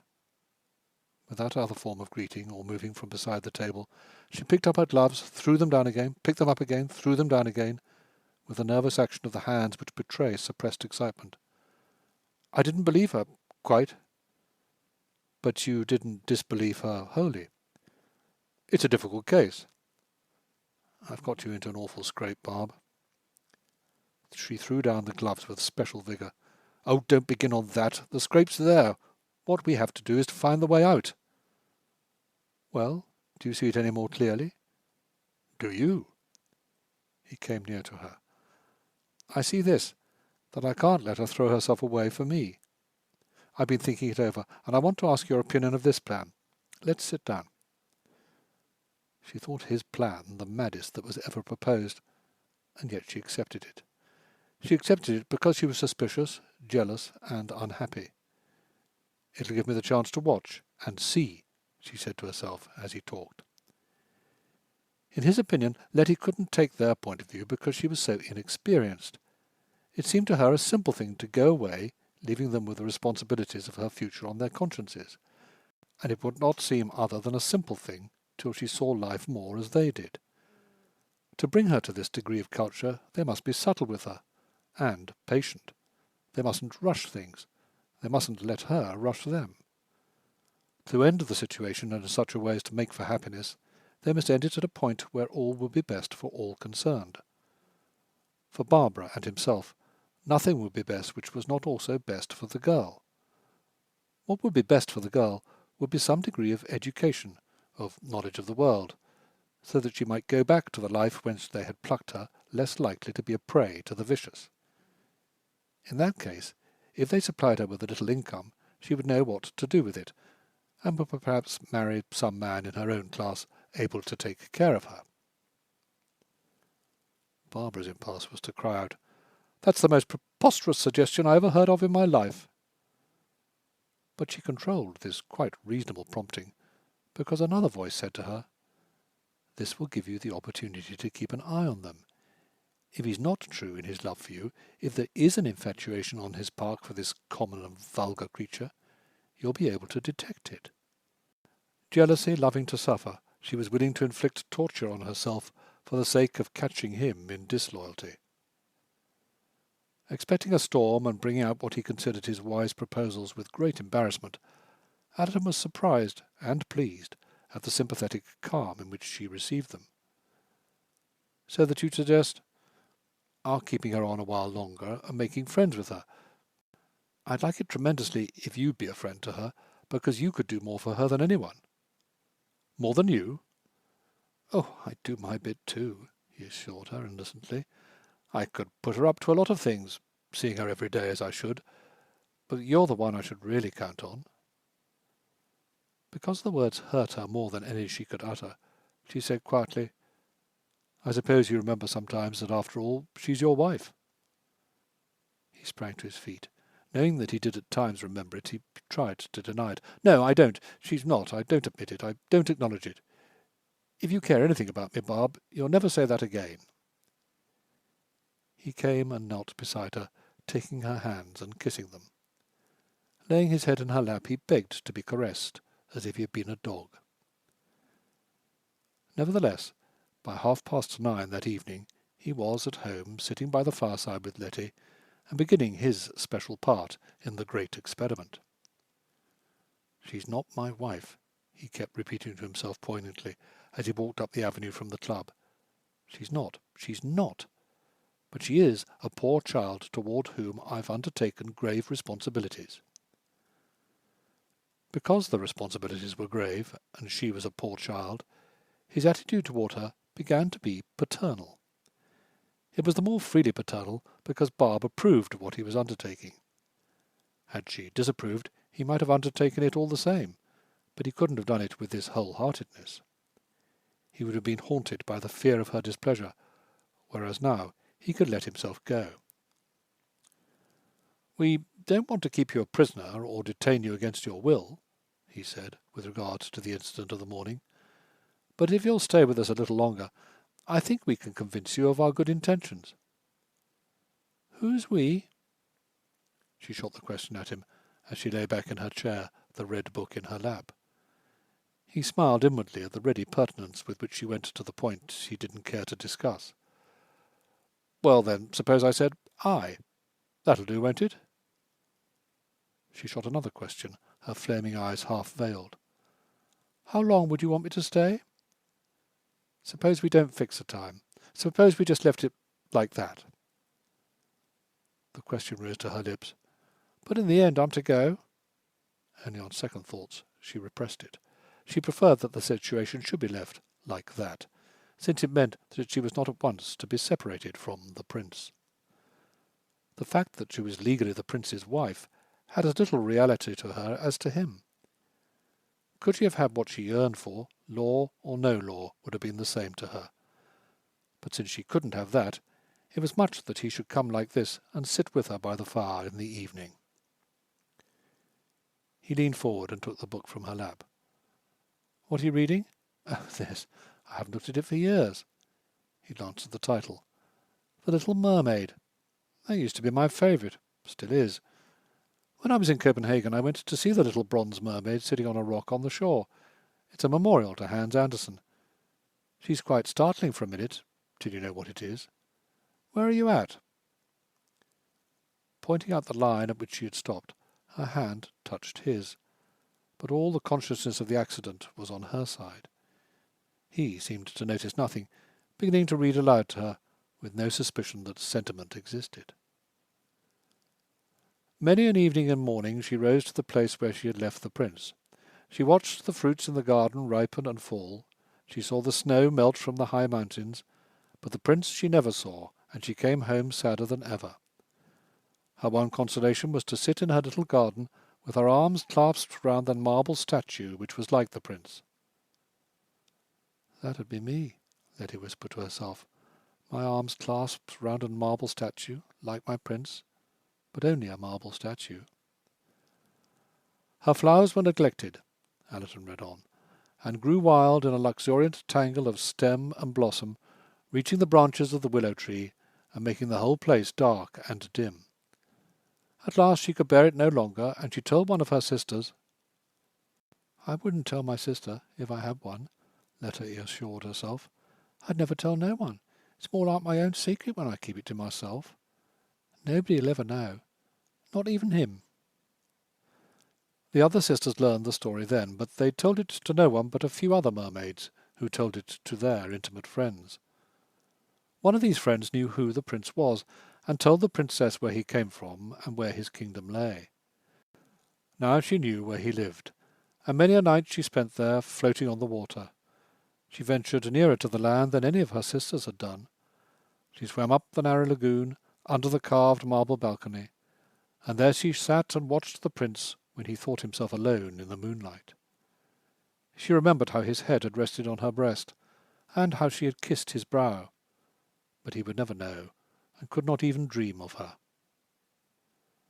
Letty had not kissed her prince's brow, but she had kissed his feet, but he would never know that, and would dream of her no more than this other prince of the little thing who loved him. Allerton continued to read on, partly because the old tale came back to him with its enchanting loveliness, partly because reading aloud would be a feature of his educational scheme, and partly because it soothed him to be doing it. He could never read to Barbara. Once, when he tried it, the sound of his voice and the monotony of his cadences so got on her nerves that she stopped him in the middle of a word. But this girl, with her uncritical mind and her gratitude for small bits of kindliness, gave him confidence in himself by her rapt way of listening. She did listen raptly, since a prince's reading must always be more arresting than that of ordinary mortals, and also because, both consciously and subconsciously, she was taking his pronunciation as a standard. And, just at this minute, her name was under discussion in a brilliant gathering at the Hindu Lantern in another quarter of New York. If you know the Hindu Lantern, you know how much it depends on atmosphere. Once a disused warehouse in a section of the city which commerce had forsaken, the enthusiasm for the dance which arose about 1910 has made it a temple. It gains, too, by being a temple of the esoteric. The Hindu Lantern is not everybody's lantern, and does not swing in the open, vulgar street.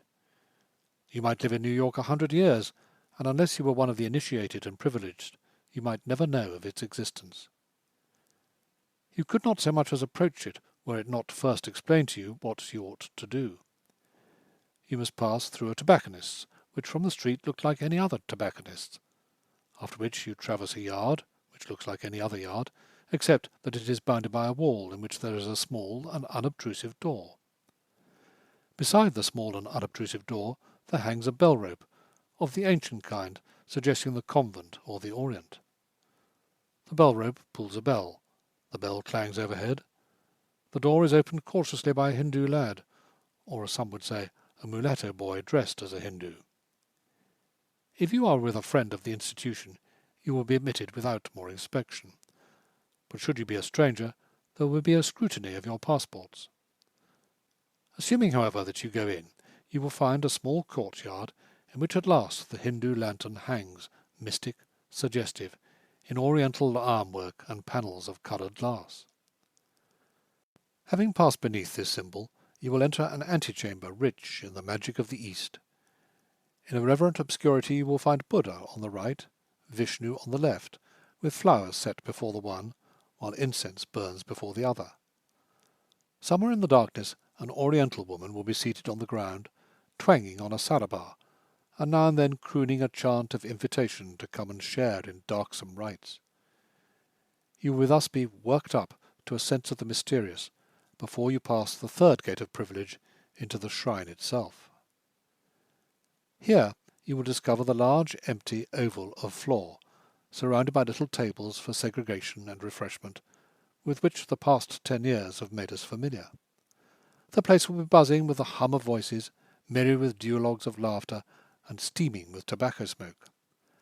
A jazz band will strike up, coughing out the nauseated retching intervals so stimulating to our feet, and 2 by 2, in driblets, streamlets, and lastly in a volume, the guests will take the floor. In the way of steps, all the latest will be on exhibition. You will see the cow trot, the rabbit jump, the broomstick, the washerwoman's dip. Everyone who is anyone will be here, if not on one night, then on another, in a jovial fraternity steeped in the spirit of democracy. Revelry will be sustained on lemonade and a resinous astringent known locally as beer, while a sense of doing the forbidden will be in the air. For commercial reasons it will be needful to keep it in the air, since in the proceedings themselves there were nothing more occult or more inciting to iniquity than a kindergarten game. Hither Mr. Gorry Larrabin had brought Mademoiselle Odette Cucul to teach her the new dances. As a matter of fact, he had just led her back to their little table, inconspicuously placed in the front row, after putting her through the paces of the camel step. Mademoiselle had found it entrancing, so much more novel in the motion than the antiquated waltzes she had danced in France. Mr. Larrabin had retreated like a camel walking backwards, while she had advanced like a camel going forwards. The art was in lifting the foot quite high, throwing it slightly backwards, and settling it down with a delicate deliberation, while you craned the neck before you with a shake of the Adam's apple. To incite you to produce this effect, the jazz band urged you onward with a sob, a gulp, a moan, an effect of strangulation, till finally it tore up the seat of your being as if you had been suddenly struck seasick. "Mon Dieu, but it is lovely," Mademoiselle gurgled, laughing in her breathlessness. "It is terrible to call no one a camel, un chameau, in France, but here am I a chameau." Gorry took this with puzzled amusement. "What's the matter with calling anyone a camel? I don't see any harm in that." Mademoiselle hid her face in confusion. "Oh, but it is terrible, terrible. It is almost so worse as to call no one a, how you say that word in English, a cow, n'est-ce pas, une vache, and that is the most bad name that you can call no one." Looking across the room, Gorry was struck with an idea. "Well, there's a, what do you call it, a vache over there. See that guy with the girl with the cream-coloured hair? Fellow with a big black moustache like a brigand in a play? There's a vache all righty, and yet I've got to keep in with him." As he explained his reasons for keeping in with the vache in question, Mademoiselle contented herself with shedding radiance and paying no attention. Neither did she pay attention when he went on to tell of the girl who had disappeared, and of her stepfather's reasons for finding her. She woke to cognizance of the subject only when Gorry repeated the exact words of Miss Tina Vincetti that morning. "Name of Letty Gravely." It was Mademoiselle's turn for repetition. "But me, I know that name. I heard it not so long ago. Name of Letty Gravely. I sure hear that name all recently." She reflected, tapping her forehead with vivacity. "Mais quand? Mais oui. C'était ah!" The exclamation was the sharp cry of discovery. "Tina Vanzetti, my friend. She tell me this morning, that girl, Letty Gravely, she come chez Margot with old man, what he keeps the white slave, and he command a grand, beautiful trousseau. Tina Vanzetti, she will give me the address, and I will tell you, and you will tell him, and he will put you on to riche affaire." "It'll be dollars and cents in the box office for me," Gorry interpreted forcibly, while the band belched forth a chord like the groan of a dying monster, calling them again to their feet. "Remember," said the witch, Anna continued to read, "when you have once assumed a human form, you can never again be a mermaid, never return to your home or to your sisters more. Should you fail to win the prince's love, so that he leaves father and mother for your sake, and lays his hand in yours before the priest, an immortal soul will never be granted you. On the same day that he marries another, your heart will break, and you will drift as sea foam on the water." "So let it be," said the little mermaid, turning pale as death. Addison lifted his eyes from the book. "Does it bore you?" There was no mistaking her sincerity. "No, I love it." "Then perhaps we'll read a lot of things. After this we'll find a good novel, and then possibly somebody's life. You'd like that, wouldn't you?" Her joy was such that he could hardly hear the word "yes" for which he was listening. He listened because he was so accustomed to boring people that to know he was not boring them was a consolation. "Is there anybody's life, his biography, that you'd be specially interested in?" She answered timidly and yet daringly. Could we read the life of the late Queen Victoria when she was a girl?" "Oh, easily. I'll hunt round for one today. Now let me tell you about Hans Andersen. He was born in Denmark, so that he was a Dane. You know where Denmark is on the map, don't you?" I think I do. It's there by Germany, isn't it? Quite right. But let me get the atlas and we'll look it up. He was on his feet when she summoned her forces for a question. Do you read like this to the girl you're engaged to? No, he said, reddening. She doesn't like it. She won't let me. But wait a minute, I'll go and get the atlas. On the same day that he marries another, Letty repeated to herself as she sat alone, your heart will break and you will drift as sea foam on the water. So let it be, said the little mermaid. End of chapter 17.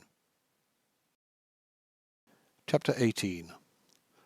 On the next afternoon, Allerton reported to Miss Walbrook the success of his first educational evening. She's very intelligent, very. You'd really be pleased with her, Barb. Her mind is so starved that it absorbs everything you say to her, as a dry soil will drink up rain. Regarding him with the mysterious Egyptian expression which had at times suggested the reincarnation of some ancient spirit, Barbara maintained the stillness which had come upon her on the previous day. That must be very satisfactory to you, Rash. He agreed the more enthusiastically because of believing her at one with him in this endeavour. You bet, the whole thing is going to work out. She'll pick up our point of view as if she was born to it. And you're not afraid of her picking up anything else? Anything else of what kind? She might fall in love with you, mightn't she? With me? Nonsense. No one would fall in love with me who...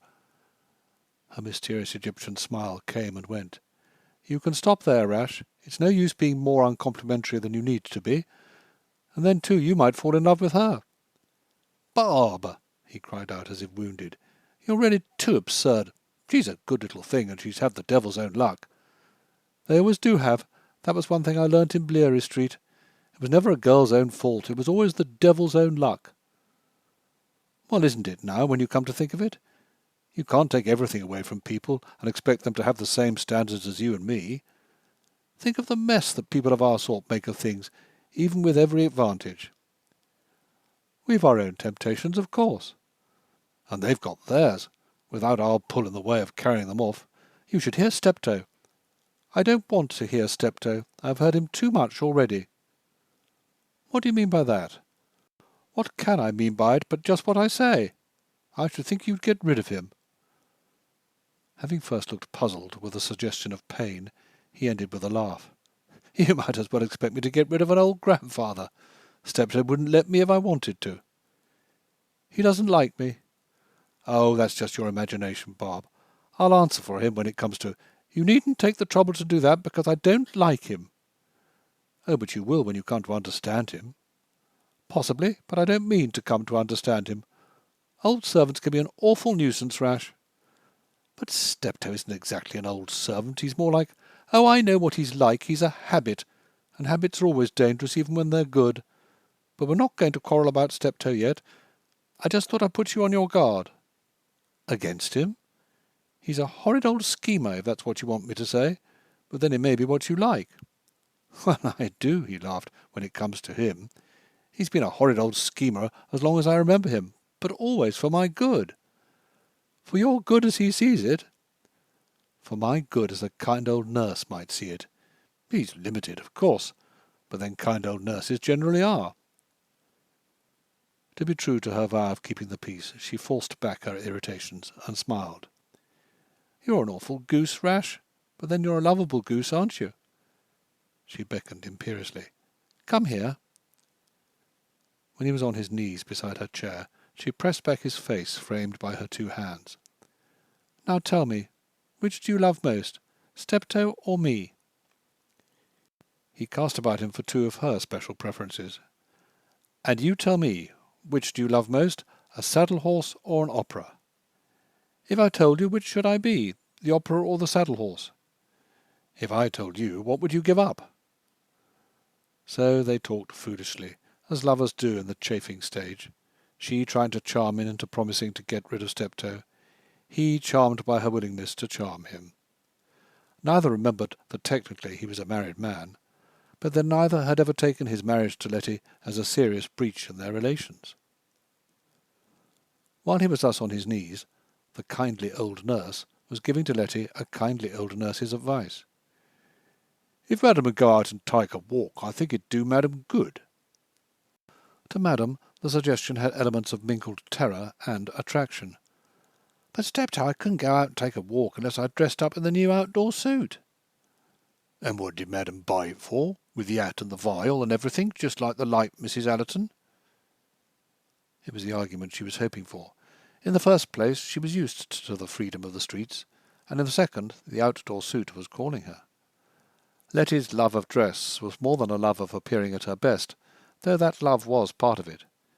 It was a love of the clothes themselves, of fabrics, colours, and fashion. When her dreams were not of wandering knights who loved her at a glance, bankers, millionaires, casting directors in motion picture studios, or in high flights of imagination incognito English lords, they dealt in costumes of magic tissue, of hues suited to her hair and eyes, in which the world saw and greeted her, not as the poor little waif whom Judson Flack had put out of doors, but the true Letty Gravely of romance. The Letty Gravely of romance was the real Letty Gravely, a being set free from the cruel, the ugly, the carking, the sordid, to flourish in a sunlight she knew to be shining somewhere. Oddly enough, her vision had come partly true, and yet so out of focus that she couldn't see its truth. It was like the sunlight which she knew to be shining somewhere, with a wrong refraction in its rays. The world into which she had been carried was like that in a cubist picture which someone had shown her at the studio. It bore a relation to the world she knew, but a relation in which whatever she had supposed to be perpendicular was oblique, and whatever she had supposed to be oblique was horizontal, and nothing as she had been accustomed to find it. It made her head swim. It was literally true that she was afraid to move lest she should make a misstep through an error in her sense of planes. But clothes she understood. In the swirling of her universe they formed a rock to which her intelligence could cling. They kept her sane. In a sense, they kept her happy.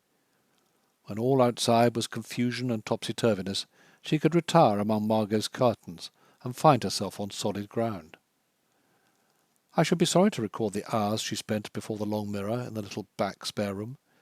Here her imagination could give itself free range. She was Lucidine Lynch, and Macola Murch, and Lizabel Anstey, and any other star of whom she admired the attainments. She could play a whole series of parts from which her lack of a wardrobe had hitherto excluded her. From time to time she ventured, like Steptoe, to be Barbara Walbrook herself, though assuming the role with less intrepidity than he. It was easier, she found, to be any of the stars than Barbara Walbrook, for the reason that the latter was the real thing. She was living her part, not playing it. She was letter perfect, in Steptoe's sense, not because a director moved her person this way or turned her head that way, but because life had so infused her that she did what was right unconsciously. Letty, by pretending to enter at the door and come forward to the mirror as to a living presence, studied what was right by imitation. Miss Walbrook walked with a swift, easy gait which suggested the precision of certain strong birds when swooping on their prey. Between the door and the mirror, Letty aimed at the same effect, till she made a discovery. I can't do it her way, I can only do it my way. The ways were different, yet each could be effective. That, too, was a discovery. Nature had no rule to which every individual was obliged to conform.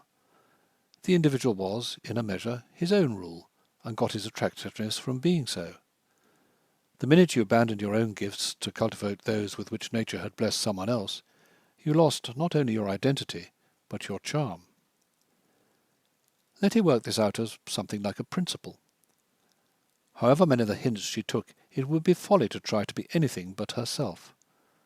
After all, it was what gave her value to a star, her personality.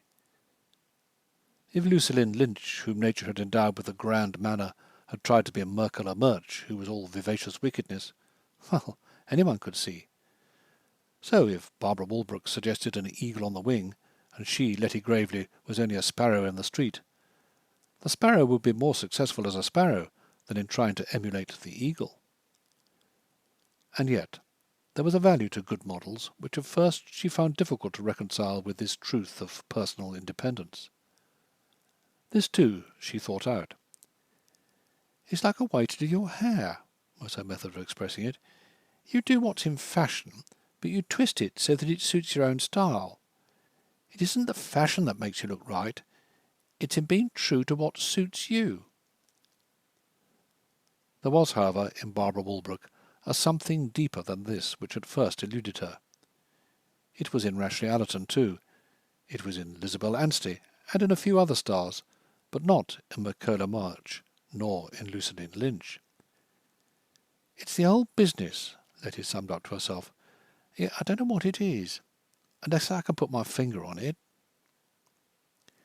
She was just at this point when Steptoe addressed her on the subject of going out.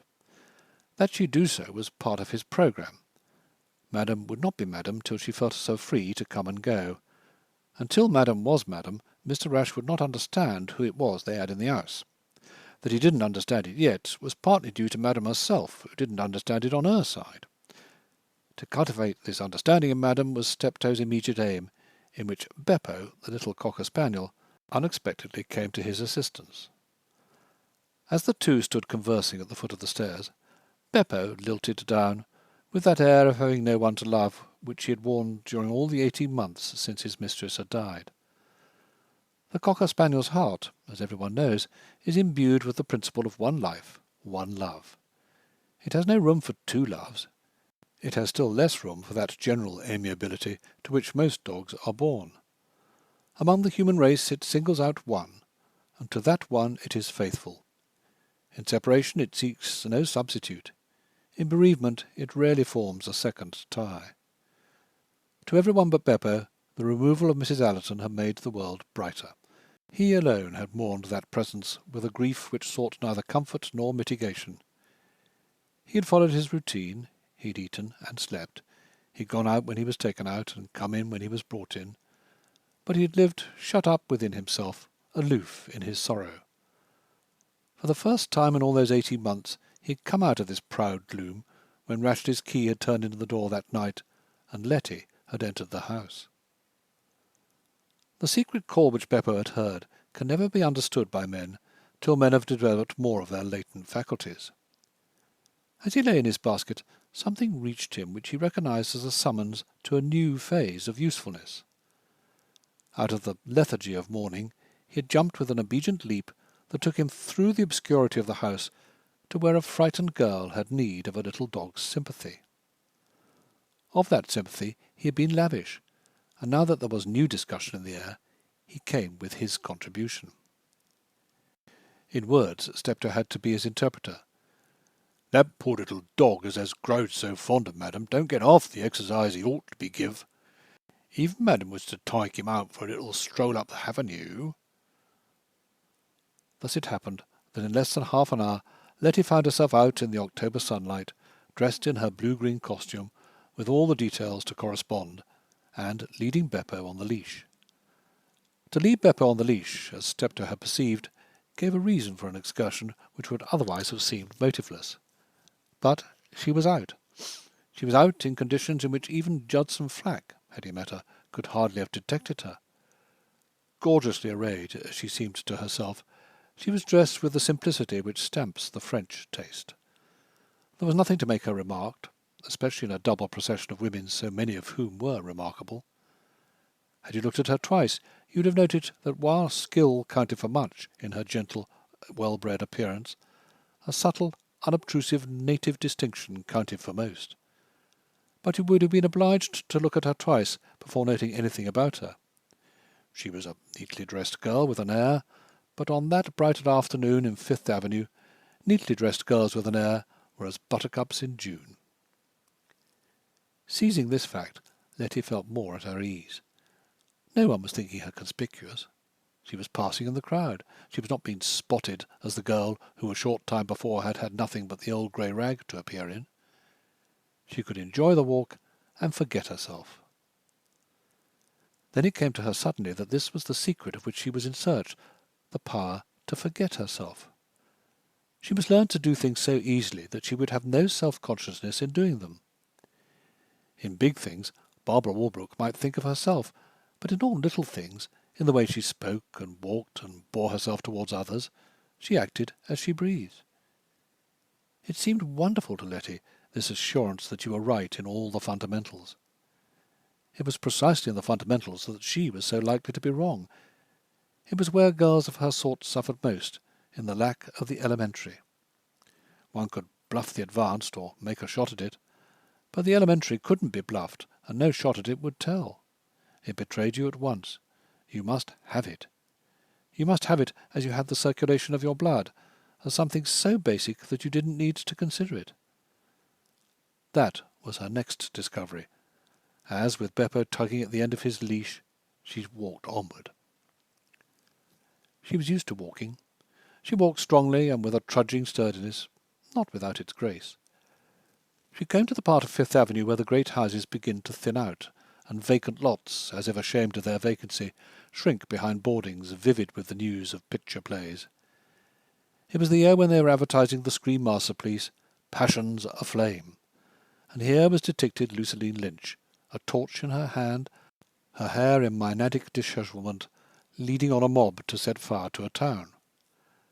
Letty herself, having been in that mob, paused in search of her face among the horde of the great star's followers. It was a blob of scarlet and green from which she dropped her eyes, only to have them encounter a friend of long standing. At the foot of the boarding, and all in a row, was a straggling band of dust flowers. It was late in the season, yet not too late for their bit of blue heaven to press in among the ways of men. She was not surprised to find them there. Ever since the crazy woman had pointed out the mission of this humble little helper of the human race, she had noted its persistency in haunting the spots which beauty had deserted. You found it in the fields, it was true, but you found it rarely, sparsely, raggedly, blooming, you might say, with but little heart for its bloom. Where other flowers had been frightened away, where the poor crowded, where factories flared, where junk heaps rusted, where backyards baked, where smoke defiled, where wretchedness stalked, where crime brooded, where the land was unkempt, where the human spirit was sodden, there the celestial thing multiplied its celestial growths, blessing the eyes and making the heart leap. It mattered little that so few gave it a thought or regarded it as other than a weed. There were always those few who knew that it spelled beauty, who knew that it spelled something more. Letty was of those few. She was of those few for old sake's sake, but also for the sake of a new yearning. Slipping off a glove, she picked a few of the dusty stalks, even though she knew that once taken from their task of glorifying the dishonoured, the blue stars would shut almost instantly. "They'll wither in a few days now," she said in self-excuse, "and anyhow I'll leave most of them." Having shaken off the dust, she fastened them in her corsage, blue against her blue-green. They were her symbol for happiness springing up in the face of despair, and from a soil where you would expect it to be choked. She herself was happy today, and she could not remember ever to have been happy in her life. For the first time she was passing among decent people decently, and then, it was the great hope beyond which she didn't look, the prince might read with her again that evening. But as she turned from Fifth Avenue into East 67th Street, the prince was approaching his door from the other direction. Even if she was aware that it was contrary to his habits to appear at home by 5 in the afternoon. She didn't know, of course, that Barbara had so stimulated his enthusiasm for the educational course that he had come on the chance of taking it up at the tea hour. He could not remember that Barbara had ever before been so sympathetic to one of his ideas. The fact encouraged his feeble belief in himself, and made him love her with richer tenderness. In the gentle girl of quietly distinguished mien he saw nothing but a stranger, till Beppo strained at his leash and barked. Even then it took him half a minute to get his powers of recognition into play. He stopped at the foot of his steps, watching her approach. By doing so he made the approach more difficult for her. The heart seemed to stop in her body. She could scarcely breathe. Each step was like walking on blades, yet like walking on blades with a kind of ecstasy. Luckily, Beppo pranced and pulled in such a way that she was forced to give him some attention. The prince's first words were also a distraction from terrors and enchantments which made her feel faint. Where did you get the poor man's coffee?" The question, by puzzling her, gave her some relief. Pointing at the sprays in her corsage, he went on, "That's what the country people often call the chicory weed in France." She was able to gasp feebly, "Oh, does it grow there?" "I think it grows pretty nearly everywhere. It's one of the most classic wild flowers we know anything about. The ancient Egyptians dried its leaves to give flavour to their salad, and I remember being told at Luxor that the modern Copts and Arabs do the same. You see, it's quite a friendly little beast to man." It eased her other feelings to tell him about the crazy woman in Canada and her reading of the dust flower's significance. "That's a good idea too," Allerton agreed, smiling down into her eyes. "There are people like that, little dust flowers cheering up the wayside for the rest of us poor brutes." She said wistfully, "I suppose you know a lot of them." As he laughed, his eyes rested on a man sauntering toward them from the direction of Fifth Avenue. "I've known about two." His eyes came back to smile again down into hers. "Or one." He started, as a man starts who receives a new suggestion. "I say, let's go in and look up chicory and succory in the encyclopedia. Then we'll know all about it. It seems to me, too," he went on reminiscently, "that I read a little poem about this very blue flower by Margaret Deland, I think it was, only a few weeks ago. I believe I could put my hand on it. Come along." As he sprang up the steps, the pearly gates were opening again before Letty, when the man whom Allerton had seen sauntering towards them actually passed by. Passing, he lifted his hat politely, smiled, and said, "Good afternoon, Miss Gravely," like any other gentleman. He was a good-looking, slippery young man, with a cast in his left eye. Because she was a woman before she was a lady, as she understood the word lady, Letty responded with, "Good afternoon," and a little inclination of the head. He was several doors off before she bethought herself sufficiently to take alarm. "Who's that?" Allerton demanded, looking down from the third or fourth step. "I'm sure I haven't an idea. I think he must be some cameraman who's seen me when they've been shooting the pitch." She made the correction almost in time. "Who's seen me when they've been shooting the pictures. I can't think of anything else." They watched the retreating form, till, without a backward glance, it turned into Madison Avenue. "Come along in," Allerton called her, in a tone intended to disperse misgiving, "and let's begin." 10 minutes later he was reading in the library, from a big volume open on his knees, how for over a century the chicory root had been dried and ground in France and used to strengthen the cheaper grades of coffee, when Letty broke in, as if she had not been following him. "I don't think that fellow could have been a cameraman after all. No cameraman would have noticed me in the great big bunch I was always in." "Oh, well, he can't do you any harm anyhow," Allerton assured her. "I'll just finish this, and then I'll look for the poem by Mrs. Deland." With her veil and gloves in her lap, Letty sat thoughtful while he passed from shelf to shelf in search of the smaller volume. Of her real suspicion, that the man was a friend of Judson Flack's, she decided not to speak. Seated once more in front of her and bending slightly toward her, Allerton read, "Oh, not in ladies' gardens, my peasant posy, smile thy dear blue eyes, nor only, nearer to the skies, in upland pastures dim and sweet, but by the dusty road, where tired feet toil to and fro, where flaunting sin may see thy heavenly hue, or weary sorrow look from thee toward a more tender blue." Allerton glanced up from the book. "Pretty, isn't it?" She admitted that it was, and then added, "And yet there was a time when the casting director put me right in the front to register what the crowd behind me was thinking about. He might have noticed me then." "Yes, of course, that might have been it. Now, would you like me to read that again? You must always read a poem a second or third time to really know what it's about." Meanwhile, a poem of another sort was being read to Miss Barbara Walbrook by her aunt, who had entered the drawing-room within 5 minutes after Allerton had left it. During those 5 minutes Barbara had remained seated, plunged into reverie. The problem with which he had to deal was the degree to which he was right or wrong in permitting Rashleigh to go on in his crazy course. That this outcast girl was twining herself round his heart was a fact growing too obtrusive to be ignored. Had Rashleigh been as other men, decisive action would have been imperative. But he was not as other men, and there lay the possibilities she found difficult. If the aunt couldn't help the niece to solve the difficult question, she at least could compel her to take a stand. As she entered the drawing-room, she came from out of doors, a slender, unfleshly figure, all intellect and idea. Her vices, being wholly of the spirit, were not recognized as vices, so that she passed as the highest type of the good woman which the continent of America knows anything about.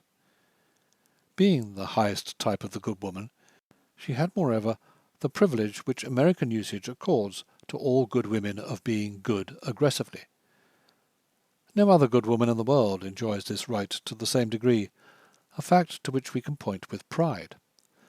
The good English woman, the good French woman, the good Italian woman, are obliged by the customs of their countries to direct their goodness into channels in which it is relatively curbed. The good American woman, on the other hand, is never so much at home as when she is on the warpath. Her goodness being the only standard of goodness which the country accepts, she has the right to impose it by any means she can harness to her purposes. She is the inspiration of our churches and the terror of our constituencies. She is behind state legislatures and federal congresses and presidential cabinets. They may elude her lofty purposes, falsify her trust, and for a time hoodwink her with male chicaneries, but they are always afraid of her, and in the end they do as she commands. Among the coarsely, stupidly, viciously masculine countries of the world, the American Republic is the single and conspicuous matriarchate, ruled by its good women. Of these rulers, Miss Marian Walbrook was as representative a type as could be found, high, pure, zealous, intolerant of men's weaknesses, and with only spiritual immoralities of her own. Seated in one of her slender upright armchairs, she had the impressiveness of goodness fully conscious of itself. A document she held in her hand gave her the judicial air of one entitled to pass sentence. "I'm sorry, Barbara, but I've some disagreeable news for you." Barbara woke. "Indeed?" "I've just come from Augusta Chancellor's. She talked about that man." "What did she say?" "She said 2 or 3 things. One was that she met him one day in the park when he decidedly wasn't himself." "Hard to say when he's himself and when he isn't. He's what the French would call un original." "Oh, I don't know about that. The originality of men is commonplace as it's most novel. This man is on a par with the rest, if you call it original for him to have a woman in the house."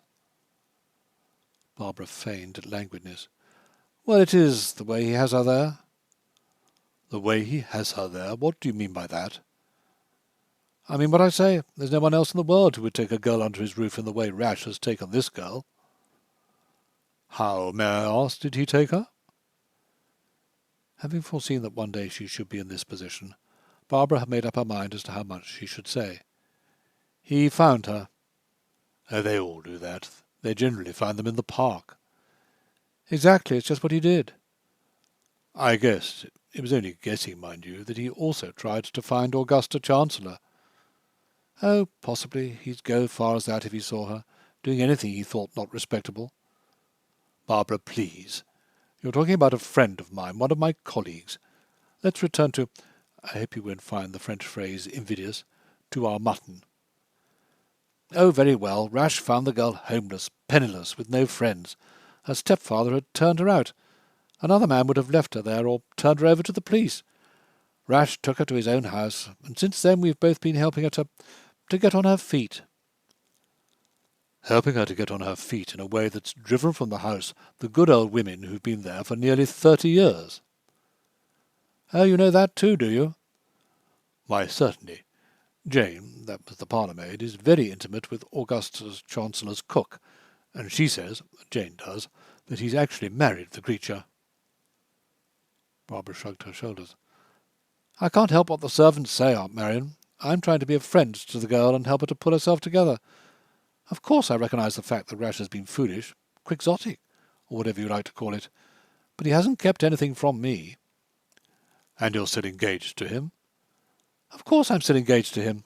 She held out her left hand. "Look at his ring." Then why don't you get married? Are you in such a hurry to get rid of me? The question being a pleasantry, Miss Walbrook took it with a gentle smile. When she resumed, it was with a slight flourish of the document in her hand and another turn to the conversation. I went to the bank this morning. I brought home my will.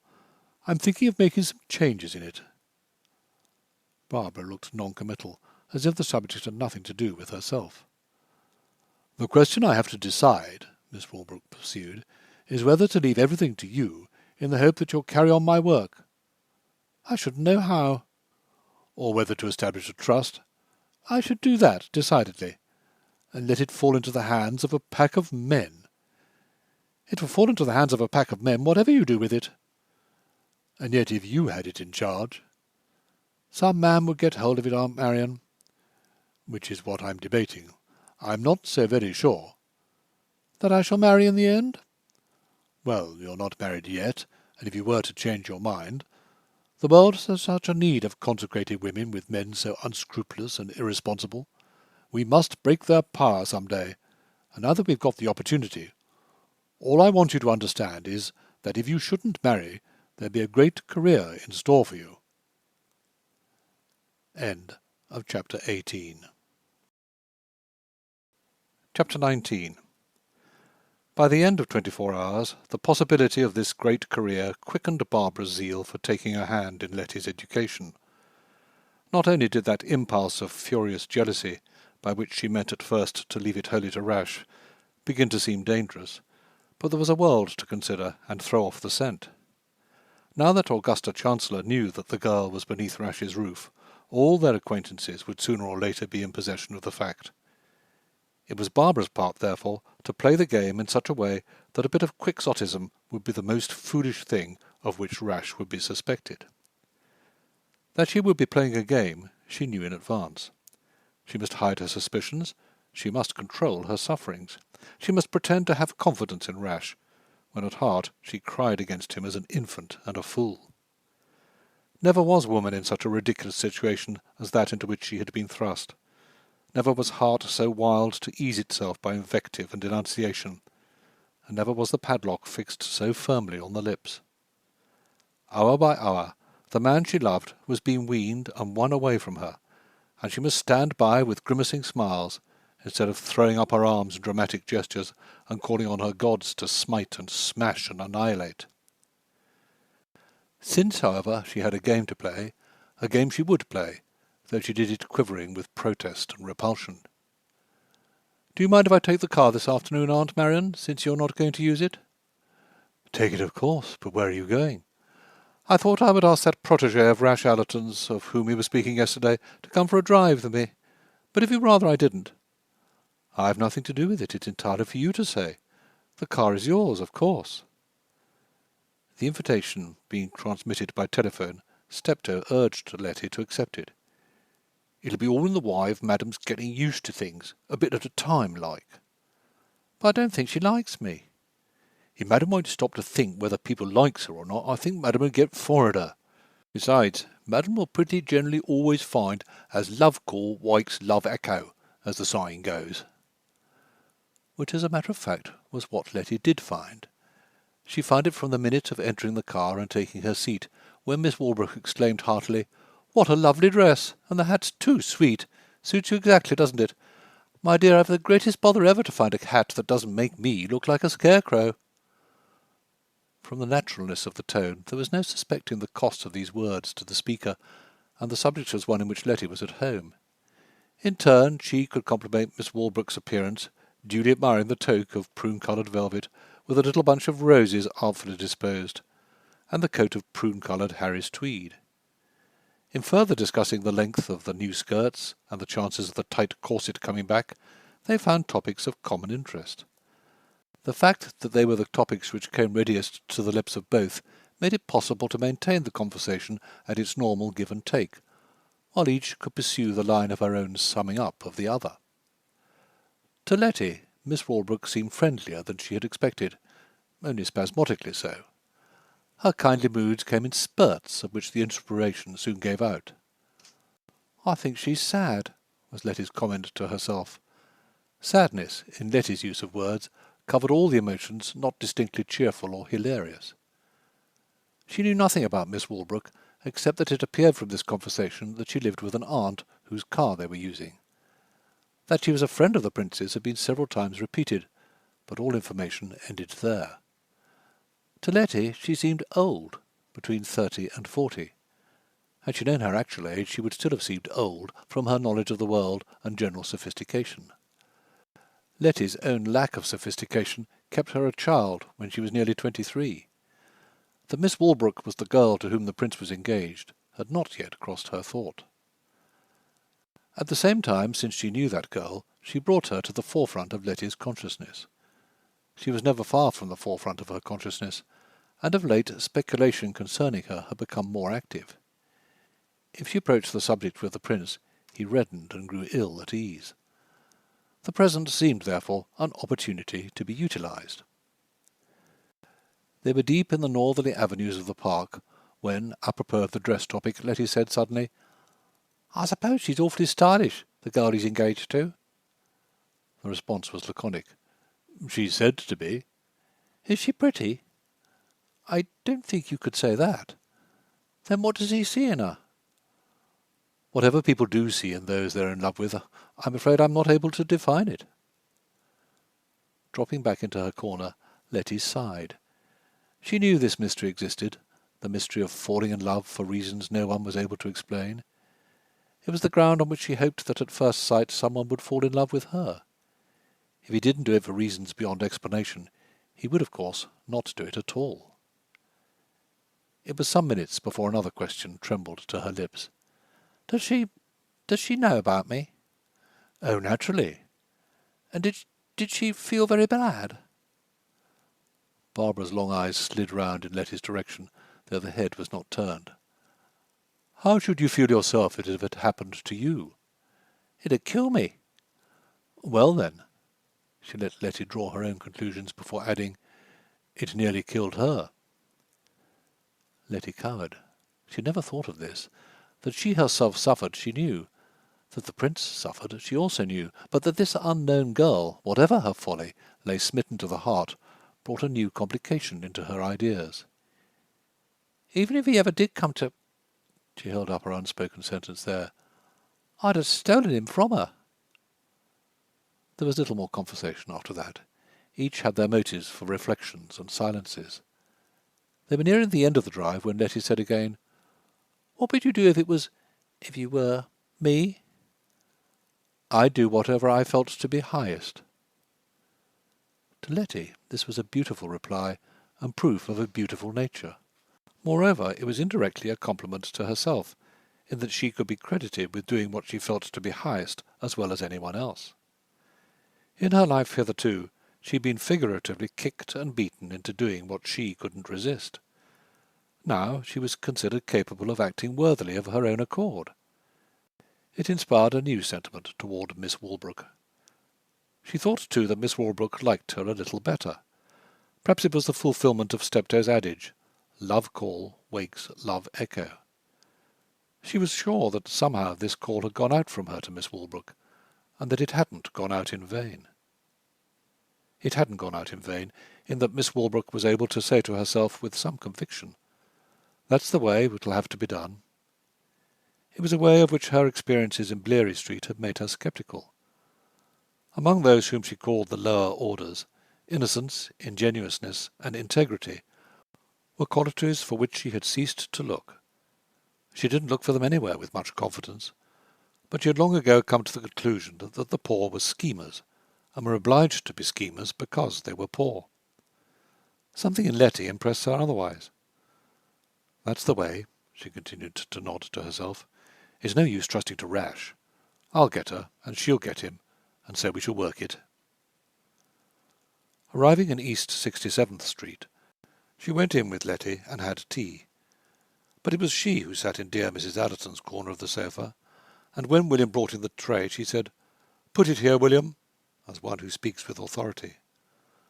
Of this usurpation of the right to dispense hospitality, Letty did not see the significance, being glad to have it taken off her hands. Not so, however, with Steptoe, who came in with a covered dish of muffins. Having placed it before Miss Walbrook, he turned to Letty. "Madam ain't feeling well?" Letty's tone expressed her surprise. "Why, yes." "Madam will excuse me. As Madam ain't presiding at her own table, I was afraid—" It being unnecessary to say more, he tiptoed out, leaving behind him a declaration of war, which Miss Walbrook, without saying anything in words, was not slow to pick up. "Insufferable," was her comment to herself. Of the hostile forces against her, this, she knew, was the most powerful. Neither did Rash perceive the significance of Barbara's place at the tea-table when he entered about 5 o'clock, though she was quick to perceive the significance of his arrival. It was not, however, a point to note outwardly, so that she lifted her hand above the tea-kettle, letting him bend over it, as she exclaimed, "Welcome to our city. Do sit down and make yourself at home. Letty and I have been for a drive, and are all ready to enjoy a little male society." The easy tone helped Allerton over his embarrassment, first in finding the two women face to face, then in coming so unexpectedly face to face with them, and lastly in being caught by Barbara coming home at this unexpected hour. Knowing what the situation must mean to her, he admired her the more for her sang-froid and social flexibility. She took all the difficulties on herself. "Letty and I have been making friends, and are going to know each other awfully well, aren't we?" A smile at Letty drew forth Letty's smile, to Rashleigh's satisfaction, and somewhat to his bewilderment. But Barbara, handing him a cup of tea, addressed him directly. "Who do you think is engaged? Guess." He guessed, and guessed wrong. He guessed a second time, and guessed wrong. There followed a conversation about people they knew, with regard to which Letty was altogether an outsider. Now and then she recognized great names which she had read in the papers, tossed back and forth without prefixes of Mr. or Miss, and often with pet diminutives. The whole represented a closed corporation of intimacies, into which she could no more force her way than a worm into a billiard ball. Rash, who was at first beguiled by the interchange of personalities, began to experience a sense of discomfort that Letty should be so discourteously left out. But Barbara knew that it was best for both to force the lesson home.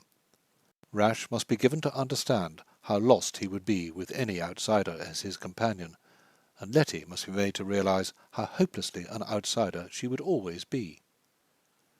But no lesson should be urged to the quick at a single sitting, so that Barbara broke off suddenly to ask why he had come home.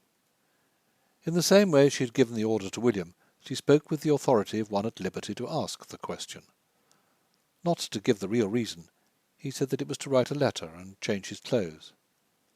"And you're going back to the club?" He replied that he was going to dine with a bachelor friend at his apartment. "Then I'll wait and drop you at the club. You can go on from there afterwards. I've got the time." This too was said with an authority against which he felt himself unable to appeal. Having written a note and changed to his dinner jacket, he rejoined them in the drawing-room. Barbara held out her hand to Letty with a briskness indicating relief. "So glad we had our drive. I shall come soon again. I wish it could be tomorrow, but my aunt will be using the car." "There's my car," Allerton suggested.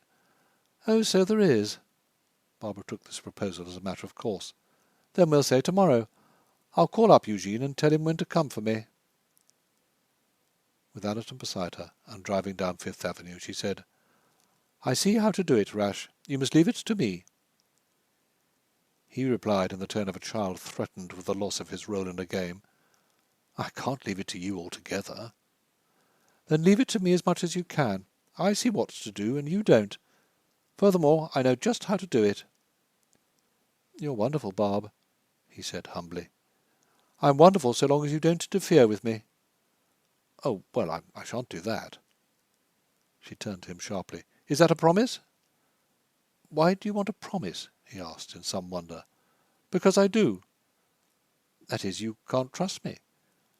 "My dear Rash, who could trust you after what—" "Oh, well, then, I promise." "Then that's understood.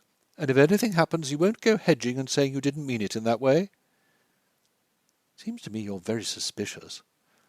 "One's obliged to foresee everything with you, Rash. It isn't as if one was dealing with an ordinary man." You mean that I'm to give you carte blanche and have no will of my own at all? I mean that when I'm so reasonable, you must try to be reasonable on your side. Well, I will.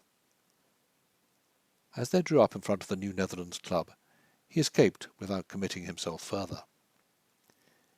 If he dined with a bachelor friend that night, he must have cut the evening short, for at 9:30 he re-entered the back drawing-room, where Letty was sitting before the fire, her red book in her lap.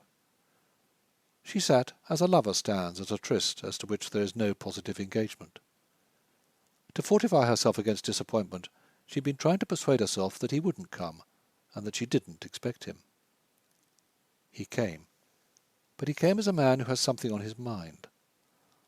Almost without greeting he sat down, took the book from her lap, and proceeded to look up the place at which he had left off. "Miss Walbrook's lovely, isn't she?" she said, before he had found the page. "She's a very fine woman," he assented. "Do you remember where we stopped?" It was, "So let it be," said the little mermaid, turning pale as death. "You know her very well, don't you?" "Oh, very well indeed. I think we begin here. But you will have to pay me also. Have you known her very long?" "All my life, more or less." "She says she knows the girl you're engaged to." Yes, of course. We all know each other in our little set. Now, if you're ready, I'll begin to read." "But you will have to pay me also," said the witch, "and it is not a little that I ask. Yours is the loveliest voice in the world, and you trust to that, I dare say, to charm your love. But you must give it to me. For my costly drink I claim the best thing you possess. I shall give you my own blood, so that my draught may be as sharp as a two-edged sword." "But if you take my voice from me, what have I left?" asked the little mermaid piteously. "Your loveliness, your graceful movements, your speaking eyes, those are enough to win a man's heart. Well, is your courage gone? Stretch out your little tongue that I may cut it off, and you shall have my magic potion." "I consent," said the little mermaid. Letty cried out, "So that when she'd be with him she'd understand everything, and not be able to tell him anything." "I'm afraid," he smiled, "that that's what's ahead of her, poor thing." "Oh, but that—" She could hardly utter her distress. "Oh, but that's worse than anything in the world." He looked up at her curiously. "Would you rather I didn't go on?" "No, no, no, please. I want to hear it all." At the Hindu Lantern, Mr. Gorry Larrabin and Mr. Judson Flack found themselves elbow to elbow outside the rooms where their respective ladies were putting the final touches to their hats and hair before entering the grand circle.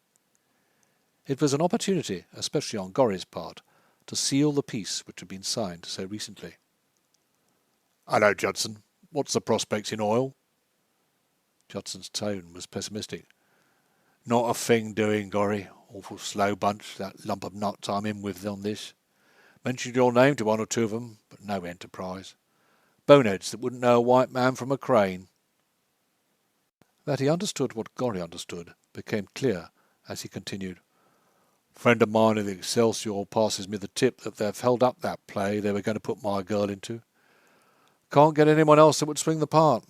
Waiting for her to turn up again. Suppose you haven't heard anything, Gorry?" Gorry looked him in the eyes as straight as was possible for a man with a cast in the left one. "Not a thing, Judson, not a thing." The accent was so truthful that Judson gave his friend a long, comprehending look. He was sure that Gorry would never speak with such sincerity if he was sincere. "Well, I'm on the job, Gorry," he assured him. "And one of these days you'll hear from me." "I'm on the job too, Judson, and one of these days—" But as Mademoiselle Goodwill emerged from the dressing-room and shed radiance, Gorry was obliged to go forward. End of Chapter 19. Chapter 20. It was May. In spite of her conviction that she knew what to do and how to do it, Barbara perceived that at the end of 7 months they were much where they had been in the previous October. If there was a change, it was that all three, Rashleigh, Letty, and herself, had grown strained and intense. Outwardly they strove to maintain a semblance of friendship. For that Barbara had worked hard, and in a measure had succeeded. She had held Rash, she had won Letty. She had more than won Letty, she had trained her. All that in 7 months a woman of the world could do for an unformed and ignorant child, she had done. Her experience at Bleary Street had helped her in this, and Letty had been quick. She had seized not only those small points of speech and action foundational to rising in the world, but the point of view of those who had risen. She knew how, Barbara was sure, that there were certain things impossible to people such as those among whom she had been thrown. Since it was May, it was the end of a season, and the minute Barbara had long ago chosen for a masterstroke. Each of the others felt the crisis as near as she did herself. "It's got to end," Letty confessed to her, as amid the soft loveliness of springtime they were again driving in the park. Barbara chose her words. "I suppose he feels that too." "Then why don't he let me end it?" "I fancy that that's a difficult position for a man. If you ask his permission beforehand, he feels obliged to say—" "And perhaps," Letty suggested, "he's too tender-hearted." "That's part of it. He is tender-hearted. Besides that, his position is grotesque. A man with whom 2 women are in love. To one of them he's been nominally married, while to the other he's bound by every tie of honour. No wonder he doesn't see his way. If he moves towards the one, he hurts the other. A man to whom it's agony to hurt a fly." "Does the other girl still feel the way she did?" "Oh, she's killing herself. She's breaking her heart. Nobody knows it but him and her, and even he doesn't take it in. But she is." "I suppose she thinks I'm something awful." "Does it matter to you what she thinks?" "I don't want her to hate me." "Oh, I shouldn't say she did that. She feels that, considering everything, you might have acted with more decision." "But he won't let me." "And he never will if you wait for that." "Then what do you think I ought to do?" "That's where I find you weak, Letty, since you ask me the question. No one can tell you what to do, and he least of all. It's a situation in which one of you must withdraw, either you or the other girl. But don't you see, he can't say so to either." "And if one of us must withdraw, you think it should be me?" "I have to leave that to you. You're the one who butted in. I know it wasn't your fault, that the fault was his entirely, but we recognise the fact that he's, how shall I put it, not quite responsible. We women have to take the burden of the thing on ourselves, if it's ever to be put right." In her corner of the car, Letty thought this over. The impression on her mind was the deeper, since, for several months past, she had watched the prince growing more and more unhappy. He was less nervous than he used to be, less excitable, and for that he had told her the credit was due to herself. "You soothe me," he once said to her, in words she would always treasure. And yet, as his irritability decreased, his unhappiness seemed to grow. She could only infer that he was mourning over the girl to whom he was engaged, and on whom he had inflicted a great wrong. For the last few weeks Letty's mind had occupied itself with her, almost more than with the prince himself. "Do you think I shall ever see her?" she asked suddenly now. Barbara reflected. "I think you could if you wanted to." "Should you arrange it?" "I could." "You're sure she'd be willing to see me?" "Yes, I know she would." "When could you do it?" "Whenever you like." "Soon?" "Yes, sooner perhaps than—" Barbara spoke absently, as if a new idea was taking possession of her mind. "Sooner perhaps than you think." "And you say she's breaking her heart?" "A little more, and it will be broken." By the time Letty had been set down at the door in East 67th Street, the afternoon had grown chilly. In the back drawing-room Steptoe was on his knees lighting the fire. Letty came and stood behind him. Without preliminary of any kind, she said quietly, "Steptoe, it's got to end." Expecting a protest, she was surprised that he should merely blow on the shivering flame, saying, in the interval between 2 long breaths, "I agrees with madam." "And it's me that must end it." He blew gently again. "I guess that'd be so too." She thought of the little mermaid leaping into the sea and trembling away into foam. "If he wants to marry the girl he's in love with, he'll never do it the way we're living now." He rose from his knees, dusting one hand against the other. Madam's quite right. He won't. Not never. She threw out her arms and moaned. "I know, Steptoe, I'm so tired of it. Madam's tired of living here and doing nothing and just watching and waiting and nothing never happening. Does Madam remember the day when she first come, I said there was 2 reasons why I wanted to make her into a lady?" Letty nodded. "The one I told her was that I wanted to help someone who was like what I used to be myself." "I remember." "And the other, what I didn't tell Madam, I'll tell her now. It was I was hoping that a woman had come into my poor boy's life as 'ud comfort him like." "And she didn't come?" "He ain't seen that she's come. I said it'd be a tough job to bring him to falling in love with her like, but it's been tougher than what I thought it'd be." "So that I must do something."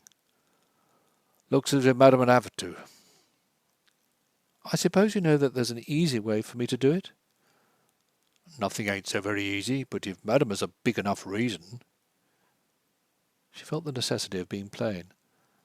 "I suppose that if he hadn't picked me up in the park that day, I'd have gone to the bad anyhow." "If Madam's thinking about going to the bad—" She threw up her head defiantly. "Well, I am. What of it?" "I was just thinking as I might help her a bit about that." She was puzzled.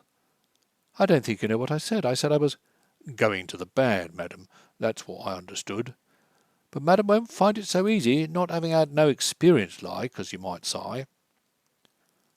"I didn't know you needed experience for that." "All good people thinks that way, Madam. But when you tackle it deliberate like, there's quite a trick to it." "And do you know the trick?" was all she could think of saying. "I may not know the very identical trick Madam would be in want of, being a lady, as you might say, but I could put her in the way of finding out." "You don't think I could find out for myself?" "You see, it's like this. I used to know a young man what everything went again him, and one day he started out for to be a forger like, so as he'd be put in jail and be took care of, board and lodging free and all that. Well, out he starts, and not knowing the little ins and outs, as you might say, everything went agin him, just as it done before. And would Madam believe it, that young man, he's ended up studying for the ministry. Madam wouldn't want to make a mistake like that, now would she?" Letty turned this over in her mind. A career parallel to that of this young man would affect none of the results she was aiming at. "Then what would you suggest?" she asked at last.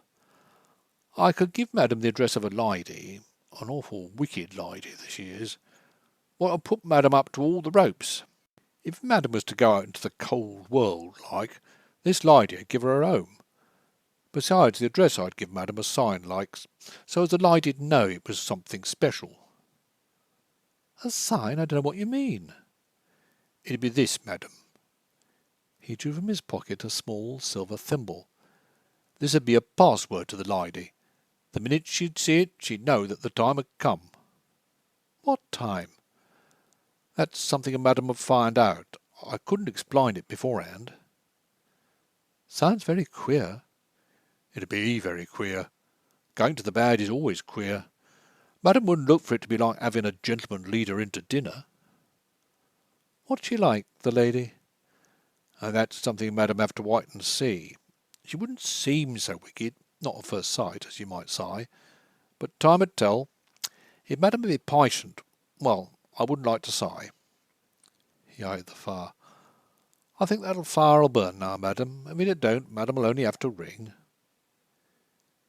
He was at the door when Letty, feeling the end of all things to be at hand, ran after him, laying her fingers on his sleeve. "Oh, Steptoe, you've been so good to me." He relaxed from his dignity sufficiently to let his hand rest on hers, which he patted gently. "I've been Madam's servant, and my boy's." "I shall never think of you as a servant, never." The frosty colour rose into his cheeks. "Then Madam will do me a great wrong." "To me you're so much higher than a servant." "Madam will find that there ain't nothing higher than a servant. There's a lot about service in the papers nowadays, cracking it up like. But nobody don't seem to remember that servants knows more about them than what other people do, and servants don't remember it theirselves. So long as I can serve, madam, just as I've served me boy. Oh, but Steptoe, I shall have gone to the bad. That'd be all the same to me, madam. At my time of life I don't see no difference between them as has gone to the bad and them as has gone to the good, as you might say. I only sees people.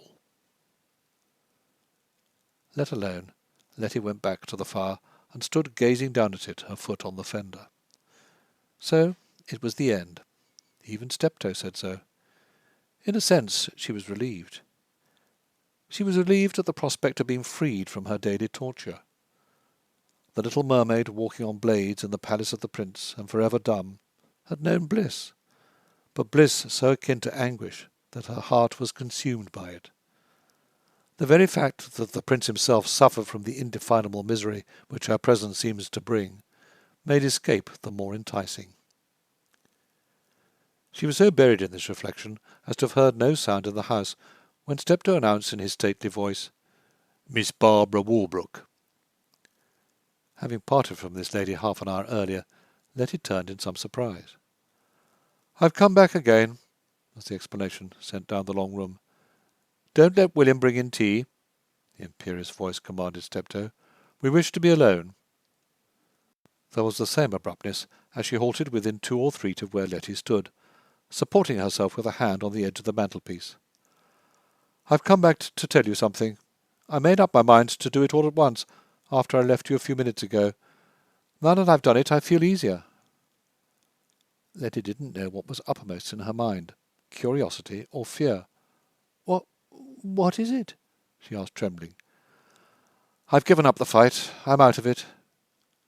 Letty crept forward. You've done what?" "I told you in the park that one or the other of us would have to withdraw." "One or the other of us?" "Exactly, and I've done it." With horror in her face and eyes, Letty crept nearer still. But I don't understand." "Oh, yes, you do. How can you help understanding? You must have seen all along that—" "Not that you were the other girl? Oh, not that." "Yes, that, of course. Why not?" Because I couldn't bear it." "You can bear it if I can, can't you? If I have to bear it all these weeks and months." "Yes, but that's—" She covered her face with her hands. "That's what makes it so terrible." "Of course it makes it terrible, but it isn't as terrible now as it was. To you, anyhow." "But why do you withdraw when you love him and he loves you?" "I do it because I want to throw all the cards on the table. It's what my common sense has been telling me to do all along, only I never worked round to it till we had our talk this afternoon. Now I see—" "What do you see, Miss Walbrook?" "I see that we've got to give him a clean sheet, or he'll never know where he is. He can't decide between us because he's in an impossible position. We'll have to set him absolutely free so that he may begin again. I'll do it on my side. You can do what you like." She went as abruptly as she came, leaving Letty clearer than ever as to her new course. By midnight she was ready. In the back spare room she waited only to be sure that all in the house were asleep. She had heard Haddon come in about 9:30, and the whispering of voices told that Steptoe was making his explanations, that she was out of sorts, had dined in her room, and begged not to be disturbed. At about 10:30 she heard the prince go upstairs to his own room, though she fancied that outside her door he had paused for a second to listen. That was the culminating minute of her self-repression. Once it was over, and he had gone on his way, she knew the rest would be easier. By midnight she had only to wait quietly. In the old grey rag and the battered black hat, she surveyed herself without emotion. Since making her last attempt to escape, her relation to all these things had changed. They had become less significant, less important. The emblems of the higher life, which in the previous autumn she had buried with ritual and regret, she now packed away in the closet with hardly a second thought.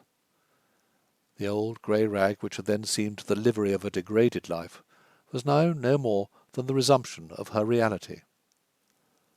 "I'll go as I came," she'd been saying to herself all the evening. "I know he'd like me to take the things he'd given me, but I'd rather be just what I was." If there was any ritual in what she had done since Miss Walbrook had left her, it was in the putting away of small things by which she didn't want to be haunted. "I couldn't do it with this on," she said of the plain gold band on her finger, to which, as a symbol of marriage, she had never attached significance in any case. She took it off, therefore, and laid it on the dressing-table. "I couldn't do it with this in my pocket," she said of the purse containing a few dollars with which Steptoe had kept her supplied. This, too, she laid on the dressing-table, becoming as penniless as when Judson Flack had put her out of doors. Somehow, to be penniless seemed to her an element in her new task, and an excuse for it. Since Allerton had never made her a present, there was nothing of this kind to discard. It had been part of his non-committal, impersonal attitude toward her that he had never given her a concrete sign that she meant anything to him whatever. He had thanked her on occasions for the comforting quality he found in her presence. He had, in so many words, recognized the fact that when he got into a tantrum of nerves, she could bring him out of it as no one else had ever done. He had also imparted to her the discovery that in reading to her, and trying to show her the point of view of a life superior to her own, he had, for the first time in his life, done something for someone else. But he had never gone beyond all this, or allowed her to think that his heart was not given to the girl he was engaged to. In that at least he had been loyal to the mysterious princess, as the little mermaid could not but see. She was not consciously denuded, as she would have felt herself 6 months earlier. As to that, she was not thinking anything at all.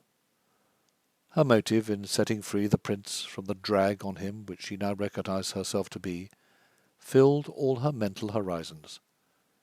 So dominated was she by this overwhelming impulse as to have no thought even for self-pity. When a clock somewhere struck 1, she took it as the summons. From the dressing-table she picked up the scrawl in Steptoe's hand, giving the name of Miss Henrietta Towle at an address at Red Point, L.I.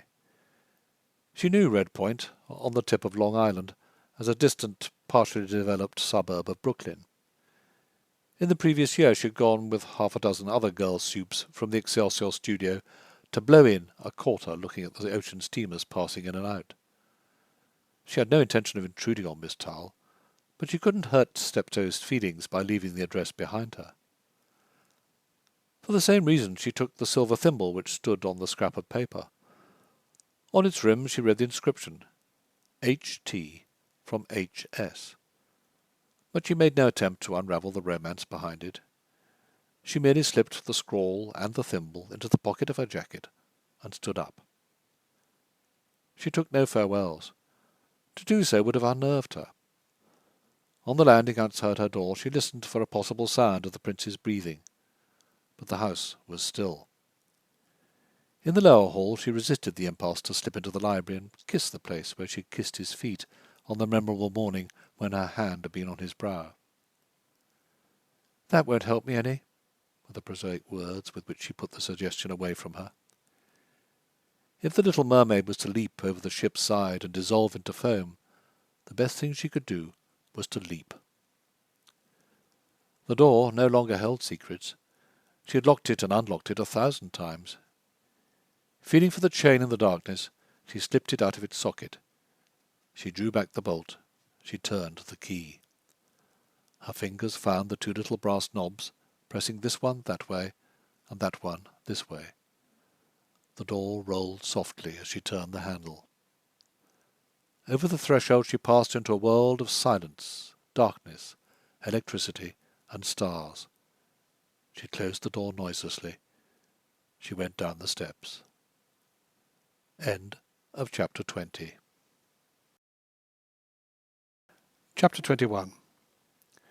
Having the choice between going southward, either by Fifth Avenue or by Madison Avenue, Letty took the former for the reason that there were no electric cars crashing through it, so that she would be less observed. It seemed to her important to get as far from East 67th Street as possible before letting a human glance take note of her personality, even as a drifting silhouette. In this she was fortunate. For the hour between 1 and 2 in the early morning, this part of Fifth Avenue was unusually empty. There was not a pedestrian, and only a rare motor car. When one of the latter flashed by, she shrank into the shadow of a great house, lest some eye of miraculous discernment should light on her. It seemed to her that all New York must be ready to read her secret, and be on the watch to turn her back. She didn't know why she was going southward rather than northward, except that southward lay the Brooklyn Bridge, and beyond the Brooklyn Bridge lay Beehive Valley, and within Beehive Valley the Excelsior Studio, and in the Excelsior Studio the faint possibility of a job. She was already thinking in the terms that went with the old grey rag and the battered hat, and had come back to them as to her mother tongue. In forsaking paradise for the limbo of outcast souls, she was at least supported by the fact that in the limbo of outcast souls she was at home. She was not frightened. Now that she was out of the prince's palace, she had suddenly become sensationless. She was like a soul which, having reached the other side of death, is conscious only of release from pain. She was no longer walking on blades. She was no longer attempting the impossible. Between her and the life which Barbara Walbrook understood, the few steps she had taken had already marked the gulf. The gulf had always been there, yawning, unbridgeable, only that she, Letty Gravely, had tried to shut her eyes to it. She had tried to shut her eyes to it in the hope that the man she loved might come to do the same. She knew now how utterly foolish any such hope had been. She would have perceived this earlier had he not, from time to time, revived the hope when it was about to flicker out. More than once he had confessed to depending on her sympathy. More than once he had told her that she drew out something he had hardly dared think he possessed, but which made him more of a man.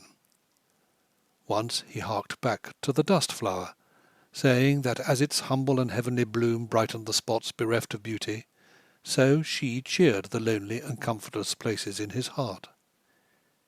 He had said these things not as one who is in love, but as one who is grateful, only that between gratitude and love she had purposely kept from drawing the distinction. She did not reproach him. On the contrary, she blessed him even for being grateful. That meed he gave her at last, and that he should give her anything at all, was happiness. Leaving his palace, she did so with nothing but grateful thoughts on her own side. He had smiled on her always.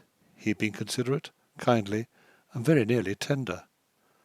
For what he called the wrong he had done her, which she held to be no wrong at all, he would have made amends so magnificent that the mere acceptance would have overwhelmed her.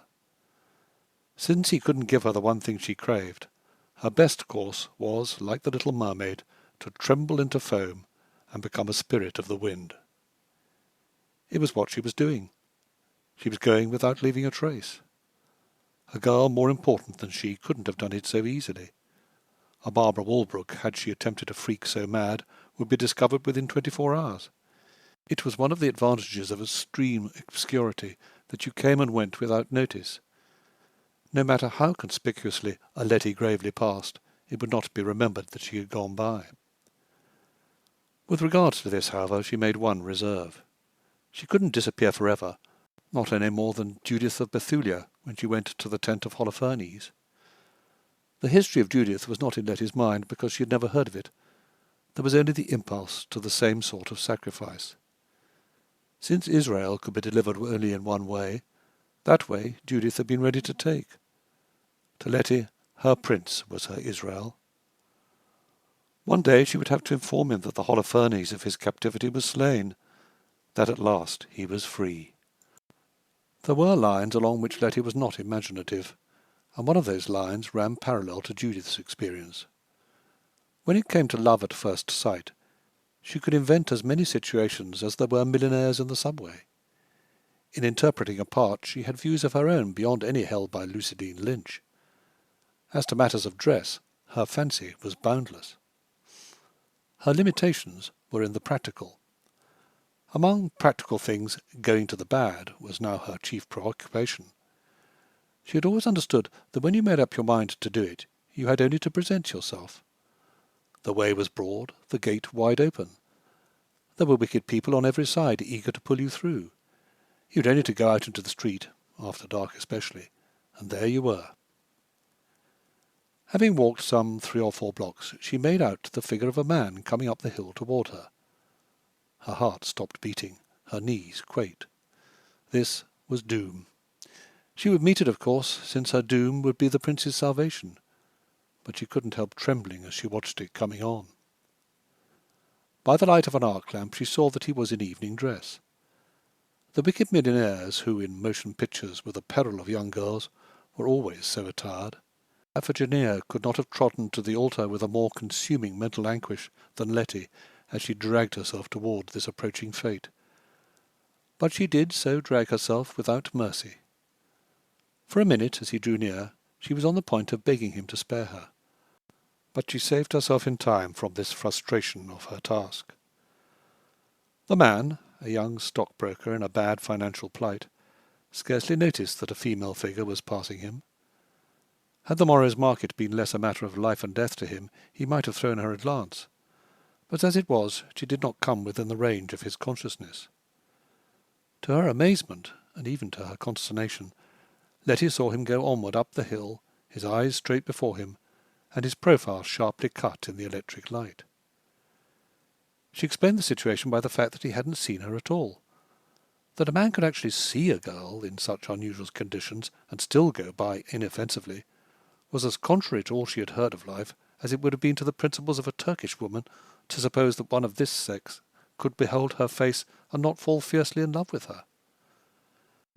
As, however, 2 men were now coming up the hill together, Letty was obliged to reorganize her forces to meet the new advance. She couldn't reason this time that they hadn't seen her, because their heads turned in her direction, and the intonation of the words she couldn't articulately hear was that of faint surprise. Further than that, there was no incident. They were young men too, also in evening dress, and of a very type of which all her warnings had bidden her beware. The immunity from insult was almost a matter for chagrin. As she approached 59th Street, encounters were nearly as numerous as they would have been in daylight, but Letty went on her way as if, instead of the old grey rag, she wore the magic cloak of invisibility.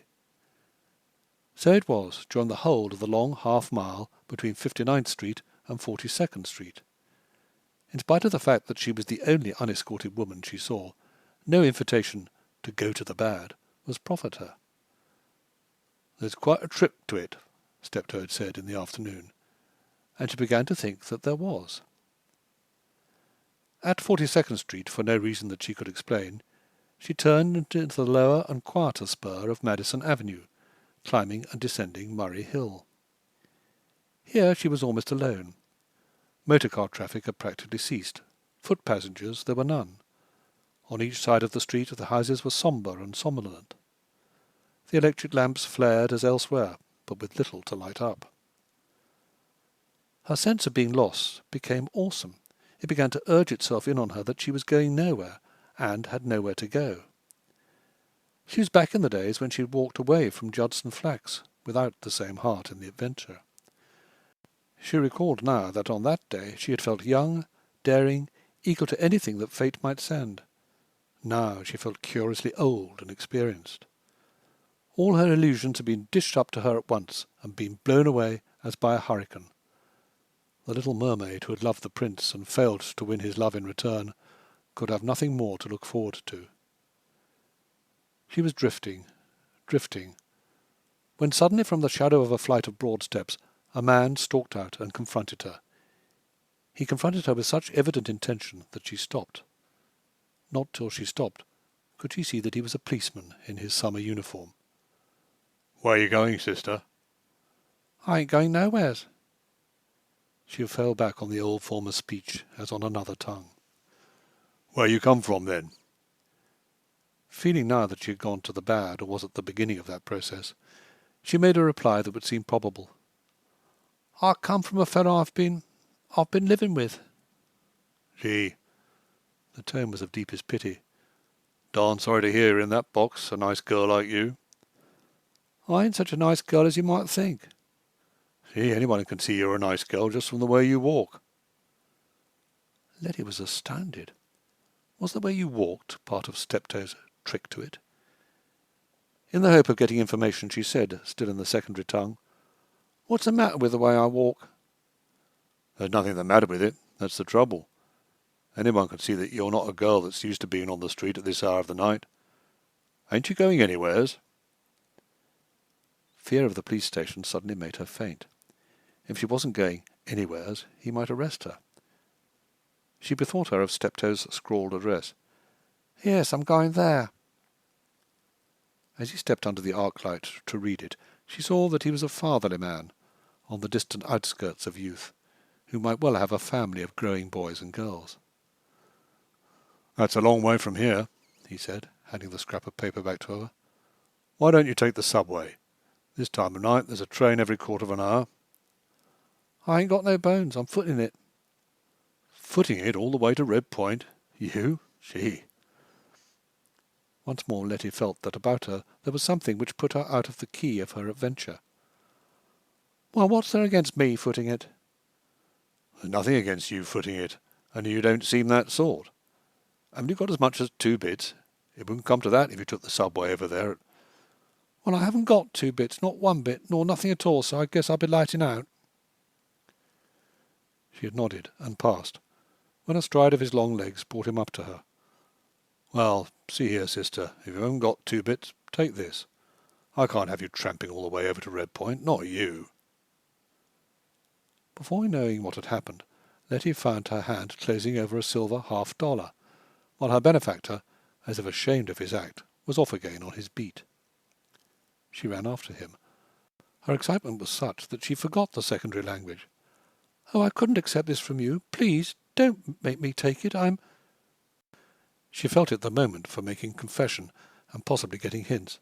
I'm going to the bad, anyhow." "Oh, so that's the talk. I thought you said you'd gone to the bad already.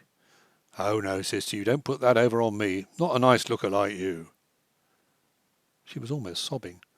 "Well, I'm going if I can find the way. I wish you'd tell me if there's a trick to it."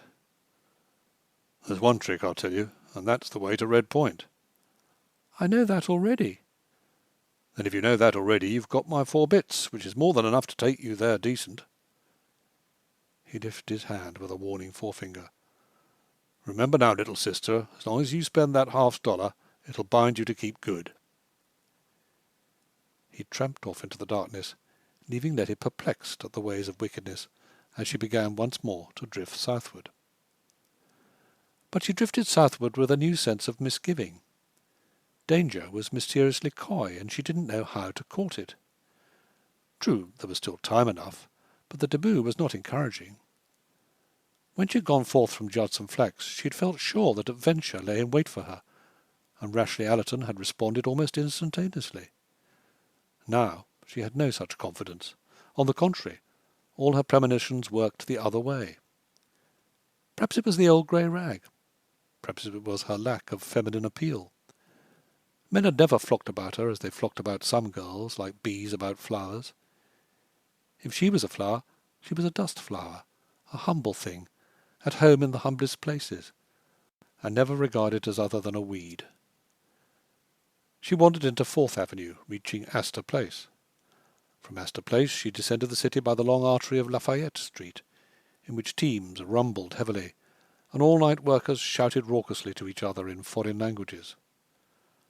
One of a band of Italians digging in the roadway, with coloured lanterns about them, called out something at her, the nature of which she could only infer from the laughter of his compatriots. Here too she began to notice other women like herself, shabby, furtive, unescorted, with terrible eyes, aimlessly drifting from nowhere to nowhere. There were not many of them, only one at long intervals, but they frightened her more than the men. They frightened her because she saw what she must look like herself, a thing too degraded for any man to want. She was not that yet, perhaps, but is what she might become.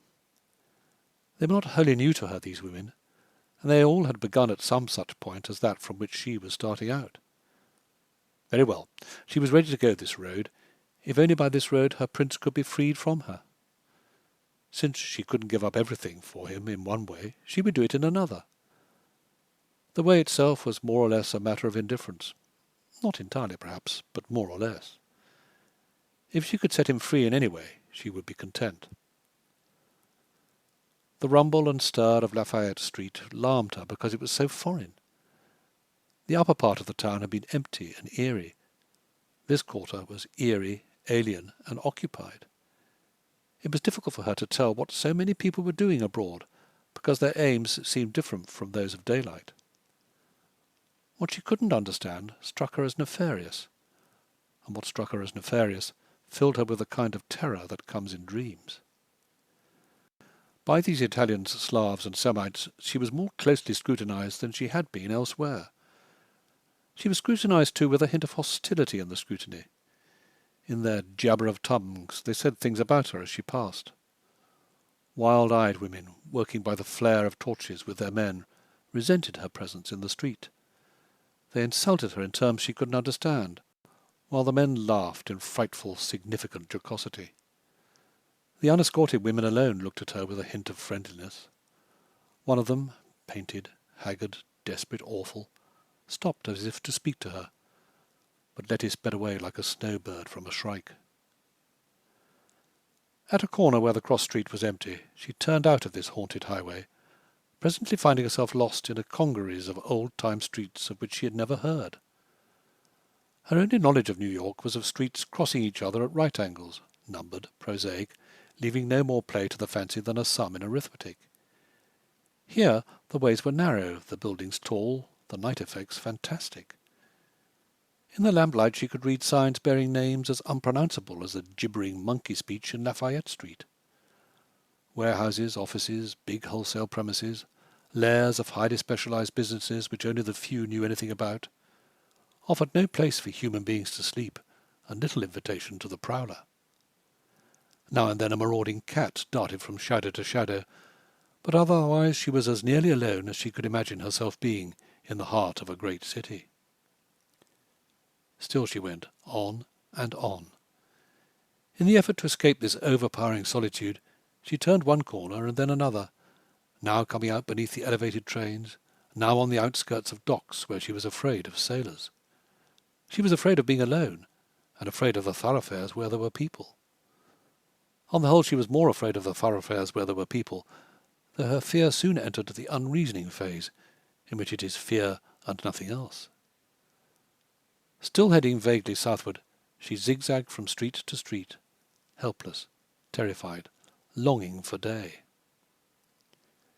She was in a narrow street of which the high, weird gables on either side recalled her impressions on opening a copy of Faust, illustrated by Gustave Doré, which she found on the library table in East 67th Street.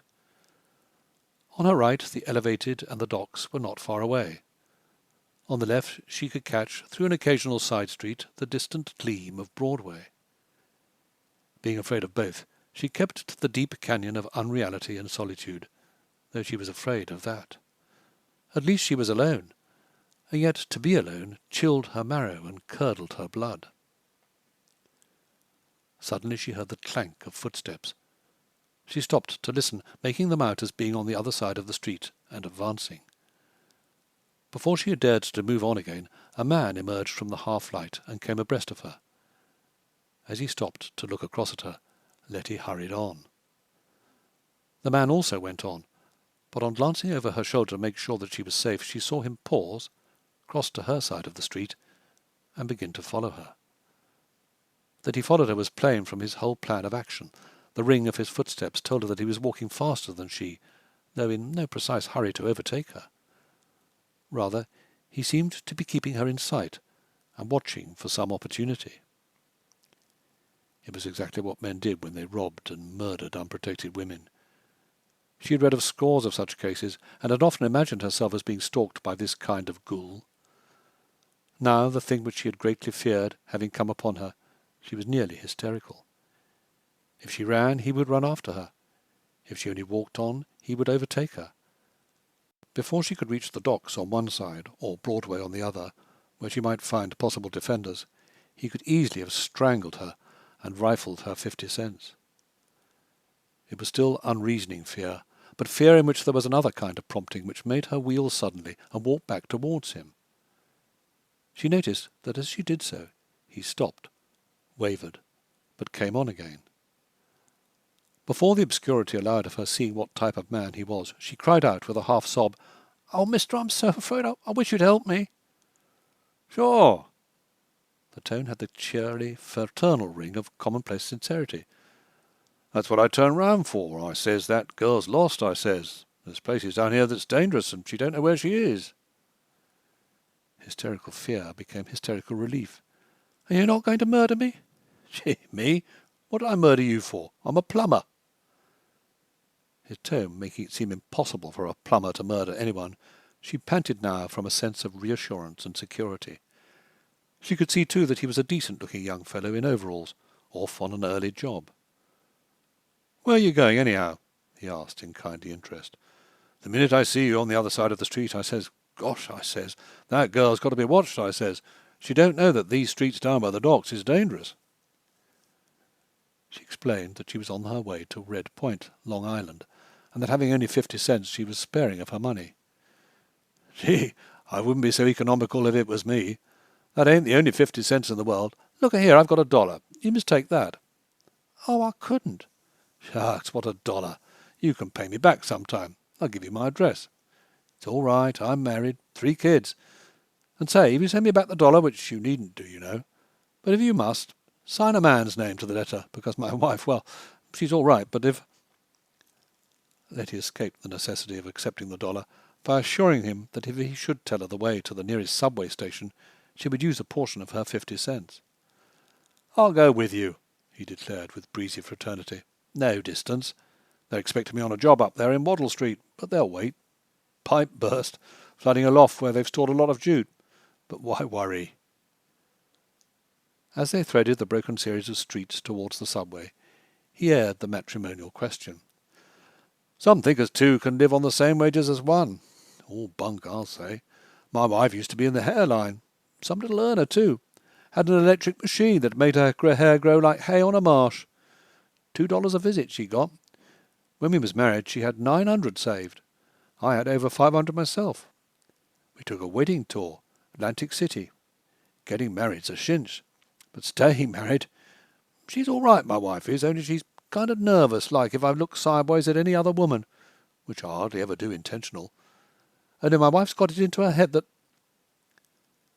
At the entrance to the subway, Letty shook hands with him and thanked him.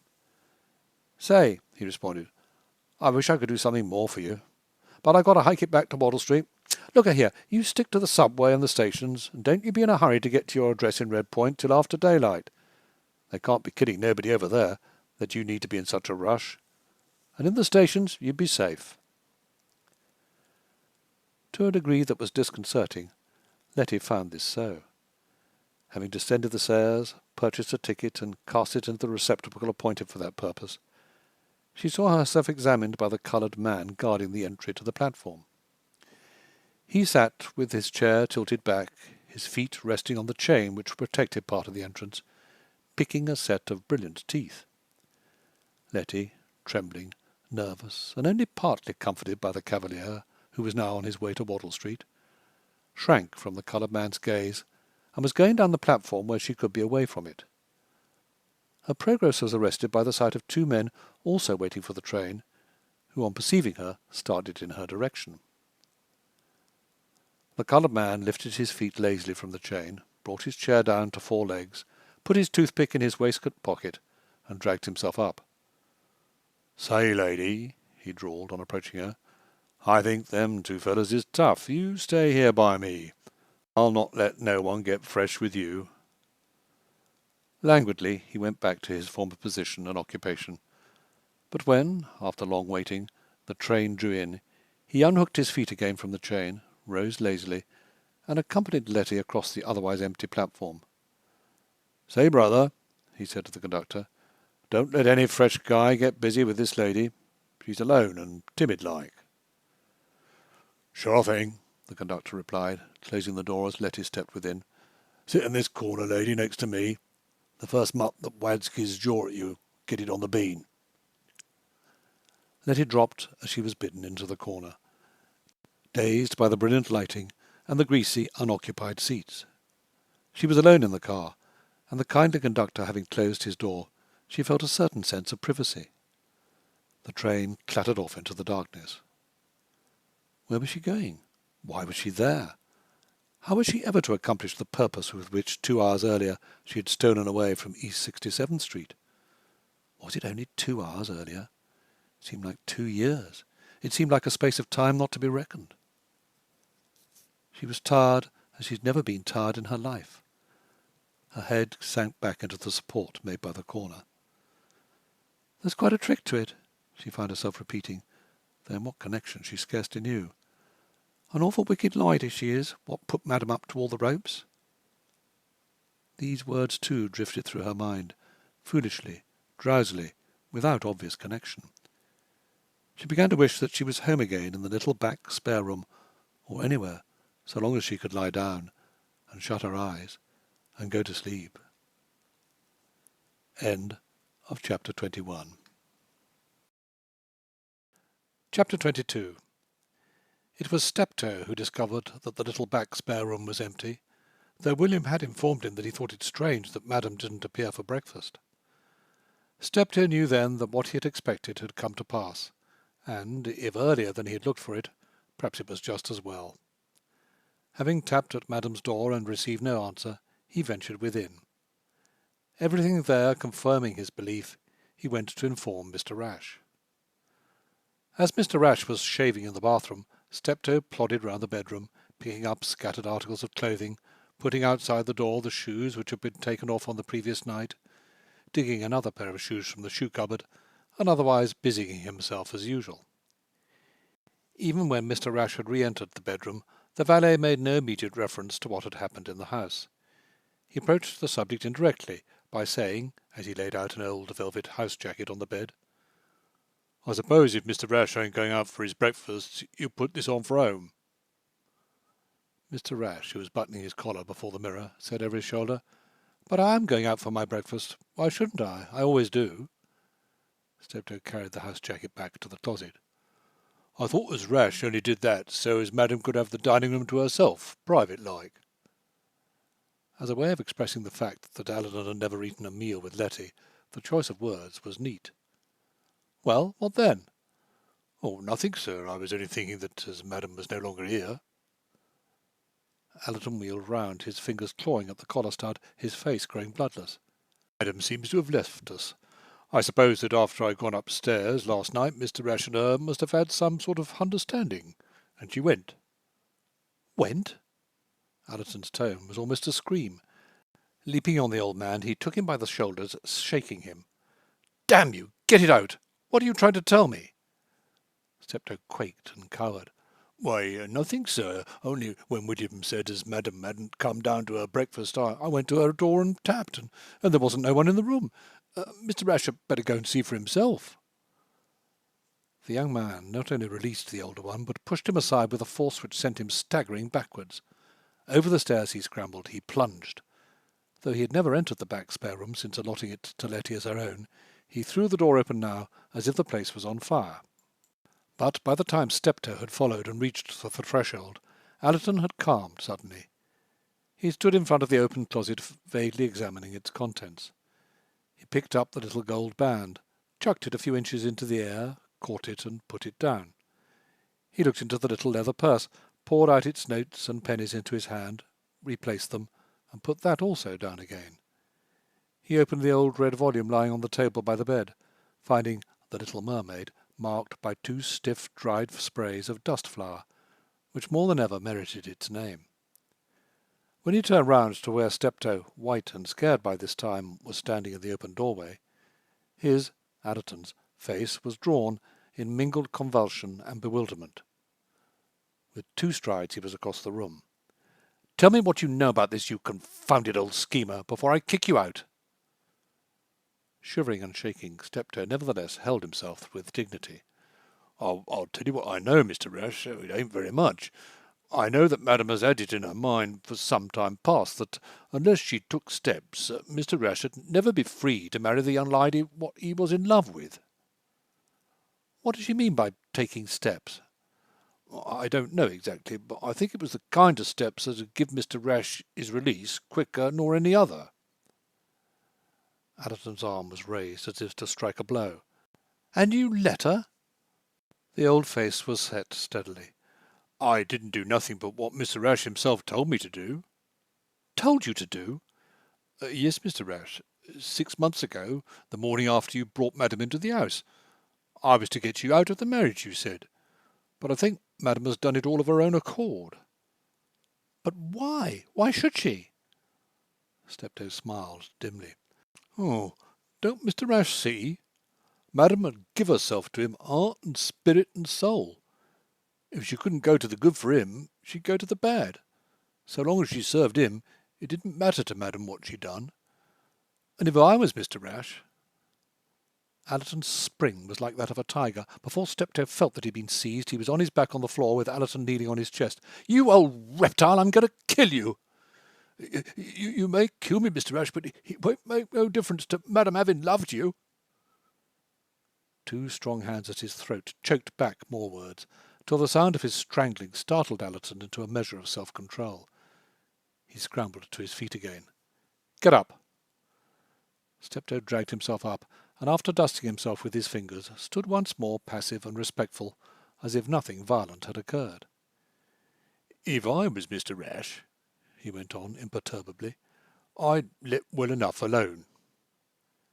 It was Allerton who was breathless. What do you mean by well enough alone? Well, the way I see it, it's this way. Mr. Rash is married to one young lady and wants to marry another. He broke off to ask significantly, I suppose that'd be so, Mr. Rash? Well, what then? Why, then he can't marry the other young lady till the young lady what he's married to sets him free. Now, that young lady what he's married to has started out to set him free, and if I was Mr. Rash, I'd let her. You'd let her throw herself away for me? I'd let her do anything what showed I know my own mind, Mr. Rash. If it wouldn't be stepping out of my place to say so, I wish Mr. Rash could tell which of these two young ladies he wanted, and which he'd be willing for to... How can I tell that when both have a claim on me? Yes, but only one has a claim on Mr. Rash now. Madam has given up her claim so as to make things easier for him. There's only one claim now for Mr. Rash to think about, and that makes everything simple. An embarrassed cough drew Steptoe's attention to the fact that someone was standing in the hall outside. It was William, with a note on a silver tray. Beside the note stood a small, square package tied with a white ribbon, which looked as if it contained a piece of wedding cake. His whisper of explanation was the word, "Wild goose," but a cocking of his eye gave Steptoe to understand that William was quite aware of wading in the current of his employer's love affairs.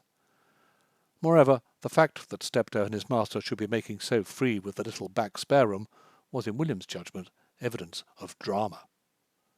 "What's this?" Glancing at the handwritten note on the envelope, and taking in the fact that a small square package looking like a bit of wedding cake stood beside it, Allerton jumped back. Steptoe might have been presenting him with a snake. I don't know, Mr. Rash. William has brought it up. Someone seems to have left it at the door. As Steptoe continued to stand with his offering held out, Allerton had no choice but to take up the letter and break the seal. He read it with little grunts, intending to signify ironic laughter, but which betrayed no more than bitterness of soul. Dear Rash, I've come to see that we shall never get out of the impasse in which we seem to have been caught, unless someone takes a stand. I have therefore decided to take one. Of the three of us, it is apparently easiest for me, so that I am definitely breaking our engagement and sending you back your ring. Any claim I may have had on you I give up of my own accord, so that as far as I am concerned, you are free. This will simplify your situation and enable you to act according to the dictates of your heart. Believe me, dear Rash, affectionately yours, Barbara Walbrook. Though it was not his practice to take his valet into the secret of his correspondence, The circumstances were exceptional. Allerton handed the letter to Steptoe without a word.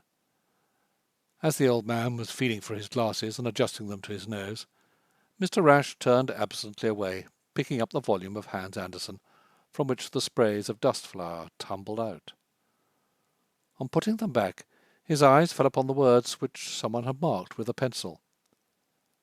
Day by day she grew dearer to the prince, but he loved her as one loves a child. The thought of making her his queen never crossed his mind. A spasm passed over his face. He turned the page impatiently. Here he caught the words which had been underlined.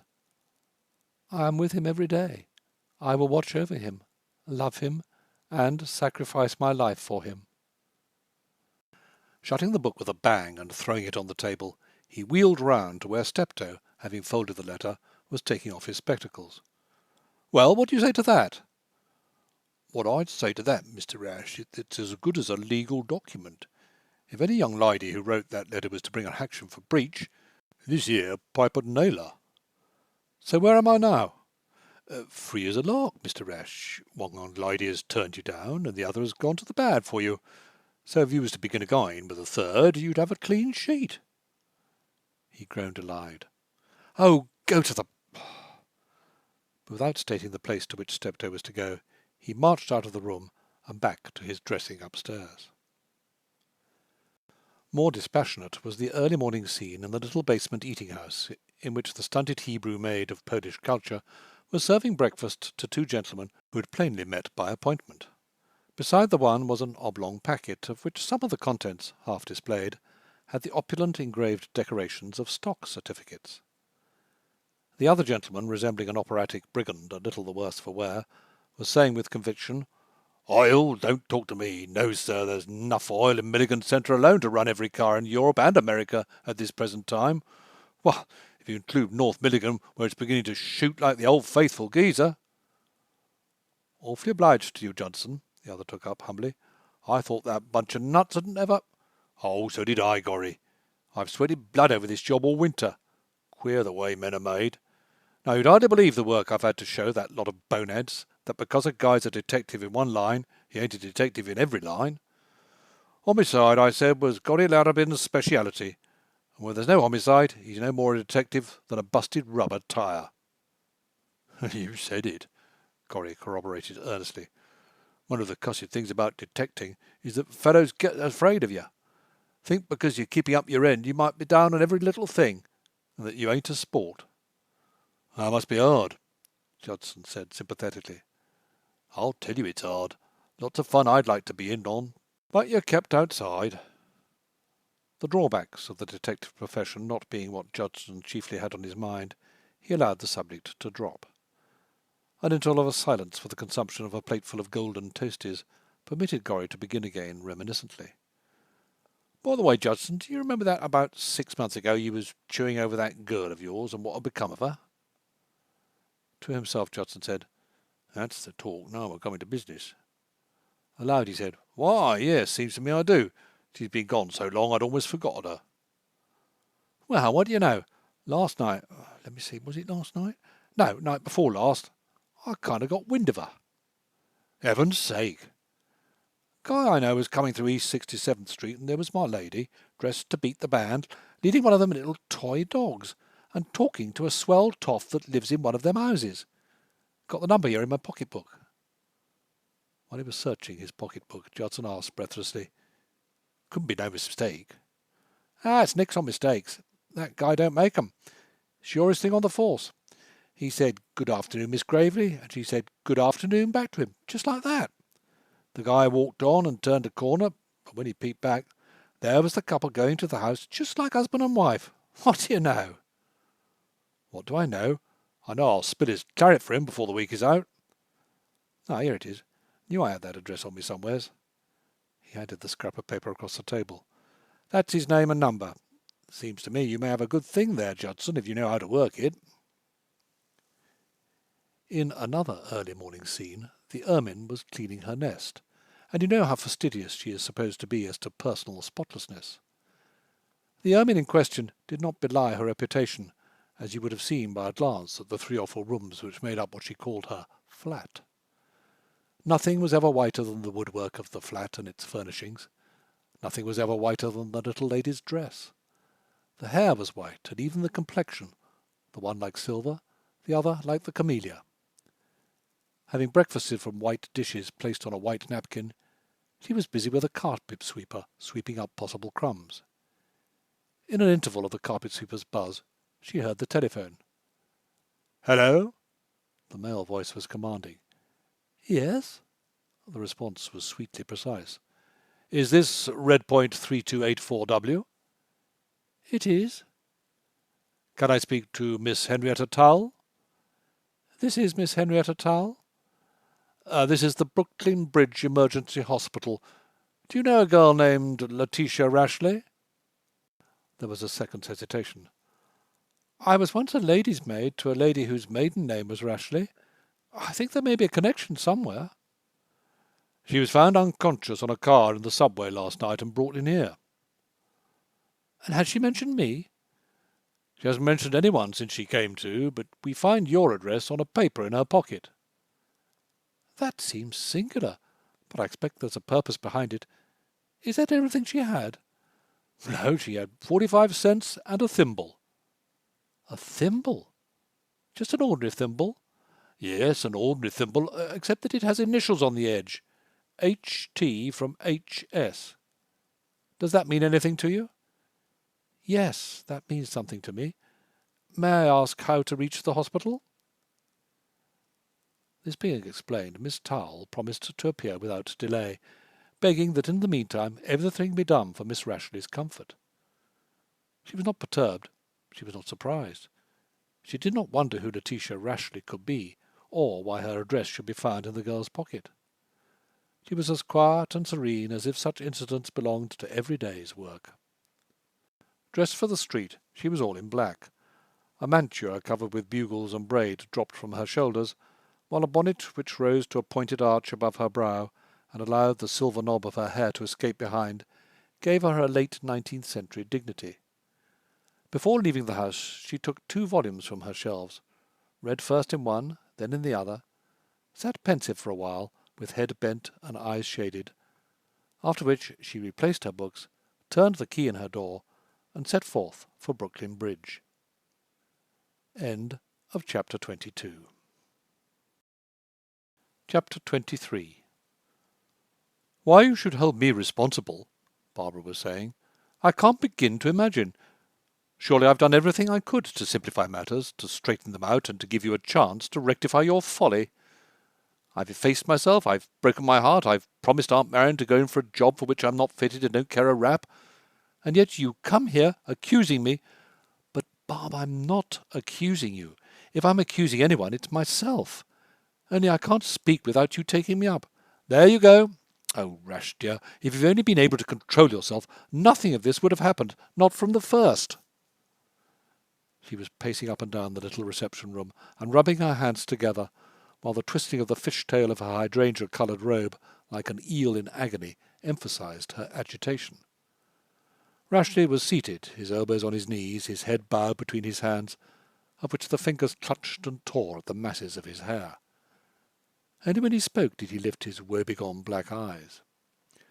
"Well, I didn't control myself," he admitted impatiently. "That's settled. Why go back to it? The question is, yes, why go back to it? That's you all over, Rash. You can do what no one else in his senses would ever think of doing, and when you've upset the whole apple cart it must never be referred to again. I'm to accept and keep silence. Well, I've kept silence. I've gone all winter like a muzzled dog. I've wheedled that girl and kowtowed to her and made her think I was fond of her, which I am in a way. You may not believe it, but I am. And what's the result? She gets sick of the whole business, runs away, and you come here and throw the whole blame on me." He tried to speak with special calmness. "Bob, listen to me. What I said was this." She came to a full stop in front of him, her arms outspread. "Oh, Rash, dear, I know perfectly well what you said. You don't have to go all over it again. I'm not deaf. If you'd only not be so excitable." He jumped to his feet. "I'm excitable, I know, Bob. I confess it. Everybody knows it. What I'm trying to tell you is that I'm not excited now." She laughed, a little mocking laugh, and started once more to pace up and down. "Oh, very well, you're not excited now. Then that's understood. You never are excited. You're as calm as a mountain." She paused again, though at a distance. "Now, what is it you're going to do? That's what you've come to ask me, isn't it? Are you going to run after her? Are you going to let her go? Are you going to divorce her if she gives you the opportunity? If you divorce her, are you going to—" "But, Barb, I can't decide all these questions now. What I want to do is to find her." "Well, I haven't got her here. Why don't you go after her? Why don't you apply to the police? Why don't you—" "Yes, but that's just what I wanted to discuss with you. I don't like applying to the police. If I do, it'll get in the papers, and the whole thing becomes so odious and vulgar. And it's such an exquisite idyll now." He threw back his head. "She's an exquisite idyll, in her way. There, that's what I wanted you to hear you say. I thought you were in love with her." He remembered the pencilled lines in Hans Andersen. "It's as you may be in love with an innocent little child." She laughed again, wildly, almost hysterically. "Oh, Rash, don't try to get that sort of thing off on me. I know how men love innocent little children. You can see the way they do it any night you choose to hang round the stage door of a theatre where the exquisite idylls are playing in musical comedy." "Don't, Bob. Not when you're talking about her. I know she's an ignorant little thing, but to me she's like a wild flower." "Wild flowers can be cultivated, Rash." "Yes, but the wild flower she's most like is the one you see in the late summer all along the dusty highways." She put up both palms in a gesture of protestation. "Oh, Rash, please don't be poetical. It gets on my nerves. I can't stand it. I like you in every mood but your sentimental one." She came to a halt beside the mantelpiece, on which she rested an elbow, turning to look at him. "Now tell me, Rash, suppose I wasn't in the world at all, or suppose you'd never heard of me, and suppose you found yourself married to this girl just as you are, nominally, legally, but not really. Would you make it really?" They exchanged a long, silent look. His eyes had not left hers when he said, I might." "Good. Now suppose she wasn't in the world at all, or that you'd never heard of her, and suppose that you and I were on just the same terms that we are today. Would you want to marry me? Answer me truly." "Why, yes, of course." "Now, suppose that she and I were standing together, and you were led in to choose between us, and suppose you were absolutely free and untrammelled in your choice, with no question as to her feelings or mine to trouble you. Which would you take? Answer me just as truly and sincerely as you can."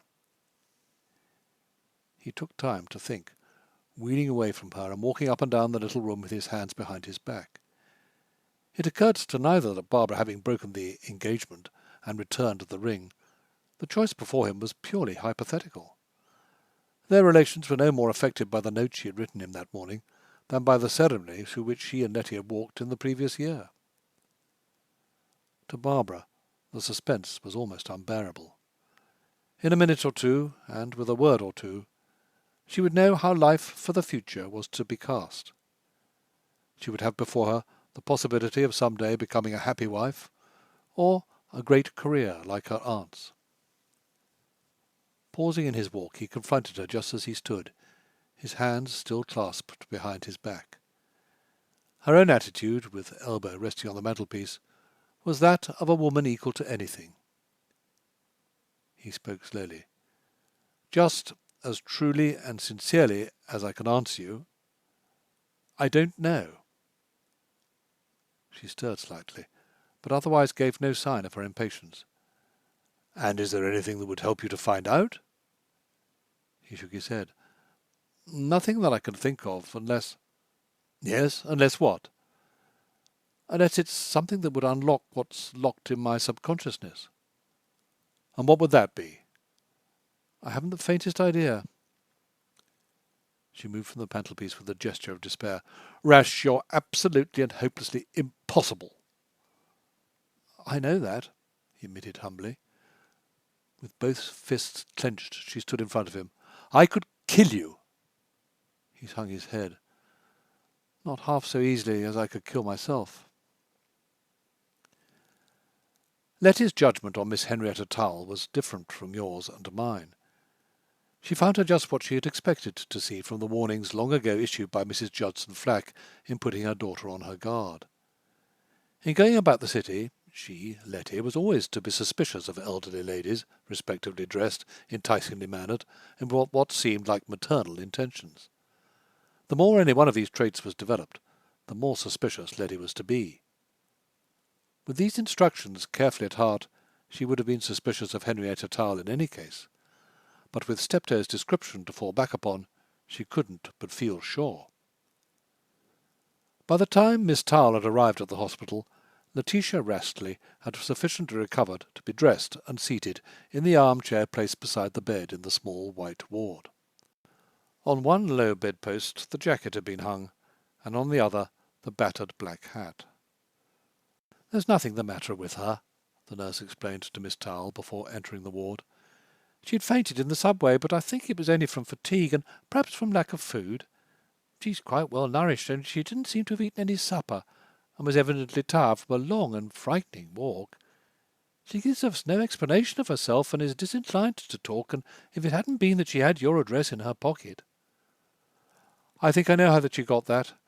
From her name I judge that she's a relative of the family in which I used to be employed, but as they're all very wealthy people—" "Even very wealthy people often have poor relations." "Yes, of course. But I was with this family for so many years, but if there had been any such connection, I think I must have heard of it. However, it makes no difference to me, and I should be glad to be of use to her, especially as she has in her possession an article, a thimble it is, which once belonged to me." At the bedside, the nurse made the introduction. "This is the lady whose address you had in your pocket. She very kindly said she'd come and see what she could do for you." Having placed a chair for Miss Tull, the nurse withdrew to attend to other patients in the ward, of which there were 3 or 4. Letty regarded the newcomer with eyes that seemed lustreless, in spite of their tiny gold flames. Having a shrewd idea of what she would mean to her visitor, she felt it unnecessary to express gratitude. In a certain sense she hated her at sight. She hated her bugles and braid and the shape of her bonnet, as the criminal about to be put to death might hate the executioner's mask and gabardine. The more Miss Tull was sweet-spoken and respectable, the more Letty shrank from these tokens of hypocrisy in one who was wicked to the core. "She wouldn't seem so wicked, not at first," Steptoe predicted, "but time would tell." Well, Letty didn't need time to tell, since she could see for herself already. She could see from the first words addressed to her. "You needn't tell me anything about yourself, dear, that you don't want me to know. If you're without a place to go to, I should be glad if you'll come home with me." It was the invitation Letty had expected, and to which she meant to respond.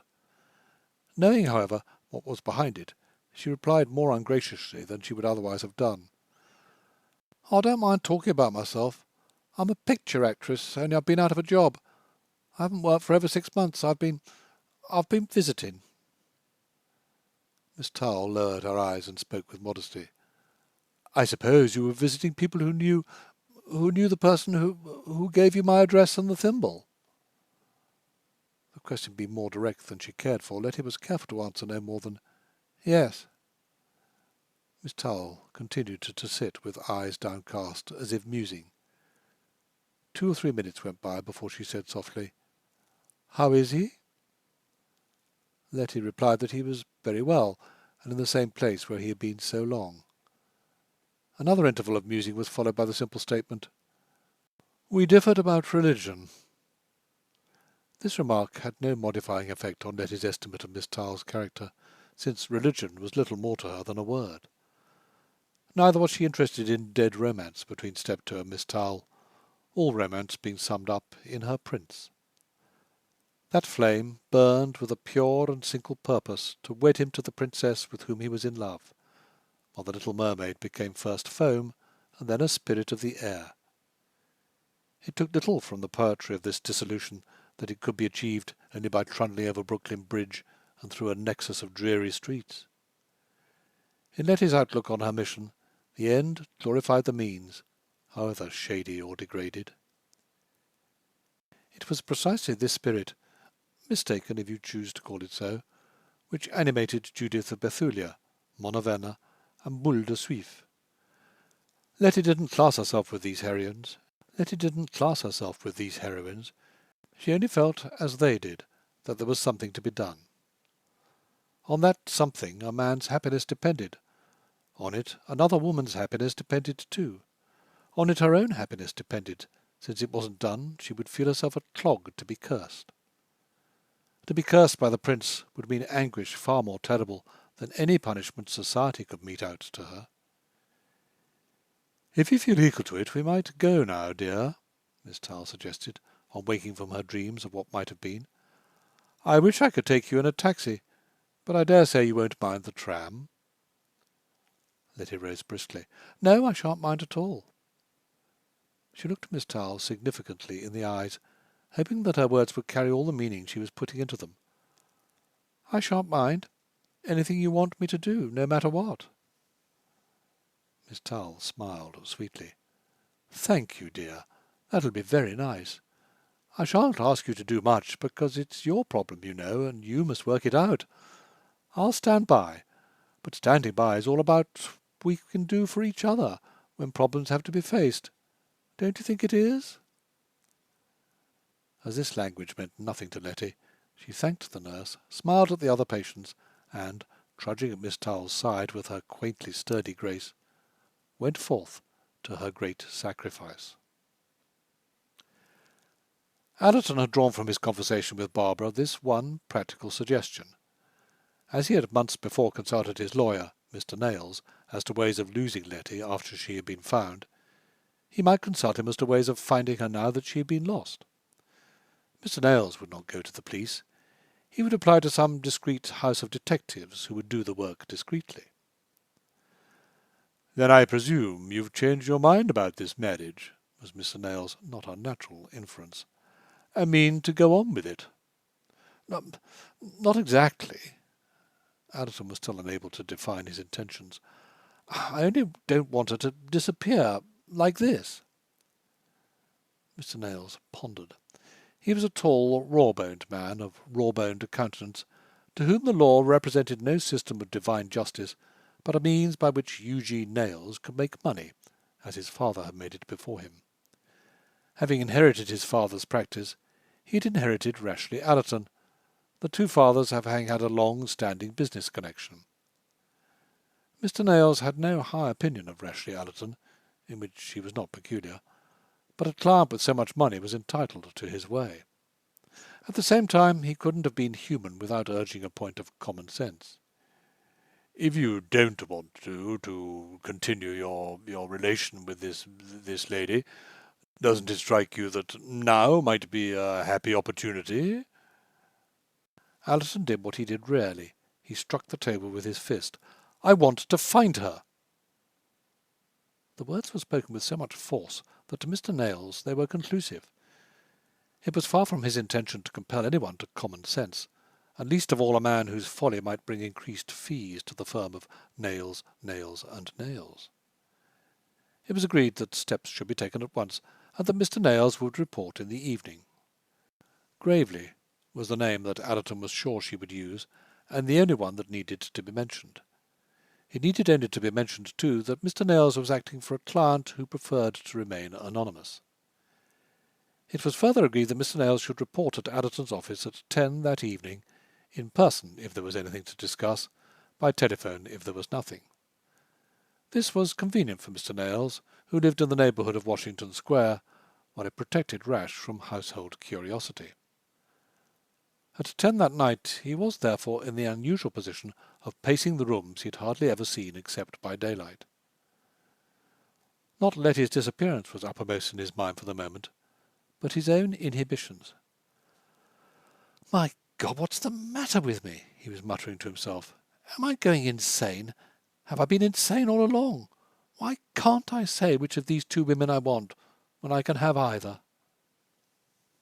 He placed over against each other the special set of spells which each threw upon his heart. Barbara was of his own world. She knew the people he knew, she had the same interests, and the same way of showing them. Moreover, she had in a measure grown into his life. Their friendship was not only intimate, it was one of long standing. Though she worried, hectored, and exasperated him, she had fits of generous repentance in which she mothered him adorably. This double harness of comradeship had worked for so many years that he couldn't imagine wearing it with another. And yet Letty pulled so piteously at his heart that he fairly melted in tenderness toward her. Everything he knew as appeal was summed up in her soft voice, her gentle manner, her humility, her unquestioning faith in himself. No one ever had faith in him before. To Barb, he was a booby when he was not a baby. To Letty, he was a hero, strong, wise, commanding. It wasn't merely his vanity that she touched. It was his manliness. Barb suppressed his manliness because she herself was so imperious. Letty depended on it, and therefore drew it out. Because she believed him a man, he could be a man. Whereas with Barb, as with everyone else, he was a creature to be liked, humoured, laughed at, and good-naturedly despised. He was sick of being liked, humoured, and laughed at. He rebelled with every atom in him that was masculine at being good-naturedly despised. To find anyone who thought him big and vigorous was to his starved spirit, as the psalmist says, sweeter also than honey and the honeycomb. In having her weakness to hold up, he could for the first time in his life feel himself of use. If there was no Barb in the world, he could have taken Letty as the mate his soul was longing for. Yet how could he deal with such a blow at Barb's loyalty? She had protected him during all his life, from boyhood upwards. Between him and derision she had stood like a young lioness. How could he deny her now, no matter what frail, gentle hands were clinging round his heart? How can I? How can I? How can I? He was torturing himself with this question when the telephone rang, and he knew that Letty had not been found. No, nothing," were the words of Mr. Nails.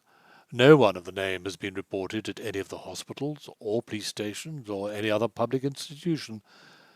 They've applied at all the motion picture studios round New York, but still with no result.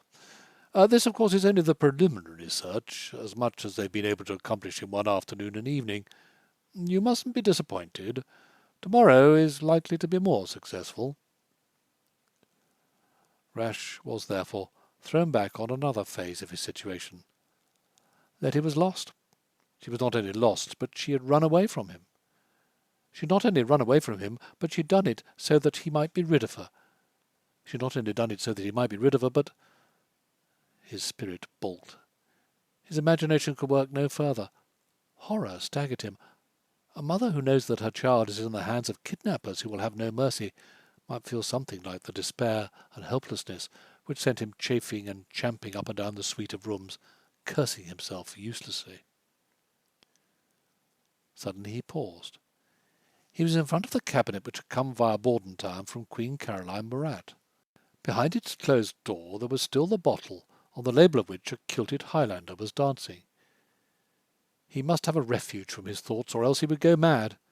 He was already as near madness as a man could come, and still be reckoned sane. He opened the door of the cabinet. The bottle and the glass stood exactly where he had placed them on the morning when he had tried to begin going to the devil, and had failed. Now there was no longer that same mysterious restraint. He was not thinking of the devil. He was thinking only of himself. He must still the working of his mind. Anything would do that would drug his faculties, and so... It was after midnight when he dragged himself out of a stupor which had not been sleep. Being stupor, however, it was not that much to the good.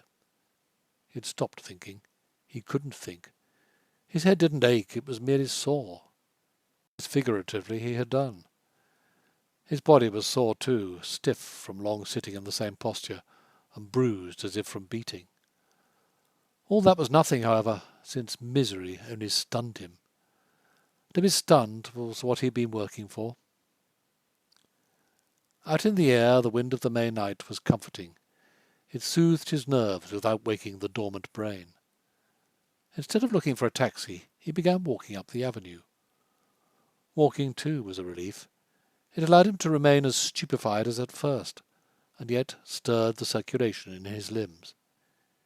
He meant to walk till he grew tired, after which he would jump on an electric bus. But he did not grow tired. He passed the great milestones, 14th Street, 23rd Street, 42nd Street, 59th Street, and not till crossing the last did he begin to feel fagged. He was then so near home that the impulse of doggedness kept him on foot. He was a strong walker and physically in good condition, without being wholly robust. Had it not been for the kilted Highlander, he would hardly have felt fatigue, but, as it was, the corner of East 67th Street found him as spent as he cared to be. Advancing toward his door, he saw a man coming in the other direction. There was nothing in that, and he would scarcely have noticed him, only for the fact that at this hour of the night pedestrians in the quarter were rare. In addition to that, the man, having reached the foot of Allerton's own steps, stood there waiting, as if with intention. Through the obscurity, Rash could only see that the man was well built, flashily dressed, and that he wore a sweeping moustache. In his manner of standing and waiting, there was something significant and menacing. Arriving at the foot of the steps, Allerton could do no less than pause to ask if the stranger was looking for anyone. "Is your name Allerton?" "Yes, it is." "Then I want my girl." It was some seconds before Rash could get his dulled mind into play. Moreover, the encounter was of a kind which made him feel sick and disgusted. "Whom do you mean?" he managed to ask at last. "You know very well who I mean. I mean Letty Gravely. I'm her father, and by God, if you don't give her up, with big damages—" "I can't give her up. She's not here." "Not here? She was damn well here the day before yesterday." "Yes, she was here the day before yesterday, but she disappeared last night." "Ah, cut that kind of talk. I'm wise, I am. You can't put that bunk over on me. She's in there, and I'm going to get her." "I wish she was in there, but she's not." "How do I know she's not?" "I'm afraid you'll have to take my word for it." "Like hell I'll take your word for it. I'll go to see for myself." "I don't see how you're going to do that." "I'm going in with you." "That wouldn't do you any good. Besides, I can't let you." The man became more bullying. "See here, son, this game is my game. Did you ever see a thing like this?" Watching the movement of his hand, Rash saw the handle of a revolver displayed in a side pocket. "Yes, I've seen a thing like that, but even if it was loaded, which I don't believe it is, you've too much sense to use it. You might shoot me, of course, but you wouldn't find the girl in the house because she isn't there." "Well, I'm going to see. You march. Up you go, and open that door, and I'll follow you." "Oh, no, you won't." Addison looked round for the policeman who occasionally passed that way, but though a lighted car crashed down Madison Avenue, there was no one in sight. He might have called in the hope of waking the men upstairs, but that seemed cowardly. Though in a physical encounter with a ruffian like this he could hardly help getting the worst of it, especially in his state of half-intoxication, it was the encounter itself that he loathed even more than the defeat. "Oh, no, you won't," he repeated, taking one step upward and turning to defend his premises. "I don't mean that you shall come into this house or ever see the girl again, if I can prevent it." "Oh, you don't, do you?" "No, I don't." "Then take that!" The words were so quickly spoken and the blow in his face so unexpected that Rash staggered backwards. Being on a step, he had little or no footing, and having been drinking, his balance was the more quickly lost. "And that!"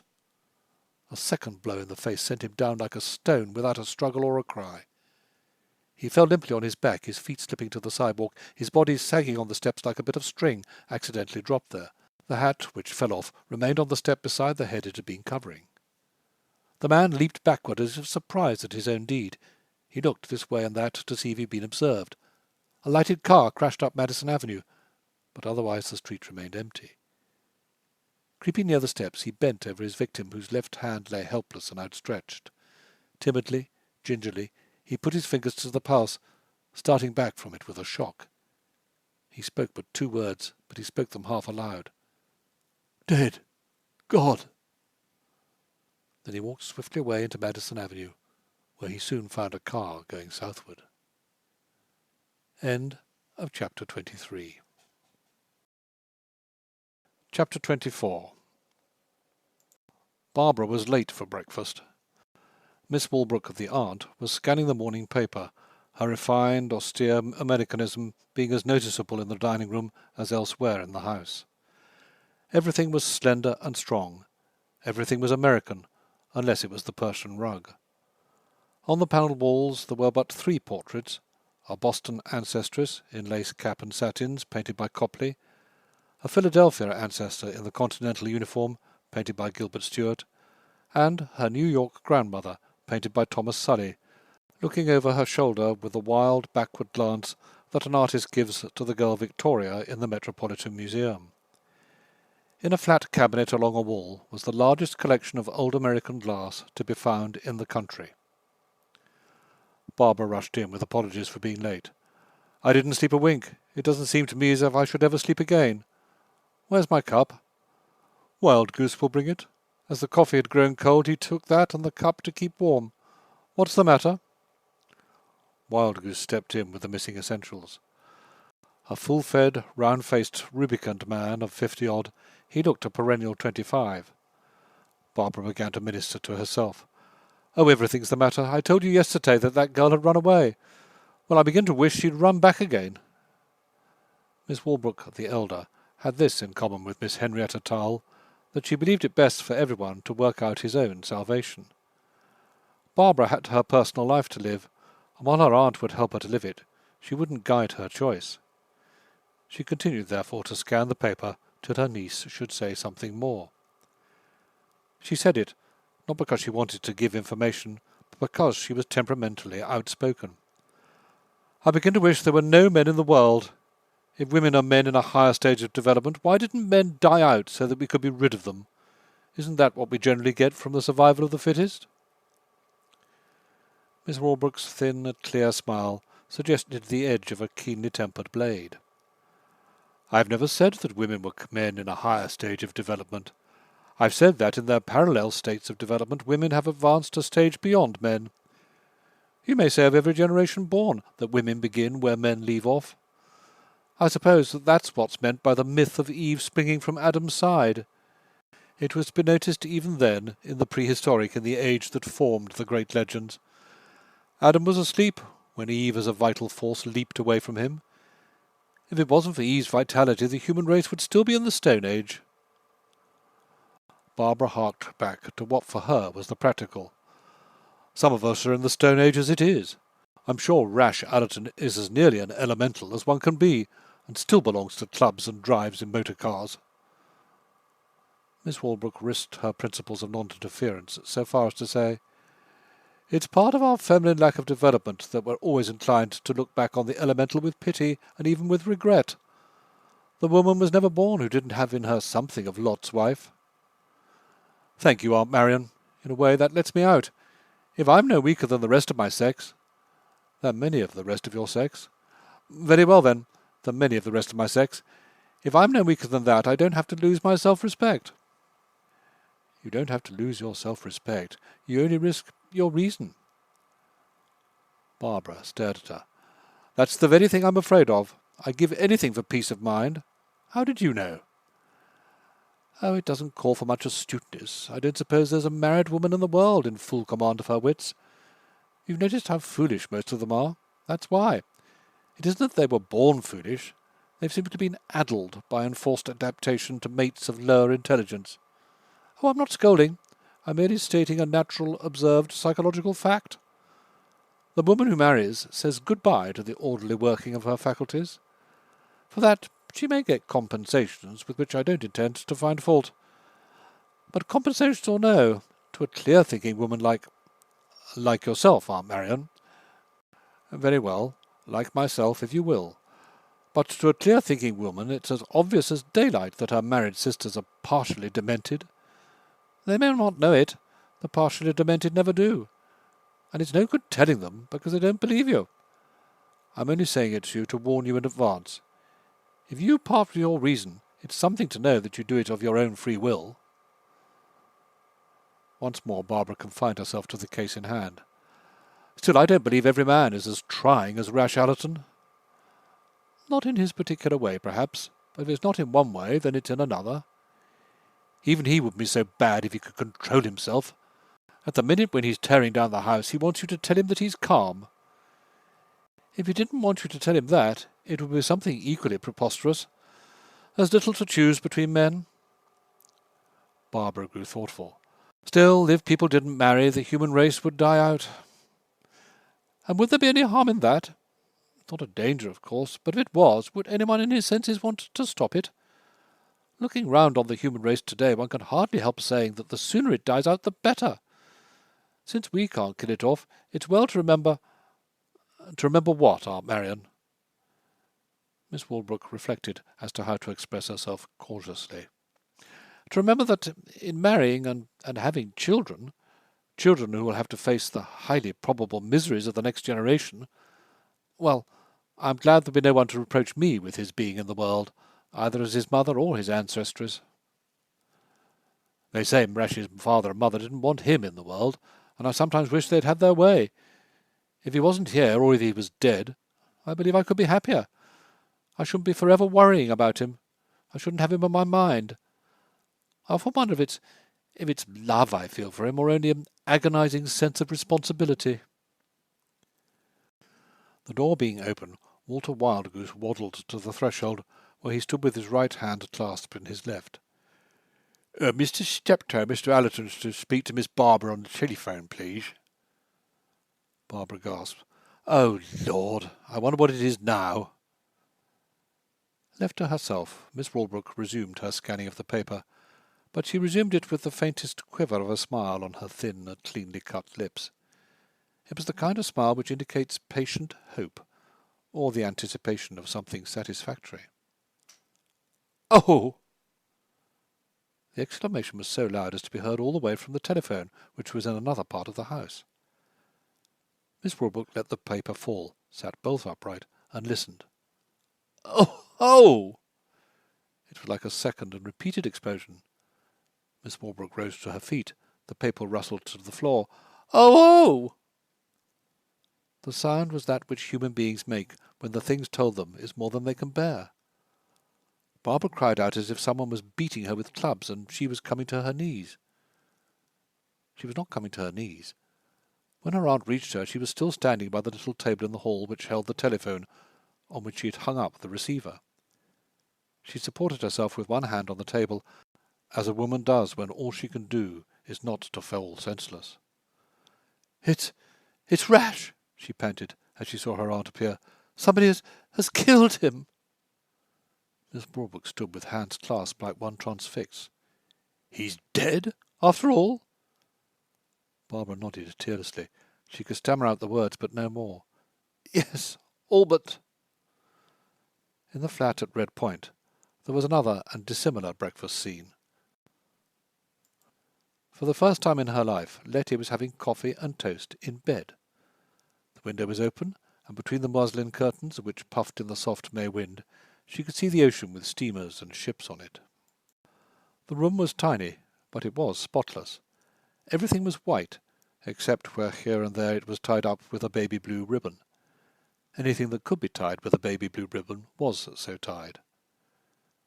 Letty thought she had never seen anything so dainty, though her experienced eye could detect the fact that nothing had really cost money. As an opening to the career on which she had embarked, the setting was unexpected, while the method of her treatment was bewildering.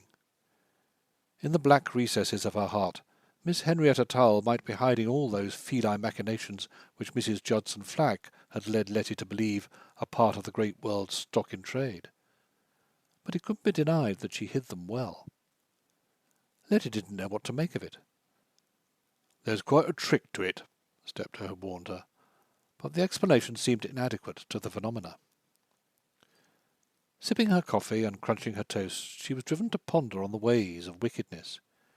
She had expected them to be more obvious.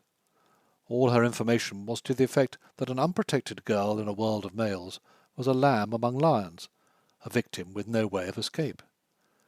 That she was a lamb among lions, and a victim with no way of escape, she was still prepared to believe. Only the preliminaries puzzled her. Instead of being crude, direct, indelicate, they were subtle and misleading. After 24 hours in Miss Tarle's spare room, there was still no hint of anything but coddling. "You see, my dear," Miss Tarle had said, "if I don't nurse you back to real health, him that gave you the thimble might be displeased with me." It was not often that Miss Tarle dropped an H or added one, but in moments of emotion early habit was too strong for her. Coming into the room now on some ermine's errand of neatness, she threw a glance at Letty and said, "You don't look like a Rashleigh, do you, dear? But then you never can tell anything about families from looks, can you?" It was her nearest approach as yet to the personal, and Letty considered as to how she was to meet it. I'm not a Rashleigh, not really, only by marriage. Rashleigh isn't my real name, it's the name I'm going by in the pictures." "Oh." Miss Tarle's exclamation was the subdued one of acquiescence. She knew that ladies in pictures often preferred names other than their own, and if Letty was not a Rashleigh, it explained things. That is, it explained how anyone called Rashleigh could be wandering about in this friendless way, though it made Henry Steptoe's intervention the more mysterious. It was conceivable that he might act on behalf of a genuine Rashleigh, however out at elbow, but that he should take such pains for a spurious one, and go to the length of sending the sacred silver thimble as a pledge, rendered the situation puzzling.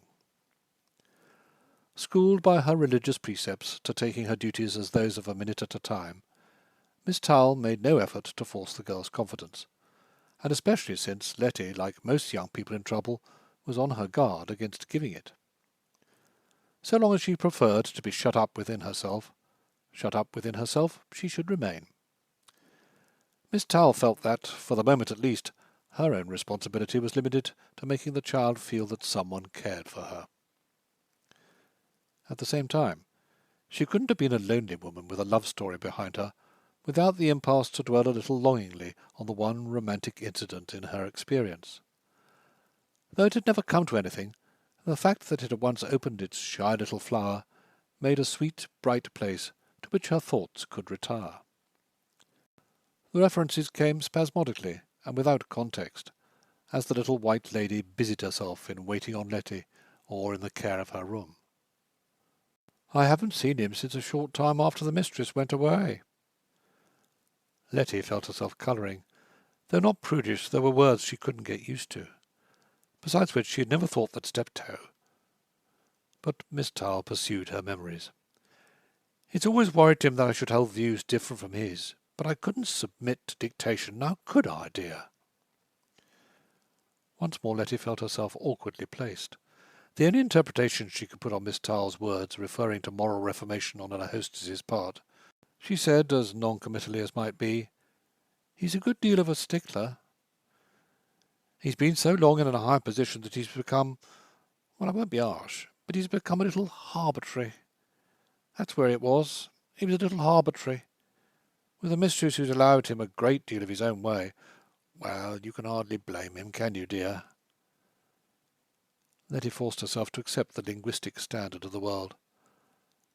"I suppose if she hadn't allowed him a great deal of his own way, he'd have looked somewhere else." "That he could easily have done. He had temptations enough, a man like him. Why, dear, there was a lady in Park Avenue who did everything she could that wasn't positively dishonourable to win him away." "He must have been younger and better looking than he is now," Letty hazarded bluntly. "Oh, it wasn't a question of looks. Of course, if she considered that, why, any foolish young fellow. But you knew what she would have got."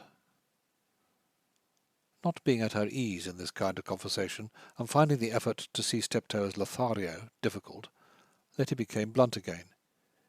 "He must have had an awful crush on the first one." "It wasn't her exactly, it was the boy." "Oh, there was a boy?" "Why, of course, dear, didn't you know that?"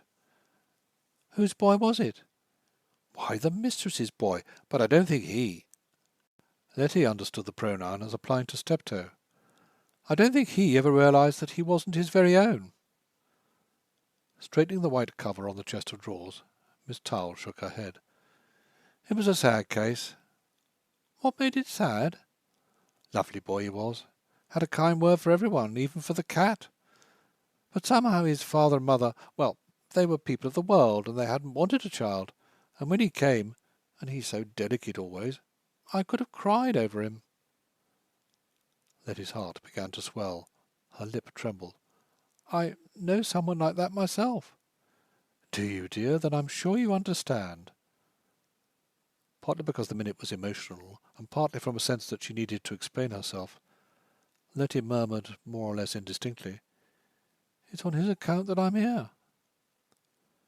Failing to see the force of this, Miss Tarl was content to say, I'm glad you were led to me, dear. There's always a power to shepherd us along, if we'll only let ourselves be guided. To Letty, the moment had arrived when plainness of speech was imperative. Leaning across the tray, which still stood on her lap, she gazed up at her hostess with eager, misty eyes. He said you'd teach me all the ropes. Miss Tarl paused beside the bed to look inquiringly at the tense little face. The ropes of what, dear? Of what? It was hard to express. Of what you used to be yourself. You don't seem like it now, she added desperately, but you were, weren't you? Oh, that! The surprise was in the discovery that an American girl of Letty's age could entertain so sensible a purpose. Why, of course, dear, I'll tell you all I know, and welcome. There's quite a trick to it, isn't there?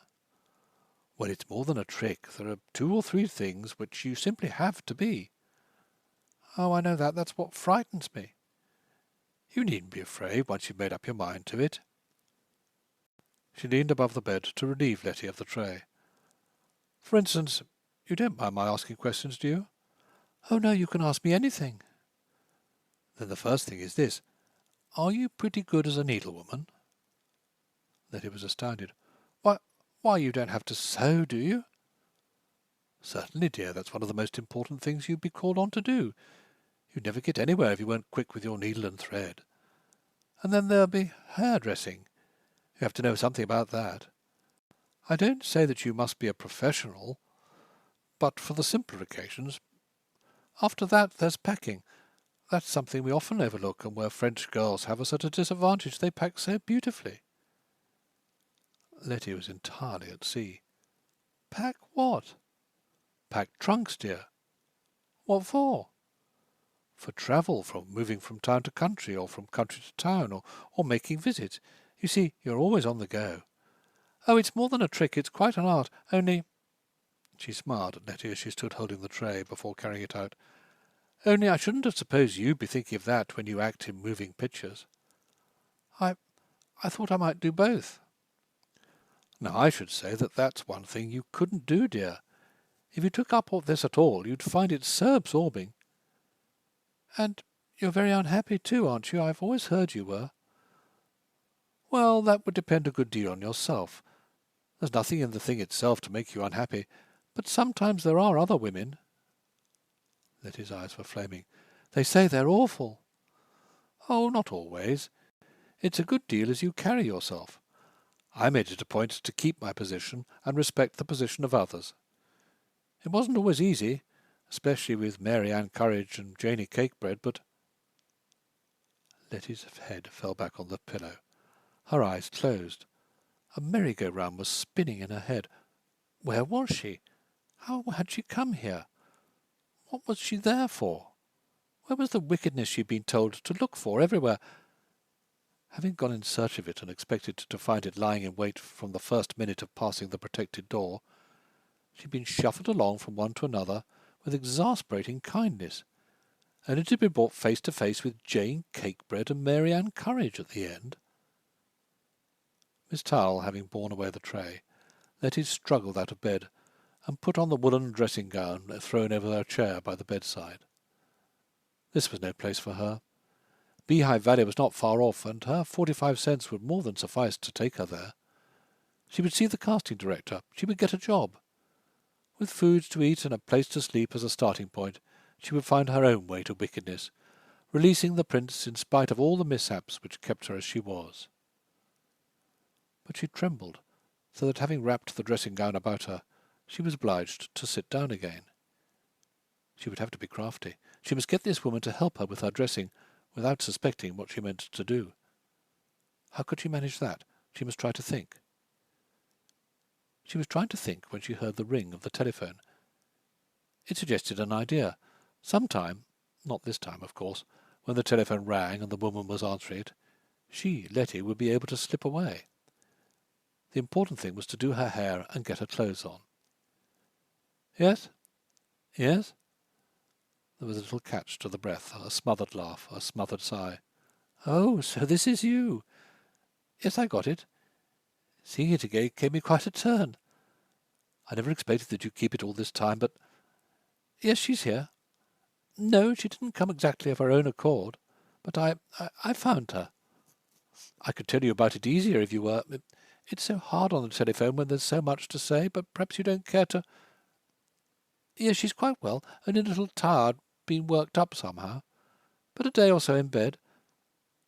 Oh, very sensible. And she wants me to teach her how to be a lady's maid.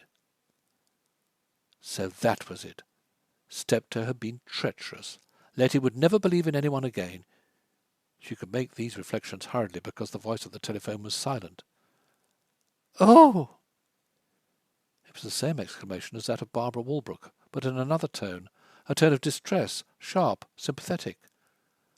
Pulling the dressing-gown about her, frightened, tense, Letty knew that something had gone wrong. Oh! Oh! Last night, did you say? Early this morning? Letty crept to where her hostess was seated at the telephone. What is it? But Miss Dowell either didn't hear the question or was too absorbed to answer it. Oh, Henry, try to remember that God is his life, that there can't be no death to be afraid of when... Letty snatched the receiver from the other woman's hands and fell on her knees beside the little table. Oh, what is it? What is it? It's me, Letty. Something's happened. I've got to know. Amazed and awed by the force of this intrusion, Miss Dowell stood up and moved a little back. Over the wire, Steptoe's voice sounded to Letty like the ghost of his voice, broken, dead. I think if I was madam, I'd come back. But what's happened? Tell me that first. It's Mr. Rash. Yes, I know it's Mr. Rash, but what is it? Tell me quickly, for God's sake. He's been hit. Her utterance was as nearly as possible a cry. But he hasn't been killed. Madam will find him alive, if she hurried. When Letty rose from her knees, she was strong. She was calm, too, and competent. She further surprised Miss Dowell by the way in which she took command. I must hurry. They want me at once. Would you mind helping me to dress? End of chapter 24. Chapter 25. The queer thing about it, miss, Steptoe was saying to Barbara, is that I didn't hear no noise. My window is just above the front door, 2 floors up, and it was open. Always like an open window, especially when the weather begins to get warm. Makes it healthier like, and so... Yes, but just tell me how he is. That's what I'm coming to, miss. The minute I see what an awful state we was in, I says, Miss Walbrook, she'll have to know, I says. And so I called up. Well, as I was a-telling you, miss, I couldn't sleep all night, hardly not any, thinking of all what had happened in the house in the course of a few months, as you might say. And Madam run away, and Mr. Rash, he not home, and it 1 o'clock and later. Not but what he's often later than that. Only last night I had that kind of a feeling which you'll get when you know things is not right, and you don't hardly know how you know it. Yes, Steptoe, she interposed eagerly, but is he conscious now? That's what I wants to hear about. Steptoe's expression of grief lay in working up to a dramatic climax dramatically. He didn't understand the hurried leaps and bounds by which you took the tragic on the skip, as if it were not portentous. In his response to Miss Walbrook there was a hint of irritation, and perhaps of rebuke. I couldn't say what he is now, miss, as the doctor and the nurse is with him, and won't let nobody in till they decide whether he's to live or die. Rocking himself back and forth in his chair, he moaned in stricken anticipation. If he goes, I shan't be long after him. I may linger a bit, but the good Lord won't move me on too soon. Barbara curbed her impatience to reach the end, going back to the beginning. Well then, was it you who found him? Him? It was this way, miss. Knowing he wasn't in the house, I kept going to my window and listening, and then going back to bed again. I couldn't tell you how many times. And then, if you believe it, I must have fell asleep. No, I can't believe as I was asleep. I just seemed to come to like, and as I lay there wondering what time it was, seems to me as if I heard a kind of a snore like, not in the house, but coming up from the street. What time was that? That'd be about 1:30. Well, up I gets and creeps to the window, and sure enough, the snore come right up from the steps. Seems to me, too, I could see something laying there, all up and down the steps, just as if it had been dropped by accident like. My blood freezes. I slips into my thick dressing gown. No, it was my thin dressing gown. I always keeps two, one for winter and one for summer, and this spring being so early like. But in the end you got downstairs. If I didn't, miss, how could I have found him? I ain't one to be afraid of danger, not even here in New York, where you can be robbed and murdered without hardly knowing it, and the police that slow about following up a clue. And what happened when you opened the front door? I didn't open it at once, miss. I put my ear to the crack and listened, and there it was, a long kind of snore like. Only it wasn't just what you call a snore, it was more like this. He drew a deep, rasping, stertorous breath. Awful it was, miss, just like somebody in liquor. It's liquor, I says, and not wanting to be mixed up in no low company, I wasn't for opening the door at all. But you did. Not till I'd gone half way upstairs and down again. I'm like that. I often thinks I'll not do a thing, and then I'll say to myself, now perhaps I'd better. And so it was that time. He's out, I says, and who knows but what he's fell in a faint like. So back I goes, and I peeps out a little bit, just my nose out, as you might say, not knowing what if there was a low company. When did you find out who it was? Why, I know the hat like. It was that hat what he bought after he bought the last one. No, I don't know but what he's bought two since he bought that one. A soft felt, and a cowboy what he never wore but once or twice because it wasn't becoming. You'll have noticed, miss, that he had one of them faces what don't look well in nothing rakish. A real gentleman's face he had, and them cowboy hats. Well, when you saw that hat, what did you do? For quite a spell I didn't do nothing. I was all blood-curdled, as you might say. But by and by I creeps out and down the steps, and there he was, all huddled up every way. His lip trembled. In trying to go on, he produced only a few incoherent sounds. Reaching for his handkerchief, he blew his nose before being able to say more. Well, the first thing I says to myself, miss, was, is he dead?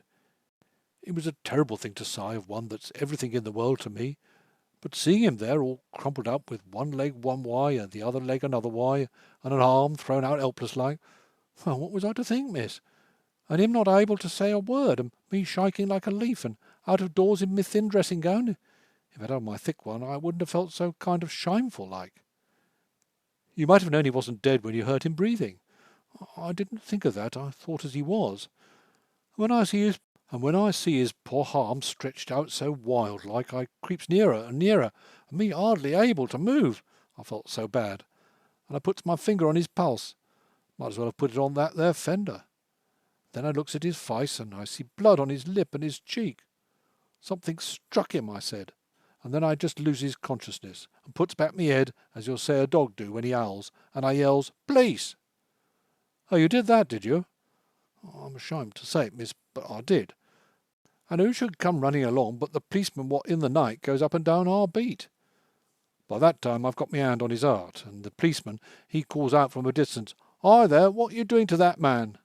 Thought I was murdering him, you see. I says, "My boy he is, and I'm trying to save his life." Well, the policeman, he sees I'm in my dressing gown and don't look as if I'd do him any harm, so he kind of picks up his courage and blows his whistle, and another policeman, he runs up from the way of the avenue. Then when there's two of them, they ain't afraid no more, so that the first one, he comes up to me quite bold-like and asks me who's killed and what's killed him. And I tells him how I was laying awake with the window open, and Mr. Ash being out I couldn't sleep like. How long did they let him lie there? Well, not long. First there was for calling a ambulance, but when I tells them that he's my boy and lives in my house, they brings him in, and we lays him on the sofa in the library, and I rings up Dr. Lansing, and... But something in Barbara snapped. She could stand no more. Not to cry out or break down, she sprang to her feet. "That'll do, stepdad. I know now all I needs to know. Thank you for telling me. I shall stay here till the doctor or the nurse comes down. If I want you again, I'll ring."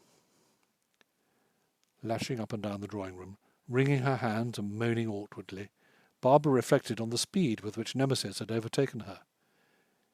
"If he wasn't here, or if he was dead," she'd said, "I believe I could be happier." As long as she lived, she would hear the curious intonation in Aunt Marian's voice. "He's dead, after all?" It was in that "after all" that she read the unspeakable accusation of herself. Waiting for the doctor was not long. On hearing his step on the stair, Barbara went out to meet him. "How is he?" she asked, without wasting time over self-introductions. "It's a little difficult to say as yet. The case is serious. Just how serious we can't tell today. Perhaps not tomorrow. I find no trace of fracture of the cranium or of laceration of the brain, but it's too soon to be sure. Dr. Brace and Dr. Wisdom, who've both been here, are inclined to think that it may be no more than a simple concussion. We must wait and see." Relieved to this extent, Barbara went on to explain herself. "I'm Miss Walbrook. I was engaged to Mr. Allerton till quite recently. We're still great friends, the greatest friends. He had no near relations, only cousins, and I doubt if any of them are in New York as late in the season as this, and even if they are, he hardly knows them." The doctor, a cheery, robust man in the late 30s, in his own line one of the ablest specialists in New York, had a foible for social proposition, and his success in it. Even now, with such grave news to communicate, he couldn't divest himself of his dinner-party manner or his smile.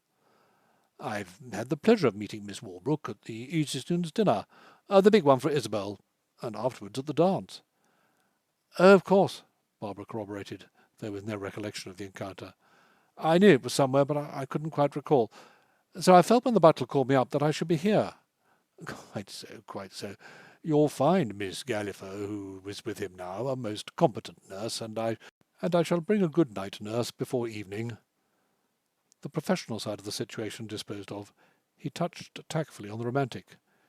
"It will be a great thing for me to know that in a masculine household like this, a woman with knowledge and authority is running in and out. The more you can be here, Miss Walbrook, the more responsibility you'll take off my hands." "May I be in his room and help the nurse, or do anything like that?" "Quite so, quite so. I'm sure Miss Galliffer, who can't be there every minute of the time, you understand, will be glad to feel that there's someone she can trust. And he couldn't know I was there?" "Not unless he returned unexpectedly to consciousness, which is possible, you understand." Her distress was so great that she hazarded a question on which she would not otherwise have ventured. "Doctor, you're a physician. I can speak to you as I shouldn't speak to everyone. Suppose he did return unexpectedly to consciousness and found me there in the room. Do you think he'd be annoyed?" It was the sort of situation he liked, a part in the intimate affairs of people of the first quality. As to his being annoyed, I can't say. It might be the very opposite. What I know is this, that in the coming back of the mind to its regular functions, inhibitions are often suspended." "And you mean by that?" "That the first few minutes in which the mind revives are likely to be minutes of genuine reality. I don't say that the mind could keep it up. Very few of us can be our genuine selves for more than flashes at a time. But a returning consciousness doesn't put on its inhibitions till so that what you see in those few minutes you can take as the truth. I should say so. I'm not in a position to affirm it, but the probabilities point that way. And if there had been, let us say, a lesser affection, something of recent origin and lower in every way, I think that until it forged its influence again, if it ever did, you'd see it forgotten or disowned."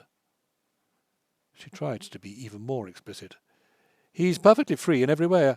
I broke off my engagement just to make him free. The other woman, she too has left him. So that," he summed up, "if in those first instants of returning to the world you could read his choice, you'd be relieved of doubts for the future." Having made one or two small professional recommendations, he was about to go when Barbara's mind worked to another point. "You know, he's been very excitable." "So I've understood. I go a good deal to the Chancellor's. You know them, of course. I've heard about him there." "Well, then, if he got better, is there anything we could do about that?" In a general way, yes, if you're gentle with him." "Oh, I am." "And if you try to smooth him down when you see him beginning to be ruffled." That's just what I do, and it seems to excite him the more. And then in that case I should say break the conversation off, go away from him, let him alone, let him work out of it, begin again later. Yes, only—" she was wistful, unconvinced. "Only later it's so likely to be the same thing over again." He dodged the further issue by running up to explain to the nurse Miss Walbrook's position in the house, and as helper in case of necessity. By the time he had come down again, Barbara's anguish was visible. "Oh, Doctor, you think he will get better, don't you?" He was at the front door. "I hope he will. Quite possibly he will.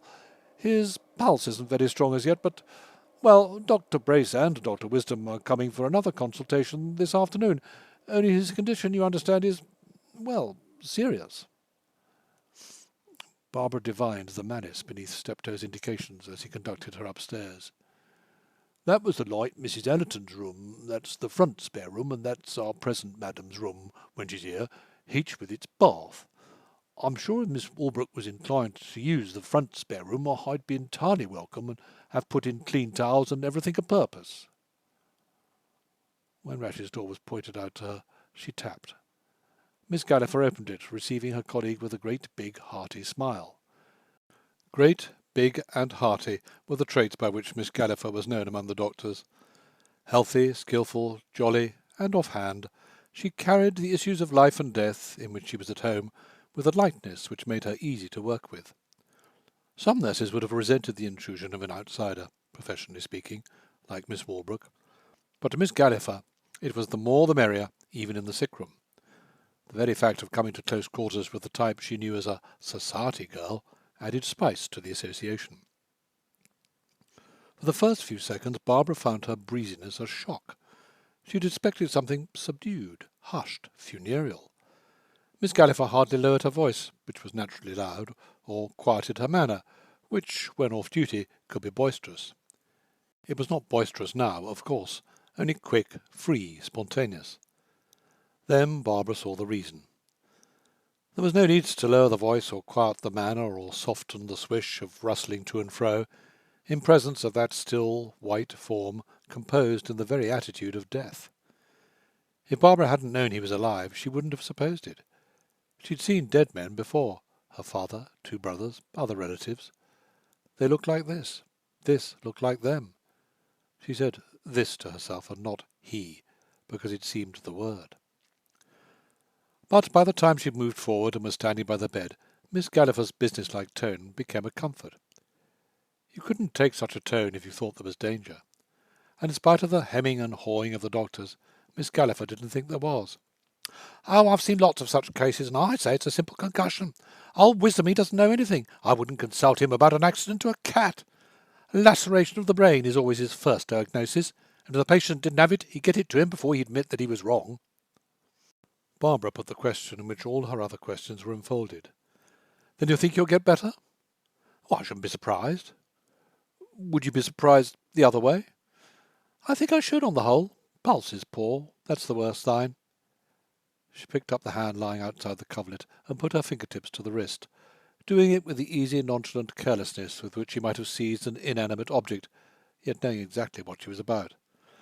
56, that's pretty low. If we could get it above 60. But still—" Dropping the hand with the same indifference, yet continuing to know what she was about, Miss Galliffer tossed aside the index of the pulse as wholly non-convincing. "I've known cases where the pulse would go down till there was almost no pulse at all, and yet it would come up again." "So that you feel—" "Oh, he'll do. I shouldn't worry yet. If he wasn't going to pull through, there would be something. Something to tell you?" "Well, yes, if you put it that way. I most always know with a patient. It isn't anything in his condition. It's more like a hunch. There's often the difference between a doctor and a nurse. The doctor goes by what he sees, the nurse by what she feels. 9 times out of 10 the doctor will see wrong and the nurses will feel right, and there you are. You can't go by doctors. A lot of guesswork gumps, I often think, yet the laity needs them for comfort." Making the most of all this, Barbara asked timidly, "Is there anything I could do?" "Well, no, there isn't much that anyone can do. You've just got to wait. If you're going to stay, I should like to, then you can be somewhere else in the house so that I could call you, or you could sit right here, whichever you preferred." "I'd rather sit right here if I shouldn't be in the way." "Oh, when you're in the way, I'll tell you." On this understanding, Barbara sat down in a small low armchair not far from the foot of the bed. Miss Galliffer also sat down nearer to the window, taking up a book which, as Barbara could see from the jacket on the cover, bore the title The Secret of Violet Pride. It was clear that there was nothing to be done, since Miss Galliffer could so easily lose herself in her novel. Not until her jumble of impressions began to arrange themselves did Barbara realize that she was in Rash's room, surrounded by the objects most intimate to his person. Here the poor boy slept and dressed and lived the portion of his life which no one else could share with him. In a sense they were rifling his privacy, the secret with which every human being has in some measure to surround himself. She recalled a day in her childhood, after her parents and both her brothers had died, when their house with its contents was put up for sale. She remembered the horror with which she had seen strangers walking about in the rooms sanctified by loved presences and endeared to her holiest memories. Something of that she felt now, as Miss Galliffer threw aside her book, sprang lightly to her feet, hurried into Rash's bathroom, and came out with a towel slightly damped, which she passed over the patient's brow. She was so horribly at ease. It was as if Rash no longer had a personality whose rights one must respect. But he might get better. Miss Galliffer believed that he would. Barbara clung to that as an anchor in this tempest of emotions. If he got better, he would open his eyes. If he opened his eyes, it would be, for a little while at least, with his inhibitions suspended. If his inhibitions were suspended, the thing he most wanted would be in his first glance, and if his first glance fell on her... End of chapter 25. Chapter 26. Waiting was becoming dreamlike. She didn't find it tedious or overfraught with suspense. On the contrary, it was soothing. It was a little trance-like, too, enwrapped in Rash's stillness. It was so strange to see him still. It was so strange to be still herself. Of her own being, as of his, she had hardly any concept apart from the high winds of excitement. Calm like this was new to her, and because new, it was appeasing, wonderful. It was not unlike content, only the content which comes in sleep, to be broken up by waking. Somewhere in her nature she liked seeing him as he was, helpless, inert, with no power of enraging her by being restive to her will. It was, in its way, a repetition of what she had said that morning, if he wasn't here, or if he was dead. Longing for peace, her stormy soul seemed to know by instinct the price she would have to pay for it. For peace to be possible, Rash must pass out of her life, and the thought of Rash passing out of her life was agony. While Miss Galliffer was downstairs at lunch, Barbara had the sweet, unusual sensation of having him all to herself. She had never so had him in their hours together, because the violence of their clashes had prevented communion. Seated in this silence, in this quietude, she felt him hers. There was no one to dispute her claim, no one whose claim she had in any way to recognize as superior. Letty's claim she had never recognized at all. It was accidental, spurious. Letty herself didn't put it forth, and even she was gone. If Rash were to open his eyes, he would see no one but herself. She was sorry when Miss Galliffer came back, though there was no help for that. But Miss Galliffer was obtrusive only when she chatted or moved about.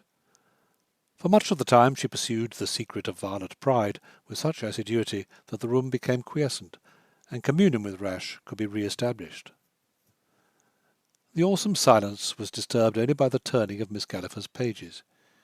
It might have been 3 o'clock.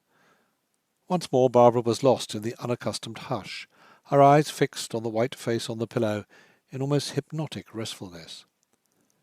The pushing open of the door behind was so soft that she didn't notice. Miss Galliffer turned another page. It was the sense that someone was in the room which made Barbara glance over her shoulder and Miss Galliffer look up. A little grey figure in a battered black hat stood just within the door. She stood just within the door, but with no consciousness of anything or anyone in the room. She saw only the upturned face and its death-like fixity. With slow, spellbound movement she began to come forward. Barbara, who had never seen the Letty who used to be, knew her now only by a terrified intuition. Miss Galliffer was entirely at a loss and somewhat indignant. The little grey vagrant was not of the type she had been used to treating with respect. "What are you doing here?" she asked quickly as soon as speech came to her. Letty didn't look at her, or remove her eyes from the face on the pillow. A woman in a trance could not have spoken with greater detachment or self-control. "I came to see." "Well, now that you've seen, won't you please go away before I call the police?" Of this Letty took no notice, going straight to the bedside, while Miss Galliffer moved towards Barbara, who stood as she had risen from her chair. "Do you know who she is?" Miss Galliffer asked, with curiosity greater than her indignation. Barbara nodded. "Yes, I know who she is. I thought she'd disappeared." "Oh, they never disappear for long, not that kind. What had I better do? Is she anything to him?" Barbara was saved the necessity of answering because Letty, who was on the other side of the bed, bent over and kissed the feet, as she had kissed them once before. "Is she Dotty?" Miss Galliffer whispered. "Ought I to take her by the shoulders and put her out the door? I could, you know, a scrap of a thing like that." Barbara whispered back. "I can't tell you who she is, but I wouldn't interfere with her." "Oh, the doctor will do that. He'll not—" Addressing the nurse. "Is he dead?" Miss Galliffer's tone was the curt one we use to inferiors. "No, he's not dead." "Is he going to die?" "Not this time, I think." Lottie looked round her. "Well, I'll just sit over here." She went to a chair at the back of the room in a corner on a line with the door. "I won't give him trouble. The minute he begins to live, I'll go." Modifying Miss Galliffer. Without explaining who Letty was, she insisted on her right to remain. If Miss Galliffer was mystified, it was no more than Miss Towle was, or anyone else who touched the situation at a tangent. To that Barbara was indifferent, while Letty didn't think of it.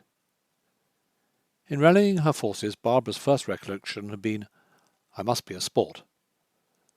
With theoretical sporting instincts, she knew herself the kind of sport who doesn't always run true to form.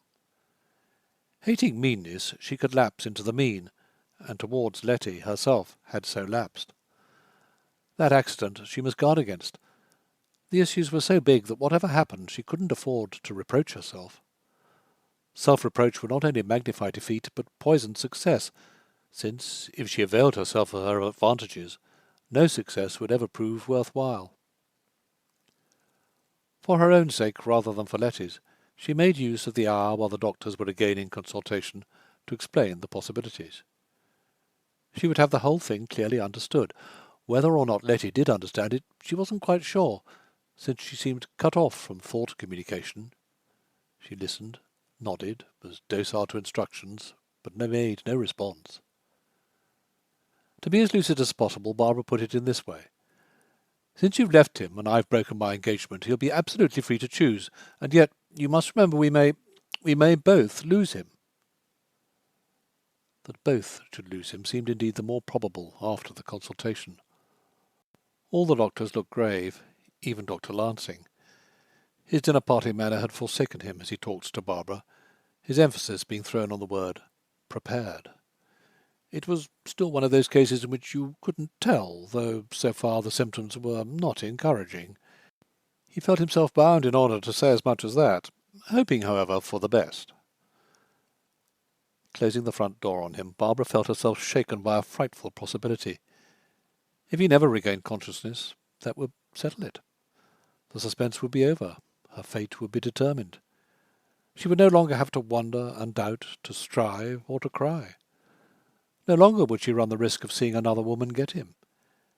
She would find that which her tempestuous nature craved before everything: rest, peace, release from the impulse to battle and dominate. Not by words, not so much as by thought, but only in wild emotion, she knew that, as far as she was concerned, it might be better for him to die. If he lived and chose herself, the storm would only begin again. If he lived and chose the other— But as to that she could see no reasonable prospect. She had only to look at Letty, shrinking in her corner of the bedroom, to judge any such mischance impossible. She was so humble, so negligible, so much a bit of flotsam of the streets. She had an appeal of her own, of course, but an appeal so lowly as to be obscured by the wayside dust which covered it. What was the flower to which Rash had now and then compared her? Wasn't that what they called it? The dust flower? That ragged blue thing of byways and backyards which you couldn't touch without washing your hands afterwards? No, no. Not even the legal tie which nominally bound them could hold in the face of this inequality. It would be too grotesque. The hours passed. The night nurse was now installed, and was reading Keith MacDermot's Destiny. She was one of those tall, slender women whom you see to be all bone. As businesslike as Miss Galliffer, and quite as detached, Miss Moynes was brisk and systematic. It being her habit to subdue a household to herself before she entered on her duties, her eyes regarded Miss Walbrook and Letty with the startled glance of a horse's. For before going, Miss Galliffer had given her a hint. "You'll have to do a lot of sidestepping here. This is the famous House of Mystery. You'll find 2 nuts upstairs. That's what I'd call them if they were men. But they're women. Girls, sort of. And you've just got to leave them alone. One's a high step of regular society, was engaged to the patient, and now acts as if she's married to him. And the other, well, perhaps you can make her out, I can't. Seemed a little off. Maybe the poor castaway, once loved and now broken-hearted but faithful, you read about in books. Anyhow, there they are, and you'd best let them be. It won't be for more than, well, I give him 24 hours at the most. I begin to think for once old wisdom is right. Good looker too, poor fellow, and can't be more than 35. I wonder what could have happened. I suppose they'll go into that at the inquest." But Miss Moynes was too systematic to have companions in the room without marshalling them to some form of duty. They needed to eat, they needed to sleep. Now and then someone had to go out on the landing and comfort or reassure Steptoe, who sat on the attic stairs like a grief-stricken dog. Letty was the first to consent to go and lie down. She did so about 9 o'clock, extracting a promise that whatever happened she would be called at 12. If there was any change in the meantime, but that, Miss Moynes assured her, was understood in all such ride-and-tie arrangements. At 12 Letty was to return, and Barbara lie down till 3, with the same proviso in case of the unexpected. But, so to put it, the unexpected seemed improbable, in view of that rigid form and the white upturned face. "And yet," Miss Moynes confided to Barbara, "I don't think he's as far gone as they think. Miss Galliffer only changed her mind when they talked her round. A doctor just sees the patient in glimpses, whereas a nurse lives with him and knows what he can stand." About 11 Miss Moynes closed Keith MacDermot's Destiny and took the pulse. She nodded as she did so with a slight exclamation of triumph. "Aha! 58, that's the first good sign. It may not mean anything, but—" Barbara was too exhausted to feel more than a gleam of comfort. The lassitude being emotional rather than physical, Miss Moynes detected it easily enough, and sent her to rest before the hour agreed upon. She went the more willingly since the pulse had risen and hope could begin once more. On the stairs Steptoe raised his bowed head with a dazed stare. Seeing Miss Walbrook, he stumbled to his feet. "How is he now, miss?" She told him the good news. "Oh, thank God, perhaps after all he'll spare him." Steptoe informed Letty, who right on the stroke of midnight returned to her post. "Pulse gone up 2 of them degrees, madam. He's going to pull through." To Letty this was a signal. On going to rest in the little back spare room, she had thrown off her street things, worn during all the hours of watching, and put on the dressing-gown she had left there a few nights earlier. She was still wearing it, but at Steptoe's news she went back again. On passing him the second time, she was clad in the old grey rag and the battered hat in which it would be easier to escape. Steptoe said nothing, but he nodded to himself comprehendingly. A clock struck 2. Miss Moynes was hungry.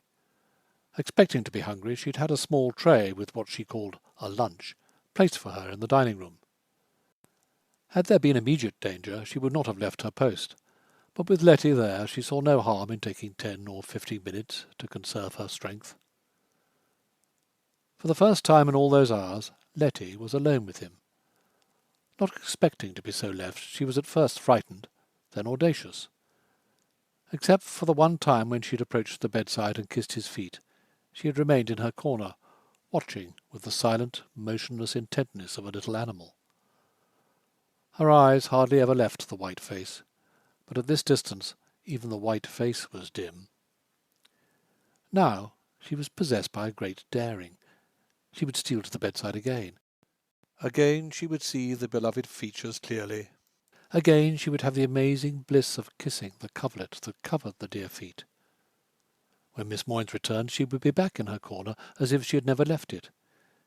If the pulse rose higher, if there was further hope, if he seemed to be reviving, she could slip away in the confusion of their joy. She rose and listened. The house was as still as it had been at other times when she had listened in the night.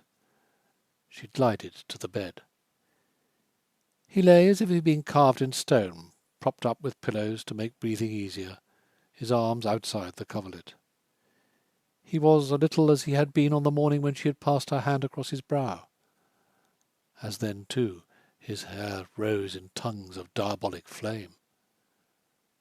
She was near him. She was bending over him. She was bending not above his feet, but above his head. She knew how mad she was, but she couldn't help herself. Stooping, closer, closer. Her lips touched the forked black mane of his hair. She leapt back. She leapt not only because of her own boldness, but because he seemed to stir. It was as if this kiss, so light, so imperceptible, had sent a galvanic throbbing through his frame. She herself felt it as now and then in winter she had felt an electric spark. Her sin had found her out. She was terrified. He lay just as he had lain before, only not quite. His arms were not just as they had been. The coverlet was slightly, ever so slightly disturbed. The nurse would see it and know that there was a stirring of a hand. It was so little of a stirring that she thought her eyes must have deceived her when it stirred again, a restless toss, like a muscular contraction in sleep. She was not alarmed now, only excited and wondering what she ought to do. She ought to run to the head of the stairs and call Miss Moynes, only that she couldn't bring herself to leave him. Then, as she stood in her attitude of doubt, the eyes opened and looked at her. They looked at her straight and yet glassily. They looked at her with no gladness in the look, almost with no recognition. If anything, there was a kind of sickness there, as if the finding her by his bedside was a disappointment. "I know what it is," she said to herself. "He wants her." But the eyes closed again. The face was as white, the profile as rigid as ever. She sped to Barbara, who was lying on a couch in the front spare room. "Come, he woke up. He wants you." Back in the bedroom, she effaced herself. They were all there now, Barbara, Steptoe, and Miss Moynes. "It's what he would do," Miss Moynes corroborated, "if he was coming back." Letty had told part of what she had seen, but only part of it. The rest was her secret. The little mermaid's kiss had left the prince as inanimate as before. Hers had brought him back to life. It was the moment to run away. Miss Moynes had said that having once opened his eyes, he would open them again. When he did, he mustn't find her there.